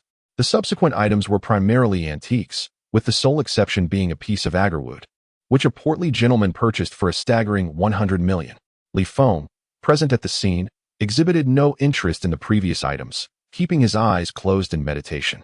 Upon hearing that the next item for auction was a peachwood sword, he opened his eyes. According to expert appraisal, this sword astonishingly boasted an 8,000-year history. Its preservation over such a long time sparked lively discussions among those present. Li Feng understood that its longevity stemmed from the aura within the sword, which continually nurtured and protected its essence. Should he acquire this sword, it could serve as a formidable weapon. The attendees seemed oblivious to its true value. After all, it was merely peach wood, and he doubted anyone would contest him for it. After the female host introduced the peachwood sword, she announced, "The starting bid for this item is 3 million, with each subsequent bid not less than 100,000. As her words echoed, it appeared no one was interested. Li Feng chuckled as he entered his bid on the tablet. The female host's eyes widened in delight upon receiving the bid, almost believing the item would remain unsold. 3 million. Mr. Number 52 bids 3 million. Is there a higher offer? Li Feng maintained a composed demeanor, confident that this sword would be his. Just then, the female host's voice, tinged with excitement, rang out, 5 million. Goodness. The gentleman in VIP room number 1 has bid 5 million. Is there anyone willing to increase their offer? Li Feng's expression darkened instantly. Who was competing with him? Had someone recognized the special nature of the peachwood sword? He had 10 billion in his account, and with Xiao Yeren hastily arriving with another billion, he possessed 11 billion. Surely, he had more than enough to contend for this treasured item. Thinking this, he raised his bid once more. The female host's eyes widened in astonishment. She had not anticipated that the seemingly undervalued peachwood sword would generate such fervor, ensuring her commission. 10 million. Buyer number 52 bids 10 million. At this moment, Xiao Yeren looked at Li Feng with confusion, unable to comprehend why he would invest such a substantial amount in a mere piece of wood. Was the money she brought intended for such frivolities? Recalling Feng Weichen's earlier words, Xiao Yeren fell into contemplation. 20 million. The buyer in VIP room number 1 bids 20 million. Is there anyone else willing to raise their bid? Li Feng furrowed his brow. Unable to believe that the price of this item could escalate to 20 million, it was hardly worth it. 20 million, first call. 20 million, second call. 20 million, third call. Congratulations to the buyer in VIP room number 1 for securing this item. Inside the VIP room, Feng Weichen remained unfazed by the 20 million bid. Regardless of the item's worth, his sole objective was to prevent Li Feng from obtaining it. Ding! The peachwood sword, originally intended for Li Feng, has been seized by the host. Li Feng's luck value is 10, while the host's villain value is 100. Mu Xinyi gazed at Feng Weichen with admiration. Surely the ancient peachwood sword must be some sort of divine artifact. Otherwise, why would young Master Feng be so determined to possess it? Before long, the peachwood sword was delivered to the VIP room. Mu Xinyi curiously glanced over, noticing nothing particularly special about it. At that moment, a new auction item was presented, a pair of earrings handcrafted by a contemporary jewelry master. The earrings shimmered with silver light, adorned with sparkling diamonds.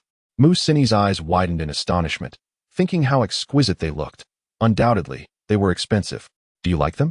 Feng Weichen's voice suddenly interrupted her thoughts, causing her to pause. Well, I suppose this is something every girl would like. Feng Weichen smiled gently. Very well, I shall purchase them for you. A few minutes later, he acquired them for 5 million. When the earrings were presented to her, Mu Xinyi was momentarily stunned. Goodness, 5 million. That was equivalent to her family's income over a decade. She could buy 2 houses in Yong'an County with that amount. Feng Weichen had just purchased them for her, without a second thought. Holding the earrings, Feng Weichen gazed at Mu Xinyi with affection. Try them on and see if they suit you. Mu Xinyi snapped back to reality, feeling a bit flustered as she pushed them away. These are far too valuable. I cannot accept them. How could she wear something worth a house? Moreover, she did not wish Feng Weichen to think of her as a woman driven by materialism. Xinyi, don't be so distant. I know you are not the kind of girl who is shallow and materialistic. This is merely a token of my appreciation, not something that can be measured in monetary terms. Upon hearing this, Mu Xinyi's defenses crumbled completely. This man was simply too gentle and considerate. Seizing the moment while Mu Xinyi was lost in thought, Feng Weichen placed the earrings on her. They suit you beautifully. Mu Xinyi bit her lip. Realizing that she had received so many favors from him tonight, it would be remiss not to express her gratitude. With that thought, she closed her eyes and kissed Feng Weichen on the lips, then quickly withdrew. Feng Weichen was momentarily taken aback, glancing at Mu Xinyi. Was this her form of gratitude? She lowered her head, softly murmuring her thanks. Thank you. With this gesture of gratitude, everything tonight has been worthwhile. Mu Xinyi was now almost lost in a reverie, completely enveloped in the rosy bubble of love. The kiss she had given not only received no rejection, but was also reciprocated. Did this not signify that their relationship had been officially established? However, Feng Weichen's attention had already shifted, for the upcoming auction item was of utmost importance to Li Feng. A seemingly ordinary gourd was brought forth by the auctioneer. Despite its mottled appearance, the gourd showed no signs of decay. Perhaps it was merely an illusion, but one could occasionally catch a glimmer of light passing through it. The female host provided a brief introduction, stating that this was a medicinal flask once carried by an ancient sage during his travels across various kingdoms, still containing medicinal liquor. In reality, it held a potent spiritual liquid, which, upon Li Feng's acquisition, would propel his strength to new heights. He would directly break through to the foundational stage, equating to a celestial realm in contemporary terms, rendering him invincible. Thus, Feng Weichen would undoubtedly do everything in his power to prevent Li Feng from winning this item. The auctioneer then outlined the bidding rules. The starting price for this item is 15 million, with each subsequent increase no less than 1 million. Let the bidding begin. Li Feng had awaited this moment for a long time. Upon hearing the auctioneer's words, he promptly submitted his pre-prepared bid. Buyer number 52 bids 100 million. The audience gasped at the sudden leap of over 80 million. Is there anyone willing to raise their bid? Feng Weichen scoffed softly, slowly inputting his offer on the bidding tablet. His wealth had reached such proportions that it merely existed as a numerical concept. Today, he was simply here to entertain himself at Li Feng's expense. The auctioneer gasped upon seeing the new bid, 300 million, a direct tripling of the previous bid. The gentleman in VIP room number 1 bids 300 million. Li Feng's eyes blazed with fury. Who was this persistent rival competing for his desired item? This flask of spiritual liquid was essential to him. 500 million. Buyer number 52 raises to 500 million. This was now the highest record of the day. Just as he finished speaking, the bidding system displayed an updated offer. The auctioneer felt as if he could hardly breathe. If the auction concluded this way, he would resign on the spot. The commission would be enough to last him several lifetimes. 1 billion. Ladies and gentlemen, today's auction has shattered the highest transaction record of the Imperial Auction House in nearly 3 decades. The bid from VIP room number 1 reached an astounding 1 billion. At this moment, Li Feng's expression was exceptionally grim. The individual in room number 1 consistently outbid him by double. It was evident they were targeting him. With only 1 billion at his disposal, how could he compete? Yet, this spirit liquid was of utmost importance to him. Gritting his teeth, he entered his final bid, wagering that the opponent would not dare to raise it further. The auctioneer's voice grew calm as she announced, 1 billion. The price of this item has now reached 1 billion. Internally, she mused, raising it by 1 billion each time lacks courage. The next moment, upon seeing the refreshed price, she nearly rolled her eyes in disbelief. Professionalism compelled her to continue. 11 billion. Is there any further bidding? One had increased by 1 billion, while the other merely by 1 million. Were both parties devoid of funds? Li Feng furrowed his brow. It seemed the opponent was aware of his limit at 1 billion, only surpassing him by a mere million. He glanced at Xiao Yiren and asked, "Can you gather any more funds?" Right now. Xiao Yiren, witnessing Li Feng's dark expression, hesitated to admit she couldn't. However, their family was not the richest. Managing to scrape together 1 billion tonight was already a remarkable feat. Masterly. I can gather funds, but it will have to wait until tomorrow. The time frame is too short. Observing Xiao Yiren's predicament, Li Feng felt a surge of frustration. It was so close, it drove him nearly to madness. Gripping Xiao Yiren's shoulders, he demanded, "Just 50 million. Do you not have 50 million? Is your father's life worth only 1 billion? Xiao Yiren shook her head. Masterly, it is already exceedingly difficult for us to gather 1 billion on short notice. Financial turnover requires time. Jinan County was not affluent. And with the resources consumed by the Wei family, nurtured by Li Feng, the Xiao family's assets had significantly diminished. The auctioneer, seeing no one else bidding, called out, 11 billion once. 11 billion twice. 11 billion thrice. Congratulations on the transaction. This item has been secured by the gentleman in VIP room number 1. Tonight's auction concludes here. Thank you all for your participation." As the auctioneer's words faded, Li Feng slumped back into his seat, dejected. Such an excellent opportunity for cultivation enhancement had slipped through his fingers. Xiao Yiren, observing Li Feng's despondence, felt a pang of fear. "Masterly, I sincerely apologize regarding my father's illness. Could you see?" Initially, she had intended to fulfill all his requests, but the outcome had turned out so disheartening. She wondered whether Li Feng would still come to her aid. Taking a deep breath, she stood and asserted, "The Wei family has offered me 10 billion in gratitude. Do you think your father's illness is worth less than that? Upon receiving the funds, I will assist in saving your father." Today, she had failed to secure any items from the auction.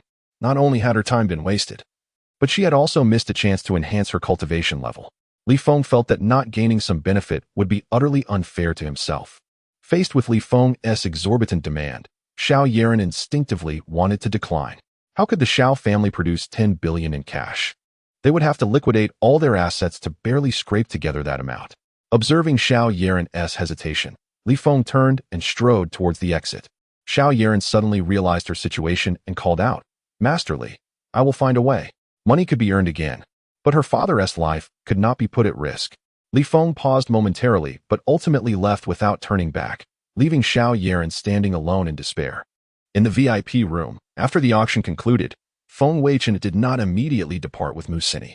As Mu Sini observed Feng Weichen's extravagant bid of 1 billion for a gourd, her astonishment was palpable. At that moment, the door to the room opened, and staff members brought in the gourd. Feng Weichen knew it contained spirit liquid and felt a surge of excitement. This substance should aid in enhancing his cultivation. However, spirit liquid was delicate, and he could not carelessly open the gourd now. For safety, after the staff left, Feng Weichen waved his hand, storing it in his spatial ring. Mu Sini, witnessing this scene, gasped in amazement. It disappeared. Feng Weichen, looking at Mu Sini's adorable expression, explained, "It hasn't vanished. I merely stored it away." Upon hearing this, Mu Sini suddenly nodded earnestly. "Oh yes. Young Master Feng, you are a cultivator. It turns out everything you said was true." Initially, she thought Feng Weichen was jesting, but what she had just witnessed was undoubtedly a display of celestial prowess. Young, affluent, influential, and a cultivator, such a treasure of a man should not be overlooked. At this moment, the system notification arrived belatedly. Ding. The spirit liquid originally belonging to Li Feng has been seized by the host. Li Feng's fortune value is 10, and the hostess villain value is 100. Hearing this, Feng Weichen finally breathed a sigh of relief and took note of Mu Sini's starry-eyed admiration, sensing the timing was right. Cindy, it's quite late. The school dormitory must be closing, right? Prompted by this reminder, she realized it was already past 11. Unbeknownst to her, the auction had lasted over 2 hours. What should I do? I can't go back. Feng Weichen suggested, if you don't mind, you could stay at the Imperial Grand Hotel. Musini suddenly looked up. That might not be appropriate. Though she said that, she secretly delighted in the idea. If they were to share a room, it would solidify their bond. Feng Weichen, having charmed many women, easily discerned her thoughts, recognizing that such a refined lady needed a gentle approach. Do not worry, I won't do anything untoward. We can simply book 2 rooms at the hotel. Musini considered this and realized it was indeed a reasonable arrangement. After all, she had long desired for him to make such an invitation, given her own shyness. All right, just as long as we agree on 2 rooms. They soon arrived at the Imperial Grand Hotel. The lower 3 floors housed banquet halls, while the upper 20 floors contained hotel rooms. Approaching the front desk, Feng Weichen presented his VIP card and booked 2 adjacent rooms. Musini stole a glance and noticed the room numbers were remarkably close, 2098 and 2099. Could it be that Feng Weichen intended to pay her an unexpected visit at night? How thrilling that would be. Feng Weichen handed her a room card. Observing her dazed expression and flushed cheeks. What's wrong? Musini quickly cupped her face with both hands, trying to prevent Feng Weichen from finding her amusing. This gesture was not only adorably endearing, but also radiated the unique charm of an 18-year-old girl. Even Feng Weichen couldn't help but think, how cute. By the way, since there are no classes tomorrow morning, would you like to visit the infinity pool on the rooftop for a bit? The pool water is directly sourced from the hot spring resort. Feng Weichen casually mentioned this, but he had already instructed Butler Chun to clear the rooftop pool. He was confident that Musini would not decline. The young girl felt a flutter of excitement. The renowned hot spring resort was famous worldwide. Yet she had never had the chance to visit. Being able to soak in the hot springs from there was a dream come true. Sounds great. I'm a bit tired today. A soak in the hot springs would definitely aid my sleep. After changing into comfortable attire in their rooms, they headed to the top floor via the elevator. Inside the elevator, Feng Weichen felt puzzled. He had been trying to build rapport, avoiding direct advances, as he aimed to reduce Musini's fortune value through traditional means. However, regardless of lavish dinners, gifting earrings, or even bringing her to the hotel, Li Feng's fortune value remained unchanged, only decreasing when he seized 2 of his treasures. It appears that Li Feng is indeed a remarkable individual. The rooftop was merely 3 stories above their room, and the elevator arrived swiftly. The moment Musini stepped out, she was awestruck by the unparalleled nightscape of the capital. What immediately caught her eye was an expansive infinity pool, at least 400 square meters in size, with steam rising from its surface, and the air tinged with the scent of sulfur. It was undoubtedly a hot spring. Feng Weichen removed his outer bathrobe, revealing a robust physique, and his perfectly sculpted muscles instantly captivated Musini's gaze. He epitomized the adage of being slim when clothed yet alluringly toned when undressed. As Feng Weichen plunged into the pool with a splash, Musini blushed, realizing she had been momentarily dazed. She too shed her bathrobe, revealing her figure clad in a one-piece swimsuit, and gradually entered the pool. How about this view? It's truly unique to the capital. Something you won't find in any hot spring resort, Musini sighed, swimming up to Feng Weichen's side, utterly enchanted. This is the most beautiful sight I've ever seen. With that, a sense of melancholy washed over her. The experiences of this evening felt more exhilarating than her entire past. If she hadn't been with Feng Weichen, would she ever have the chance to live such a life? This lavish lifestyle left Musini utterly entranced.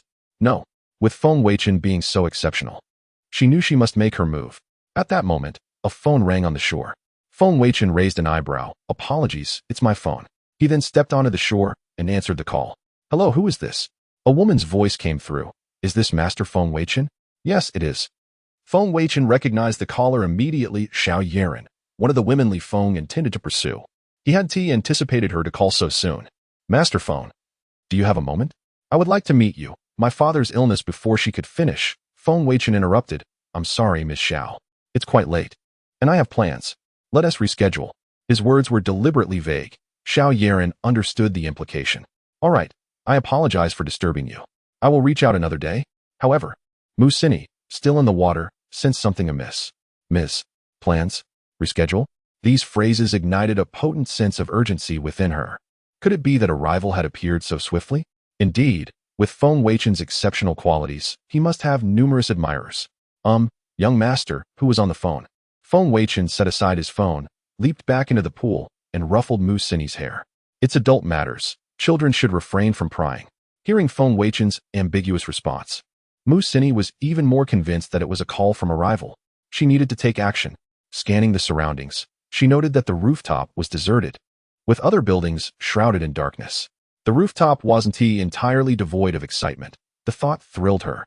Summoning her courage, she called out to Feng Weichen. Feng Weichen. He turned to her. Would you be my boyfriend? With that, Mu Sini's face flushed crimson, yet she defiantly held her ground. Feng Weichen stepped closer, their skins brushing against each other, and gently lifted her chin with his hand. Sini, are you serious? Without uttering a word, Mu Sini buried her face against his chest. Feng Weichen smiled. The rooftop was indeed a suitable place. He then lifted her chin and kissed her deeply. Capturing Mu Sini, he gained villain points. After a night of fervent passion, Feng Weichen savored the tenderness and intensity of youth. Just as he had surmised, the aloof swan was quite proactive and passionate once her heart was unlocked. The following morning, Feng Weichen awoke early, assessing his condition and realizing he had yet to make significant progress.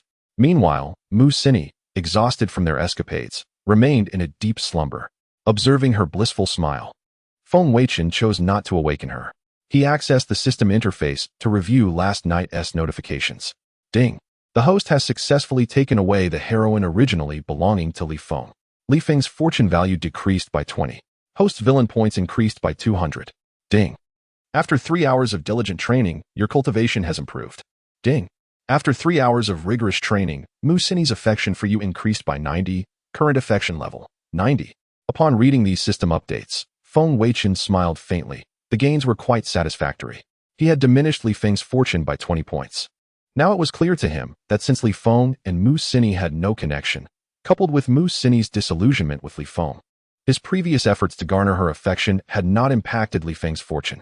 However, after their union, it was evident that he had wholly claimed the heroine, thus affecting Li Feng's fortune.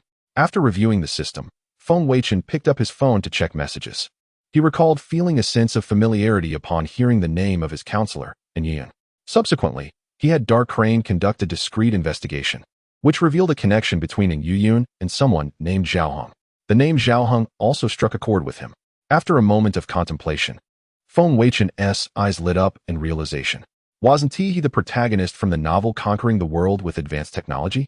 To think that two fated individuals could coexist in one school. What an extraordinary twist of fate.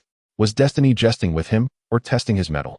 Zhao Heng's technology was derived from a higher dimensional civilization, which allowed him to amass wealth beyond measure and dominate the planet in just a few short years. Eventually, he turned his gaze towards the cosmos, embarking on a new journey.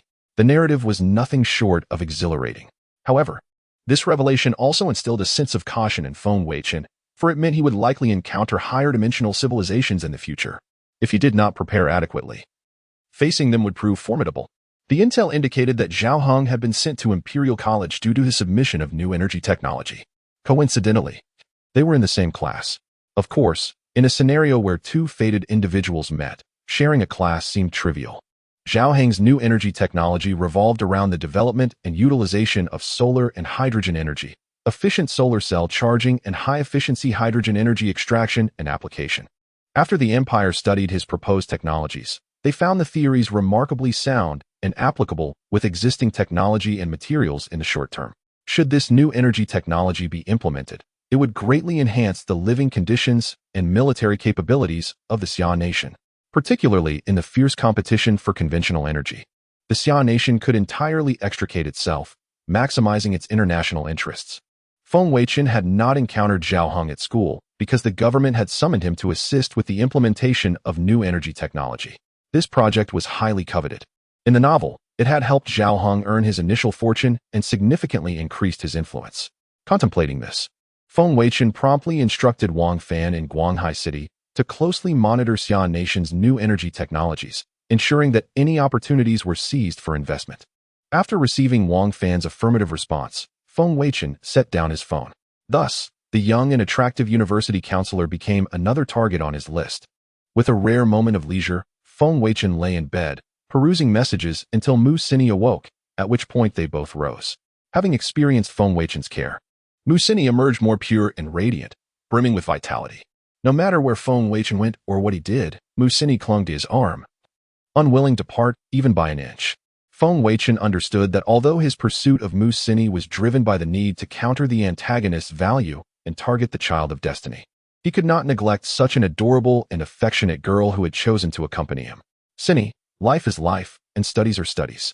Do not let yesterday's events hinder your learning, he advised.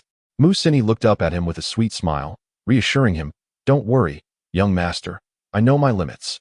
Feng Weichen playfully pinched her nose, his expression brimming with affection.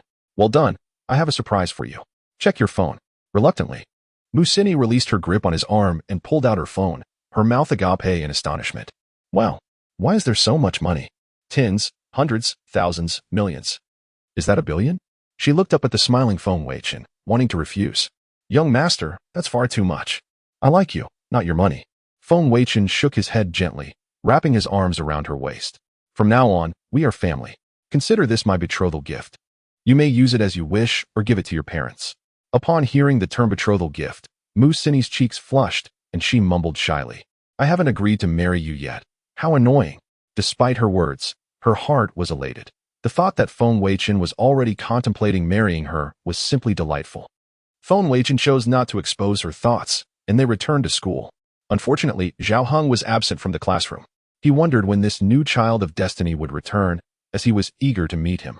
Regrettably, even by the end of the last class in the afternoon, Feng Weichen had yet to see Zhao Heng, who seemed to be preoccupied with the implementation of new energy technologies. Additionally, another student had also missed class today, Li Feng. Feng Weichen had intended to hold Musini's hand in front of him to flaunt their affection. But now he wondered if Li Feng's absence was a consequence of him having taken something from him, creating an odd butterfly effect. Perhaps he was with Xiao Yeren and didn't return all night? But Xiao Yeren had called him last night, which didn't seem indicative of her being with Li Feng. Noticing Feng Weichen's distraction, Musini reached out to touch his forehead, asking softly, Young master, is something wrong?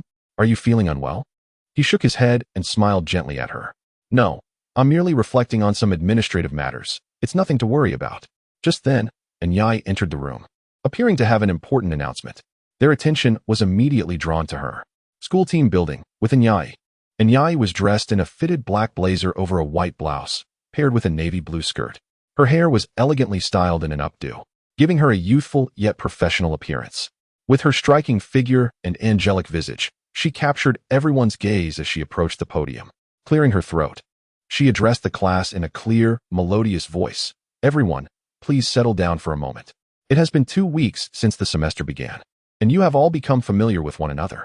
To further solidify these bonds of friendship, the school organizes an annual team-building activity for new students.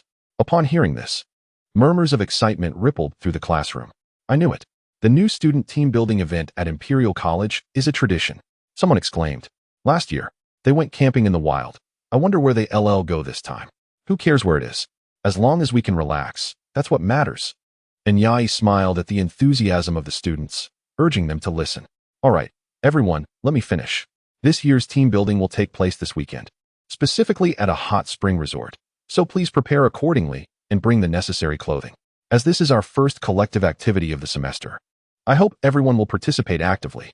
With that, a professor arrived at the door, signaling for class to commence.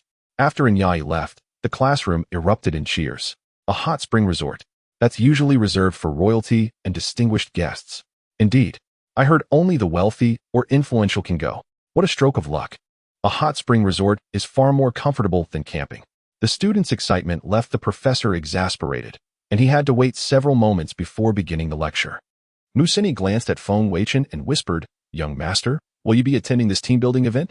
Given your status, you could easily enjoy the infinity pool at the Imperial Hotel.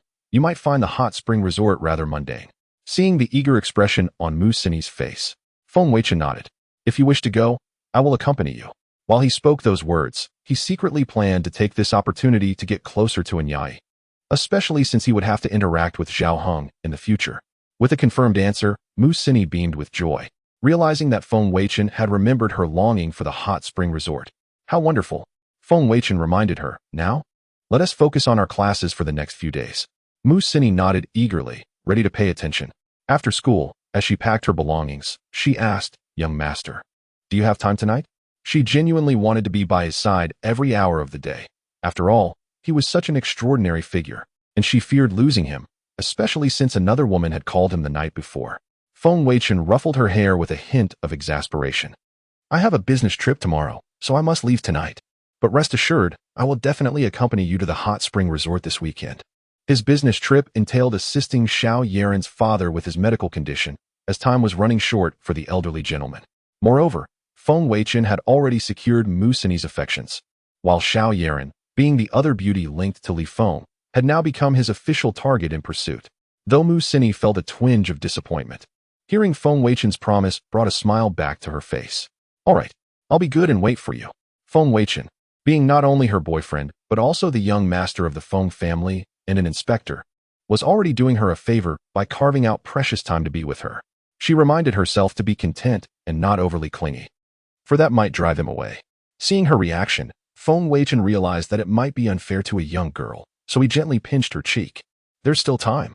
I can take you out for dinner before I leave. What would you like to eat?" "Really?" Mu Sini's eyes glimmered with excitement. Feng Weichen was so indulgent. Despite his busy schedule, he was willing to share a meal with her. What an extraordinary boyfriend. Feng Weichen nodded. "Of course, I can't let my Sini go hungry." After discussing their plans, they held hands and strolled towards the school entrance, only to encounter Li Feng at the gate.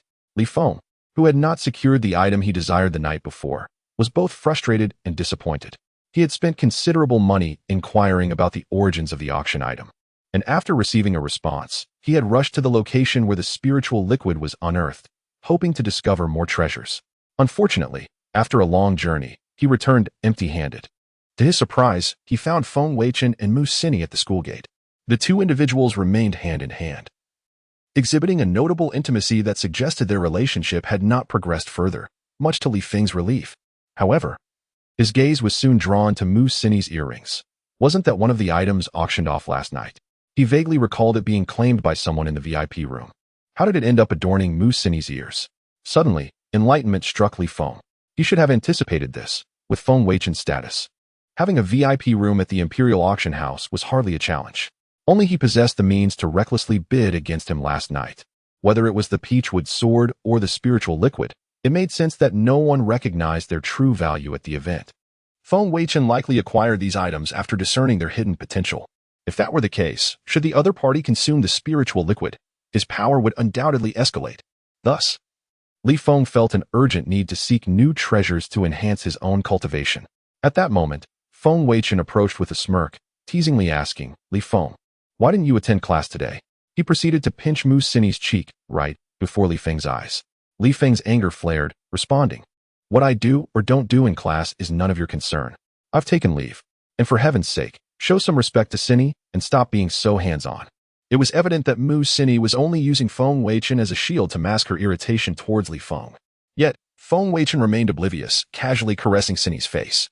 Were it not for his current lack of cultivation, Li Feng would have undoubtedly struck him down. Li Feng had hoped that his concern would rekindle some affection in Mu Sini, but was met with a cold retort. "Li Feng, mind your words. Feng Weichen and I are already in a relationship. What he does for me is none of your business." Her words struck Li Feng like a bolt from the blue. What? They were together? A sense of despair enveloped him. He couldn't believe Mu Sini would genuinely pursue a relationship with someone she had only known for a day. This was utterly impossible. Sini was a disciplined and composed girl. How could she confirm a romantic relationship so hastily? "Sini, don't be foolish. Do you think I don't know you? What proof do you have of this relationship?" His challenge prompted Mu Sini to recall Feng Weichen's boldness from the previous night. Flushing as she replied, "I don't need to prove anything. We've done everything we should." As her words lingered, Feng Weichen lifted her chin with a smile. Gently kissing her soft lips, then provocatively remarked, "Sini is quite tender and smooth." Mu Sini, flustered by his advances, buried her face into his chest. Meanwhile, Li Feng felt his heart shatter. Feng Weichen had dared to kiss his beloved in public. Not only did Sini show no resistance, but she also threw herself into his embrace. Coupled with her earlier claim of having done everything, and Feng Weichen's insinuation, Li Feng felt as though the ground beneath him had crumbled away. Having traversed the world of cultivation, resistant to advances from numerous saintesses and princesses, he had remained unfazed. He had endured endless suffering and time to return to Mu Sini's side, sacrificing his cultivation in the process. To think that the woman he cherished, the one he had steadfastly guarded his heart for, would so readily surrender to another. Could Musini truly justify her actions? His emotions surged, and he could not help but roar, "Impossible!" This exclamation drew the attention of students entering and exiting the school gate, who began whispering and pointing, questioning what had befallen the top student, Li Feng. Faced with the scrutiny of his peers, Li Feng felt increasingly agitated. Deep within his soul, something was striving to break free. His heart raced, blood vessels reddened, and his vision became tinged with crimson, while veins on his forehead throbbed ominously. Musini, witnessing this transformation, furrowed her brow and instinctively leaned closer to Feng Weichen. The latter remained calm, aware of his superior strength and unperturbed by any potential aggression from Li Feng. However, he sensed something was amiss with Li Feng's mental state. Just then, a system's voice echoed in his mind. Ding! Musini is Li Feng's sole attachment and regret across 2 lifetimes. It has been detected that Li Feng's intense dissatisfaction with Musini's feelings has given rise to inner demons. Li Feng's fortune value is 20, while the host villain value is 200. Feng Weichen raised an eyebrow. This individual had weathered countless trials in the cultivation realm without succumbing to inner demons. Yet, having returned to this world for only a few months, he had succumbed to such turmoil because of the affection he had taken from Musini. What a stroke of bad luck. Nonetheless, Feng Weichen was not particularly pleased. It was known that Li Feng was far easier to deal with than the inner demons. If those demons were to fully seize control of Li Feng's body, he would only become increasingly powerful, disregarding everything external. At that point, it would be exceedingly challenging for Feng Weichen to diminish his fortune value. Inner demons, after all, were entities beyond the 3 realms, lacking emotion or substance, and were exceedingly peculiar. As Li Feng's terrifying state escalated, onlookers instinctively retreated, murmuring about the need to distance themselves from him. Initially, Li Feng only felt his blood surge, an overwhelming desire for release and violence stirring within. But as a being of the immortal king status, he quickly realized this was the work of inner demons. His enduring obsession with Musini, which had once fueled his cultivation, was now fragmented and twisted into a dark manifestation. This was no trivial matter. Instantly, Li Feng focused, inwardly reciting the purifying heart technique. A sacred white light erupted from the depths of his soul, spreading through his meridians and enveloping his entire being under his deliberate control. Soon, the turmoil within his soul subsided, the blood coursing through his veins calmed, his heart's rapid beat slowed, and the throbbing veins on his forehead returned to tranquility. Gradually, Li Feng regained control of his body from the clutches of the inner demons. He exhaled a deep breath, deliberately avoiding Musini's gaze. As an immortal king, he understood that the inner demons were merely suppressed for the moment, not eradicated. Musini now represented his obsession, acting as a key to unlock the inner demons. A mere glance at her could expose vulnerabilities in his emotions, allowing the inner demons to resurface. With a final cold huff, Li Feng turned toward the school. The surrounding students breathed a sigh of relief. The previous tension had been palpable and unsettling, fearing Li Feng might suddenly lash out in a fit of rage. Musini, feeling wronged, gazed at Feng Weichen and said, "Li Feng and I are no longer connected. Why does he still cling to me?" His earlier behavior was terrifying. Feng Weichen gently squeezed her hand, reassuring her, "It's all right. If he bothers you, just let me know, and I'll support you. After all, you are my little fairy." With that, Musini couldn't help but chuckle, quickly forgetting about Li Feng. Later, after enjoying dinner nearby, Feng Weichen escorted her to the school gate. As she looked on with longing, he boarded Butler Chen's car and departed slowly. Inside the vehicle, Feng Weichen contemplated his upcoming itinerary. He needed to take a connecting flight directly to Yong'an County, treat Xiao Yaren's father, and then return, though it would be tedious. He should manage to make it back for the weekend school outing. At that moment, his phone rang, and upon answering, he said, "Hello, this is Feng Weichen." The voice on the other end responded with palpable excitement. "Young Master Feng, my father's condition seems to have worsened. Are you available right now?" On the phone was Xiao Yaren, who unexpectedly confirmed his suspicions about her father's deteriorating condition. "I'm on my way to the airport, preparing to assist in treating your father. Please remain calm."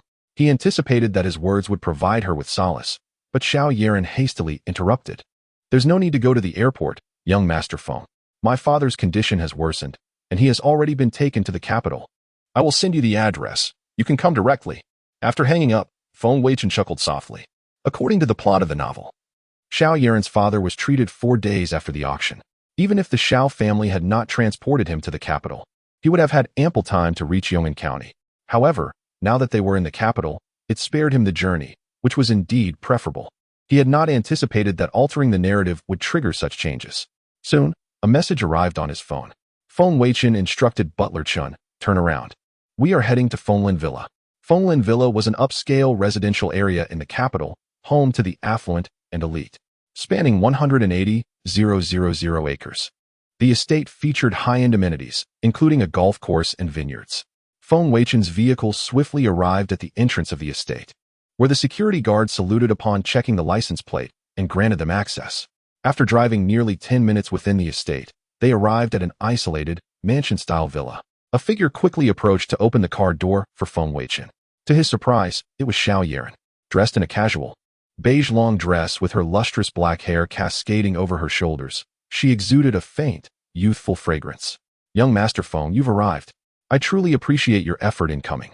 It was evident that Xiao Yaran was desperately suppressing her anxious emotions, afraid of offending or displeasing Feng Weichen. On one hand, he was a potential savior for her father, and on the other, she was now aware of his esteemed identity, scion of a top family in the Summer Kingdom and especially appointed inspector by the Prime Minister. Her family could not afford to provoke either of those identities. After exiting the vehicle, Feng Weichen smiled politely at Xiao Yaran. "There's no need for such formalities. Please take me to see your father." Hearing this, Xiao Yaran promptly gestured for him to follow. "My father is inside. Please come with me." She turned gracefully and led the way. Feng Weichen followed closely, quietly observing the surroundings. Upon entering the room, he noted an array of porcelain and jade artifacts, a testament to the Shao family's prosperous jade business that had established their wealth. Soon, they passed through the hall and reached a room's entrance. Xiao Yaran opened the door, gesturing for Feng Weichen to enter. Inside, he immediately spotted a middle-aged man lying on the bed, pale and unconscious. Xiao Yaran's father, the current head of the Shao family. "Xiao Yuanzheng." Xiao Yaran clasped her hands in front of her, her face wrought with concern. "I don't know what happened to my father.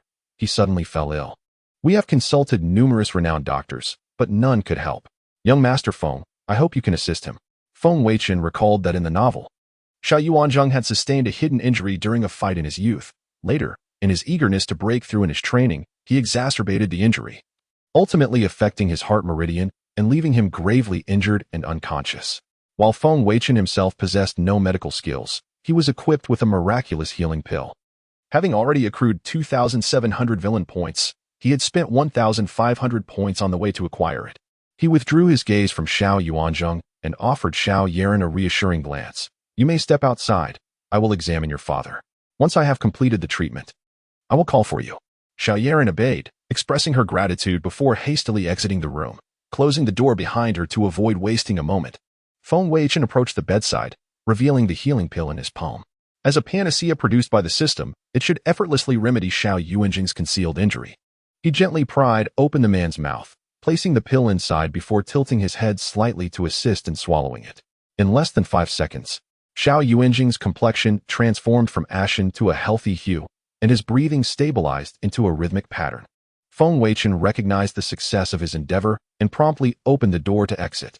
Xiao Yaran, who had been waiting outside, was taken aback when she saw Feng Weichen emerge so soon. Did this mean he was unable to help her father?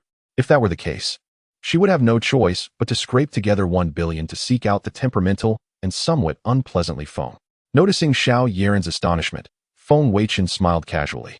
"Rest assured, it won't be long before your father awakens." Xiao Yaran's face lit up with joy. "Really? Young Master Feng, you are truly remarkable. In less than a minute, you resolved a condition that had baffled so many esteemed physicians. Had I known, I would have sought you out sooner in the capital instead of wasting 1 billion on Li Feng at the auction, who was asking for 9 billion. In that moment, Xiao Yaran's impression of Li Feng soured further.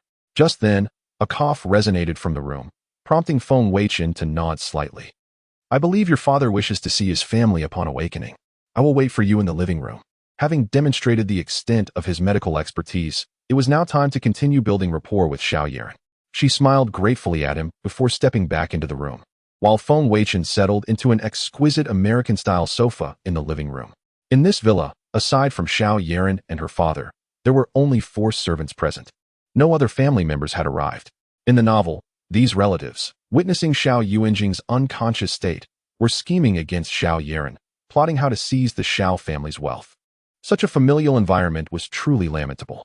After waiting for a while in the living room, Xiao Yuanzheng emerged with Xiao Yiren's support. Upon seeing Feng Weichen, he immediately rose to greet him. "Old master, how are you feeling now?" Xiao Yuanzheng's expression shifted as he recognized Feng Weichen, indeed the individual spoken of in whispers.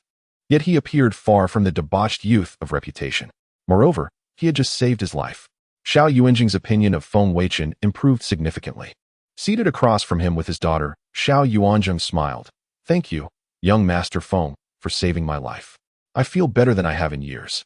It seems this old body will endure a while longer." Feng Weichen nodded, directly addressing the ailment. "Old Master Xiao, you are too kind. The truth is, you suffered a hidden injury in your youth, and your recent eagerness to break through may have exacerbated it, affecting your heart meridian. I have repaired your heart meridian and alleviated the hidden injury. With your constitution, living for several more decades should pose no problem." As a martial artist, Xiao Yuanzheng had previously sought to advance from the late acquired stage to the early innate stage. Now, with the aid of the miraculous healing pill, he had directly attained the early innate stage, significantly extending his lifespan. Hearing Feng Weichen accurately diagnose his condition further solidified Xiao Yuanzheng's trust in him, dispelling the notion of him being the frivolous heir as rumored. After engaging in polite conversation for a while, Feng Weichen prepared to take his leave. At that moment, Xiao Yiren offered to escort him out, and they proceeded together to the villa's exterior. Just then, Xiao Yiren's phone rang. Upon checking, she discovered it was a call from Li Feng. The heart-stirring Xiao Yiren and Feng Weichen noticed the name Li Feng saved in her phone. Feng raised an eyebrow. "Li Feng, that individual seems to be mentally unstable. It would be prudent to keep a distance from him." Hearing this, Xiao Yiren recalled Li Feng's demeanor during the auction. Indeed, he exhibited signs of mental distress. Should she terminate the call? At that moment, Feng Weichen chuckled. "No need to worry. Answer it. Let us see what he desires." "All right." Xiao Yiren activated the speakerphone, and Li Feng's voice immediately resonated on the line. "Why did you take so long to answer?" Xiao Yiren lowered her gaze. "I was a bit preoccupied. Is there something you need, Masterly?"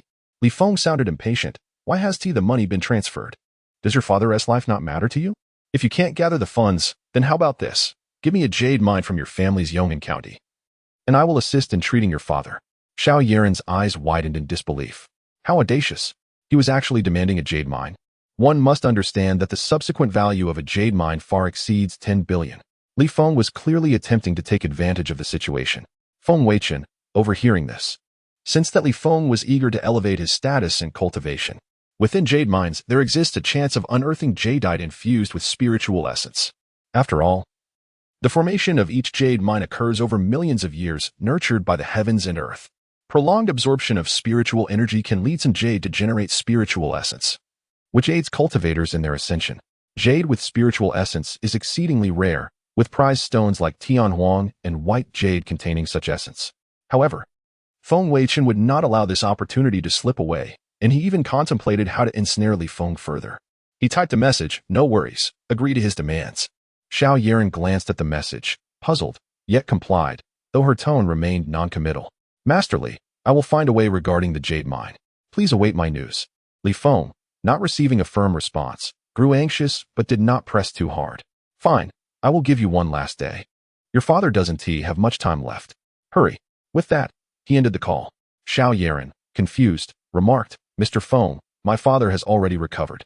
Why agree to Li Feng? This man is insufferably greedy and takes advantage of others' misfortunes." In contrast, Feng Weichen was providing treatment for her father free of charge, and his influence was undeniable. The disparity between the two was clear. Feng Weichen shook his head, smiling. "Rest assured, your family's jade mine will incur no loss. This man is despicable, and I shall ensure he faces the consequences." He secretly reveled in the thought that this action would not only endear him to Xiao Yiren, but also rattle Li Feng's composure. Truly a win-win situation. Xiao Yiren brightened at his words. "Mr. Feng, you're willing to help me take down Li Feng? Could it be that you have feelings for me?" A faint blush crept onto her cheeks. "Thank you so much, Mr. Feng. What should I do?" Feng Weichen smiled tenderly, assessing Xiao Yiren's attire. "You ought to return and rest. Wearing so little in this chill could lead to illness. Should you require anything later, I will inform you." Feeling the assertive gaze of Feng Weichen, Xiao Yiren did not feel discomfort. His subsequent words of concern heightened her affection for him. Mr. Feng, thank you for saving my father." With that, she bashfully retreated into the house. Feng Weichen, familiar with Xiao Yaren's character from the novel, refrained from employing any manipulative tactics. He had already captivated her attention with subtle gestures. Shortly thereafter, he turned and left in his vehicle. Meanwhile, a convoy arrived, and several individuals disembarked. Hearing their boisterous chatter, Xiao Yaren recognized them as her insufferable relatives. They rushed into the house, anxious. "Oh, Yaren, how is your father? Is he feeling better?" "Yaren, we heard your father's condition worsened, so we rushed over. Is it true he has recovered?" The relatives spoke over one another, feigning concern for Xiao Yuanzhang. Xiao Yaren scoffed internally. When her father was gravely ill, they had distanced themselves. Now that he had recovered, they appeared eager to ingratiate themselves. How calculating. The relatives, unperturbed, replied with forced smiles. "Yaren, how can you say that? Your father was unwell. We had to manage the company's affairs. Otherwise, wouldn't the company be paralyzed?" "Exactly. And we come as soon as we could." Faced with these shameless relatives, Xiao Yaren had no retort and simply turned to ascend the stairs. In the car, Feng Weichen pondered how to exploit the jade mine situation to further ensnare Li Feng. Unexpectedly, a call from Wang Fan interrupted his thoughts. "Young master, I've connected with Zhao Hong regarding the new energy project, which will be managed entirely by my subordinates group.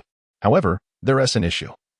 Zhao Hong does not wish to build the factory in Jianda County, but prefers the capital, and my subordinates cannot acquire land there. I seek your assistance with this." Feng Weichen understood Zhao Hong's perspective. In the novel, Zhao Hong consolidated all industries and advanced technologies close to him for easier management. The capital, as the economic and political heart of the Xian nation, had every parcel of idle land under the scrutiny of countless greedy eyes. Almost instantly, any available land would be snatched up, and Wang Fan's influence in Guanghai City made acquiring land in the capital quite challenging. "All right, I will notify you." After ending the call, Feng Weichen fell into deep thought about the best strategy for the land acquisition. Before long, he recalled Li Feng. In the novel, after amassing wealth and power, Li Feng selected a plot of land near the city outskirts with a spiritual vein running beneath it to construct his estate. Such a vein would significantly enhance cultivation efforts. Although the setting had shifted to the capital in this integrated world, the storyline would likely remain unchanged. That plot of land was known as Qinghai Community, an area slated for demolition. If he could identify this community beforehand and build a factory there, it was plausible that Li Feng and Zhao Hong would clash over it, allowing him to reap the benefits. With this realization, Feng Weichen swiftly dialed Commander Zhang Jianan of the military district in the capital. Zhang Jianan, now comfortably positioned as the commander, understood that his improved circumstances were all thanks to Feng Weichen. Prepared to repay his benefactor, he eagerly answered the call. "Young master, how may I assist you?" Feng Weichen cut straight to the point. "Commander Zhang, are you aware of a demolition zone on the outskirts of the capital called Qinghai Community?" Zhang Jianan, taken aback, recalled the area. "Yes, young master, I am familiar. It's located on the 8th ring of the capital. Before the city expanded, it was a small town. But with the city's growth, it is now slated for demolition." Upon hearing this, Feng Weichen chuckled softly. "I want the development rights for Qinghai Community. Please inform the Planning Bureau on my behalf." Zhang Jianan promptly agreed, knowing that the Planning Bureau would not create difficulties due to Feng Weichen's status. He was aware that soon, Li Feng would attempt to seize the development rights for Qinghai Community, and he was curious about Li Feng's reaction when that time arrived. Unexpectedly, shortly after Feng Weichen returned home, the development documents for Qinghai Community were already delivered. After briefly reviewing the documents and confirming their accuracy, he instructed his subordinates to forward them to Wang Fan. The following day, to discuss the intricacies of collaboration with Zhao Hong, Wang Fan took a late-night flight from Guanghai City to the capital. In a business club, within the confines of a VIP room, Wang Fan leisurely sipped tea while facing Zhao Hong, who, clad in a suit, appeared somewhat youthful. Zhao Hong smiled slightly and got straight to the point. "Mr. Wang, you mentioned over the phone that you have resolved the issue regarding the factory location?" He found it bewildering. Land in the capital was exceedingly valuable. And as a native of Jianda County, how could Wang Fan have so effortlessly acquired the plot? Even if he had secured the land, the necessary procedures would typically take at least 10 days to 2 weeks, yet this matter seemed resolved overnight. Wang Fan responded with a mysterious smile, pushing a cup of warm tea towards Zhao Hong. "Rest assured, my efficiency in handling affairs is undoubtedly the fastest in the nation. Partnering with me will pose no issues." Zhao Heng took a sip of tea and gazed at Wang Fan, tentatively inquiring, could it be that Mr. Wang has some connections in the capital? Wang Fan nodded, stating, what I can divulge is that I am merely an employee. My boss possesses extraordinary capabilities. You can have complete confidence in our partnership. With that, Wang Fan retrieved documents pertaining to the Qinghai Community Development Project from his bag and slid them towards Zhao Heng. The already youthful and somewhat naive Zhao Heng was taken aback to learn that this prominent figure from Jianda County was merely an employee of a powerful individual in the capital. Who, then, was this formidable boss? Realizing his lapse in composure, Zhao Heng cleared his throat and began reviewing the documents on the table. After perusing the paperwork, Zhao Heng grew increasingly intrigued by Wang Fan's influential associate. Establishing a good rapport with such a person would undoubtedly be beneficial for his future endeavors. His technology was exceedingly advanced, and even a mere hint of his energy technology had garnered significant attention from the government of Xia country. If he were to fully unveil what he possessed, it was likely that the world would be set ablaze in contention over it. Currently lacking any means of self-preservation, finding someone to support him during this developmental phase was of paramount importance. Moreover, his advanced technology stemmed from a higher dimensional civilization. The technological capabilities of this planet paled in comparison to those of the higher dimensional civilization, resembling a mere Stone Age. It was imperative for him to expedite the enhancement of this planet's technology to better safeguard the flame of human civilization when confronted with higher dimensional beings in the future. Exhaling deeply, Zhao Heng adjusted his attire and cautiously suggested, it seems that Mr. Wang's associate is quite extraordinary. I hope there will be an opportunity for you to introduce me. Wang Fan nodded confidently. Fear not, as long as you prove to be exceptional and capable. Not only will I make the introduction, but that esteemed individual will seek you out personally. Upon hearing Wang Fan's words, Zhao Heng understood the necessity of seizing this opportunity and resolved to treat the energy project as a token of allegiance. Very well, Mr. Wang. I will strive to do my utmost. By the afternoon, the Qinghai community, having been vacated of its residents, welcomed a team of engineers who commenced demolition work. As the sooner the factory began operations, the better. Time swiftly passed, leading to Saturday morning. Feng Weichen was soundly asleep when a flurry of messages roused him. Upon checking his phone, he discovered a series of messages from Mu Sini. Mu Sini, young master, are you awake? Mu Sini, why are you ignoring me? Are you still busy with your official duties? Mu Sini, what? Today is the day of the school team building event, and you promised to come. Feng Weichen, I'm awake. I overslept. Mu Sini, it's been 2 days since I last saw you. I miss you so much. Feng Weichen, I miss you too. I'll be at the school shortly after I'm ready. Mu Sini, great. I'll wait for you. The school playground was alive with activity as it was the day of the freshman team building event. Classes had assembled and departed on the school bus long ago, with a few classes still gathering, including Feng Weichen's. Mu Sini, sporting a sky blue baseball cap, a white sweatshirt, and straight-leg jeans, had rolled up her pant legs slightly, embodying youthful vibrance. However, her attire was not solely for the team-building event, but rather to be closer to Feng Weichen. Standing amidst the crowd, she continually rose on her toes to glimpse the school gate, responding to her female classmates with half-hearted remarks. Not far away, Li Feng, who had been ostracized for his earlier outburst at the school gate, wore a sullen expression as he furtively observed Mu Sini. Having stabilized his inner turmoil, he now dared to look at Mu Sini.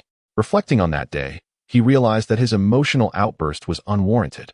He was, after all, endowed with the potential of a celestial king, yet he had allowed his emotions to be so easily provoked. Regaining his composure, he began to console himself. Feng Weichen and Mu Sini were merely attempting to provoke him for amusement, indicating that Mu Sini was still upset with him. It was all a mere performance. Furthermore, Feng Weichen's ability to discern the value of the spiritual liquid suggested he possessed some special methods of cultivation, likely employing some underhanded means to elicit Mu Sini's affection. Once he found this rationale, Li Feng subconsciously clung to his beliefs and was reluctant to confront the reality that Mu Sini had bested him. If Feng Weichen were aware of Li Feng's suspicions, he would undoubtedly give him a thumbs up, exclaiming, "Bro, you nailed it." At that moment, Li Feng's hand delved into his pocket, retrieving a pill he had painstakingly concocted, known as the soul-capturing powder. As the name implies, it could ensnare hearts and manipulate minds. This formula was something he had acquired from the realm of cultivation, yet he had never employed it there. Little did he anticipate that upon his return, he would find it necessary to use it on Mu Sini. Yet if Feng Weichen dared to employ underhanded tactics, Then he too would resort to the soul-capturing powder to win back Musini's heart. He believed that once Musini understood his sincere intentions, she would surely appreciate him. Just then, Musini suddenly leaped up, waving her arms excitedly, prompting Li Feng to turn his gaze towards the school gate. Indeed, Feng Weichen had arrived. Coincidentally, a graceful figure emerged from the administrative building, and Yun, adorned in a fisherman's hat, a white silk long-sleeve shirt, a black miniskirt, and stockings. Her refreshing attire immediately captivated the attention of numerous male classmates on the playground. Meanwhile, Feng Weichen donned a white short-sleeve shirt paired with a light blue jacket and black trousers, exuding a simple yet refreshing charm. Crowned with a matching couple hat alongside Musini. Approaching Musini, she enveloped him in a warm embrace. "Young master, I missed you so much." Feng Weichen gently patted her back, teasing, "You clingy little thing, you ought to transform into a koala in your next life and hang around my neck." Upon hearing Feng Weichen's playful banter, Musini pouted, "How rude. I refuse to become a koala. They're so ugly." Sensing Li Feng's gaze, Feng Weichen intentionally lowered his head, playfully pinching Musini's cheek. "My little cutie, did you miss me?" With her cheeks pinched, Musini replied, "I did. But if you keep pinching, my face will swell." Witnessing their display of affection, Li Feng turned his head away, adopting a sullen demeanor, out of sight, out of mind. At this moment, Yu Yun approached the class. And after confirming the headcount, she expressed her gratitude. "I'm pleased to see that all students, except for Zhao Heng due to special circumstances, are actively participating in this team-building event. This is our class's first collective activity, and I hope everyone enjoys themselves." With that, she pointed towards the bus parked nearby. "All right. Everyone, let us board the bus and set off immediately." Soon, the school bus arrived at the Hot Springs Resort.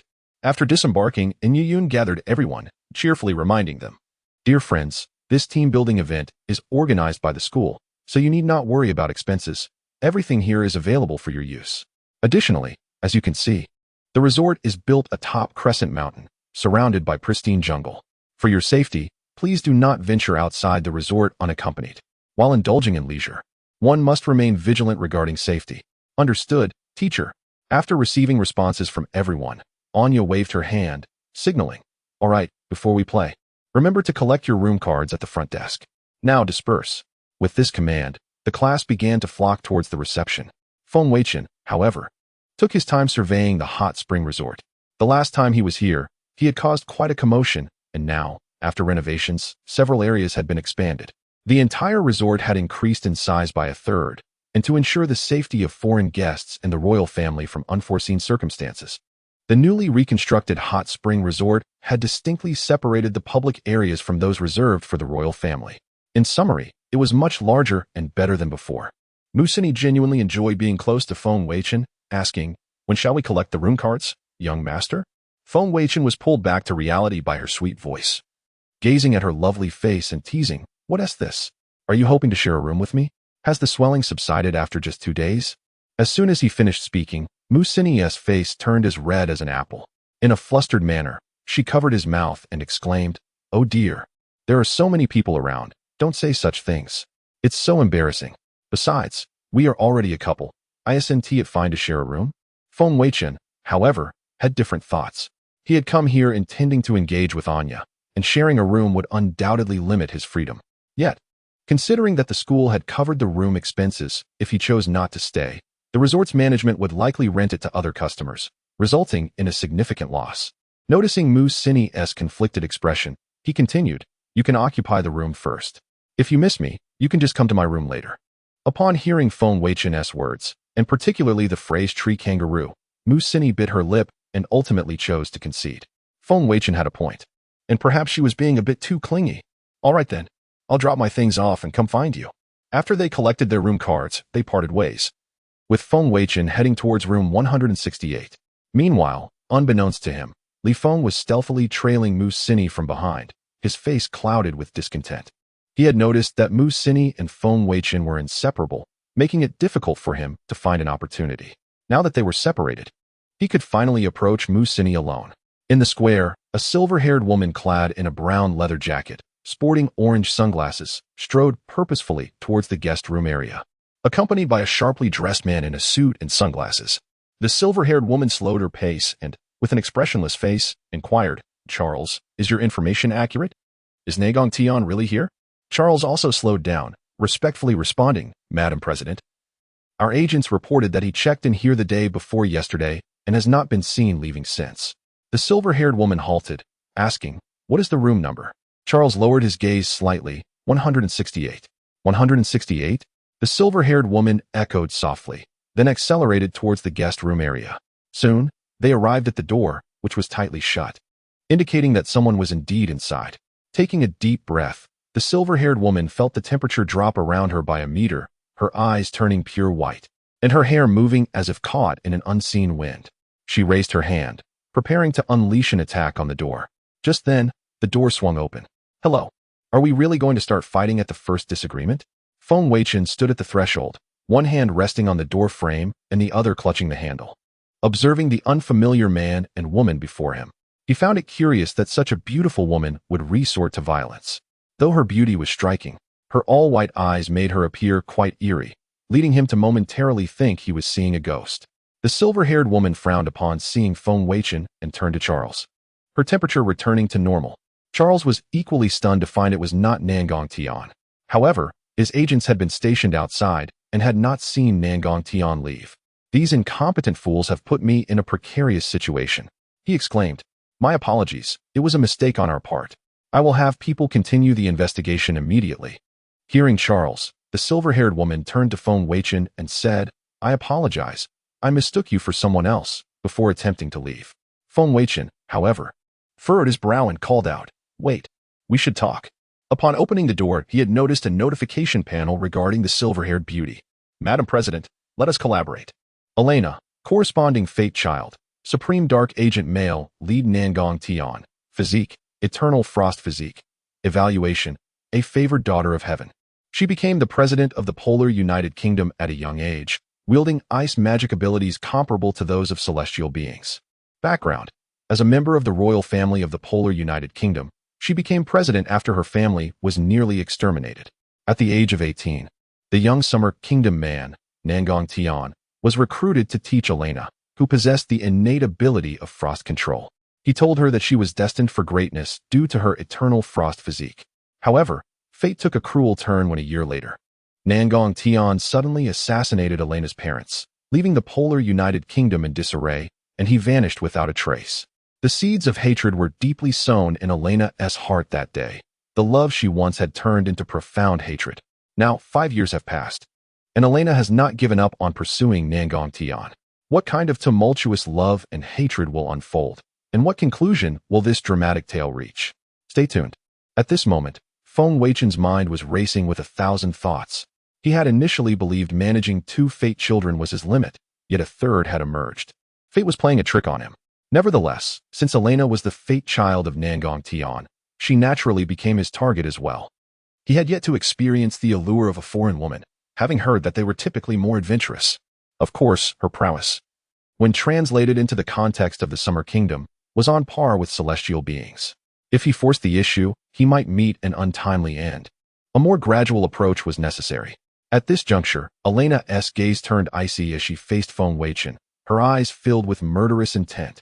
Feng Weichen, raising his hands in a gesture of harmlessness, smiled innocently. Madam President, if you kill me, things might get rather troublesome, wouldn't they? Elena furrowed her brow at his words. How did he know her identity when she had come out without anyone else knowing? Do you know me?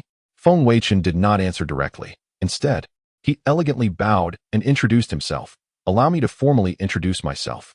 I am Feng Weichen, here to greet the President of the Polar United Kingdom. Feng Weichen. Elena's expression shifted. There was only one Feng Weichen in the Summer Kingdom, the heir of the prestigious Feng family. It was not surprising that he recognized her identity. However, as president, could she not simply eliminate this spoiled scion? You are the notorious wastrel despised by the populace? Give me a reason to spare your life. She had come out to the Summer Kingdom during the global summit in pursuit of Nagong Tian, a formidable agent. If Feng Weichen exposed her identity, capturing Nagong Tian would become exceedingly challenging. Thus, Feng Weichen could not be allowed to live. Feng Weichen spread his hands and produced a document adorned with the Prime Minister's seal, presenting it to Elena. She glanced at the 5 prominent characters on the document and read aloud, Turing prosecutor? Elena furrowed her brow in disbelief. Could it be true that Feng Weichen was a notorious playboy, nearly globally infamous? How could such a scoundrel possibly hold the position of a prosecutor? At that moment, Charles leaned closer to Elena and whispered, Madam President, Feng Weichen has recently uncovered traitors in Xia country, subdued the king of Yu, and eliminated the assassin responsible for the murder of a former official, earning significant favor with the Prime Minister of Xia. There are rumors that the Prime Minister wishes to groom him as a subordinate minister. Upon hearing this, Elena's frown deepened. It was evident that Feng Weichen had become a favored figure in front of the Prime Minister, making any action against him exceedingly difficult. Very well. How do you propose we discuss this? Feng Weichen then produced a VIP card for a hot spring resort, stating, This place is crowded and filled with prying eyes. Let us converse in the royal section. His primary concern was the possibility of Mu Sini unexpectedly seeking him out. There were secrets he could not afford for her to discover. The trio arrived at the VIP reception room designated for foreign guests at the hot spring resort, while Charles remained at the entrance on guard. Once seated, Elena crossed her legs and inquired, Can we speak freely now? Feng Weichen nodded, saying, I understand you are searching for someone named Nangong Tian. However, as the president of the extreme polar United Kingdom, seeking individuals in Xia presents numerous challenges. We could collaborate. I can assist you in your search. What do you think?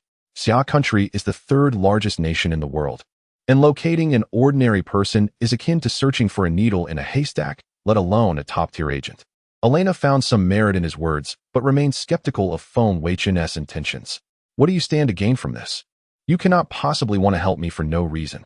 With the global summit imminent, she was indeed pressed for time, and the notion of a president disappearing to search for someone might not sit well with the elders back home. Yet, given Feng Weichen's complex nature, she knew she had to tread carefully. The price of misplaced trust had already cost her dearly. Feng Weichen anticipated her skepticism. Elena had been deceived by Nangong Tian and harbored a deep wariness towards men. I merely wish to make a friend. More friends mean more paths to tread, do they not? His words were veiled enough to provide Elena with ample room for interpretation. More friends, more paths? It seems your ambitions are grand, Master Feng, she replied. Her curiosity piqued. Feng Weichen only smiled enigmatically, neither confirming nor denying her assertion. However, Elena was indeed beginning to formulate some thoughts of her own. Feng Weichen's family possessed wealth, and he held power just beneath the apex of authority. If he coveted the highest position in Xia, it was not entirely unreasonable. Should he seek to rebel, having someone of her stature as an ally would undoubtedly ease his endeavors. Conversely, should he aspire to the role of prime minister, having her support would surely facilitate his ascent. Furthermore, the entrenched influence in Xia would enable them to find individuals more efficiently than she could on her own. Elena's gaze flickered as she remarked, All right, you assist me in locating this person, but do not say I did not warn you.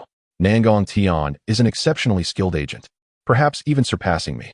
If you provoke him, he will not care whether you are a prosecutor or not. Do not risk your life.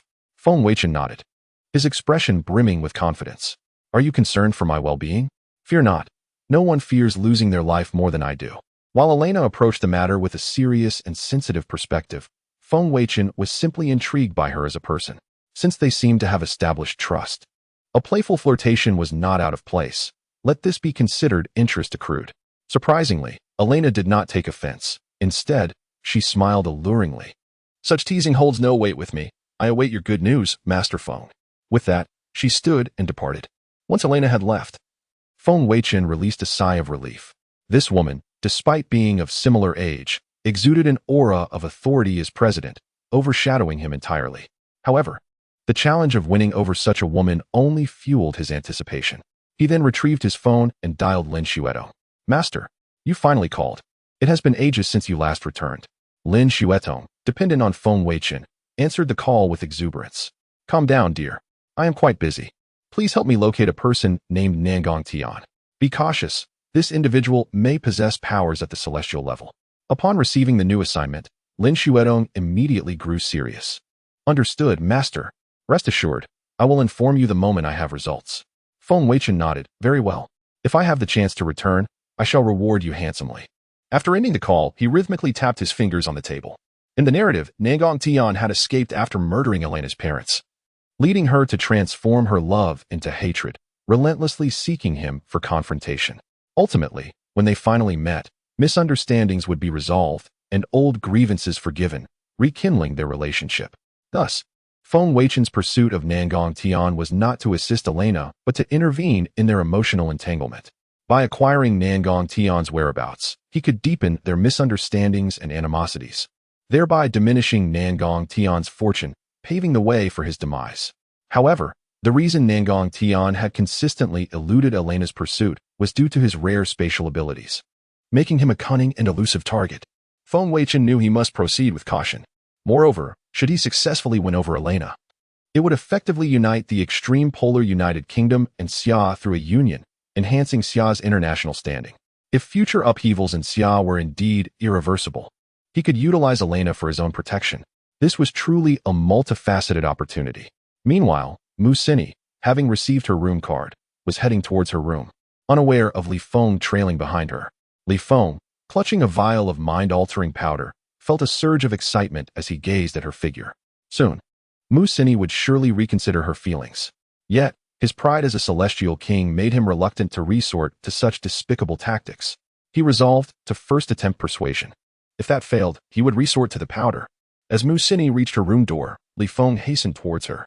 Xini, hearing her name. Mu Xini turned to find Li Feng, and a wave of revulsion surged within her, the events from a few days prior still vividly etched in her memory. Ignoring him, she hastened to unlock her door, intending to escape inside. Just as she was about to shut the door, a hand reached out to block it. Let go of the door. Li Feng, I've told you, I'm with Feng Weichen now. Please stop harassing me. Li Feng pressed against the door, his expression pleading. Xini, what is happening? Is there some misunderstanding between us? Why would you choose to be with Feng Weichen instead of acknowledging me? Gripping the vial tightly, he felt it was time to speak openly with Mu Xini now that Feng Weichen was absent. Mu Xini, however, was determined to shut the door. Clenching her teeth, she declared, Feng Weichen is charming and kind. He provides me with a sense of security and respects me. Why shouldn't I be with him? Let go. Throughout high school, she had perceived Li Feng as weak, and his recent behavior had only confirmed her belief that he was a terrifying and obsessive stalker. How dare he follow her while the young master was away? Was he planning something sinister? Upon hearing Mu Xini's words and noting her high regard for Feng Weichen, Li Feng became convinced that Feng Weichen had employed some nefarious means to bewitch her. Dearest Xine, heed my words. Feng Weichen is not to be trusted. He has undoubtedly manipulated you with some insidious scheme. Please, regain your senses. Li Feng yearned to reveal his identity as a reincarnated celestial king, privy to such worldly machinations. Yet, he feared being perceived as deranged by Mu Xini. However, he firmly believed that Mu Xini's drastic change in demeanor, from a reserved and disciplined woman to her current state, could not be without some sinister influence. Nearby, a female classmate, a confidant of Mu Xini, sensed the impending trouble.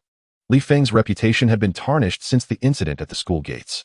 His presence alone with Mu Xini, who was already involved with Feng Weichen, and the ensuing argument suggested ulterior motives. She resolved to seek out Feng Weichen immediately. She hastened to the reception desk, inquired about Feng Weichen's whereabouts, and promptly proceeded to room 168. Upon arriving, she knocked incessantly, but no one answered. A male student informed her that Feng Weichen had been seen heading towards the royal suite section. She hurried in that direction, only to encounter Feng Weichen leisurely strolling along the way. Feng Weichen, something terrible has happened. Li Feng has cornered Mu Xini, and they appear to be quarreling, she exclaimed.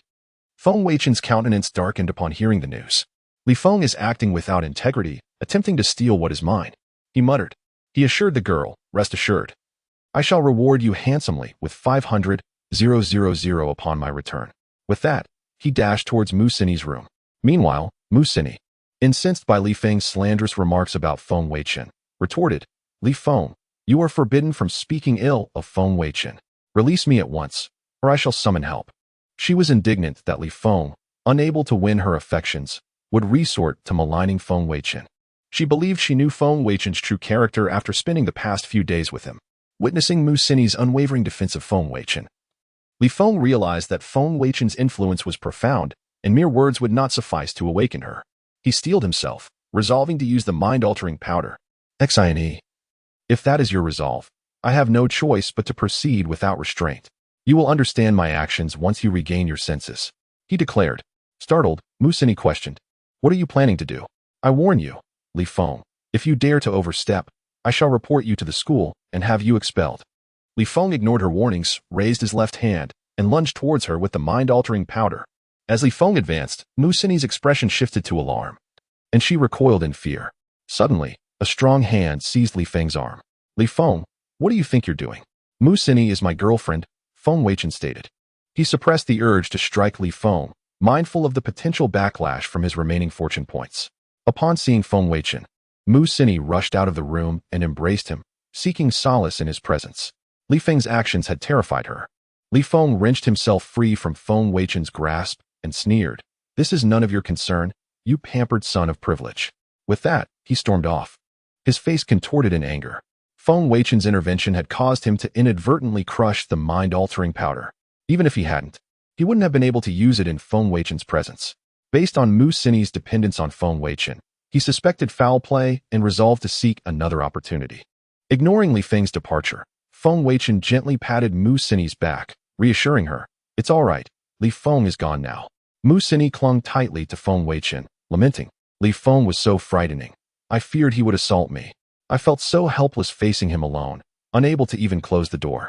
What would have happened if you hadn't arrived?" Noticing that Li Feng was still within earshot, Feng Weichen scooped Mu Sini into his arms, feigning concern. "Come, let us return to the room, and I shall comfort you properly." With that, he carried her into the room and closed the door, eliciting a gasp from Mu Sini. Upon hearing the commotion, Li Feng's mind raced with scandalous images of what might transpire between the two in the privacy of the room. Jealousy, resentment, and rage consumed him. The dormant power within his soul seemed to awaken, feeding on these negative emotions. He succumbed to the temptation to indulge in these dark feelings. His eyes grew bloodshot, and his vision turned crimson. Suddenly, his spiritual awareness returned, realizing that his inner demon was attempting to seize control. He desperately began chanting a purification mantra, and after several minutes, he managed to suppress the encroaching darkness, leaving him drenched in sweat. Mu Sini was indeed the key to his inner demon, and any matter concerning her could trigger its resurgence. Fortunately, his celestial king-level spiritual awareness had allowed him to regain control, averting a potentially disastrous outcome. He wondered if Feng Weichen was aware of his inner demon, as he seemed to provoke it with uncanny precision. However, he dismissed the idea, as his reincarnation was a secret known only to himself. Feng Weichen, a mere inhabitant of this world, could not possibly know his true identity. He resolved to exercise greater caution in the future. Meanwhile, in the room, Feng Weichen paused mid-embrace with Mu Sini. "Ding. Due to your continued instigation, Li Feng's inner demon has resurfaced, decreasing Li Feng's fortune by 10 and increasing the host's villainous value by 100. Mu Sini, breathless, noticed Feng Weichen's hesitation and inquired, "What is it, young master?" Feng Weichen chuckled, "Nothing, let us continue." With that, he resumed his embrace, eliciting a gasp from Mu Sini. 2 hours later, Mu Sini nestled against Feng Weichen's chest, her cheeks still flushed. "You were too vigorous, young master. I am exhausted," she murmured. Feng Weichen suggested, "Then let us soak in the hot springs. It will soothe your muscles." Mu Sini's eyes lit up, and she nodded eagerly. Having come to the legendary hot spring resort, it would be a shame not to indulge. After showering and changing, they made their way to the hot springs. The hot spring resort's pools were categorized into 4 levels: heaven, earth, mystic, and yellow, with heaven being the highest quality. While even the yellow-level pools were superior to ordinary hot springs, the quality and quantity of pools were directly proportional to their ranking. The heaven-level pools were limited to 20, each accommodating a maximum of 5 people, while the yellow-level pools numbered 50, each accommodating up to 30 people. Each level also featured a mixed-gender pool. The Imperial Institute of Technology had reserved all 40 heaven-level pools for its students. Meanwhile, in the mystic-level pools, many students were already enjoying a soak. Coincidentally, Li Feng, seeking relaxation after his encounter with his inner demon, was also present, soaking alone in a smaller pool. Feng Weichen and Mu Sini had changed into their hot spring attire. To provoke Li Feng, Feng Weichen had encouraged Mu Sini to wear a revealing bikini, as he wrapped himself in a towel along the journey. The water in the hot spring shielded him from prying eyes. At that moment, Li Feng caught sight of Feng Weichen and Mu Xine. He desperately wished to divert his gaze from Mu Xine, yet an insatiable curiosity lingered regarding the swimsuit concealed beneath her towel.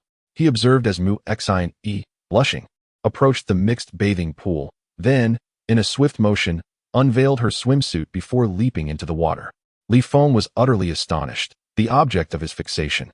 His ethereal muse donned such revealing swimwear. Was this truly the Xine he knew? Yet, He could not deny that she looked stunning, radiantly fair, and strikingly alluring. How could he be so brazen in his thoughts about Mu Xian? He shook his head in disbelief, reprimanding himself for such thoughts. At that moment, Feng Weichen plunged into the pool, casting a glance at Li Feng, who was indeed fixated on Mu Xian. A smirk crept onto Feng Weichen's lips as he wrapped his arms around Mu Xian's waist, teasingly saying, "Xian, why is your face as crimson as your lips?" Flustered, Mu Xian covered her face with her hands, exclaiming, "I'm not. I just applied some lipstick." Feng Weichen leaned down, feigning innocence. "Oh, is that so? Allow me to verify." Before Mu Xian could react, he pressed his lips against hers. Moments later, their lips parted, a glistening strand of moisture lingering between them. Feng Weichen licked his lips, confirming the presence of lipstick. Meanwhile, Li Feng seethed with rage as he watched Feng Weichen kiss Mu Xian. His face twitched in anger, and the very core of his being erupted with fury. He felt an overwhelming surge of negative emotions. The blood vessels in his eyes reddened, and a voice echoed within him. "Look, Mu Xian is completely ensnared by Feng Weichen. Li Feng, you squandered your opportunity. Why didn't you burst through that door earlier and claim her for yourself? Now, the cooked duck has flown away. Are you content to witness their kiss? Does it not torment you? Release it. Vent your frustration. Surrender to me. Let me take control. Let me help you reclaim Mu Xian." These voices incessantly battered Li Feng's mind, their provocative words gradually eroding his psychological defenses. The entirety of his consciousness glowed with a crimson hue. Even the divine consciousness of a celestial king felt feeble in the face of his obsession. Just then, a precious gourd within the depths of his soul emitted a brilliant white light, dispersing the invading red glow instantaneously. At that moment, Li Feng's primary consciousness jolted awake, and he anxiously patted his chest, observing the white light retracting back into the gourd. He cursed inwardly, "Damn it! You shall not prevail, inner demon." The inner demon was relentless, capitalizing on every opportunity to strike, proving nearly impossible to defend against. Yet, he knew that the demon had absorbed far too much energy from his negative emotions, making it increasingly difficult to eradicate. Feng Weichen. Once again, it was him. While Li Feng sought solace in the hot spring, Feng Weichen brought along the alluring Mu Xian to flaunt their affection, deliberately provoking him. How utterly despicable. He resolved that the hot spring was no longer appealing. Instead, he would focus on enhancing his strength once he reached the foundational stage. It would be a simple matter to crush Feng Weichen. With that determination, Li Feng rose, donned his bathrobe, and departed. As Li Feng strode away, Feng Weichen reveled in glee. Ding! Due to the host's continuous provocation, Li Feng's inner demon has been activated, granting Li Feng 30 fortune points and the host 300 villain points. Li Feng truly was a good soul, inadvertently providing villain points wherever he went. Upon leaving the hot spring resort, Li Feng produced a jade stone, imbued with runic fluctuations not of this world. With a firm grip, he shattered it, feeling a newfound lightness in his being as he swiftly ascended to the summit of Half Moon Mountain. Gazing across the expanse, he pondered where he might uncover opportunities to enhance his cultivation. Given the rapid development of the Xia Kingdom, it was only logical that the imperial capital bore a dragon vein. If he could locate the dragon's pulse, he could cultivate with remarkable efficiency in this realm lacking in spiritual energy. He closed his eyes, forming hand seals to deduce the location of Xia Kingdom's dragon vein. Half an hour later, he opened his eyes slightly, gazing into the distance. In that direction, he detected a fluctuation of spiritual energy, likely indicating the presence of the dragon vein, prompting him to hasten towards it. Moments later, he discovered a mountain emanating a faint aura of spiritual energy. After a brief investigation, he exclaimed in delight, "A spiritual vein. If I can locate the energy and reside there, my cultivation speed will amplify tenfold." He then began tracing the vein's trajectory, realizing it led towards the city. Meanwhile, in the underground chamber of Zhao Heng's residence, he surveyed the Mark-Eye battle armor he had crafted with great satisfaction.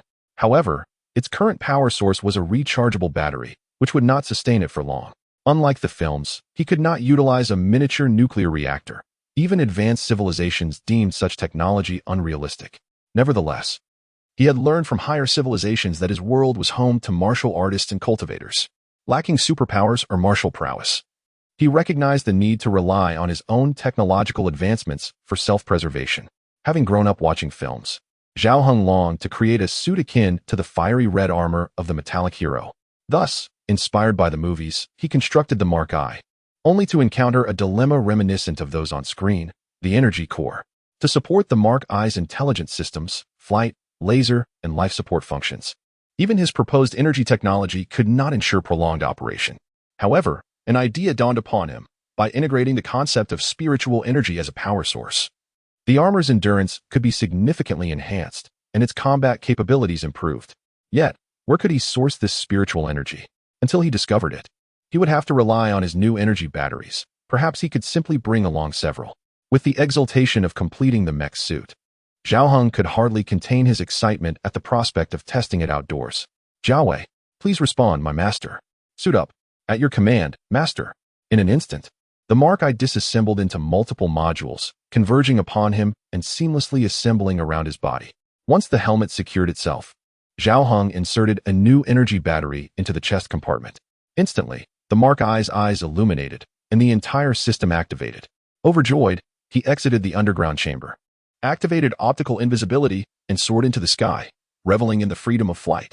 To avoid drawing official attention, he not only employed optical cloaking to evade detection, but also coated the armor with stealth materials. On radar, he appeared merely as a small bird in flight, evading the scrutiny of the Xia Kingdom's military. Master, there is an incoming call. Zhao Heng, enjoying his flight, felt slightly irked by the interruption but answered nonetheless. Zhao Zong. This is the construction site at Qinghai District. A lunatic has arrived, offering us 5 billion to sell the Qinghai community.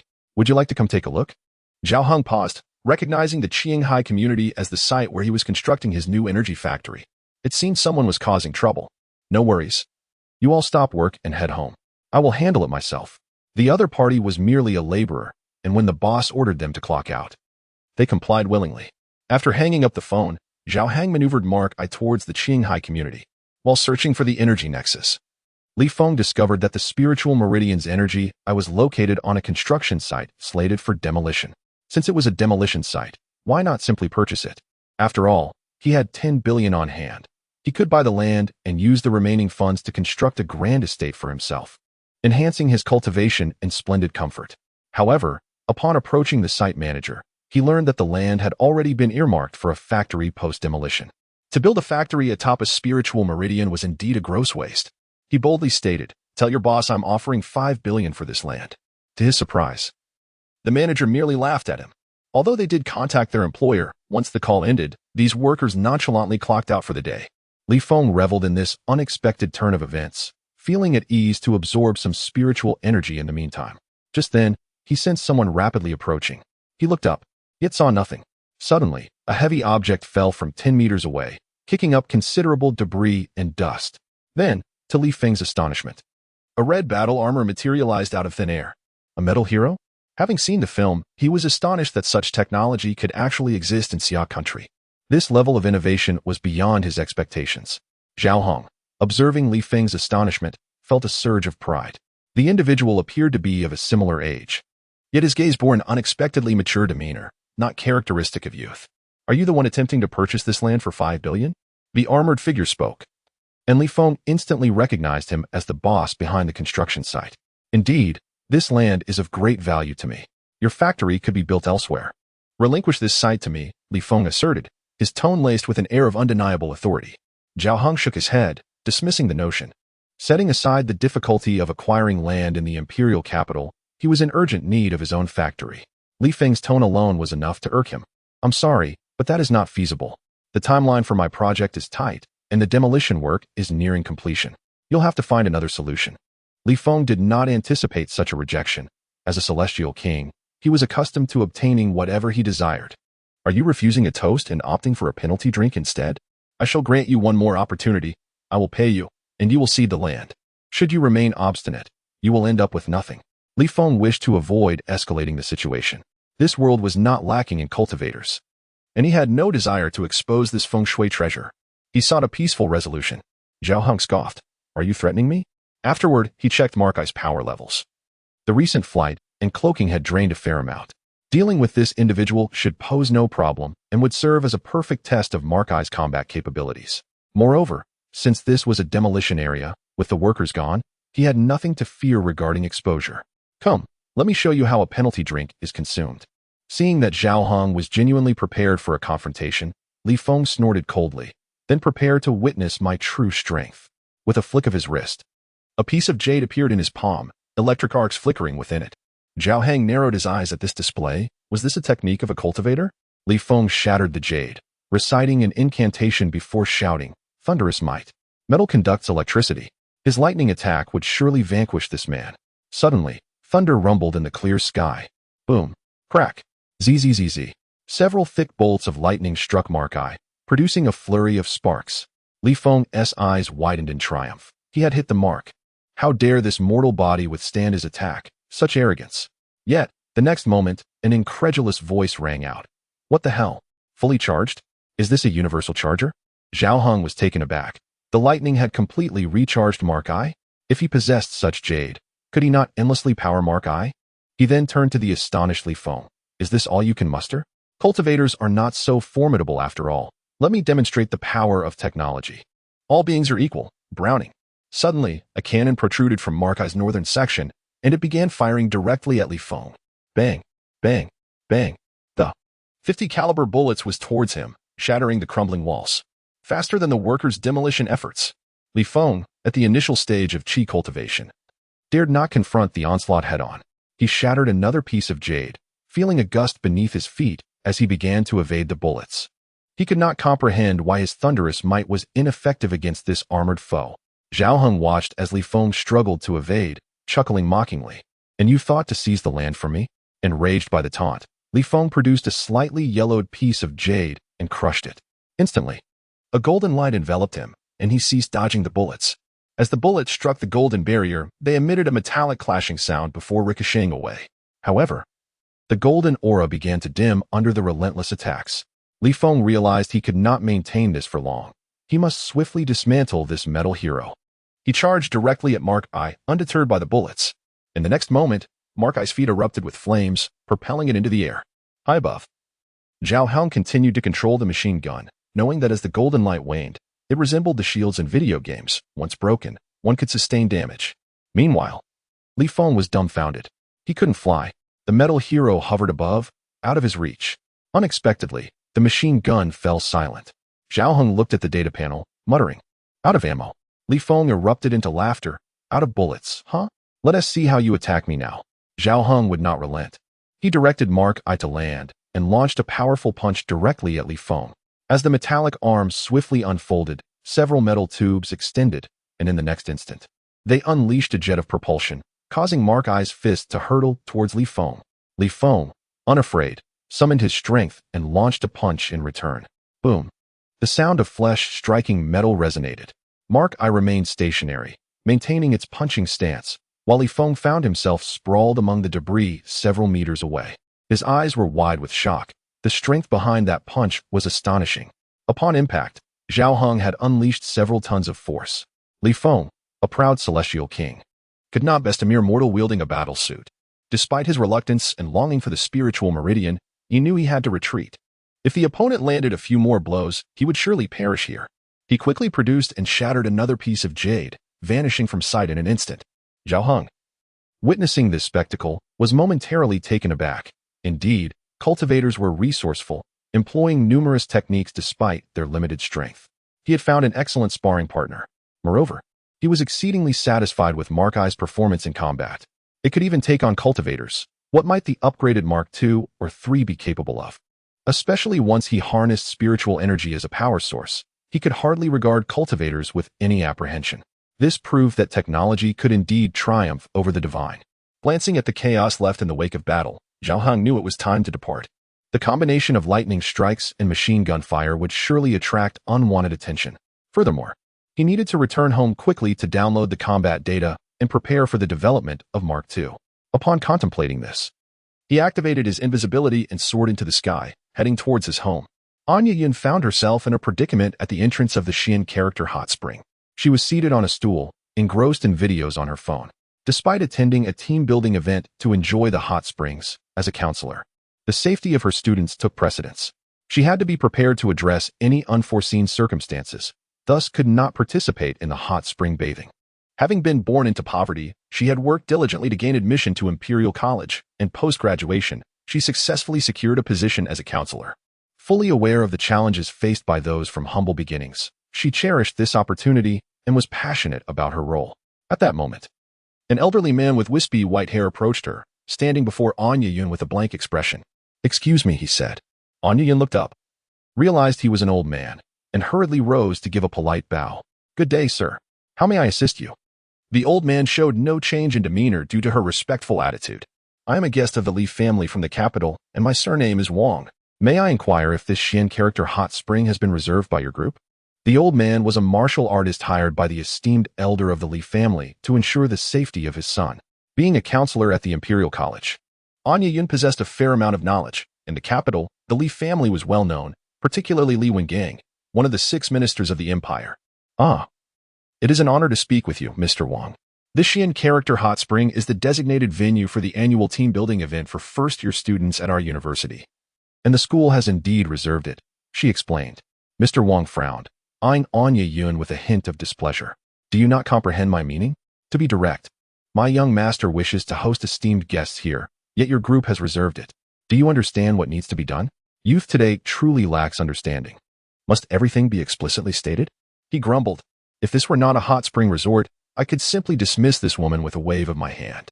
After all, it is I who would bear the consequences for any delays to my young master's schedule." Anya Yun felt a flicker of dissatisfaction at Mr. Wang's words and tone. Yet out of respect for his age, she said, "Although we have reserved the space, there are many hot springs inside.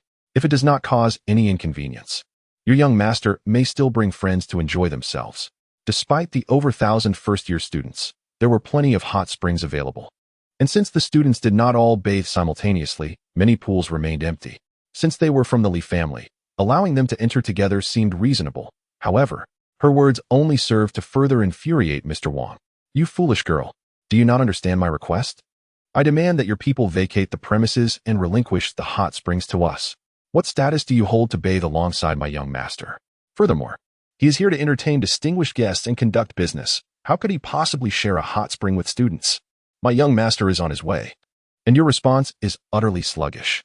Should he fail to manage the situation properly upon his arrival, he would face both financial penalties and reprimands. Being scolded by someone younger than himself would be quite humiliating. Moreover, the distinguished guests his young master was hosting were not ordinary. Any misstep could jeopardize his standing in the Li family. Yet Anya Yun was not easily intimidated. Respecting her elders, she had tolerated his rudeness, but now found his words increasingly abrasive. "Sir, that is unacceptable. We must adhere to the principle of first come, first served. Our school has already reserved this area. If you wish to conduct business, seek another venue. Aren't the Tian and D character hot springs more suitable for your status?" Having initially considered allowing them to join, she now thought it best to decline. Allowing such a person in might lead to her students being bullied. Mr. Wang was fuming, as typically. With his status as a guest of the Li family, few would dare to oppose him. This girl's audacity was astonishing. "Do you not know that the royal family does not permit reservations at the Tian character hot spring? Additionally, the D character hot spring is frequented by the wives of several government officials. How could we possibly reserve it? Oh, is it that you believe us to be easy prey? Let me make it clear, we will not yield the Xian character hot spring," Anya Yun declared, hands on her hips, unperturbed by the man's martial prowess. At that moment, a group of young men and women approached from a distance, among whom was Li Yiqian, the notorious heir known for his extravagant lifestyle, flanked by a young man in a suit with slicked back hair, exuding a youthful charm. Li Yiqian, observing that Mr. Wang had yet to reach an agreement, showed signs of displeasure, but soon his gaze fell upon Anya Yun, whose alluring appearance and casual attire captivated him. Despite frequenting various establishments and encountering numerous women, he immediately deemed her exceptional. He turned to his companion, Park Changbium. "What do you think of that woman?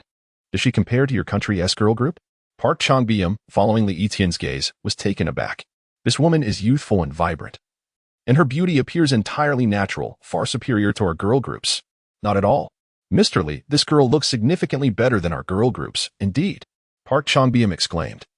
Recognizing Anya Yun's exceptional beauty, Li Yiqian, encouraged by Park Changbium's interest, thought that if he could facilitate a connection between them, business discussions would become much easier. After all, Park Changbium lived amidst girl group culture. A change of pace could be refreshing for him. "Then, Mr. Park, allow me to assist you in winning her over." Park Changbium nodded, laughing heartily. Thank you, Mr. Li. Li Yiqian then approached Anya Yun and Mr. Wang with a confident smile. Mr. Wang, what is the holdup? Why is this still unresolved? Mr. Wang, previously engaged in a verbal spar with Anya Yun, quickly turned to Li Yiqian and respectfully replied, Young master. This woman is being unreasonable and refuses to vacate the hot spring. Li Yiqian waved his hand, signaling Mr. Wang to step aside as he prepared to confront Anya Yun himself. Anya Yun crossed her arms defiantly, refusing to turn her gaze towards the two. Coming from a humble background, she harbored a strong disdain for the entitled elite.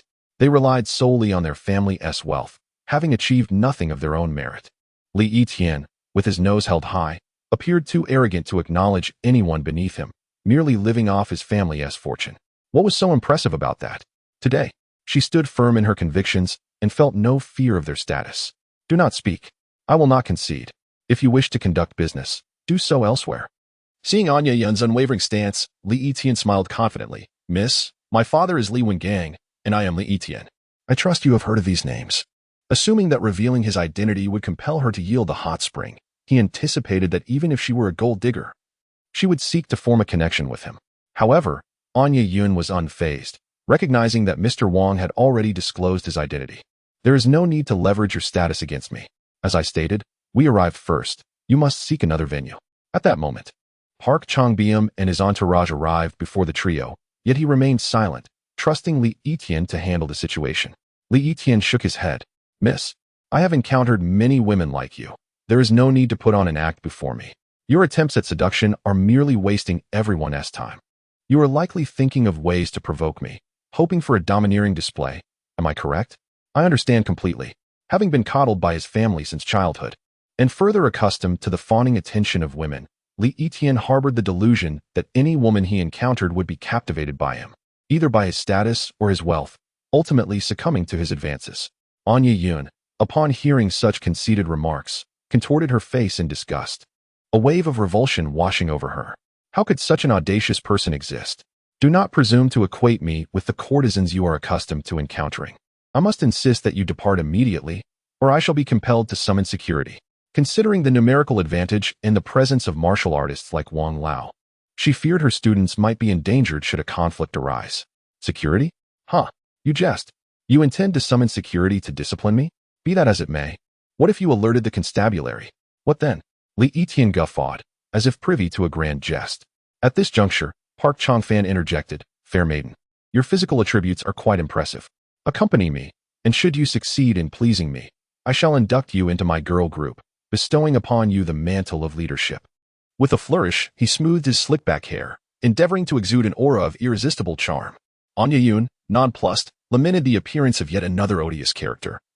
Following the insufferable Li Yiqian, with frigid intonation, she retorted, I appreciate the sentiment, but I am content with my current occupation and possess no aspirations for a career in a girl group.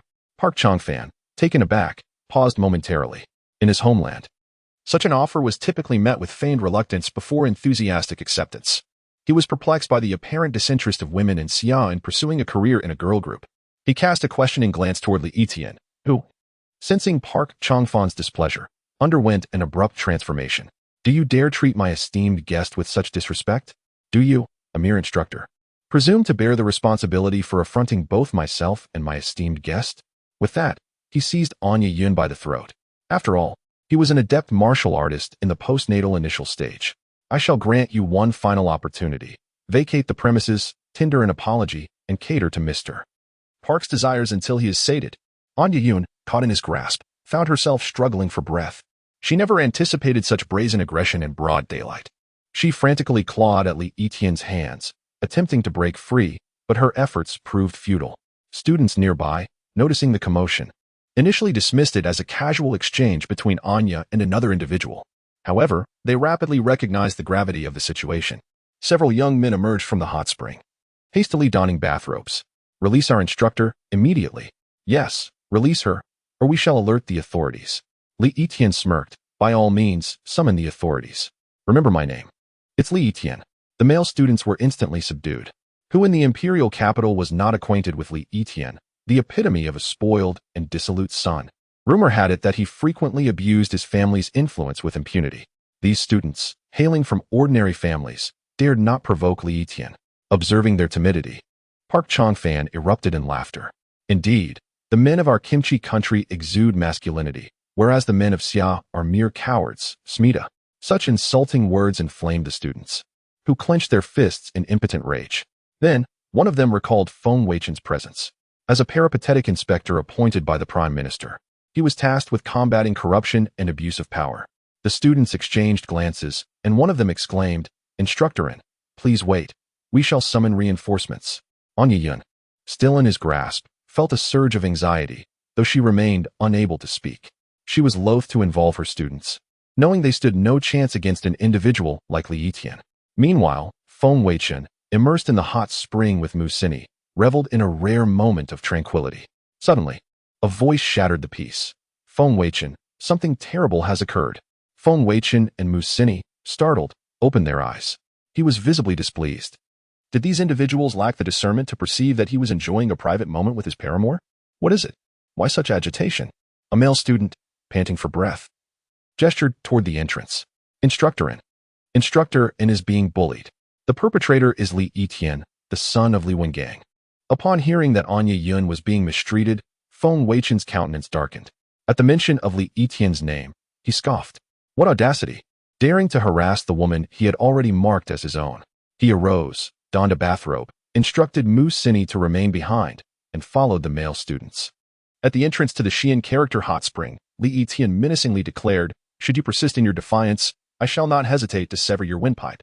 Believe me, your demise would present no impediment to my affairs." As the words left his lips, an ear-splitting sound pierced the air. Wang Lao, with lightning reflexes, interposed himself between Li Yitian and the projectile.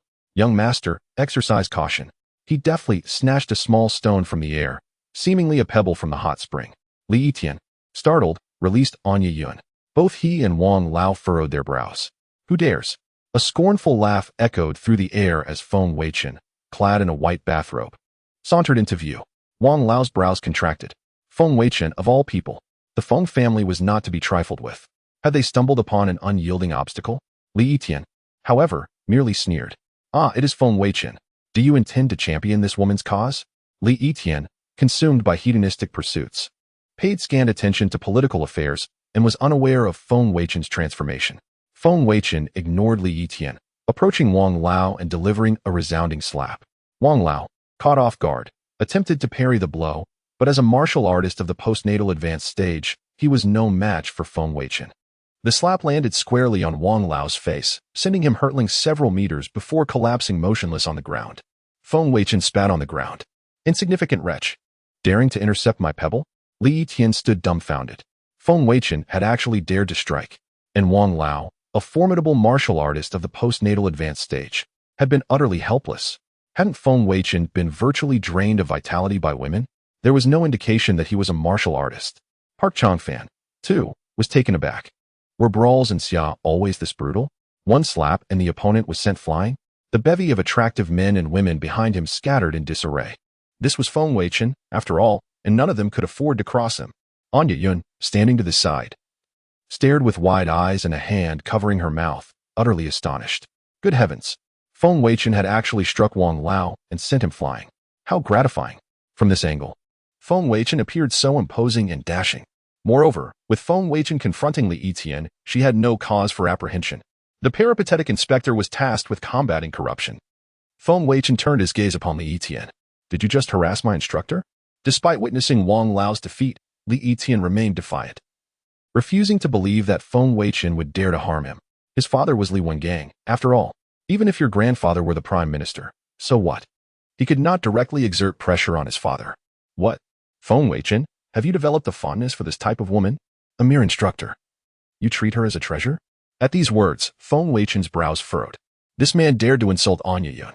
Without hesitation, he delivered a backhanded slap. Li Yitian only caught a fleeting glimpse of a dark shadow darting past him, followed immediately by a sharp sting on his face. Then, a dizzying sensation engulfed him, and ultimately his vision faded into darkness. Anya Yun gasped, covering her mouth in horror as she watched Li Yitian tumble to the ground after spinning in midair. "Feng Weichen, you mustn't take a life," she exclaimed, astonished by the brutal display. This individual was indeed ruthless. a stark contrast to the refined demeanor he had exhibited during their first encounter in the office. Feng Weichen turned his gaze to Anya Yun, offering a gentle smile. Rest assured, teacher, he won't die. They have wronged you, and I have yet to exact my full retribution, he reassured her. There was an unspoken thought lingering in his mind. What if he did perish? As a roaming prosecutor, he could easily fabricate a charge against him, leading to the downfall of the entire Li family. Anya Yun felt a flush of embarrassment. What did he mean by avenging her? Such audacity. At that moment, Park Changfan regarded Feng Weichen with eyes filled with trepidation, akin to gazing upon a demon. The force behind those two slaps had sent a man flying, indicating the immense power he possessed. Did Li Yiqian, being from the capital, truly not comprehend the identity of the man before him?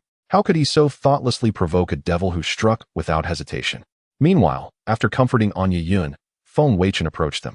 Park Changfan swallowed hard, managing to muster a greasy smile as he spoke. There's an old saying in Xia country, one should not strike a smiling face. Look, I'm smiling now. You can't hit me, right? Feng Weichen tilted his head, intrigued. Oh, a person from the land of kimchi?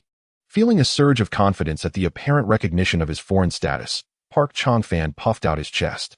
Yes, I am the heir of the Star Financial Group from the land of kimchi. I am Slap. Before he could finish, Park Changfan found himself soaring through the air, tracing a perfect arc before crashing to the ground. Feng Weichen spat disdainfully. I have a deep disdain for three types of people. First, those from the land of kimchi. Second, those from the island nation. And third, those who do not harbor animosity towards these two nations. What a farce it is to bully one's own kind in Xia country. In my past life on Earth, I despised those who steal from others, acting like fools in my presence. With a mask of concern, he turned to Anya Yun. Teacher, are you all right? As Anya Yun watched Feng Weichen approach, a deeper blush crept upon her cheeks. He had taken it upon himself to confront Li Yiqian and that so-called heir from the land of kimchi without hesitation. While the land of kimchi was hardly a formidable nation, such actions could certainly incite international disputes. Nevertheless, it was undeniably satisfying to witness. I'm fine. They haven't harmed me. But won't it be difficult to resolve this after you've struck them? Feng Weichen shook his head lightly. Respect for teachers is a cherished virtue in Xia country. They deserve to be punished, and they won't dare retaliate against me. However, I am curious. Did you find it satisfying? Would you like to personally deliver a few kicks? Never mind. Let's go. It's almost time for lunch. Today is our class's first gathering. Feng Weichen waved her off. Teacher, you go ahead. I'll join you shortly. I still have a few matters to finalize. Anya Yun reconsidered. Leaving the three of them lying there was hardly appropriate. Then I'll take the students to eat first. Come back quickly. With that, she departed. Feng Weichen then approached Li Yiqian and Park Changfan, delivering a decisive kick to their groins. He could not allow them to continue their mischief. The intense pain jolted them awake, and they instinctively clutched their injured areas. Oh, my tools of the trade. They're shattered. Feng Weichen, my father will not let you off the hook for this. It hurts like hell. Damn it. My 010 is broken. Aish, Li Yiqian, you brought this upon me. Unperturbed by their cries, Feng Weichen retrieved his phone and called Butler Chen. Inform Li Wengang that his son has been caught red-handed consorting with foreign spies. Additionally, I require all information regarding the Star Financial Group from the land of kimchi, expeditiously. After ending the call, he summoned the royal security personnel from the hot spring resort to escort the three of them to the police station. Feng Weichen had two reasons for his actions. First, his genuine disdain for the people of the land of kimchi, since they had come to him. He would deal with them thoroughly. Second, in the novel, Anya Yun was a woman of humble origins who changed her fate through hard work. She held a strong admiration for capable men who got things done, harboring a deep disdain for wealthy playboys. Ultimately, she found herself with Zhao Hong, a man of high status in the tech industry. Feng Weichen aimed to demonstrate his dedication as a roaming prosecutor, hoping to earn her favor in the process. Once he had dealt with the situation, Feng Weichen sauntered leisurely toward the gathering place for the class lunch. Li Feng. At that moment, the private room for the gathering was filled with 3 tables of people. No one had begun eating, all waiting for Feng Weichen. News of his 3 slap feet had spread throughout the class, and everyone wholeheartedly agreed with his defense of teacher. What was Li Yiqian, after all? Just a spoiled brat who not only attempted to commandeer their hot spring pool, but also dared to assault their shared goddess, teacher. He deserved every bit of punishment he received. Among those present, only Li Feng remained indifferent, but since no one else had begun eating, he too had to wait. In truth, he felt both exhausted and famished after his skirmish with Zhao Hong. as he had not yet reached the level of fasting. Just then, the door to the private room swung open, and Feng Weichen stepped in, prompting an immediate eruption of applause. He accepted the accolades with a smile, as they were indeed well-deserved. After basking in the praise of his classmates, he chose not to sit beside Anya Yun but instead took a seat next to Mu Sini. One must not rush things with Anya Yun. The others began to eat as well. Mu Sini gazed at Feng Weichen with admiration. "Young master, I've heard all about it. You're so impressive." Feng Weichen had sent the bullies of teacher in flying with just 3 slaps. And Mu Sini felt a swell of pride as his girlfriend. "All right, don't be too infatuated. Let us eat." Li Feng observed this scene, calculating in his mind. So, Sini is attracted to valiant deeds? Perhaps he could do the same. Once Mu Sini discovered his actions, surely her attitude toward him would shift. He pondered a plan. Li Yixian was incapacitated, but could that punk from the land of kimchi not be dealt with? As Li Feng contemplated, he was soon met with a toast from Anya Yun. "Feng Weichen, thank you for today." With that, she downed her beer in one swift motion. Feng Weichen quickly rose, feigning panic. "Teacher, that is something a student should do. There is no need for such formality." His feigned anxiety was merely for Anya Yun's benefit. Seeing him act so humbly only raised her esteem for him, dispelling the rumors of his alleged incompetence. After the meal, it was time for free activities. Seizing an opportunity, Li Feng slipped away from the hot spring resort. During the gathering, he heard that the punk from the land of kimchi had been arrested. He made his way to the nearest police station. At the entrance, Li Feng crushed a piece of pristine jade, rendering himself invisible, and slipped inside the police station. Before long, he emerged, having discovered that both Li Yixian and Park Changfan had been taken to the hospital. Upon arriving at the hospital, he found Park Changfan, who had specifically requested a private room to keep a safe distance from the foolish Li Yixian. After receiving medical treatment, Park Changfan managed to preserve his life. Yet his condition was irreparable. Feng Weichen's late-stage kick had rendered him incapable of fathering offspring, a grim reality rather than mere words. Park Changfan lay on the bed, staring blankly at the ceiling, contemplating the loss of a vital part of himself during what should have been a simple outing. He feared returning home, where his father might very well break his legs in anger.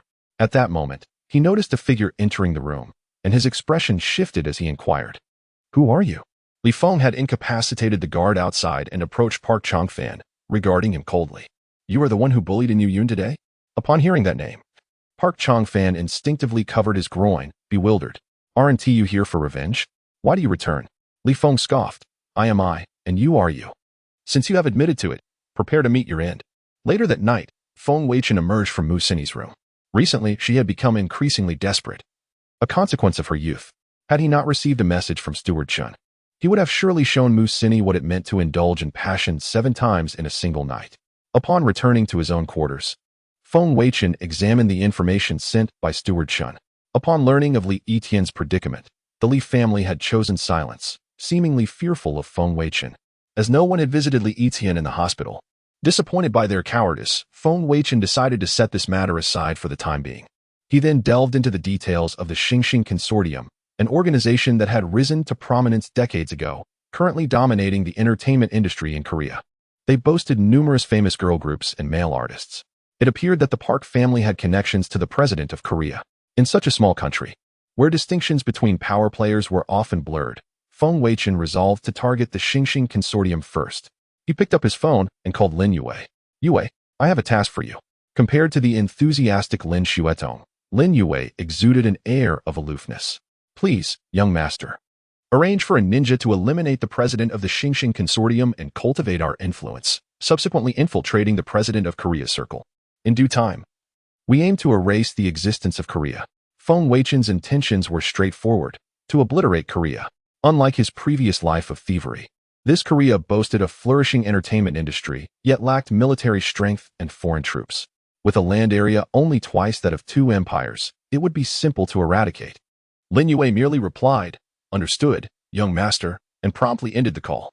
A smile crept across Feng Weichen's face at the thought of Yin Yun's reaction upon learning he had vanquished a nation for her sake. Just then, Steward Chun called urgently. "Young master, we have a crisis. Park Changfan has died in the hospital." Feng Weichen was taken aback. "What happened? I didn't intend to kill him." He had kicked Park Changfan in a manner that should not have been lethal if he received timely medical attention. Was someone scheming against him? Steward Chun continued. "When the doctors discovered Park Changfan, he had been strangled. Upon reviewing nearby surveillance, we spotted Li Feng's silhouette. I've sent the photo, young master. Feng Weichen was stunned. Could it truly be Li Feng? The image showed Li Feng's back. While the face was obscured, a familiar figure could easily be recognized. Could it be that Li Feng, motivated by his own actions in saving An Yuyun and receiving praise from Mu Sini, had taken it upon himself to eliminate Park Chongfan? Was this not simply adding to Feng Weichen's villainous reputation? Steward Qin, issue a bounty for this individual, but do not apprehend him or disclose his name, he commanded. Though perplexed by the contradictory orders, Steward Qin complied and contacted the capital's police to initiate action. After hanging up, Feng Weichen reclined on his bed, gazing at the ceiling, pondering Li Feng's fate. Li Feng, what would Mu Sini think if she discovered you were a murderer? Meanwhile, Mu Sini was engrossed in her phone when she suddenly received a message. Breaking news. A homicide occurred at the First People's Hospital in the capital. A man was found with a broken neck. This individual is a prime suspect. Upon seeing the photograph, Mu Sini gasped, Li Feng? The next morning, in Li Feng's room, he exclaimed, what is happening? Why am I on a wanted list? He was taken aback by the news reports covering the murder at the Jinai City Hospital. Alongside a photograph of his back, he had been exceedingly cautious the previous day. How could he have been captured on surveillance? Thankfully, as a celestial king, he always disguised himself for risky endeavors. The outfit in the photograph was a temporary choice, discarded immediately after the act. As long as he maintained his silence, he would be fine. Moreover, by utilizing the Qifengju Jade, he had traversed from the hot springs resort to the hospital in a mere 10 minutes. A journey that would ordinarily take at least 3 hours by car. Hence, he possessed an alibi, and as long as he remained silent, he would not face consequences. It was unfortunate that his initial intentions had been to please Mu Sini. Had he confided in her, she would have undoubtedly been delighted. However, with the warrant out, disclosing this to her was now too risky. All his efforts from yesterday seemed wasted. As he contemplated this, his frustration grew. Many classmates were already aware of the murder, and the wanted poster bore a striking resemblance to Li Feng. Although they were at the hot springs resort, they instinctively began to distance themselves from him due to the incident. When Feng Weichen awoke, he discovered unread notifications in his system. Ding. Due to your machinations, numerous individuals suspect Li Feng of being a murderer. Mu Sini harbors increasing disdain for him. Li Feng's fortune value, 10. Host's villain value, 100. Indeed, this strategy effectively diminished his opponent's fortune value. Li Feng, you are truly a benefactor in my quest for villainy. What a splendid day it was. Beginning with Li Feng's misfortune, it appeared that Li Feng's resolve had faltered, leading him to act recklessly. Torn between his desire to win Mu Sini back and contending with his inner demons, he found himself in a predicament. Just then, the phone rang. It was Steward Qin. Excitedly, Feng Weichen thought, could there be progress with the Xingxin Consortium? Upon answering, Steward Qin relayed, young master, the coffin you requested has returned from Chishui County. A few days prior, Feng Weichen had instructed him to arrange for a coffin belonging to the Jiang family to be transported back. However, burdened with other tasks, it had only recently been retrieved. Upon its arrival, he sensed an extraordinarily dangerous aura emanating from within, one that even the late-stage practitioner could not match. He wondered how the young master could possibly know someone of such caliber, especially one contained within a coffin. If anything were to go amiss, how would he face the old master? Concerned, he cautioned, young master, the aura from this coffin is exceedingly powerful, instilling a sense of danger within me. I fear it may pose a threat to your safety.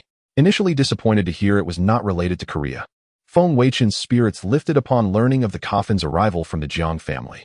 2 pieces of good news in one morning made for a delightful day.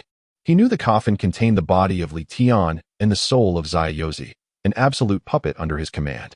Since realizing he would confront 2 fated individuals, Feng Weichen felt a sense of urgency, prompting him to have the puppet furnace transported to the capital. Chun, the steward, was at the early stage of his innate abilities, rendering him less than formidable. The presence of an additional trump card at the late stage of innate abilities in the imperial capital provided him with some reassurance. However, upon hearing Chen's words, he sensed a lurking danger emanating from within. A transformation, perhaps? Regardless, no matter how formidable the presence within was, it could not possibly threaten him. He ordered a helicopter to pick him up, eager to return and investigate. Upon hearing Feng Weichen dismiss the situation as trivial, Chen glanced at the coffin before him, contemplated briefly, and ultimately decided to refrain from further inquiries regarding his young master. Soon, a helicopter appeared behind the hot spring villa before soaring away. No one was surprised. After all, the clientele of the villa typically consisted of the affluent and elite, making the appearance of private jets a commonplace occurrence.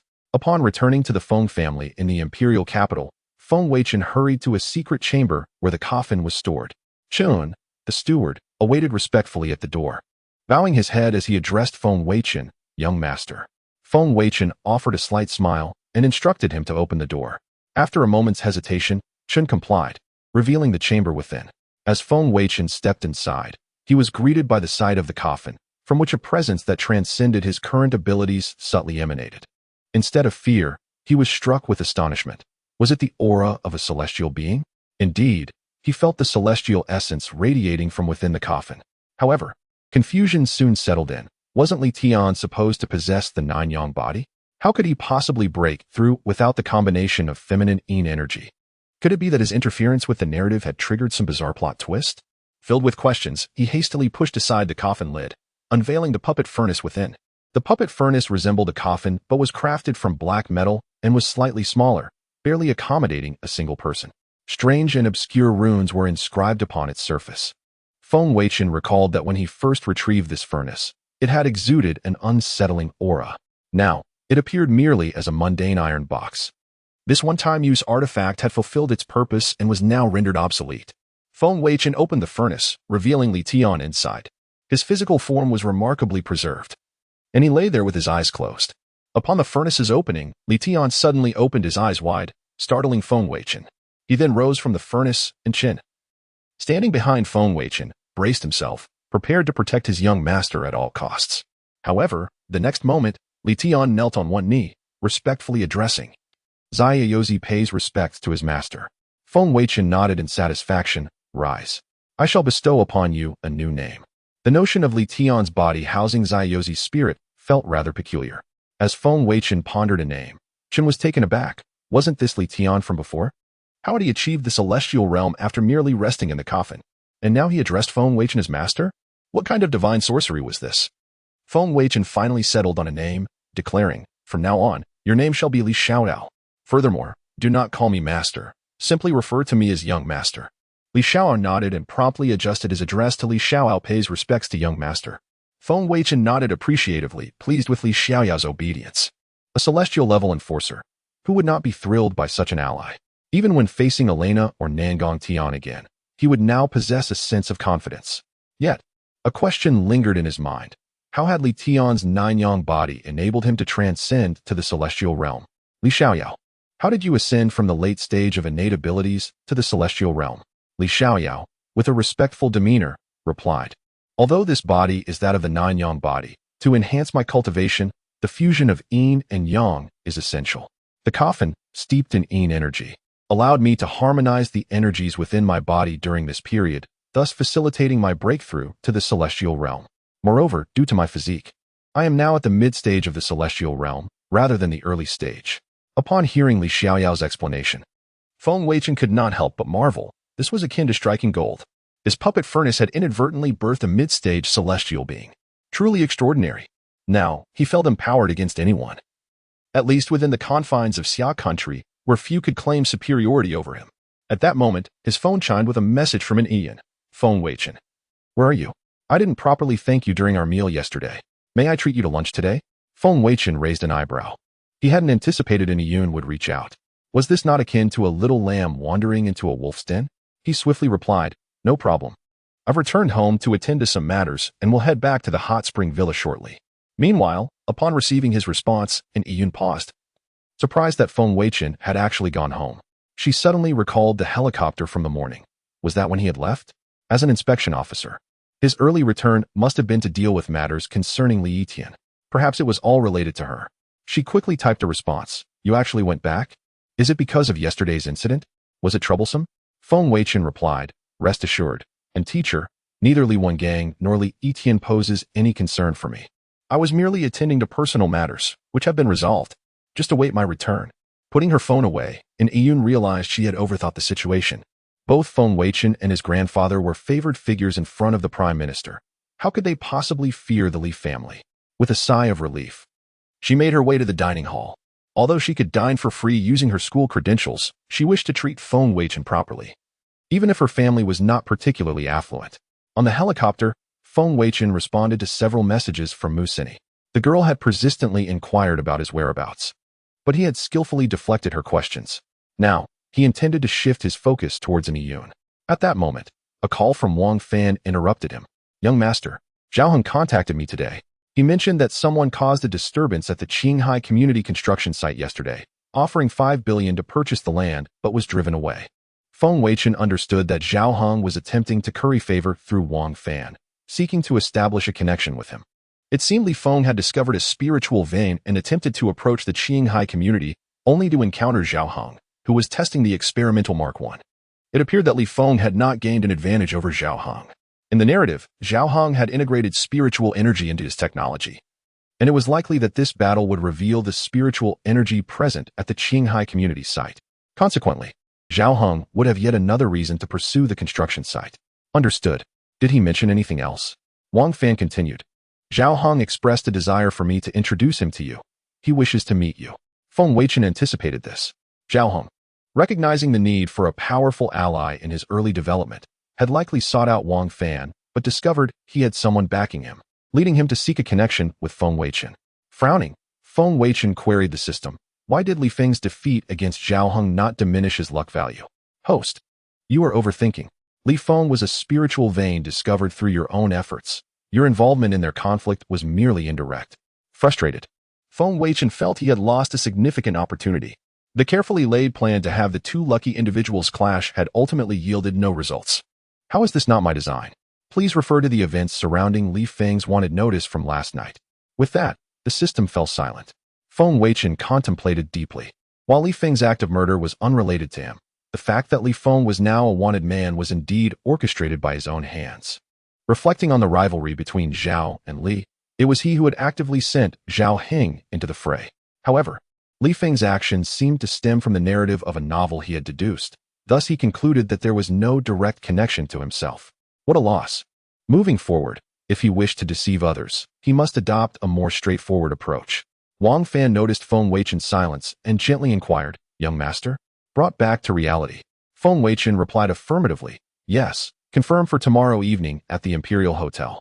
After Wang Fan acknowledged and hung up the phone, Feng Weichen resumed his contemplation of the current situation. Previously, he harbored intentions to eliminate Li Feng while seeking to subdue Zhao Heng. Despite both being at the early stages of their development, Li Feng required numerous treasures, which Feng Weichen could effortlessly seize. Conversely, Zhao Heng wielded technology that could safeguard him, thus holding greater value than Li Feng. As long as their conflict persisted, he could sit back and reap the benefits. It was evident that through his machinations, he could instigate a clash between the chosen ones of fate. As the sixth, he preferred to observe from afar rather than engage directly. However, after encountering Elena yesterday, he became aware of the existence of a third chosen one. Elena possessed celestial-level ice powers, while the third chosen one was a formidable figure in spatial abilities. The emergence of two celestial-level powers, with Zhao Heng and Li Feng both failing to manage their affairs, instilled a profound sense of crisis within him. Although he had Li Xiaoyao, a mid-level celestial warrior, the spatial capabilities of the opponent were formidable, often deemed an extraordinary existence in any supernatural narrative, possessing even the potential for reverse kills. Therefore, not only was Zhao Heng's technological prowess beneficial to him, but perhaps the knowledge of the cultivation world that Li Feng possessed could also serve his interests. The more cards he held, the more stable his position would be when facing the genius of Nangong in the future. Of course, these were merely current plans. The future remained uncertain. In dire circumstances, it was possible that both could meet their demise, leaving their fates to chance. Just as Feng Weichen reached this understanding, the helicopter arrived at the hot spring villa. Disembarking, he noted the time. It was precisely meal time, and it was now time to meet in Yuyun. In the restaurant, Yuyun heard the sound of the helicopter and recognized that Feng Weichen had arrived. Quickly, Feng Weichen made his way to the dining area. Upon seeing him dressed in formal attire, Yuyun was taken aback by his unexpected level of formality for the occasion. Rising, she felt a bit embarrassed and said, Feng Weichen, you look so formal. Had I known, I would have dressed more appropriately. Feng Weichen smiled at her casual white dress and replied, no need for such modesty. Teacher, in my eyes, you look stunning even without makeup. You are the goddess of our class. It is truly an honor to have lunch with you. So I had to dress formally. Do not worry too much about it. Upon hearing this, Yuyun's cheeks flushed. If she was the goddess of the class, did that mean she was also Feng Weichen's goddess? This boy was teasing her in every possible way. Very well, then I shall have them serve the dishes, she said, calling the waiter to begin serving. Feng Weichen, suddenly serious, looked at Yun and said, "Teacher, may I ask you a question?" Curiosity sparkled in Yun's eyes as she replied, "What is it?" "Please, go ahead." Leaning slightly forward, Feng Weichen inquired, "Do you have a boyfriend?" He already knew the answer, having read the novel, but he wanted to probe further to gauge Yun's attitude. Her face reddened further at the question. "Oh, Feng Weichen, do not tease the teacher. This is a private matter. It's a secret." She lowered her head, sneaking a glance at him. Wasn't he already in a relationship? Why was he asking her this? Could it be that he had feelings for her? She had heard that royals and those in power often indulged in multiple relationships. Could Feng Weichen be one of them? However, she couldn't deny that despite his youth and accomplishments, he was already taken, so she should keep her distance. Feng Weichen feigned disappointment, retracting slightly. "I had thought someone as beautiful as you would surely have a boyfriend, if that were the case. Encountering situations like yesterday would be much safer." And Yun's eyes widened in realization. He had been concerned for her safety. How had she overthought this? Mortified, she attempted to remedy the situation, saying, "Actually, I do not have a boyfriend." Feng Weichen feigned surprise. "Really? I thought someone as young and exceptional as you would have many suitors. After all, on the first day we met, I was completely taken aback by your beauty." And Yun felt a strange happiness from his compliments. When other men had praised her, she often found them insincere, but Feng Weichen's words made her feel shy. Regaining her composure, she began to respond to the question. "You are correct. Indeed, many pursue me, especially at school. Several teachers, and even some students have shown interest." Her expression dimmed slightly as she continued. "However, they all have their own agendas. Some are merely after physical relationships, while others seek to gain academic advantages or simply wish to spend a night with me. How could I possibly consider being with such individuals?" And Yun favored men who were capable, ambitious, and earnest. Feng Weichen nodded in agreement, understanding her perspective. And Yun, being a child of an ordinary family, had worked hard to reach her current position and had indeed seen the darker side of human nature. "Teacher, I truly admire you, especially after yesterday's incident. I find you remarkable. As an exceptional and beautiful woman, you must frequently encounter situations like what happened with the Etienne. Yet, like a lotus in a muddy pond, you remain untainted by the filth surrounding you. It is truly commendable. I feel honored and proud to be your student. I believe that with teachers like you, Imperial College will undoubtedly reach greater heights and cultivate more pillars for the empire." Feng Weichen's praise shifted focus from superficial beauty to intrinsic qualities, bringing in Yun even more joy as his words resonated with her heart. As an ordinary person without power or influence but possessing beauty, she was often susceptible to the advances of distasteful men. Yet, she steadfastly maintained her principles and refused to yield. This was indeed exhausting. Others only saw her glamorous exterior. Feng Weichen, however, had seen through to her true self. He was indeed a remarkable man, valued by the Prime Minister of the Empire. "Oh, you flatter me so. I'm feeling quite embarrassed. I didn't think too much of it at the time. After all, you are my students, and I must advocate for your interests." Feng Weichen shook his head. "Teacher, there is no need for modesty. I know that if someone else were in your position, they might have readily given up their spot in the hot spring, perhaps even accompanying Li Etienne. In this world, many find it difficult to uphold their principles. It is rare to see someone like you, teacher." With the conversation returning to the topic, and Yun raised her glass and said, "Speaking of which, I must thank you for yesterday. Otherwise, I truly would not have known how to handle the situation. Allow me to toast you." With that, she drained her glass of red wine. Setting down her wine glass, she dabbed at her lips and turned her gaze toward Feng Weichen. "Let's consider this meal a gesture of goodwill. You've been of assistance to me, and should you encounter any difficulties at the university, do not hesitate to seek my aid. I shall reciprocate in kind." And Yan mused that a quid pro quo arrangement was most appropriate, given that Feng Weichen was a rare man who understood her. Feng Weichen's brow arched, perceiving an opportunity presenting itself. "If that is your stance, esteemed instructor, I shall not hesitate to impose upon your generosity. As it happens, I am currently in need of your assistance." And Yan, taken aback by Feng Weichen's promptness, composed herself before inquiring, "Pray tell, what is it that you require?" Feng Weichen was scheduled to meet with Zhao Heng the following evening, and Yan was, of course, the very object of Zhao Heng's affections. "As it happens, I am to conduct some business tomorrow evening and find myself in need of a female companion.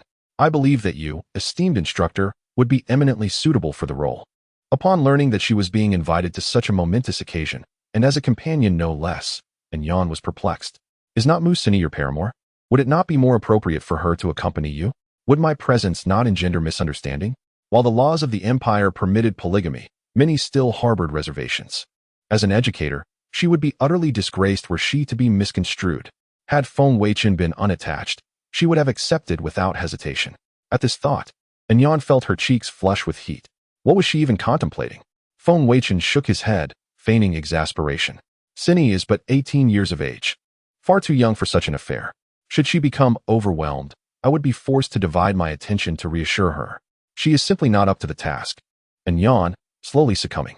Of course, Feng Weichen had merely fabricated an excuse. The truth was, he had agreed to meet with Zhao Heng precisely because Yan was part of the equation. If Yan were not to accept, the meeting with Zhao Heng would be rendered pointless. Since establishing contact with Zhao Heng, he had yet to diminish the latter's aura of fortune. In the narrative, Zhao Heng, upon gaining entry into the Imperial Polytechnic Institute through his mastery of new energy technologies, had intended to use the institution as a front for the gradual dissemination of his technological innovations.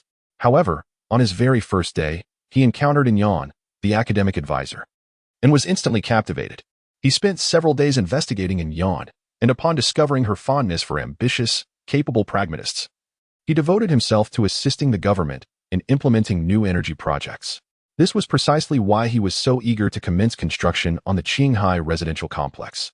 He knew that Yan would be pursued by many, for this was the imperial capital, a place of hidden dragons and crouching tigers. Thus, he urgently needed to amass achievements to serve as his capital in wooing Yan. Feng Weichen was privy to this plot, and thus he intended to bring Yan with him to meet Zhao Heng. Upon hearing Feng Weichen's explanation, Yan conceded the validity of his point. Musini was indeed too young. In the end, she nodded in agreement. Very well, but this shall be a singular occurrence. I would not wish to cause any misunderstanding with your paramour. Upon securing her agreement, Feng Weichen stated, I shall await you at the school gate at 6 o'clock tomorrow evening, after your classes conclude. With their arrangements finalized, the dishes were served, and they commenced their meal. Later that night, Yan lay in bed, gazing at the ceiling, her mind in a constant state of turmoil, plagued by wild imaginings. Feng Weichen's assistance the previous day had instilled in her a profound sense of security. She felt no aversion toward Feng Weichen, whereas she would have summarily rejected any other man in such a situation. Not only did she not recoil from Feng Weichen, but she had even agreed to be his companion. What was happening to her? Could it be that she harbored affections for Feng Weichen? He was the direct descendant of the Feng family, a favorite of the prime minister, a young man of great promise, resolute in his actions, and of impeccable character. No. This is not affection. It must be due to the debt of gratitude I owe him, which prevents me from declining. Yes, that must be it. Yan buried her head beneath the covers, but soon muttered, Then why do I care that he has a paramour? We are merely teacher and student. I must not think this way. Ah, how vexing. In the end, Yan buried her head in the bedding. The following day was Monday, and everyone returned to the university from the hot spring resort. After school in the afternoon, Feng Weichen informed Musini that he had matters to attend to and proceeded to the school gate to wait. Yan, however, was embroiled in inner conflict within her chambers. The closer she drew to the appointed time, the more she regretted agreeing to Feng Weichen's request. What if she were to be misunderstood? After all, the role of a female companion seemed rather ambiguous. As 6 o'clock approached, Yan finally relented. But what should she wear? For a business occasion, should she dress formally? A blazer and pencil skirt? No, that would make her appear like a secretary. A midi dress and stockings? Perhaps. In the end, the conflicted Yan donned a black evening gown and scarlet stilettos. She then applied her makeup meticulously and styled her hair. Finally, she turned this way and that before the mirror, nodding in contentment. One could only wonder if she was paying such close attention to her attire due to the importance of the occasion or because of a certain individual. Upon exiting, she indeed spotted the extended limousine belonging to the Feng family parked at the school gate. Feng Weichen, upon catching sight of Yan, was immediately captivated and gallantly alighted to open the door for her. Upon entering the vehicle, the two sat apart, separated by the central seating. Feng Weichen lavishly praised her. While the esteemed instructor is usually a vision of beauty, I had not imagined that she could be so breathtakingly radiant when properly adorned. Feng Weichen spoke the truth. and Yan's black evening gown and nude stockings were truly stunning. The upper portion of the dress, in particular, revealed Yan's neck and collarbone, creating a tantalizingly veiled effect that made his heart flutter. Hearing her carefully chosen attire praised, Yan felt a surge of delight, her efforts not in vain. However, her pride as an educator prevented her from outwardly displaying her elation. She merely smiled gently. I am glad to hear it. I only hope that I do not bring dishonor upon Feng Weichen. Feng Weichen chuckled. The esteemed instructor could never fail to enhance my reputation. However, as we are of similar age, would it be permissible for us to address each other by our given names while we are out? Upon hearing this suggestion, Yan hesitated, but quickly realized that he had a point. Very well, but at the university, you must address me as teacher.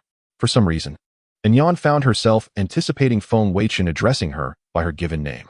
This would reduce the distance and embarrassment between teacher and student, allowing her to accept Feng Weichen more readily. Ugh, what am I thinking? Upon securing Yan's agreement, Feng Weichen tentatively inquired, may I then call you Yan? This was one of Feng Weichen's subtle ploys, as it would sound intimate and thus be more impactful on Zhao Hong. Yan's face flushed crimson. No man had ever addressed her in such a manner. However, she did not seem to object. Still, considering that they were about to attend a business event, and she was his companion, she could hardly allow Feng Weichen to address her as teacher, could she? That would be far too unconventional. What then should she call him? Young master? The thought of uttering the words young master evoked a peculiar sense of shame, yet deep within her, she seemed to anticipate it. How then shall I address you? Using your full name would seem rather awkward. Seeing Yan's conflicted expression, Feng Weichen did not press the issue. Instead, he deflected. You may address me as you see fit. Yan, seeing the ball return to her court, pondered for a moment before uttering with a hint of embarrassment. I shall address you by your given name normally, but as young master later. Feng Weichen, seeing Yan take the bait, was inwardly ecstatic, though he outwardly nodded slightly. Very well, whatever you deem appropriate. And with that, their terms of address were established. At that moment, the car came to a halt before the Imperial Grand Hotel, and Feng Weichen gallantly alighted to open the door for Yan. Yan felt as though she had finally been rescued and quickly exited the vehicle. Being in close proximity to Feng Weichen invariably quickened her pulse, igniting a peculiar sense of bashfulness within her. Yet, Feng Weichen's manner of opening doors for her was exquisitely detailed and gentlemanly. Good heavens, what was happening to her? At that moment, Feng Weichen gracefully extended his arm toward Yan, inviting her to join him. Shall we proceed, Yan? Yan hesitated for a moment upon seeing his outstretched arm, but swiftly realized he intended for her to take his arm. Such intimacy. Still, as his companion. Perhaps linking arms would be acceptable. Moreover, upon drawing nearer, she detected a rather pleasant scent emanating from Feng Weichen. Consequently, she boldly accepted his offer. Feng Weichen, sensing Yan's warmth, subtly smiled and led her into the restaurant. The bewildered Zhao Heng observed as the pair, one adorned in a black gown and the other in a navy evening dress, made a striking couple. Their appearance garnered admiring glances from passers-by and patrons alike. Feng Weichen, accustomed to such attention, proceeded unperturbed, while Yan, attending such an event as a companion for the first time, felt a degree of unease. It wasn't that she disliked it. She was accustomed to being discreetly observed at school. However, the awareness that she was Feng Weichen's companion evoked both shyness and anticipation. They soon arrived at their reserved private room, where a male waiter stood awaiting them. Upon spotting Feng Weichen, the waiter bowed slightly. Young master, Mr. Zhao has already arrived. Feng Weichen nodded and turned to Yan with a smile. Within the room awaited Zhao Hong, the very person whose thoughts and efforts were consumed by the goddess at his side. He wondered what Zhao Heng's reaction would be upon seeing Yan on his arm. Yan, puzzled by his amused gaze, questioned whether her makeup was amiss, reaching for her bag to retrieve a mirror. Feng Weichen gently shook his head, playfully touching her nose. No, tonight, you are the fairest of them all. Yan blushed at his unexpected advance and flirtatious remark. The waiter then opened the door to the private room. Feng Weichen, leading the still flustered Yan, entered. The room was opulently decorated, featuring a grand metal chandelier. Walls adorned with calligraphy and paintings by renowned artists and gemstone-encrusted baseboards. A round table, covered with a tablecloth, occupied the center, and a young man in a suit, Zhao Heng, sat beside it. Zhao Hong, engrossed in laboratory data on his phone, instinctively rose to greet the newcomers upon hearing the door open. However, his expression faltered, and he froze in place. What was this? His tutor, Yan, his dream girl, had arrived, and she was coyly holding a man's arm. WTF? He had found no indication that Yin had a boyfriend during his investigation. Hadn't she been rejecting the men who harassed her? Furthermore, he was her student. They had met once at the start of the semester. Why wasn't she acknowledging him? His project had just been implemented by the military, and the land for civilian use had just been secured. Had he lost his goddess? What was happening? Upon entering, Feng Weichen had also noticed Zhao Hong. Initially, Zhao Hong had been absorbed in his phone, but upon looking up, his expression had become quite amusing. The young man's CPU must be overheating. It couldn't be easy seeing one's dream girl on the arm of a stranger. While Zhao Hong was still reeling, Feng Weichen's gaze fell upon his information panel. Child of Destiny. Zhao Hong. Identity. Protagonist of conquering the world with black technology. Destiny value. 300. Cultivation strength. None. Trump card. Inheritance of high-dimensional civilization technology. Background. Zhao Hong was an ordinary high school student leading a mundane life, striving for college entrance exams. One day, on his way home from school, he was struck by a bolt of lightning. Instead of being injured, he heard a voice in his mind. The voice identified itself as Zizi, a technological legacy from a lost high-dimensional civilization. This civilization had been destroyed by another, and Zizi was released into the universe in the hope that their technology would be inherited and used to confront and defeat the civilization responsible for their demise. Zhao Hong, relying on the most basic energy technology, secured direct admission to Imperial College and embarked on his journey to black technology prominence. On the first day of school, he met the most important woman in his life, Yin. He was deeply smitten and resolved to marry her and provide her with the best possible life. After investigating, he discovered that Yin favored talented and capable pragmatists. Consequently, Zhao Hong took leave to cooperate with the Empire in implementing energy technology, hoping to present himself to Yin as a promising young man. Now, Yin has been snatched away by the host. Let's see how this innocent young man will cope with this love-hate entanglement. The system's description was as cheeky as ever. Still, as expected of a man who had inherited a high-dimensional civilization, his destiny value was a staggering 300. No wonder Li Feng, that simpleton, couldn't defeat him.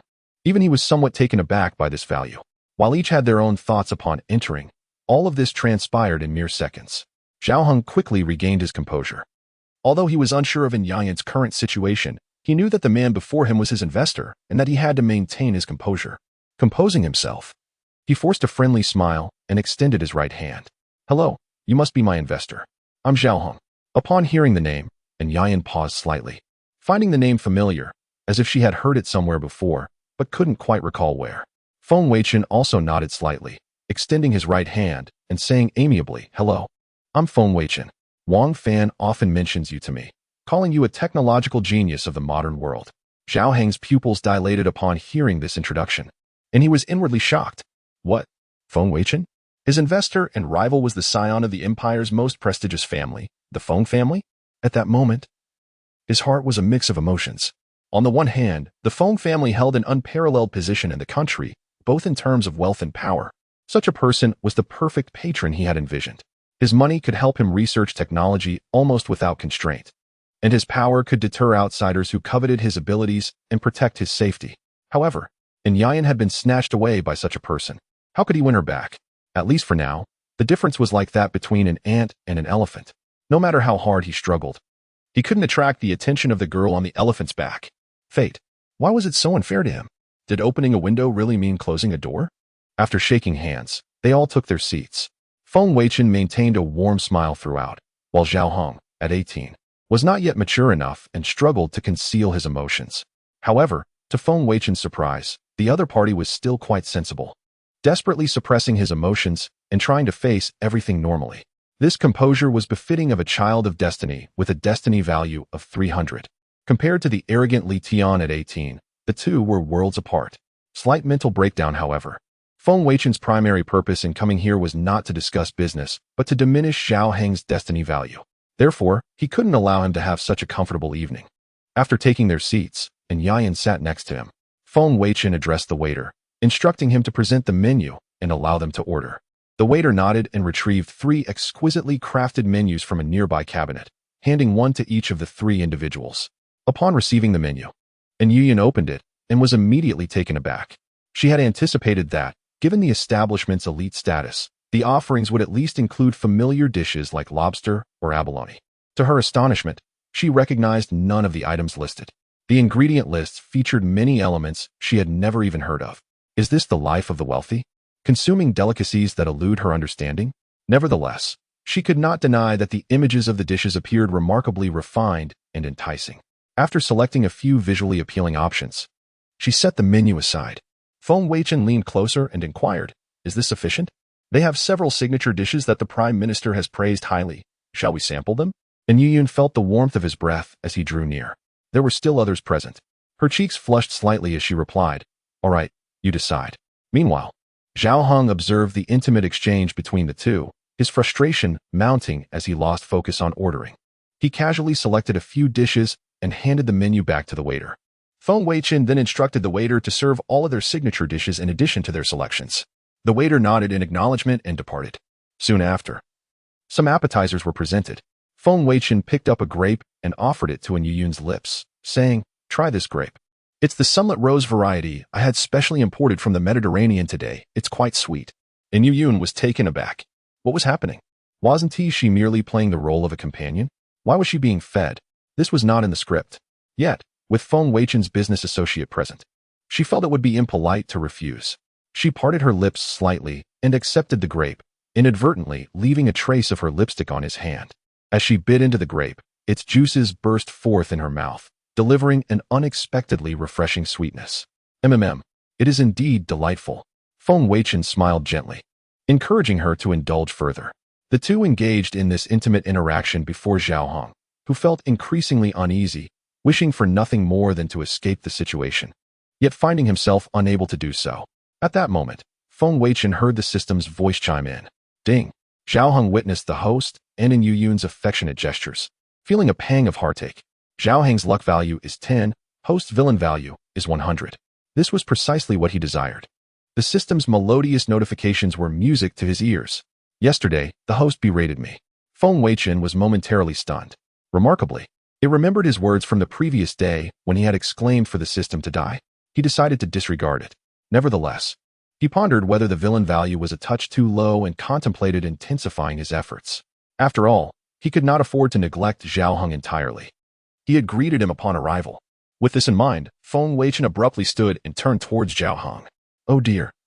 I've been so preoccupied with ordering that I forgot to introduce you. This is my girlfriend, Yu Yun." Yu Yun? Zhao Hong? Yu Yun felt a chill run down her spine. Wasn't he had agreed that she would merely be a companion? When had she transitioned into the role of a girlfriend? However, upon reflection, she realized she wasn't entirely opposed to the idea. It was merely that a teacher-student romance felt somewhat taboo. Yet, she would certainly have a word with Feng Weichen later for unilaterally changing the script. Zhao Hong, on the other hand, wore a mournful expression. Could he not recognize that she was his girlfriend? In the brief span of time, he had nearly had his fill of their public display of affection. Despite these thoughts, Zhao Hong swiftly composed himself, rising to extend his right hand politely. "Hello, I am Zhao Hong." And Yu Yun stood and smiled slightly, shaking his hand. "Hello, Mr. Zhao. You are quite the accomplished individual for your age." And Yu Yun thought that since he was Feng Weichen's business partner, a compliment might benefit him. However, Zhao Hong perceived the situation differently. His youthful face appeared calm, but internally, he was elated. He had held the hand of his goddess. So soft, so fragrant. His right hand, he would never wash it again. And Yu Yun had even praised him for being accomplished. Was this admiration directed at him? It seemed he had surmised correctly that Yu Yun favored capable, pragmatic individuals. Feng Weichen, meanwhile, was puzzled as he had not received any notification regarding a decrease in Zhao Hong's luck value. Had this individual managed to maintain his composure despite the declaration of their relationship? Never mind, he would take it slow. "Zhao Hong, let us discuss work. I heard there was an incident at the Qinghai community a few days ago involving a madman offering 5 billion to acquire some land." Upon mentioning work, Zhao Hong's demeanor shifted to one of seriousness. He retrieved a stack of documents from his briefcase and stated, "Indeed, it appears the individual is a cultivator. After my refusal, he attempted to seize the land by force, employing various tactics. Fortunately, my self-developed battle armor proved sufficiently robust to repel him."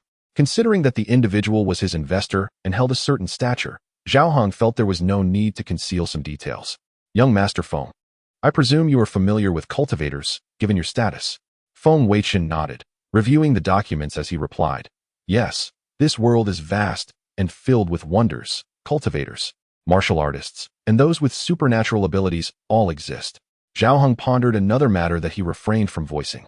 After his encounter with Li Feng, he had returned home to download the battle data and, in the dead of night, returned to the construction site. He believed that a cultivator willing to spend 5 billion on that piece of land indicated there was something there that attracted their interest. Thus, he conducted an investigation and ultimately discovered that there was indeed a flow of spiritual energy in the vicinity. Utilizing the Marca probe, he ultimately found that the underground harbored a hidden chamber. He had documented the findings regarding the spiritual energy, but had yet to contemplate how to address the discovery of the hidden chamber. This was because he had uncovered numerous remnants of cultivators' belongings within the chamber. If he could decipher these artifacts and apply them to his technology, the enhancement to his capabilities would be monumental. Just imagine a cultivator clad in high-tech battle armor, an unstoppable force. Upon finishing the documents, Feng Weichen was astonished that Zhao Heng had discovered the spiritual vein so swiftly. This meant he had likely also unearthed the hidden chamber beneath it, the cave of the heavenly soul ancestor. Given Zhao Heng's technological prowess, it was inevitable that he would stumble upon the concealed chamber while investigating the spiritual vein. This young man was not as straightforward as he appeared, for he had omitted mentioning this discovery. According to Li Feng's account, after establishing a manor atop the spiritual vein, he sensed a malevolent energy pulsating beneath the grounds. Eventually, he personally descended to investigate and uncovered the hidden chamber, which he discovered belonged to the heavenly soul ancestor, a revered cultivator from ancient times, known for his nefarious practices. In an era when spiritual energy was still abundant, the heavenly soul ancestor located the spiritual vein's nexus and built his chamber there for the sake of his cultivation. He practiced an exceedingly sinister soul-controlling technique known as the star absorption method, capable of utterly enslaving other souls, turning them into his servitors. During the age of ample spiritual energy, the heavenly soul ancestor was regarded as the most formidable figure in the realm of cultivation, commanding the allegiance of numerous cultivators. However, being a practitioner of dark arts, he often found himself besieged by righteous individuals. Coupled with the gradual depletion of spiritual energy on this planet, the venerable ancestor Tianhun ultimately met his demise, leaving behind a legacy in the form of a hidden cave. Now, this cave has been discovered by Zhao Heng, but the cultivation techniques within must not fall into his hands. Otherwise, the emergence of an adversary clad in technological battle armor would pose a significant threat. Moreover, the treasure trove of a cultivator's cave piqued his own interest, as these artifacts could potentially serve as trump cards in his endeavors against those favored by destiny. Fortunately, Zhao Heng, at present, lacked the means to decipher the ancient language and script of the primordial cultivators. With this in mind, Feng Weichen pondered briefly before deciding to subtly hint to Zhao Heng. I recall that when we acquired that plot of land, someone reported to me that a cavity had been detected beneath the construction site. While it did not hinder the factory's construction, I was advised to exercise caution to avoid any safety mishaps. Now that you have sensed the presence of spiritual energy there, it might be related to that underground cavity. Perhaps it would be prudent to have someone excavate it at a later time. Of course, this was merely an excuse fabricated by Feng Weichen, yet it could potentially extract valuable information. Upon hearing this, Zhao Heng's expression changed. Feng Weichen was aware of the cavity below. Could that not be the hidden cave? If excavated, it would expose his deceit. Now was not the time to offend Feng Weichen. He ought to inform him first. Zhao Heng immediately feigned surprise, saying, "Young Master Feng, did you not see the reports regarding that? I recall a few documents mentioning that I discovered a cave below and found some items." Feng Weichen smirked enigmatically. "Oh, is that so? I did not find any such information in the reports I reviewed." Zhao Heng awkwardly chuckled. "Perhaps I was too hasty in my departure and forgot to include them. I can return home to fetch them now." Feng Weichen shook his head, looking at him intently. "First, tell me what you discovered down there." Having read novels, Feng Weichen was aware that the venerable ancestor Tianhuan's insights and powerful techniques were contained within a spatial ring. While other texts merely chronicled his life, he needed to secure the spatial ring for himself. After careful consideration, Zhao Heng replied, "I found a ring, several books, and some items that appear to be cultivation artifacts." Feng Weichen nodded, producing a spatial ring. "Is this ring similar to the one you found?" At that moment, Zhao Heng was unaware of the ring's significance and could be easily misled. To him, it was merely an ornament. He nodded, surprised that young Master Feng also possessed such an item. "May I ask what purpose this ring serves?" Feng Weichen tucked the ring away, saying, "It is an artifact that aids in cultivation and condenses spiritual energy. To be candid, I am a practitioner myself. However, in this world, spiritual energy is scarce and dissipating, making this ring essential for me. I have no interest in the other items. You may keep them. Upon hearing this, Zhao Hang slowly nodded. He had examined the ring and indeed sensed the fluctuation of spiritual energy, but beyond that, he found nothing particularly remarkable. It might be better to do Feng Weichen a favor by gifting it to him. Very well, I shall return now to retrieve the ring. Feng Weichen feigned politeness. Why not have a meal first before you go? Zhao Heng shook his head. It will take time for the dishes to be served, but the drive is quick. Seeing this, Feng Weichen ceased to dissuade him. After Zhao Heng departed, and Yi Yun, who had been momentarily stunned, regained her composure. She looked at Feng Weichen. Were you both speaking the truth? Spiritual energy, cultivation, superpowered individuals? For someone raised with a materialistic worldview, these concepts profoundly shattered her understanding of reality. Like an ordinary person, she might never have the opportunity to encounter such phenomena. Feng Weichen smiled gently at his astonished mentor, tenderly caressing her face. It is indeed true. Observe. With that, he spread his palm, conjuring a vibrant sphere of energy in an instant. And Yu Yun gasped in awe. Is this magic? How extraordinary. It resembles scenes from the movies. Could it be that Feng Weichen was truly a practitioner? Goodness, how fantastical. Then, with meticulous control, Feng Weichen manipulated the energy sphere, which began to morph and astonishingly took on the likeness of Yu Yun herself. It was lifelike. Witnessing this, Yu Yun felt a blend of romance and emotion. Feng Weichen crafted a representation of her visage, recalling the intricate details of her face. Feng Weichen affectionately remarked, "Is your little mind struggling to comprehend? This is the authentic world, the realm you have yet to discover." And Yu Yun nodded, her worldview undeniably shaken. So, the truth of the world was like this. No wonder those elite families continued to grow stronger. Beyond traditional martial artists, there existed practitioners and superpowered individuals. With such powers at their disposal, ordinary people could easily remain oblivious. As she pondered this, she caught sight of Feng Weichen's affectionate expression and recalled his earlier words, referring to her as his girlfriend. She puffed up her cheeks indignantly. Feng Weichen, did we not agree that I would be your companion?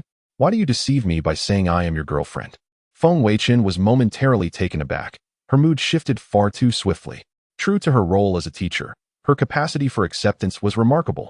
Just moments ago, she had been intrigued, and now she was revisiting past grievances. However, seeing Yu Yun's adorably puffed cheeks made her all the more endearing. He couldn't help but reach out to caress her face, causing her to blush profusely. Why are you touching me again? We have yet to define our relationship. Her thoughts were in disarray. Feng Weichen smiled gently. I speak only the truth. There is no deceit. Upon hearing this, Yu Yun turned her face away, her heart a tumult of shyness and joy. What are you saying? We are teacher and student. This is inappropriate. Though she protested verbally, deep down, she was not averse to Feng Weichen's confession. In fact, it stirred a flutter of excitement within her. At that moment, memories of when she was bullied by Li Etienne resurfaced, and she recalled how Feng Weichen had come to her aid with a few swift strikes. This man was undeniably charming, exuding an aura of safety, and he had done much good for the country and its people. He was truly a treasure of a boy. Yet, he already had a girlfriend, and the teacher-student dynamic was, after all, a forbidden romance. Suddenly, Feng Weichen pulled her close, kissing her lips, and Yu Yun's mind went blank. What just happened? My first kiss. Initially, she intended to push him away, but soon she surrendered to the moment. After they parted, Feng Weichen had traces of her lipstick on his lips, gazing at the blushing Yu Yun, who dared not meet his eyes. While she appeared demure, her body betrayed her sincerity. Ding! Due to the host's persistent flirtation, and Yu Yun's affection for the host has increased by 50. Current affection level, 50. Wow. Just like that, it surged by 50. By the system's standards, typical couples only start with an affection level of 30 upon confirming their relationship. What an unrepentant little kitten. Feng Weichen gently cradled her face, his eyes filled with affection. Yun, from the very first day I laid eyes on you, I resolved to marry you. I understand you may not favor the wealthy elite. Thus, I hesitated to approach you. Yet, that day, witnessing you being wronged, I could no longer restrain myself and stepped forward. I wish to prove to you that I am not a frivolous playboy, but rather an individual striving tirelessly for the empire, worthy of your lifelong trust. Yun, I like you. Regarding the relationship between teachers and students that you care about, it holds no significance. I am merely a transfer student, and our ages are comparable, so there should be no issue. I brought you here to show you the world I inhabit, to help you understand me better. The mundane existence has lost its meaning. I can grant us immortality, allowing us to dwell in this realm forever. Be my girlfriend. Feng Weichen confessed directly, as his feelings clearly indicated that the moment was ripe. And Yuyun was still entranced by their recent passionate kiss, struggling to regain her composure. Now, confronted with such a heartfelt declaration, she felt her face burning and her mind racing. How could he be so sudden, offering no time for preparation? Nonetheless, Feng Weichen's sincerity and the allure of his words were undeniable. Who wouldn't desire to live alongside the one they cherish for eternity? Just as she grappled with her thoughts, Feng Weichen released her, shifting the conversation. Of course, this is merely my one-sided wish. I do not know if it frightens you. If you do not harbor feelings for me, I shall not pursue you further. I shall give you time to contemplate. With that, Feng Weichen stepped back and took a seat. He was intentionally stating this, knowing that girls like Yuyun often speak contrary to their hearts. If he were overly proactive, she might reject him for the sake of pride. Thus, it was time to master the art of subtlety. The strategy of feigned indifference became his secret weapon for the day. And Yuyun froze for a moment, leaving Feng Weichen's embrace, her body and spirit suddenly feeling a void. Did her hesitation upset him? But it truly was a shock. How long had they known each other? Their serious interactions only began this past weekend. And today was merely Monday. A girl encountering a confession so swiftly would surely be flustered. Moreover, he already had a girlfriend. Yet, upon reflection, he was the scion of the Feng family, and such a remarkable man might justifiably have multiple partners. She stole a glance at Feng Weichen, who was expressionless, absorbed in his phone. Surely, she must have displeased him. Biting her lip, she ultimately chose to follow her heart. Well, Feng Weichen, I accept your proposal. Feng Weichen's head snapped up, feigning surprise. Really? Yuyun? And Yuyun, blushing, lowered her gaze, affirming with a soft Upon witnessing her response, Feng Weichen embraced her tightly, exclaiming, "Wonderful, wonderful." And Yuyun gently patted his back, a smile gracing her face. The feeling of being cherished by this spirited young man was delightful. She then lightly pushed him away, rose on her toes, closed her eyes, and leaned in for a kiss. Feng Weichen was taken aback by her boldness. Her tongue, both fervent and inexperienced, sought to engage him, and he met her enthusiasm without reservation. They were lost in a fervent kiss when suddenly, the door to the private room swung open. Zhao Heng exclaimed, "What the hell? What are these two doing? Is business even a consideration anymore?" Moreover, how could the poised and steady goddess he admired engage in such public displays of affection? It was too much to bear. Who am I? Where am I? Why did I return? Hearing the door open, Yuyun panicked and quickly pushed Feng Weichen away, hastily adjusting her attire, wrinkled by his hands. She scolded softly. "It's all your fault. Someone saw us." Feng Weichen chuckled. "It's fine. Mr. Zhao won't mind, right?" Zhao Heng awkwardly smiled. Not at all. Not mind. How could he not? The audacity. To steal my woman and kiss her in front of me, and still expect me to say I don't mind? This is madness. Feng Weichen observed Zhao Heng's expression, stifling laughter. This fellow was quite resilient. Ding. Due to the host, and Yuyun kissing in front of Zhao Heng, the latter's mental state has shattered, leading to existential doubt. Zhao Heng's luck value, 30. Host villain value, 300. Upon hearing the system's notification, Feng Weichen raised an eyebrow. So, while he appeared unfazed, his inner turmoil was palpable. Yet, another 300 villain points had been added to his tally. And Yuyun, noticing Zhao Heng stammering, felt too shy to speak. Feng Weichen, unfazed, glanced at the bag in Zhao Heng's hand and inquired, "Did you bring the ring?" Zhao Heng took a deep breath, striving to regain his composure, and retrieved an ancient ring from his bag. The band was wooden, adorned with a jade stone, exuding an air of antiquity and mystery. Feng Weichen accepted the ring, channeling a fraction of his consciousness to examine it. Satisfied that everything was intact, he felt relieved. At that moment, a server entered, announcing, "Young master, the dishes are ready." Feng Weichen nodded. "Very well, we are all famished, let us dine." Zhao Heng lamented, "Why does Feng Weichen seize everything?"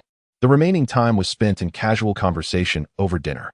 Feng Weichen and Yuyun, now in a confirmed relationship, engaged in tender gestures, showcasing their affection. This made Zhao Heng increasingly uncomfortable. He yearned to leave, yet he was acutely aware that as the investor, it would be impolite to depart early on their first meeting. Such an impression could jeopardize future cooperation. Furthermore, he genuinely needed someone like Feng Weichen to safeguard his technological endeavors. Although Feng Weichen had won over his goddess, it was a mutual affection. Zhao Heng's own feelings were unrequited, and Yun didn't even regard him as anything more than a stranger. He could not resent Feng Weichen. The fault lay in his own hesitance. In the capital, where talents abound, he felt somewhat reassured. Stealing a glance at the couple, he noticed Yun serving Feng Weichen food, eagerly watching for his reaction. After tasting it, he smiled and complimented her, causing her to blush. This only deepened Zhao Heng's regret. If only he had approached Yun sooner. Had they been together, he would have pampered her, taking care of her every need instead of appearing so subservient now. He resolved to hasten his technological advancements, aspiring to become a leading figure in Xia country and beyond, with the intent of winning Yun back. With this thought, he became more intrigued by the cultivation methods of the Heavenly Soul Ancestor, wishing to leave the dinner as soon as possible. Young Master Feng, I suddenly have a new idea I wish to validate immediately, so I shall take my leave, Zhao Heng announced. Feng Weichen felt a twinge of disappointment. Showcasing his affection for Yun had not diminished Zhao Heng's luck points even slightly. He decided not to insist on his stay. Haha, you tech enthusiasts are indeed unique. Even a meal inspires ideas. I won't keep you. He handed Zhao Heng a business card. This is my card. Should any issues arise in the project that Wang Fan cannot assist you with, feel free to reach out. Zhao Heng politely accepted the card. Thank you for your hospitality today, young Master Feng. Farewell. He cast a lingering glance at Yun before departing. Yun, however, was oblivious to Zhao Heng's exit, lost in the bliss of their newfound relationship, her gaze solely on Feng Weichen. Once Zhao Heng had left, she playfully chided. We were supposed to discuss business, yet your attention was entirely on me, neglecting your guest. Is that truly appropriate? She had thought Zhao Heng left due to displeasure. After all, this was merely a business dinner, yet the two individuals were continuously engaging in subtle antics. How had her role as a mere companion turned into something more complicated? If their collaboration fell apart due to her presence, the burden of guilt would weigh heavily upon her. However, Feng Weichen remained unfazed, reassuring her that the individual in question would not abandon the partnership because of their antics. Moreover, with his departure, they could escalate their actions. With a mischievous grin, he cast a glance at Yun. She, sensing something amiss, regarded him warily and exclaimed, "Rogue. This is a restaurant. Do not act recklessly. Besides, how can a couple just starting their relationship engage in such behavior?" Feng Weichen shrugged innocently. I have said nothing, teacher, do not overthink. He feigned innocence with a straight face. Unexpectedly, Yun's cheeks flushed crimson at his words, feeling embarrassed by the mere mention of escalation. Oh dear, how mortifying. She pouted, playfully punching Feng Weichen's chest like a disgruntled wife. Subsequently, they continued to leisurely savor their exquisite meal. Upon returning home, Zhao Heng immediately commenced the translation of the ancient texts pertaining to the Heavenly Soul Ancestor. It was evident that even if Feng Weichen was not a cultivator, he was indeed a martial artist. This only intensified Zhao Heng's desire to acquire the cultivation methods of the Heavenly Soul Ancestor. After all, his battle with Li Feng had unveiled the myriad and bizarre techniques of cultivators. The feats he witnessed, summoning lightning with bare hands and vanishing in an instant, were profoundly unscientific yet undeniably real. If he could master the cultivation methods while operating advanced technological armor, he believed he would become unstoppable in this world. Regaining Yun would be trivial, even when faced with the so-called higher-dimensional civilizations. He felt confident in his ability to confront them. However, the ancient scripts were entirely different from modern writing, resembling a celestial tome. Reluctantly, Zhao Heng had to rely on the advanced technology within his smart assistant. Soon, he discovered an intelligent translation software, integrating it with the internet to extract linguistic data from this world. After scanning the ancient texts and uploading them to his computer, the translations emerged. He began to read the translated content slowly. A volume titled Essence of the Heavenly Soul Ancestors Techniques captured his attention. In this life, I specialize in one art.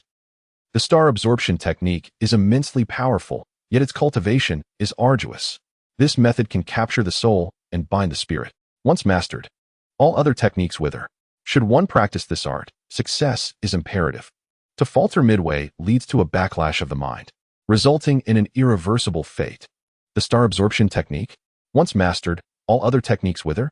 It sounded remarkably impressive. Upon reading these phrases, Zhao Heng's yearning for cultivation intensified. Cultivation must follow the heart. One must not waver. He noted, in my life, I have never harmed the innocent or oppressed the loyal.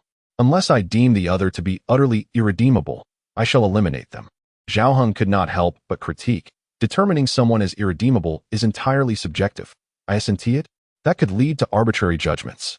Nonetheless, having read so much, he still had not reached the crux. Where was the true method of cultivation? Patiently, Zhao Heng continued to peruse the text. Star absorption technique is my legacy. For those who wish to inherit my mantle, no cost is required. Simply extract the technique from the spatial ring using one spirit. Upon reaching this point, Zhao Heng pondered thoughtfully. A ring? A spirit? I do not possess either. The notion of a ring suddenly widened his eyes with disbelief. Oh no, the most crucial ring has been given away. He had thought the ancient texts were of utmost importance, only to realize that the seemingly ordinary ring was the key. My path to cultivation has been thwarted even before it began. Zhao Heng lamented, feeling utterly despondent. Feng Weichen had been exceedingly ruthless. He had taken both his woman and his chance at cultivation. It felt as though he had been cursed with a lifetime of misfortune to encounter such a manipulative partner. Feng Weichen had claimed all he needed was that ring. Evidently, it was the most significant item. Did Feng Weichen understand its true purpose? After all, he possessed a similar ring. However, given their initial meeting as collaborators, Feng Weichen had no reason to deceive him, right? Moreover, the ancient characters were intricate and obscure. Even Zhao Heng required the smart assistant-esque translation to comprehend the content.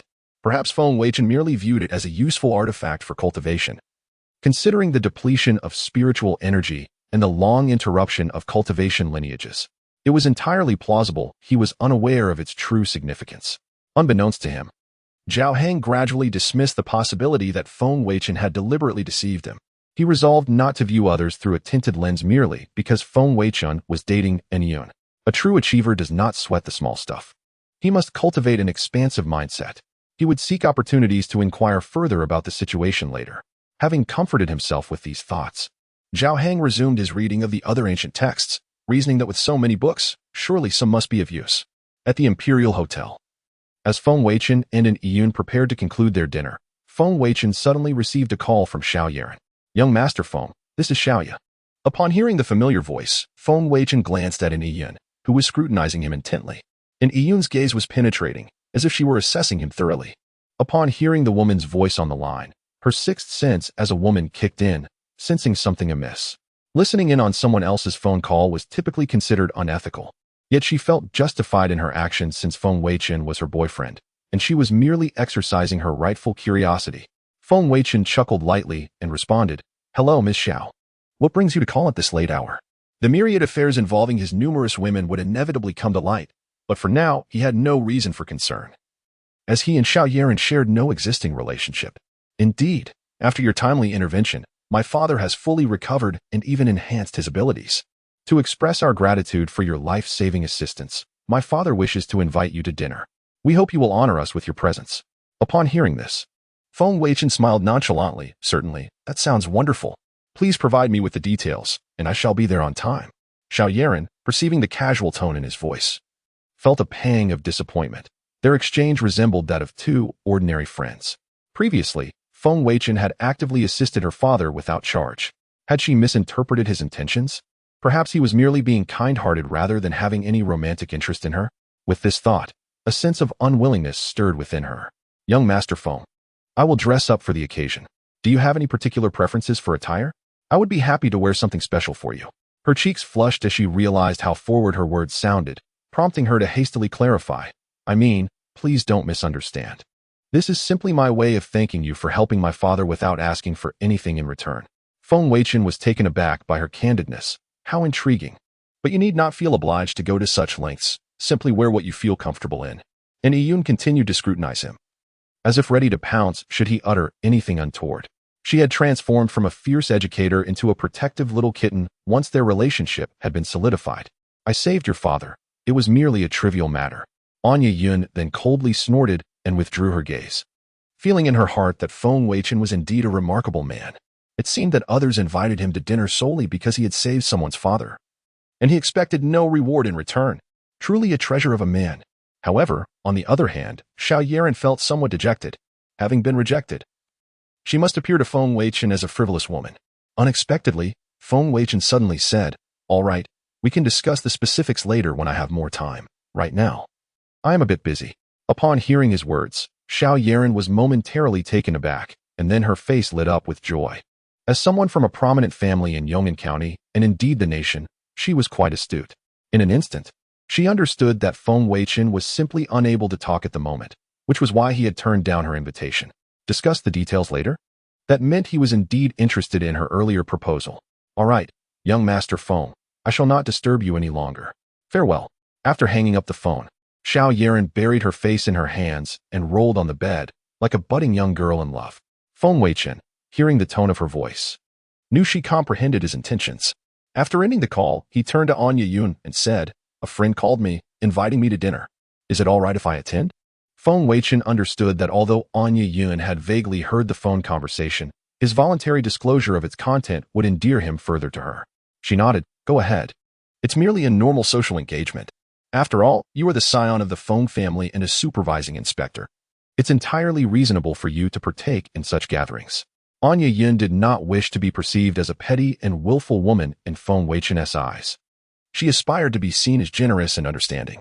Feng Weichen nodded, observing Anya Yun's demeanor, aware that he could now share a bit more of his circumstances. "Thank you for your understanding. As the heir of the Feng family, I am destined to confront these situations constantly.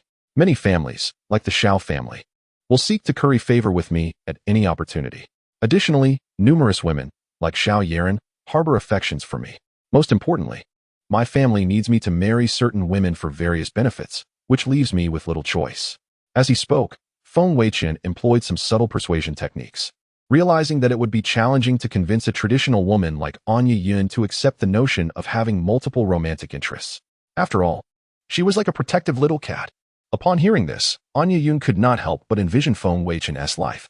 He was born into a prestigious family, adorned with a brilliant identity. Yet, simultaneously, his excellence came with its burdens. As a member of a large family, particularly one involved in business, within an empire that permits multiple wives, Feng Weichen would inevitably form alliances with different families to secure the Feng clan's status and business interests. The thought stirred a pang of sympathy within her. Living in such an environment, he must find little joy. While ordinary individuals can choose their beloved to spend their lives with, Feng Weichen was not afforded that luxury. It dawned on her that his kindness towards her stemmed from his rebellion against his circumstances. She resolved to support him, vowing not to feel anger over this. Influenced by Feng Weichen's subtle persuasion, Anya Yun continuously reassured herself, rationalizing all that seemed unreasonable. "Feng Weichen, do not worry. After all, when heaven opens a window for you, it inevitably closes a door. Your superiority may cause you to lose certain things. As long as you hold me in your heart, I can understand you." At that moment, Feng Weichen sensed the time was ripe and suddenly asked, "Yiyun, would you accompany me tonight?" Anya Yun was taken aback by his words, instantly conjuring inappropriate images. Her cheeks flushed. "And no, we have only just met. We only just confirmed our relationship tonight. How could we engage in such activities?" Coming from humble beginnings, she was, after all, a traditional girl. Not mentioning living together after marriage was quite commendable. Such deeply ingrained beliefs caused her to resist Feng Weichen's subtle persuasion. Feng Weichen was taken aback by her swift rejection. The son of destiny, with formidable luck, found this heroine rather difficult to win over. However, he certainly would not let this opportunity slip away. Feng Weichen turned to Anya Yun, his expression forlorn. "It's not what you think. I merely wish for you to spend time with me, to experience what it feels like to be in love with someone dear." Yet, suddenly, he became somewhat animated, saying, "If you're afraid, I can book another room. After we chat, you can go to sleep there." Observing Feng Weichen's despondent demeanor and hearing his words, Anya Yun realized she had misunderstood. She quickly exclaimed, "Do not be upset. I misinterpreted your intentions." "I agree." Then she earnestly confirmed, "We have agreed on 2 rooms." Feng Weichen nodded. "All right. Yayun, thank you." After finalizing their plans, Feng Weichen used his VIP card to book a luxurious suite featuring 2 bedrooms. Upon seeing the suite, Anya Yun initially hesitated, but upon realizing there were 2 bedrooms, she acquiesced. With time still on their side, Feng Weichen took Anya Yun for a stroll. As they walked, he suddenly inquired, "Yan, now that you know about my background, you have yet to share yours." In a bid to further capture Anya Yun's affections, Feng Weichen devised a new strategy. Prompting his question, Anya Yun linked her arm through Feng Weichen's, remaining close to him. At his inquiry, she paused, looking up at him. "My family background is quite ordinary. Do you wish to hear about it?" Feng Weichen nodded, gazing at her with tenderness. Yes, I wish to know all about you. Anya Yun's face flushed. All right. But you must not mock me. I am just an ordinary person, nothing compared to your life. With that, she leaned her head against Feng Weichen's shoulder and began to recount her story. I was born in a small mountain village in Qingyuan County. My father passed away in an accident, and since then, my mother and I have relied on one another, living a frugal life. Fortunately, the villagers have always looked after us. The living expenses and tuition for my schooling from elementary to university were all painstakingly saved by the villagers.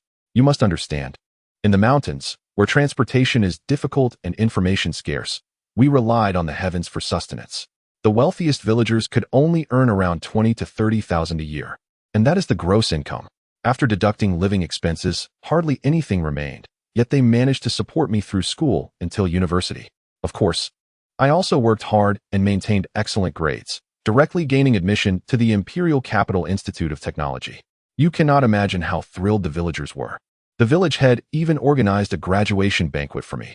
You know, it was just some simple home-cooked dishes, yet everyone feasted as if it were a grand banquet. After graduation, I chose to remain at the university, believing that education is a vital opportunity for those from humble beginnings, and I wish to help more students succeed. Then, I can give back to my hometown.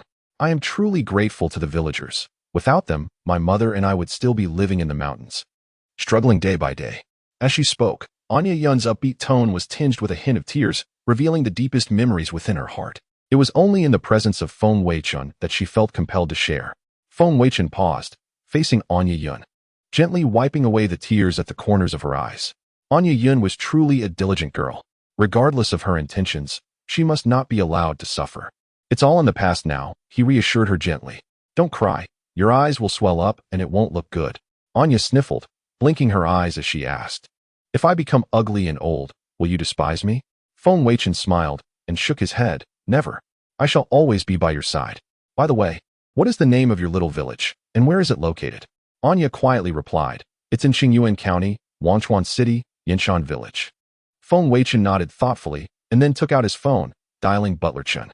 Butler Chun, in my capacity as your counselor, I am allocating 1 billion to Yinshan Village in Wanchuan City for a rural revitalization project. Butler Chun promptly responded, understood, I will arrange it immediately. Anya's mouth fell open in astonishment as she gazed at Feng Weichen. She had merely mentioned her background, and he was committing 1 billion. That's an astounding amount. Feng Weichen smiled gently. It's not excessive. I am immensely grateful to the villagers for bringing you into my life. They are simple, good-hearted people, and good people should never endure suffering. After saying this, he caressed Anya's face and added, words alone are meaningless. Only through my actions can you truly feel my sincerity. These words deeply moved Anya. She had not anticipated her significance in Feng Weichen's heart. With this 1 billion, the villagers should be able to lead prosperous lives. The two continued to stroll for a while longer, and as the hour grew late, Feng Weichen remarked, it's getting late. Let's return to the hotel. Anya glanced at the time, realizing it was nearly 11 o'clock, and exclaimed, time flies. It's so late already, and I have work tomorrow. We should hurry back. As they returned to the hotel, Anya felt a flicker of anxiety. 2 separate bedrooms for sleeping should be fine, right? Upon reaching the hotel, after freshening up, they sat together on the sofa in their bathrobes.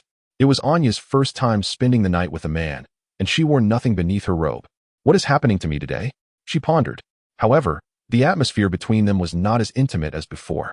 After showering, Feng Weichen took a seat in the middle of the sofa.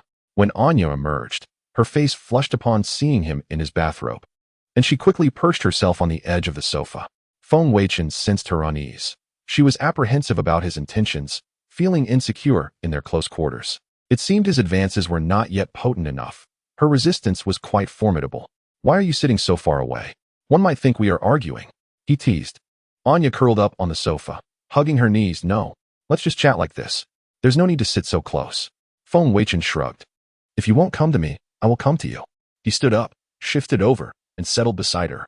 Anya instinctively clasped her chest and clutched her bathrobe. What are you doing sitting next to me? She stammered, attempting to scoot away, only to find emptiness beside her. She yelped as she lost her balance and started to fall.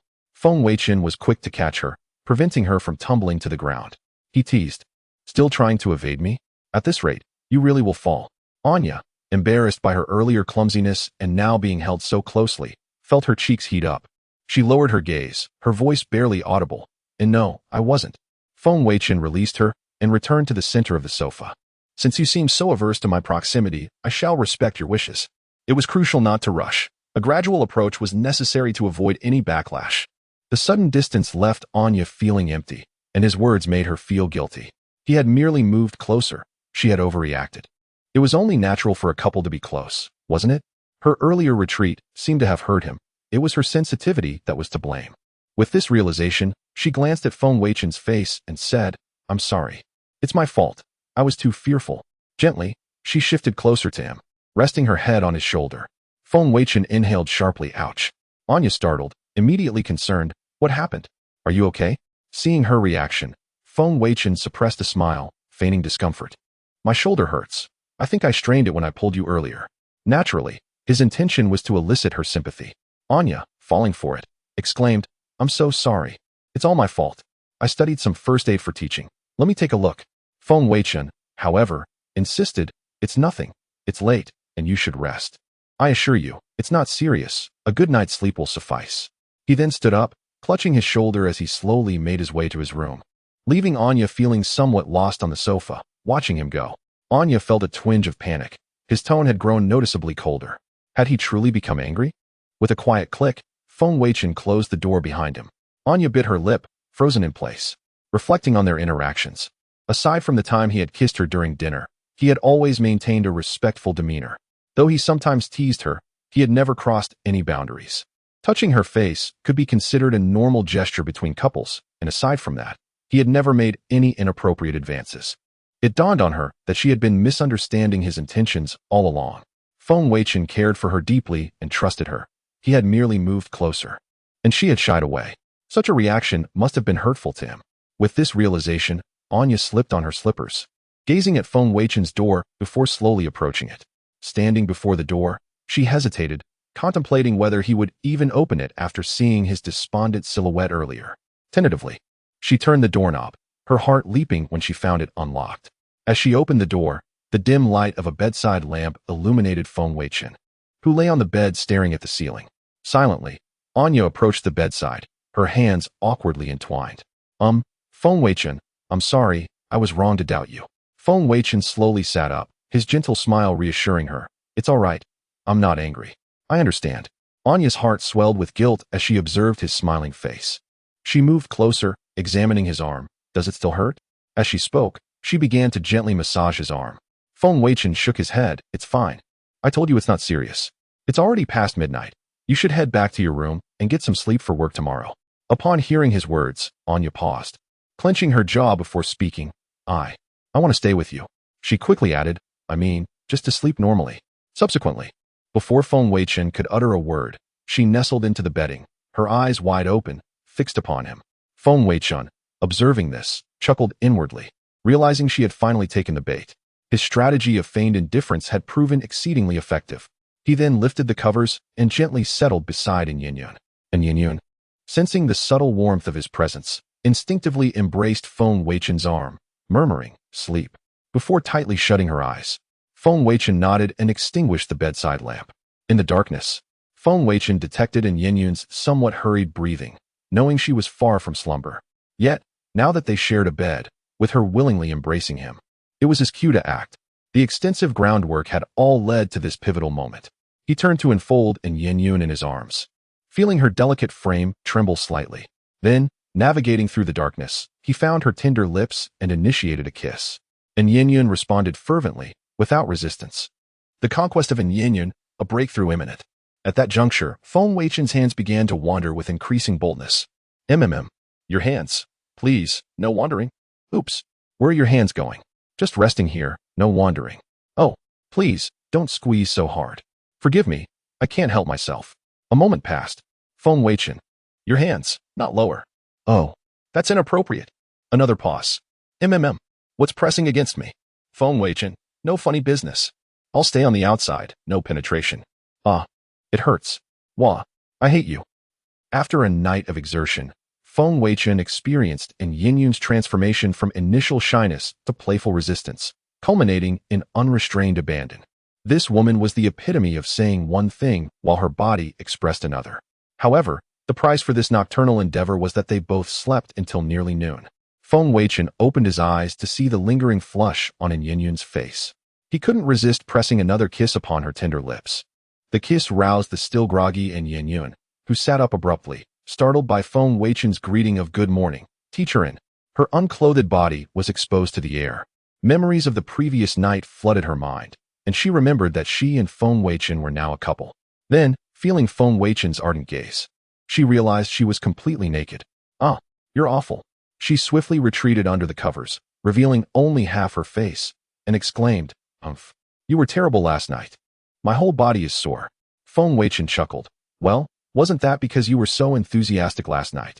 You took the initiative the third time. So of course you'd be sore." "Don't you dare say that." Yin-Yang blushed furiously. "You promised not to go inside. You ambushed me." Seeing Yin-Yang's bashful demeanor, Feng Weichen leaned down and kissed her again. Despite her words, Yin-Yang reciprocated the kiss ardently.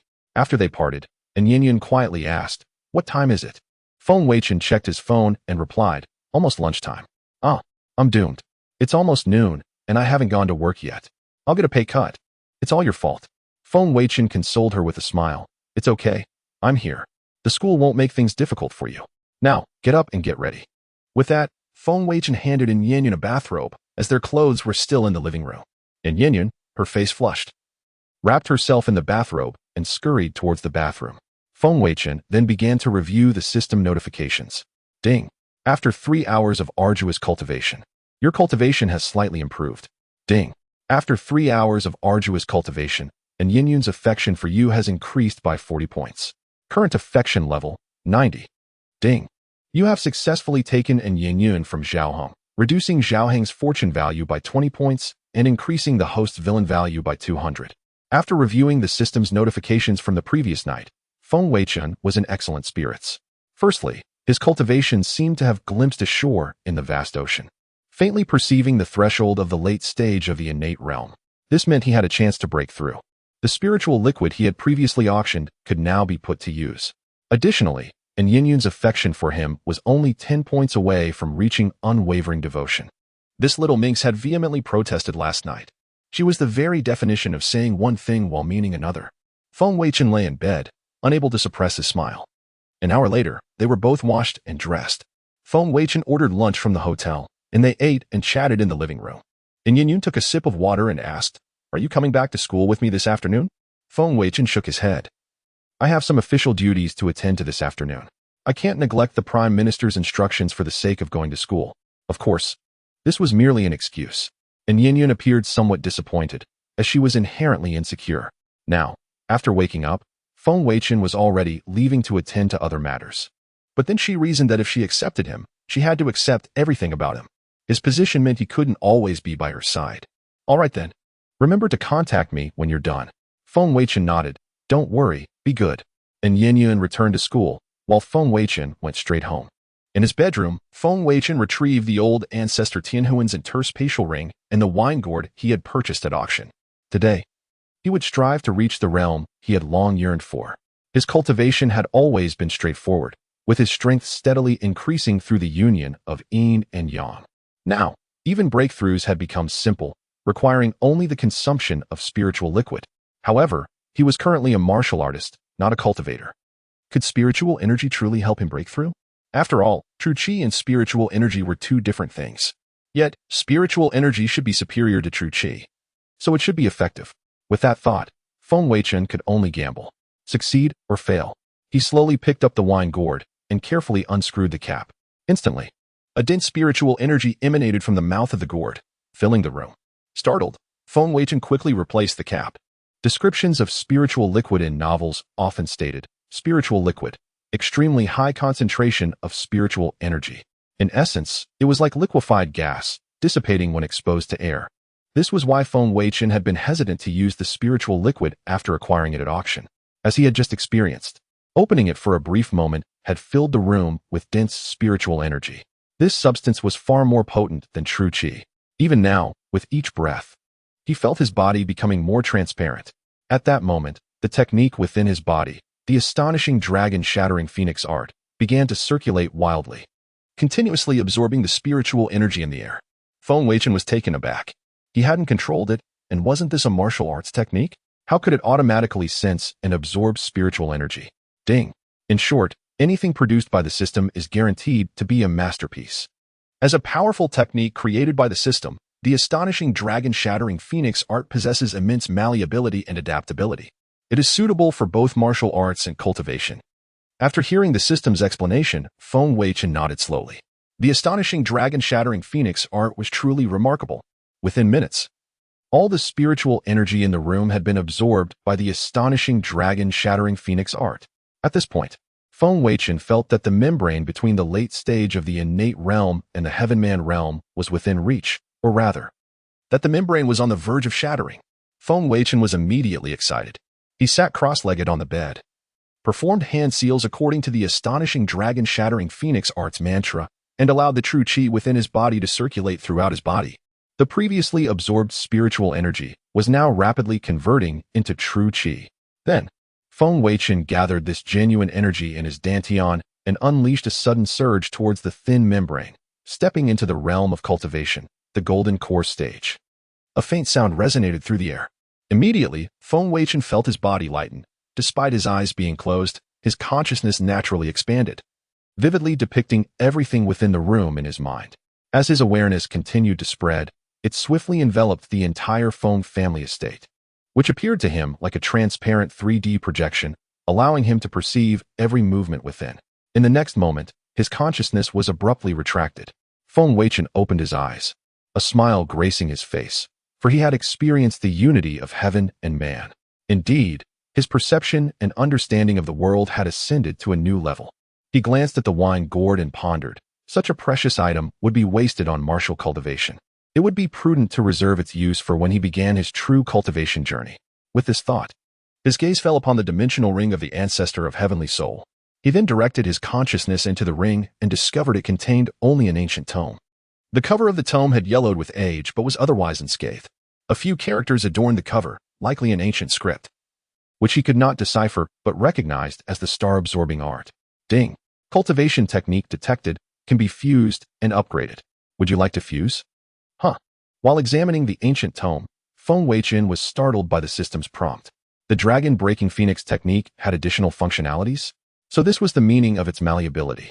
He consented to the fusion, knowing that the ancestor of heavenly soul was an evil cultivator, if the system could assist in purifying and refining it. Any malevolent or inferior aspects should be eliminated. After all, the system would not harm him. Feng Weichen rolled his eyes, ignoring the system. Meanwhile, the dragon-breaking phoenix technique began to fuse with the system's assistance. The star-absorbing art within the dimensional ring floated in the air, and the pages turned on their own. After a minute, Feng Weichen noticed a transformation occurring in his mind's version of the dragon-breaking phoenix technique. Ding. Fusion complete. Dragon-breaking phoenix technique has evolved into a cultivation method. Ding. Dragon-breaking phoenix technique has acquired an additional skill, soul enslavement. Soul enslavement. When facing a soul that is an opponent, this skill can be used to enslave their soul, ensuring unwavering loyalty. Note: the number of souls that can be enslaved correlates with the strength of the host's own soul and that of the opponent. Currently, can enslave up to 3 ordinary souls or 1 soul of a late innate stage or below. Ding. Host strength has transitioned from the initial stage of Heaven-Man realm to the initial stage of Golden Core. Ding. Host has successfully seized the star-absorbing art belonging to Li Feng. Li Feng's fortune value is 10. Host's villain value is 100. Upon hearing the lengthy series of system prompts, Feng Weichen's initial shock transformed into exhilaration. First, the genuine energy in his dantian began to transform into spiritual energy under the guidance of the dragon-breaking phoenix technique, as prompted by the system. Once all his genuine energy was converted into spiritual energy, he noticed a small silver whirlwind materializing in his dantian, continuously compressing the spiritual energy. As the energy was being compressed and squeezed, the whirlwind began to accelerate. The silver hue gradually became transparent. Once it became fully transparent, a golden core appeared in his dantian. Unexpectedly, with this single moment, his dragon-breaking phoenix technique had directly transformed into a cultivation method, and his strength had ascended to the golden core stage. This meant he had successfully embarked on the path of cultivation. Just moments ago, He lamented the waste of the elixir on martial cultivation, and now fortune had smiled upon him. Moreover, he could now ensnare souls. Was this not akin to acquiring a master-servant pill for free? However, having read novels, Feng Weichen understood that the star-absorbing art became exceedingly formidable in its later stages. As his soul grew stronger, the number of souls he could enslave would increase. In the novels, Li Feng utilized this to turn all capable experts he encountered, regardless of their nature, into his slaves. During his tribulation phase, he commanded dozens of golden core to great ascension stage cultivators, crossing several levels of power. He became a force with unparalleled might in the world, easily capable of obliterating a nation, ultimately dominating the realm depicted in the novel. If he were to cultivate to the tribulation phase, surrounded by those endowed with abilities or fortune, would he not become the sovereign of this planet? He would ensure that extraterrestrial beings or the Trisolarians understood what it meant to be the emperor of humanity. Furthermore, as these items had been taken by Zhao Hong, he had not received the system's villain value rewards nor diminished Li Feng's fortune value. Now, everything had been compensated. After a moment of calm, Feng Weichen realized his information panel seemed to be continuously updating. Destined Great Villain. Feng Weichen, Villain Value. 2100, Evaluation. A prodigal heir possessing a system, recently finding his footing, having harvested dozens of fated women and conquered several fated sons. Identity background. The sole heir of a century-old top-tier family that spans the globe. Raised under the doting of the head of the Feng family, resulting in a haughty and spoiled disposition, relying on family power and system capabilities. For the sake of villain value, he employs cunning schemes, outsmarting others, trampling on the fated sons, and directly claiming their fated women. From the return of the war god of the imperial capital, to the descent of the divine physician from Chishui County, and then to the extravagant affairs of Jinda County. He has conquered each with resounding success. He has completely won over their fated women, who now hold him in high regard. Now destiny plays a hat trick. Facing 3 fated sons, a reincarnated immortal king, an inheritor of wisdom, and a spatial ability user. The reincarnated immortal king masters the secrets of cultivation. The inheritor of wisdom possesses boundless technology, and the spatial ability user can counterattack transcendent beings. Having only begun to explore the path of cultivation, can you maintain your undefeated legend? Stay tuned. Feng Weichen realized this was akin to a resume, continuously recording his exploits. Exiting the system interface, he felt invigorated. However, he sensed the superficiality of his current realm, as he had transitioned from martial cultivation to spiritual cultivation. The quality of genuine energy and spiritual energy was not on the same level. Presently, the amount of spiritual energy within him was insufficient to stabilize his realm. Feng Weichen focused his gaze on the wine gourd, realizing that fate had indeed intervened. The spiritual liquid he had acquired must serve a purpose. He lifted the wine gourd, clasped his hands in a seal, and sealed it with spiritual energy. Then, he uncorked the bottle, and indeed, the spiritual energy did not dissipate. Following this, he took a direct drink. The spiritual liquid was colorless and tasteless, but at the moment it entered his body, he felt an overwhelming sense of clarity and lightness. The liquid was scarce, and after just a few sips, it was consumed. Subsequently, he began to calmly solidify his realm as the spiritual liquid entered his body. It was guided by the dragon-breaking phoenix technique and traveled directly to his dantian, bursting forth into a vast amount of spiritual energy. The golden core within his dantian, initially flickering in color, began to rotate rapidly as it was enveloped by the abundant spiritual energy. The spinning golden core generated a green whirlwind. This whirlwind, rotating at high speed, began to voraciously absorb the spiritual energy from the dantian. As time passed, the color of the golden core gradually stabilized, emitting a radiant glow. Feng Weichen also noticed the sense of superficiality within himself gradually dissipating. The stability of his golden core stage became increasingly solid, and his perception of the surrounding world became ever clearer. He even felt as light as a swallow. It felt as if, with just a slight exertion, one could soar into the sky. Feng Weichen understood that this was one of the benefits of attaining the celestial realm or the golden core stage, flight. Although he had only just begun this journey and could not yet fly freely at will, it was sufficient for combat or travel. Especially after transitioning from martial cultivation to true cultivation, his true energy had transformed into spiritual energy, resulting in a qualitative enhancement in both the distance and speed of his flight. However, since the spiritual energy within his body was still being absorbed, Feng Weichen did not rush to experiment. In the following moments, he continuously sensed the changes occurring within his body. He discovered that his perception of the world had intensified. Now, with the stabilization of his realm, it became even more tangible. Firstly, his mental acuity had improved. He could concentrate on any task at will and multitask with ease, a benefit stemming from enhanced mental power. Even the intricate details of his past interactions with each woman of fortune could now be recalled effortlessly. Furthermore, his sense of touch had evolved. Previously, he could only perceive the dense spiritual energy within the spirit liquid of a wine gourd.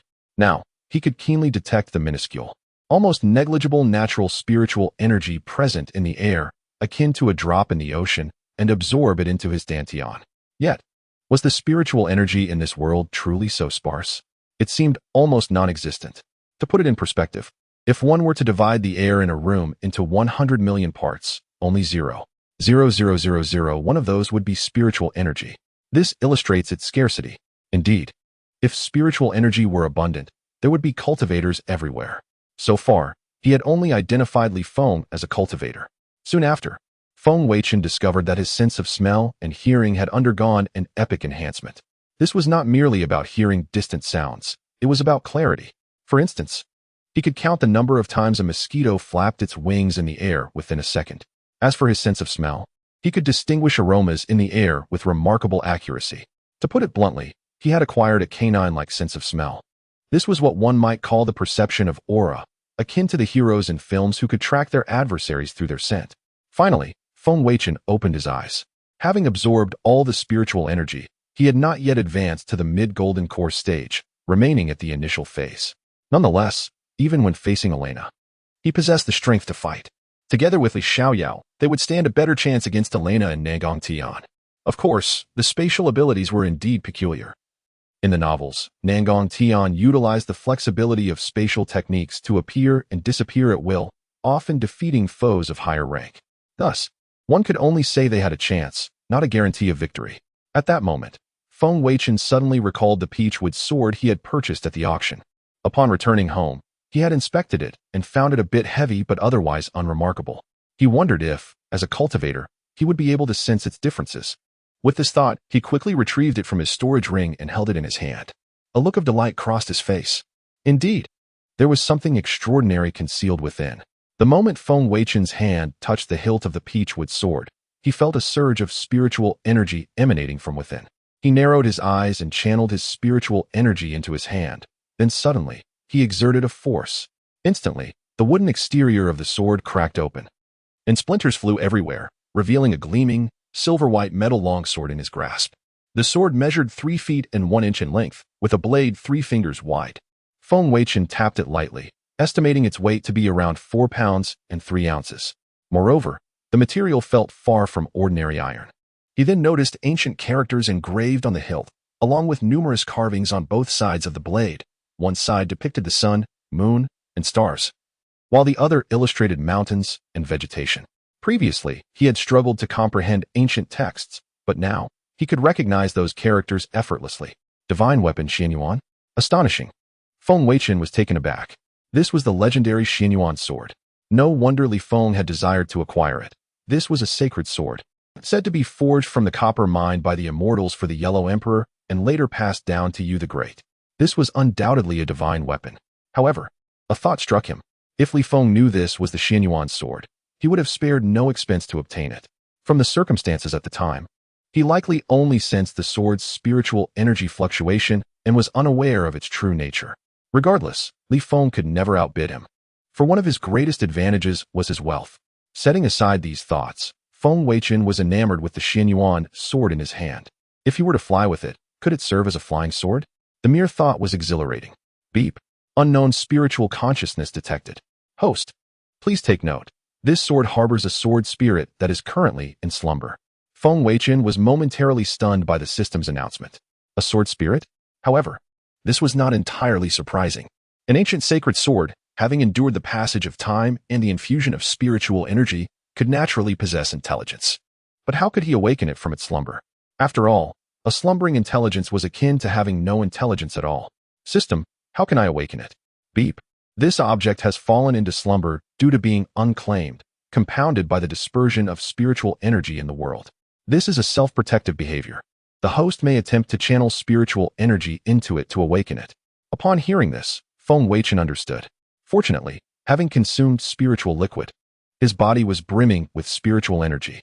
He then used his right hand to channel spiritual energy into the Xianyuan sword. The next moment, he was astonished. The Xianyuan sword seemed to awaken from a drought, eagerly and frantically absorbing the spiritual energy from Feng Weichen's body. The silver-white blade shimmered with a green light, vibrating and producing a melodious ringing sound. After half a minute, the Xianyuan sword ceased its absorption of spiritual energy, and to Feng Weichen's astonishment, it detached from his hand and stood upright. Chapter 110. The divine weapon recognizes its master. The downfall of the pickled vegetable nation's consortium. Feng Weichen discovered that the Xianyuan sword was akin to a curious child. It soared into the air and circled around him, seemingly appraising him. Shortly thereafter, the sword shook its hilt from side to side before instantaneously darting towards the entrance. Taken aback, Feng Weichen swiftly made his way to the door and grasped the sword's hilt. System, why is this thing trying to flee? Feng Weichen gripped the hilt tightly, feeling its immense power, and cursed inwardly. I've invested money and expended so much spiritual energy, and now it wants to run off after being satiated? Beep. The host has yet to initiate the blood oath for recognition. Being an unbound object with sentience, it naturally seeks to escape. Feng Weichen, why didn't you say so earlier? Had I known, I would have performed the blood oath before infusing it with spiritual energy. As the words fell, the system ceased its responses. However, Feng Weichen paid it no mind. He withdrew one hand and summoned a drop of blood from his fingertip using spiritual energy, letting it fall upon the sword's blade. Instantly, the blood vanished, consumed by the sword. Soon, the Xianyuan sword ceased its struggles and entered a state of tranquility. Feng Weichen then sensed a connection forming between his consciousness and an unknown presence, which exhibited immense submission and dependence towards him. A subtle smile graced his lips. He had successfully claimed the sword as his own. Releasing his grip, the Xianyuan sword no longer attempted to escape, but began to orbit Feng Weichen joyfully. With a grin, Feng Weichen inquired within his mind, "What is your name?" Returning to the master, "I am called Xiao Xian," the sword spirit replied directly. Feng Weichen extended his hand to caress the Xianyuan sword. "Xiao Xian, I look forward to your cooperation in the future." Upon his words, the Xianyuan sword emitted a resonant hum, radiating excitement. Feng Weichen contemplated that he had yet to experience the sensation of flying with the sword, and Xiao Xian had been dormant for far too long. Thus, he decided to take the sword to the mountains behind the hot spring resort to revel in the freedom of flight. Without hesitation, Feng Weichen seized the Xianyuan sword and stepped outside. In the pickled vegetable nation, at the headquarters of the Star Consortium, Park Tito sat in his office, wearing a grim expression. As the president of the Star Consortium, he had a son named Park Changfan. Recently, while on a business trip to the Summer Nation, his son was tragically discovered dead in a hospital, with his neck brutally twisted. This was undoubtedly murder. He endeavored to apply pressure on the government, hoping that the president, who was preparing to attend a global summit in the Summer Nation, could intervene and demand the extradition of the murderer for severe punishment. However, the response from the Summer Nation was that Park Changfan was suspected of espionage and was originally to be sentenced to death. No one could reason with them. Engaging in espionage in the Summer Nation was tantamount to a death sentence. Moreover, the Summer Nation considered the pickled vegetable nation to be its subordinate for centuries. So merely issuing a notification was already a significant gesture. They expected to provide an explanation? What a farce. Days passed, and the matter seemed to have been brushed aside, with neither the government of the pickled vegetable nation nor that of the Summer Nation bringing it up again. This left Park Tito in a foul mood. The president appeared to have forgotten how he ascended to power. His citizen had been murdered in a foreign land, and he simply stood idly by. It was time for a change in leadership. The presidency in the pickled vegetable nation had always been supported by the consortiums and the Star Consortium, as one of the major players, held significant influence over presidential transitions. Although the current president's term had not yet expired, a slight misfortune could easily pave the way for a new successor. Throughout the past few decades, any president who defied the consortiums met with a grim fate. The Summer Nation had been excessively tyrannical, continually pilfering the culture of the pickled vegetable nation, and now they had killed his son. Such a malicious nation must be eradicated. Park Tito gazed out the floor-to-ceiling windows at the descending sun, a cold chuckle escaping him. When darkness falls, it becomes easier to act. The chaos in the Summer Nation shall herald the rise of the pickled vegetable nation. Suddenly, a sharp sound echoed from outside the office, resembling something solid striking the floor. Park Tito furrowed his brow. The office staff had already left for the day. Who could it be? Who is it? He shouted, retrieving a handgun from his desk drawer. Hearing no response from outside only heightened his unease. Why had his bodyguards, who were supposed to be stationed outside his office, not made any sound? They should have rushed in upon hearing the noise or his call. And Jaehyun, Choi Young-UK, do you wish to be dismissed? Get in here. He attempted to shout their names, but the silence outside persisted. Furrowing his brow, Park Tito retreated behind his desk, crouching down to conceal himself. His son's death had left him plagued by paranoia, prompting him to carry a gun for protection. Little did he expect that today it would come to use. Creak. The office door, unbeknownst to him, was slowly twisted open, revealing a narrow crack. Seeing this, Park Tito became convinced that someone had come to assassinate him. Could it be a rival? With this thought, he reached for his phone to call the police, only to realize after several futile attempts that it was charging on the other side of the desk. Damn it, he cursed under his breath, holding his gun steadily towards the entrance. At that moment, a dark figure darted past the doorway. Terrified, Park Tito squeezed the trigger. Bang bang. The bullets tore through the partition wall and wooden door, landing somewhere unknown. Yet, it seemed they did not strike the shadow. Park Tito's hands trembled uncontrollably, beads of sweat forming on his plump face. Who the hell are you? Come out. As his voice faded, the sound of footsteps approached the door, followed by the office door being pushed open. Park Tito was met with the sight of several figures clad in black robes and a cold woman adorned in a red leather outfit and high heels. His bodyguards lay motionless on the floor, their fates uncertain. Panicking, Park Tito demanded, Who are you? What do you want? Lin Yue, holding a stack of A4 papers, gracefully approached Park Tito with a feline stride. She coldly stated in an international lingua franca, Sign this agreement, and I shall spare your life. Park Tito glanced at the A4 sheet, where the title read Asset Transfer Agreement in the language of the pickled vegetable nation. Assuming Lin Yue was indeed a rival, he scoffed derisively. Damn it, you must be with the SG Consortium, employing such despicable methods. Did you also kill my son? Lin Yue's brow furrowed. This corpulent man was overly verbose. Drawing her handgun, she aimed it at Park Tito. This is your final opportunity. Sign. Outside the Star Consortium building, a group of young people were chatting when they suddenly heard a scream from above.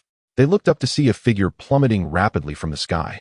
Chapter 111. Tomorrow, there will be no more Kimchi Nation. A thunderous sound erupted, and the ground quickly became drenched in crimson blood. The noise drew the attention of numerous onlookers, followed by several piercing screams echoing through the streets. Someone had jumped from a building. A member of the Star Group had fallen. In Park Tito's office, Lin Yue gazed at the signature on the agreement, a faint smile gracing her lips. The task was complete. She then took out her phone and dialed a number. In Xia country, Feng Weichen soared through the mountains, his feet upon the Xianyuan sword, experiencing the exhilaration of flight. As the breathtaking scenery rushed past him, he relished the wind that caressed his skin. This was a sensation unlike anything he had ever experienced while racing. The boundless freedom and euphoric delight were indescribable. Accelerate, little Xian. Accelerate. Feng Weichen shouted with excitement. It was no wonder the ancients were so passionate about cultivation. This was exhilarating. At that moment, his phone vibrated in his pocket. He pulled it out to see Lin Yue's name flashing on the screen. Quickly, he answered, Yue, has everything been arranged? Her voice responded, Yes, young master. The Kimchi Consortium is now ours. All the conglomerates have been acquired, and next, we will take action against the president. Upon hearing this, a smirk crept onto Feng Weichen's face. Starting tomorrow, this world shall no longer have the Kimchi Nation. Yue, be cautious. When you return, I will reward you handsomely. Lin Yue's icy demeanor softened slightly. Although she did not rely on Feng Weichen as her sister did, her feelings for him had grown stronger since their intimate encounter. She understood the implication of his reward and felt a flicker of anticipation in her heart. All right, I will get back to work. Feng Weichen hung up the phone, his desire for flight dissipating as he began to soar homeward. Upon arriving, he immediately called in Yayan. Teacher, have you missed me? And Yayan, currently in her dormitory, saw no need to maintain her composure. Of course, we've been apart for an entire afternoon. I miss you terribly. Having given her first love to Feng Weichen, she felt an inexplicable dependence on him. Moreover, hearing him address her as teacher evoked a strange sense of embarrassment. Feng Weichen chuckled softly, speaking mysteriously, Teacher, I have prepared a grand gift for you. Be sure to pay attention to tomorrow's international news. And Yayun, intrigued, replied, Oh, Don't keep me in suspense. Just tell me. Alas, if I reveal it now, the surprise will be lost. Anticipate tomorrow eagerly. As the conversation ended, and Yayan pouted, conceding, all right. By the way, today Musini asked me why you didn't come. That girl seems quite concerned about you. You mustn't neglect her because of me, understood? And Yayan was aware that Feng Weichen could not possibly have only one woman. Musini was diligent and obedient, and she liked her. They could become good friends in the future. Feng Weichen paused for a moment, realizing he had not contacted Musini in 2 days. He wondered how she was doing. Got it, teacher in. I will reach out to her shortly. After hanging up, Feng Weichen pondered and sent a message to Musini. Feng Weichen, what are you up to, Sini? Musini, you finally remembered me. I thought you had forgotten about me. Feng Weichen, how could that be? I've been a bit busy lately, entangled in business and political matters. Once I'm done, I'll come to keep you company. Musini, okay, I'll wait patiently for you. In the Kimchi Nation. After finishing her call with Feng Weichen, Lin Yue resumed her cold demeanor. Now that the conglomerates of the Kimchi Nation were under her control, including those in construction, entertainment, energy, and heavy industry, they accounted for 65% of the nation's GDP, promising immense wealth for the young master. However, she wondered why he wished to obliterate the Kimchi Nation. If he manipulated the president from the shadows, wouldn't he effectively become a ruler in disguise? Unbeknownst to her, due to circumstances from a previous life, Feng Weichen held no interest in this insignificant nation and had no desire to be its actual ruler. This was merely a gift for Yayan. Lin Yue pocketed her phone and surveyed her team of dark crane ninjas, commanding, let us depart for the presidential palace. The summit is in 2 days. Since the Kimchi Nation is near Xia country, the president will take a connecting flight tomorrow. We must seize him tonight. With all plans meticulously laid out, Lin Yue was confident the mission would proceed flawlessly. Presidential Palace. In the president's office, Lu Ziyin and his assistant were confirming the schedule for the following day. Mr. President, the flight to Xia country's capital is at 10 in the morning, followed by lunch with Prime Minister Zhu Yunjin at 1 o'clock, and a meeting with the President of America at 3. The assistant, holding a tablet, spoke respectfully. Lu Ziyin nodded, pinching the bridge of his nose as he inquired, what about Park Changfan's situation?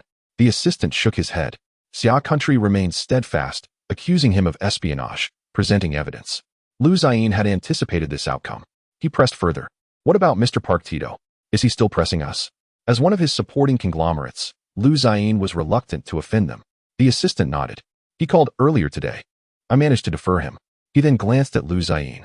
Mr. President, the heads of SG Group, Star Group, TK Group, and Chia Group wish to meet with you. Right now? Lu Ziyin was taken aback. What? The presidents of 4 conglomerates want to meet me? What could this be about? These 4 conglomerates were his behind-the-scenes supporters. To be blunt, the country was not solely under his control. They held significant sway. Were they here to discuss attending the summit in Xia country? Did they seek to leverage his position for their benefit? Well, let them in, he decided. A smirk flickered across the assistant's face as he nodded. Very well. I shall step out and not disturb you. After the assistant exited, leaving Lu Ziyin alone in the office, he pondered how to handle the conglomerate leaders when he suddenly heard the sound of high heels approaching. Quickly, he adjusted his attire in preparation for their arrival. The door swung open, and a striking woman clad in a red leather jacket stepped inside. Chapter 112. The President of the Pickled Vegetable Nation. We submit to the Summer Nation. Lu Ziyin was momentarily taken aback. His first reaction was that he did not recognize the beautiful woman before him. His second reaction was to marvel at her stunning beauty, which far surpassed the artificial allure of many he had encountered in his homeland.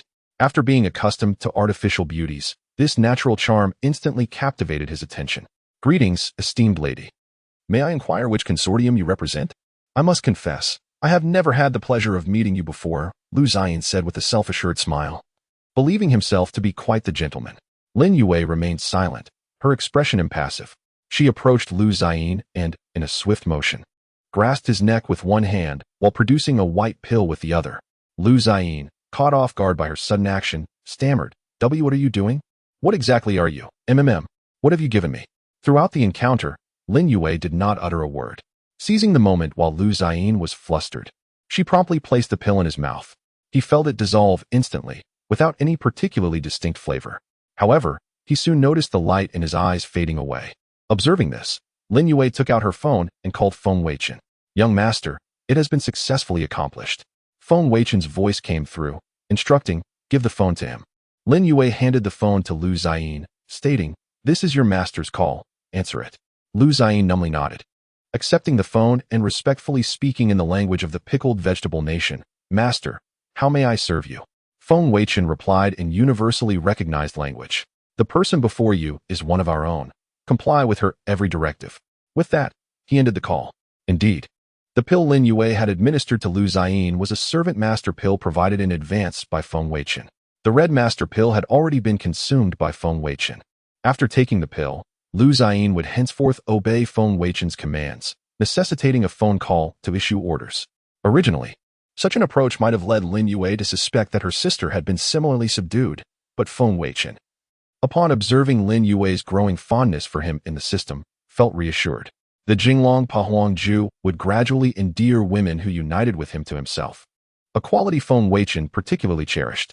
Initially contemplating a direct elimination of the upper echelons of the pickled vegetable nation's government, he soon recognized that such actions could arouse suspicion from other nations.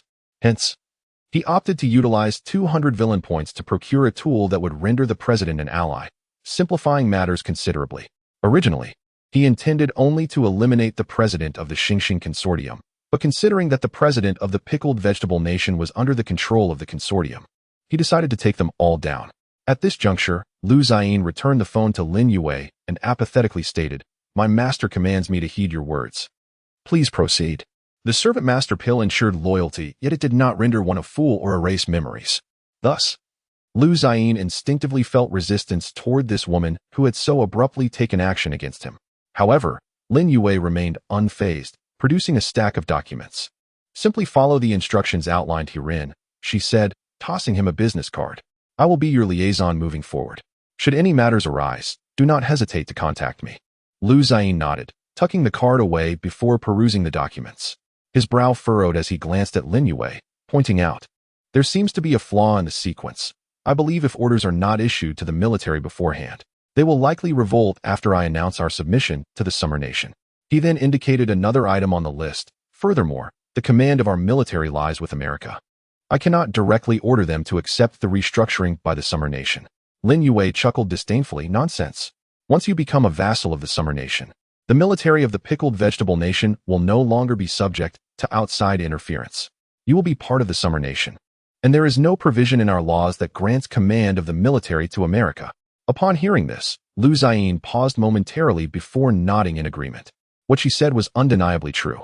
With the backing of the Summer Nation, who would still heed America's influence? Satisfied that all was in order, Lin Yue took her leave, leaving the remainder in Lu Ziyin's capable hands. The following day in the Summer Nation, Feng Weichen, still indulging in slumber, was abruptly awakened by a relentless barrage of phone calls. Anya Yun, having heeded Feng Weichen's words the previous day, was so agitated she could not sleep. She was consumed with curiosity about the mysterious gift he had prepared for her, emphasizing the importance of watching international news. Thus, her television was tuned to the international news channel, her phone constantly refreshing for updates. Finally, she stumbled upon a shocking headline.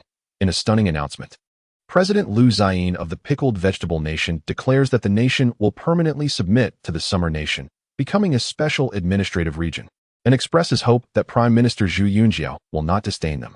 An earth-shattering revelation.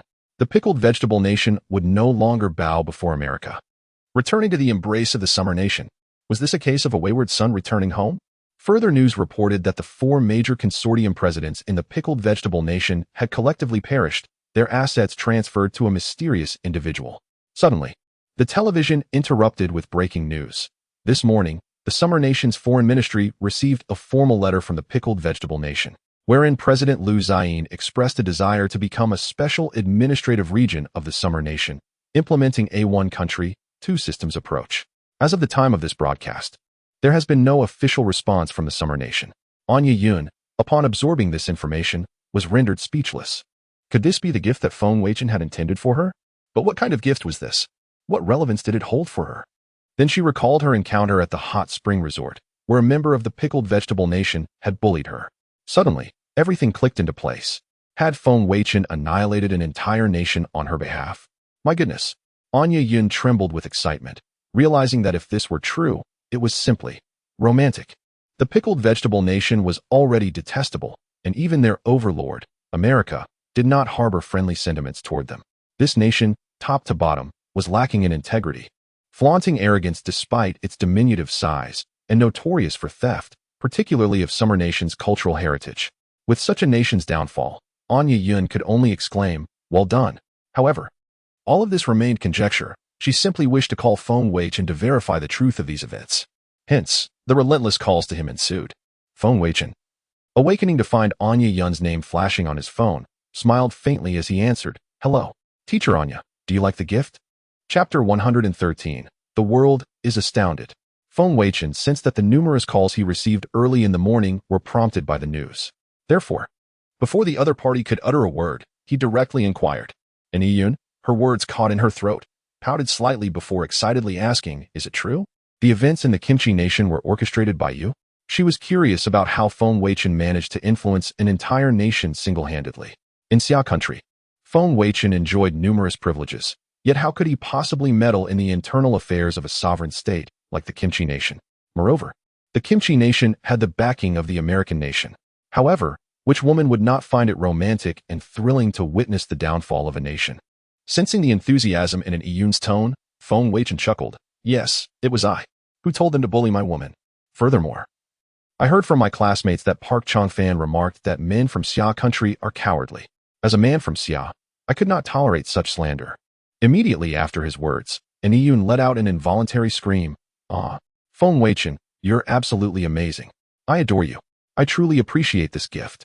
Upon hearing this, a smirk crept across Feng Weichen's face. This act of his perfectly struck a chord with an Iyun.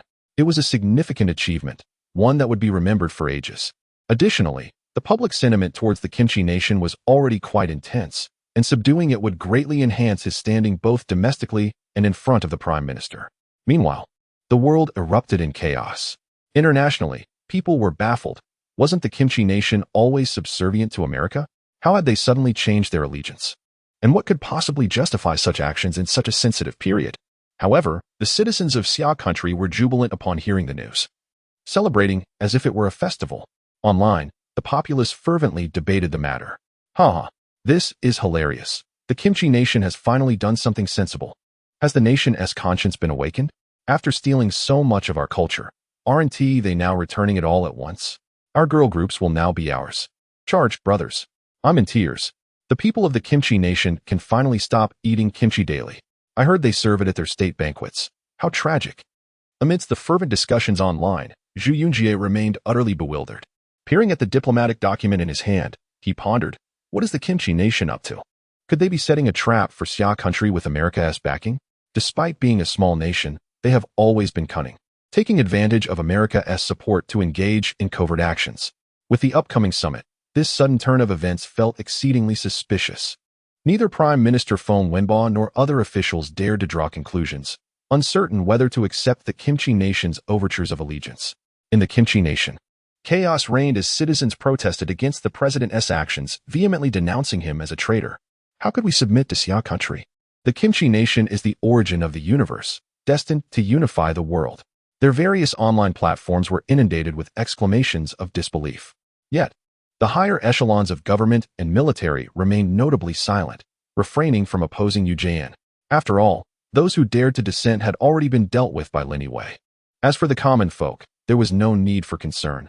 Those unwilling to embrace Xia country could simply pay 250 units to renounce their nationality. The world was vast. Aside from Xia and the Kimchi Nation, they were free to wander wherever they pleased. No worries there. Of course, anyone daring to instigate rebellion would face severe repercussions in accordance with Xia's laws. Absolute suppression without mercy. Yu Jian sat in his office, awaiting a response from Xia country.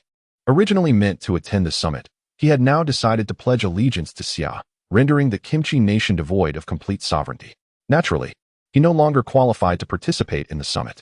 However, the silence from Xia country was beginning to agitate and frighten him.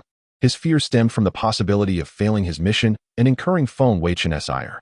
As for domestic public opinion, he was entirely indifferent. The phone on the desk continued to ring incessantly. Each time he glanced at the caller ID and saw it was not from Xia country, he promptly hung up. Many of the calls were from American representatives, not the president, but rather the Secretary of State. They really don't regard me, Yu Jian, as anything significant. He fumed. I am the president of a nation, Yet I am only receiving calls from a Secretary of State, not even a fellow president. Isn't that a blatant display of disdain? Furthermore, the command of the military during wartime was not in his hands, but rather in those of another nation. That effectively meant the Kimchi nation lacked true sovereignty.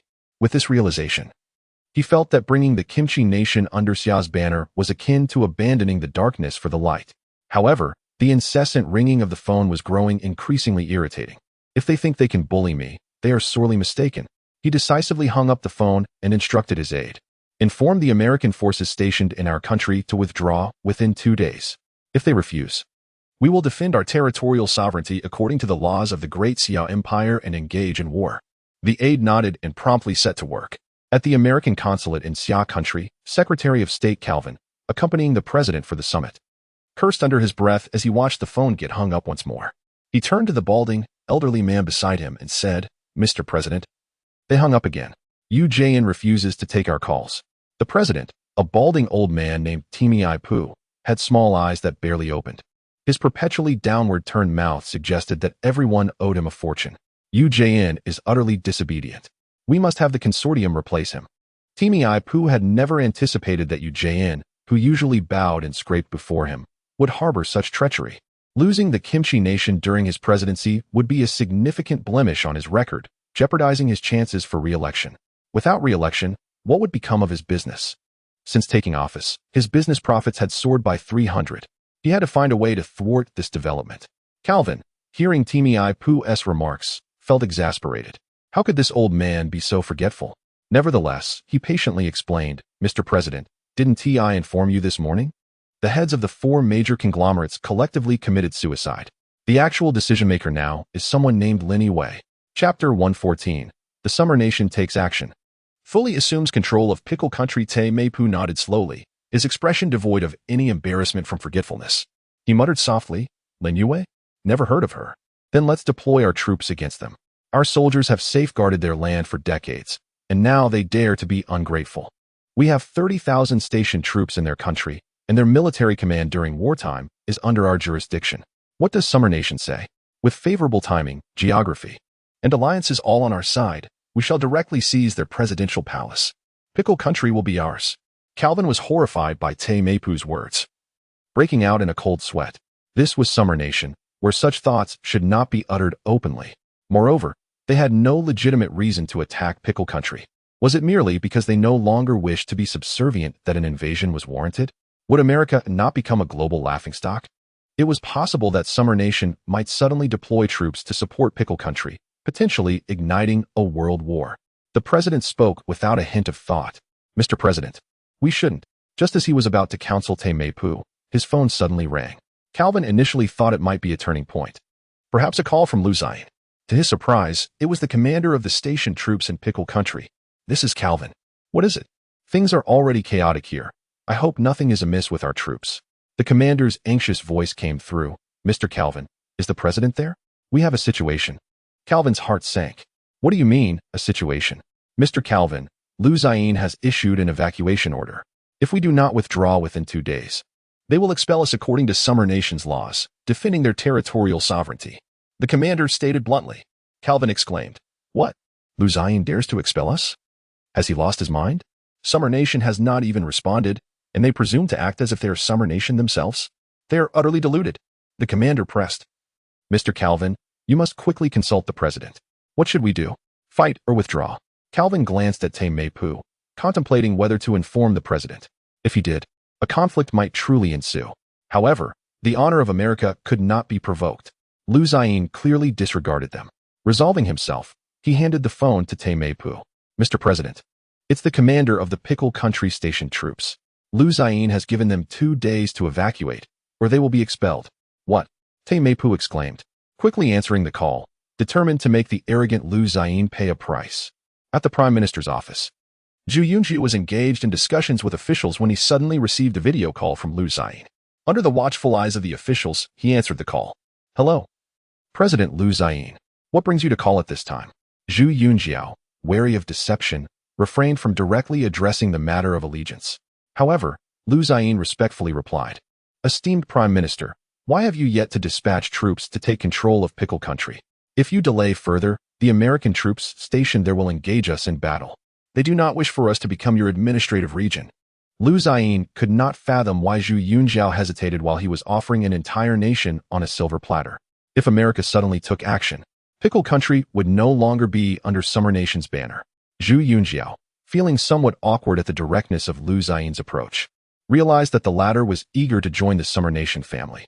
Just then, a nearby military marshal whispered, "Prime Minister, we have received word that Pickle Country has issued an expulsion order to the American troops stationed there. It seems America is poised for retaliation." Hearing this, Zhu Yunjiao furrowed his brow. Could it be that this father and son duo had truly fallen out? Lu Ziyin, growing impatient, added, "We have decided to return to Summer Nation under the persuasion of your esteemed envoy, Mr. Feng Weichen. Summer Nation has historically been the suzerain of the Pickle Peninsula. After all these years, it is time for us to return." Upon hearing this, every official present was left in utter disbelief. What? The grandson of Feng? Is this formidable? It must be a fabrication. Alas, such was the legacy of noble lineage. Although he had once been at well, he had now awakened to the call of duty, achieving remarkable feats one after another. If it were indeed the grandson of Feng who accomplished this, it would be a monumental achievement for the ages. The Feng family had a promising future ahead. Feng Wenba's beard bristled with astonishment. His grandson had accomplished such a feat, conquering an entire nation? It was beyond fantastical. Zhu Yunjiao, upon hearing Feng Weichen's name, felt a jolt of excitement. Wasn't this inspector supposed to be maintaining order domestically? In such a short time, he had surprised him immensely. He quickly responded, "Mr. Lu Ziyin, if that is the case, I shall immediately order the Summer Nation army to march towards Pickle Country. Please await our arrival." After ending the call, Zhu Yunjiao trembled with anticipation. Although this was the work of Feng Weichen, it would still stand as a significant achievement during his tenure. Subduing Pickle Country would immortalize both himself and Feng Weichen. Centuries ago, due to a sudden shift in international circumstances, Pickle Country had rebelled and severed ties with the Summer Empire. This had been a lingering ailment for generations of Summer Nation citizens. Now, he would personally reclaim it. Where is the Grand Marshal of the military department? Upon hearing Zhu Yunjiao's commanding voice, the Grand Marshal felt a rush of excitement. He was about to witness history in the making. "I am here." The Grand Marshal responded eagerly. Zhu Yunjiao's eyes glinted with determination as he proclaimed, "I hereby command the establishment of the Pickle Administrative Region. No, the Dongli Administrative Region. Mobilize 100,000 troops at once to accept the entirety of Dongli. We shall rename it accordingly." He directly changed the name of Pickle Country. Since it had returned, it would simply be called Dongli. Furthermore, should any other nation dare to obstruct the transfer, they are permitted to retaliate without seeking further approval. This was a clear warning to America, stationed in Pickle Country. Should they dare to act, they would face immediate consequences. The Grand Marshal's face flushed with excitement as he vowed, "I shall ensure the mission is accomplished." With that, he turned and swiftly departed. Time was of the essence. They needed to seize control of Dongli before America could react, turning the tide in their favor. Watching the Grand Marshal's retreating figure, Zhu Yunjiao suppressed his exhilaration and called out, "Where is the Minister of Rights?" The Minister of Rights stepped forward, envious of the military's swift action, and exclaimed, "I am here." Zhu Yunjiao waved his hand, declaring publicly, "The Summer Nation accepts the allegiance of Pickle Country and shall henceforth refer to it as Dongli. Additionally, you shall take the appointment letter for the administrative region's governor and personally deliver it to Lu Ziyin in Pickle Country." The Minister of Rights replied earnestly, "Understood."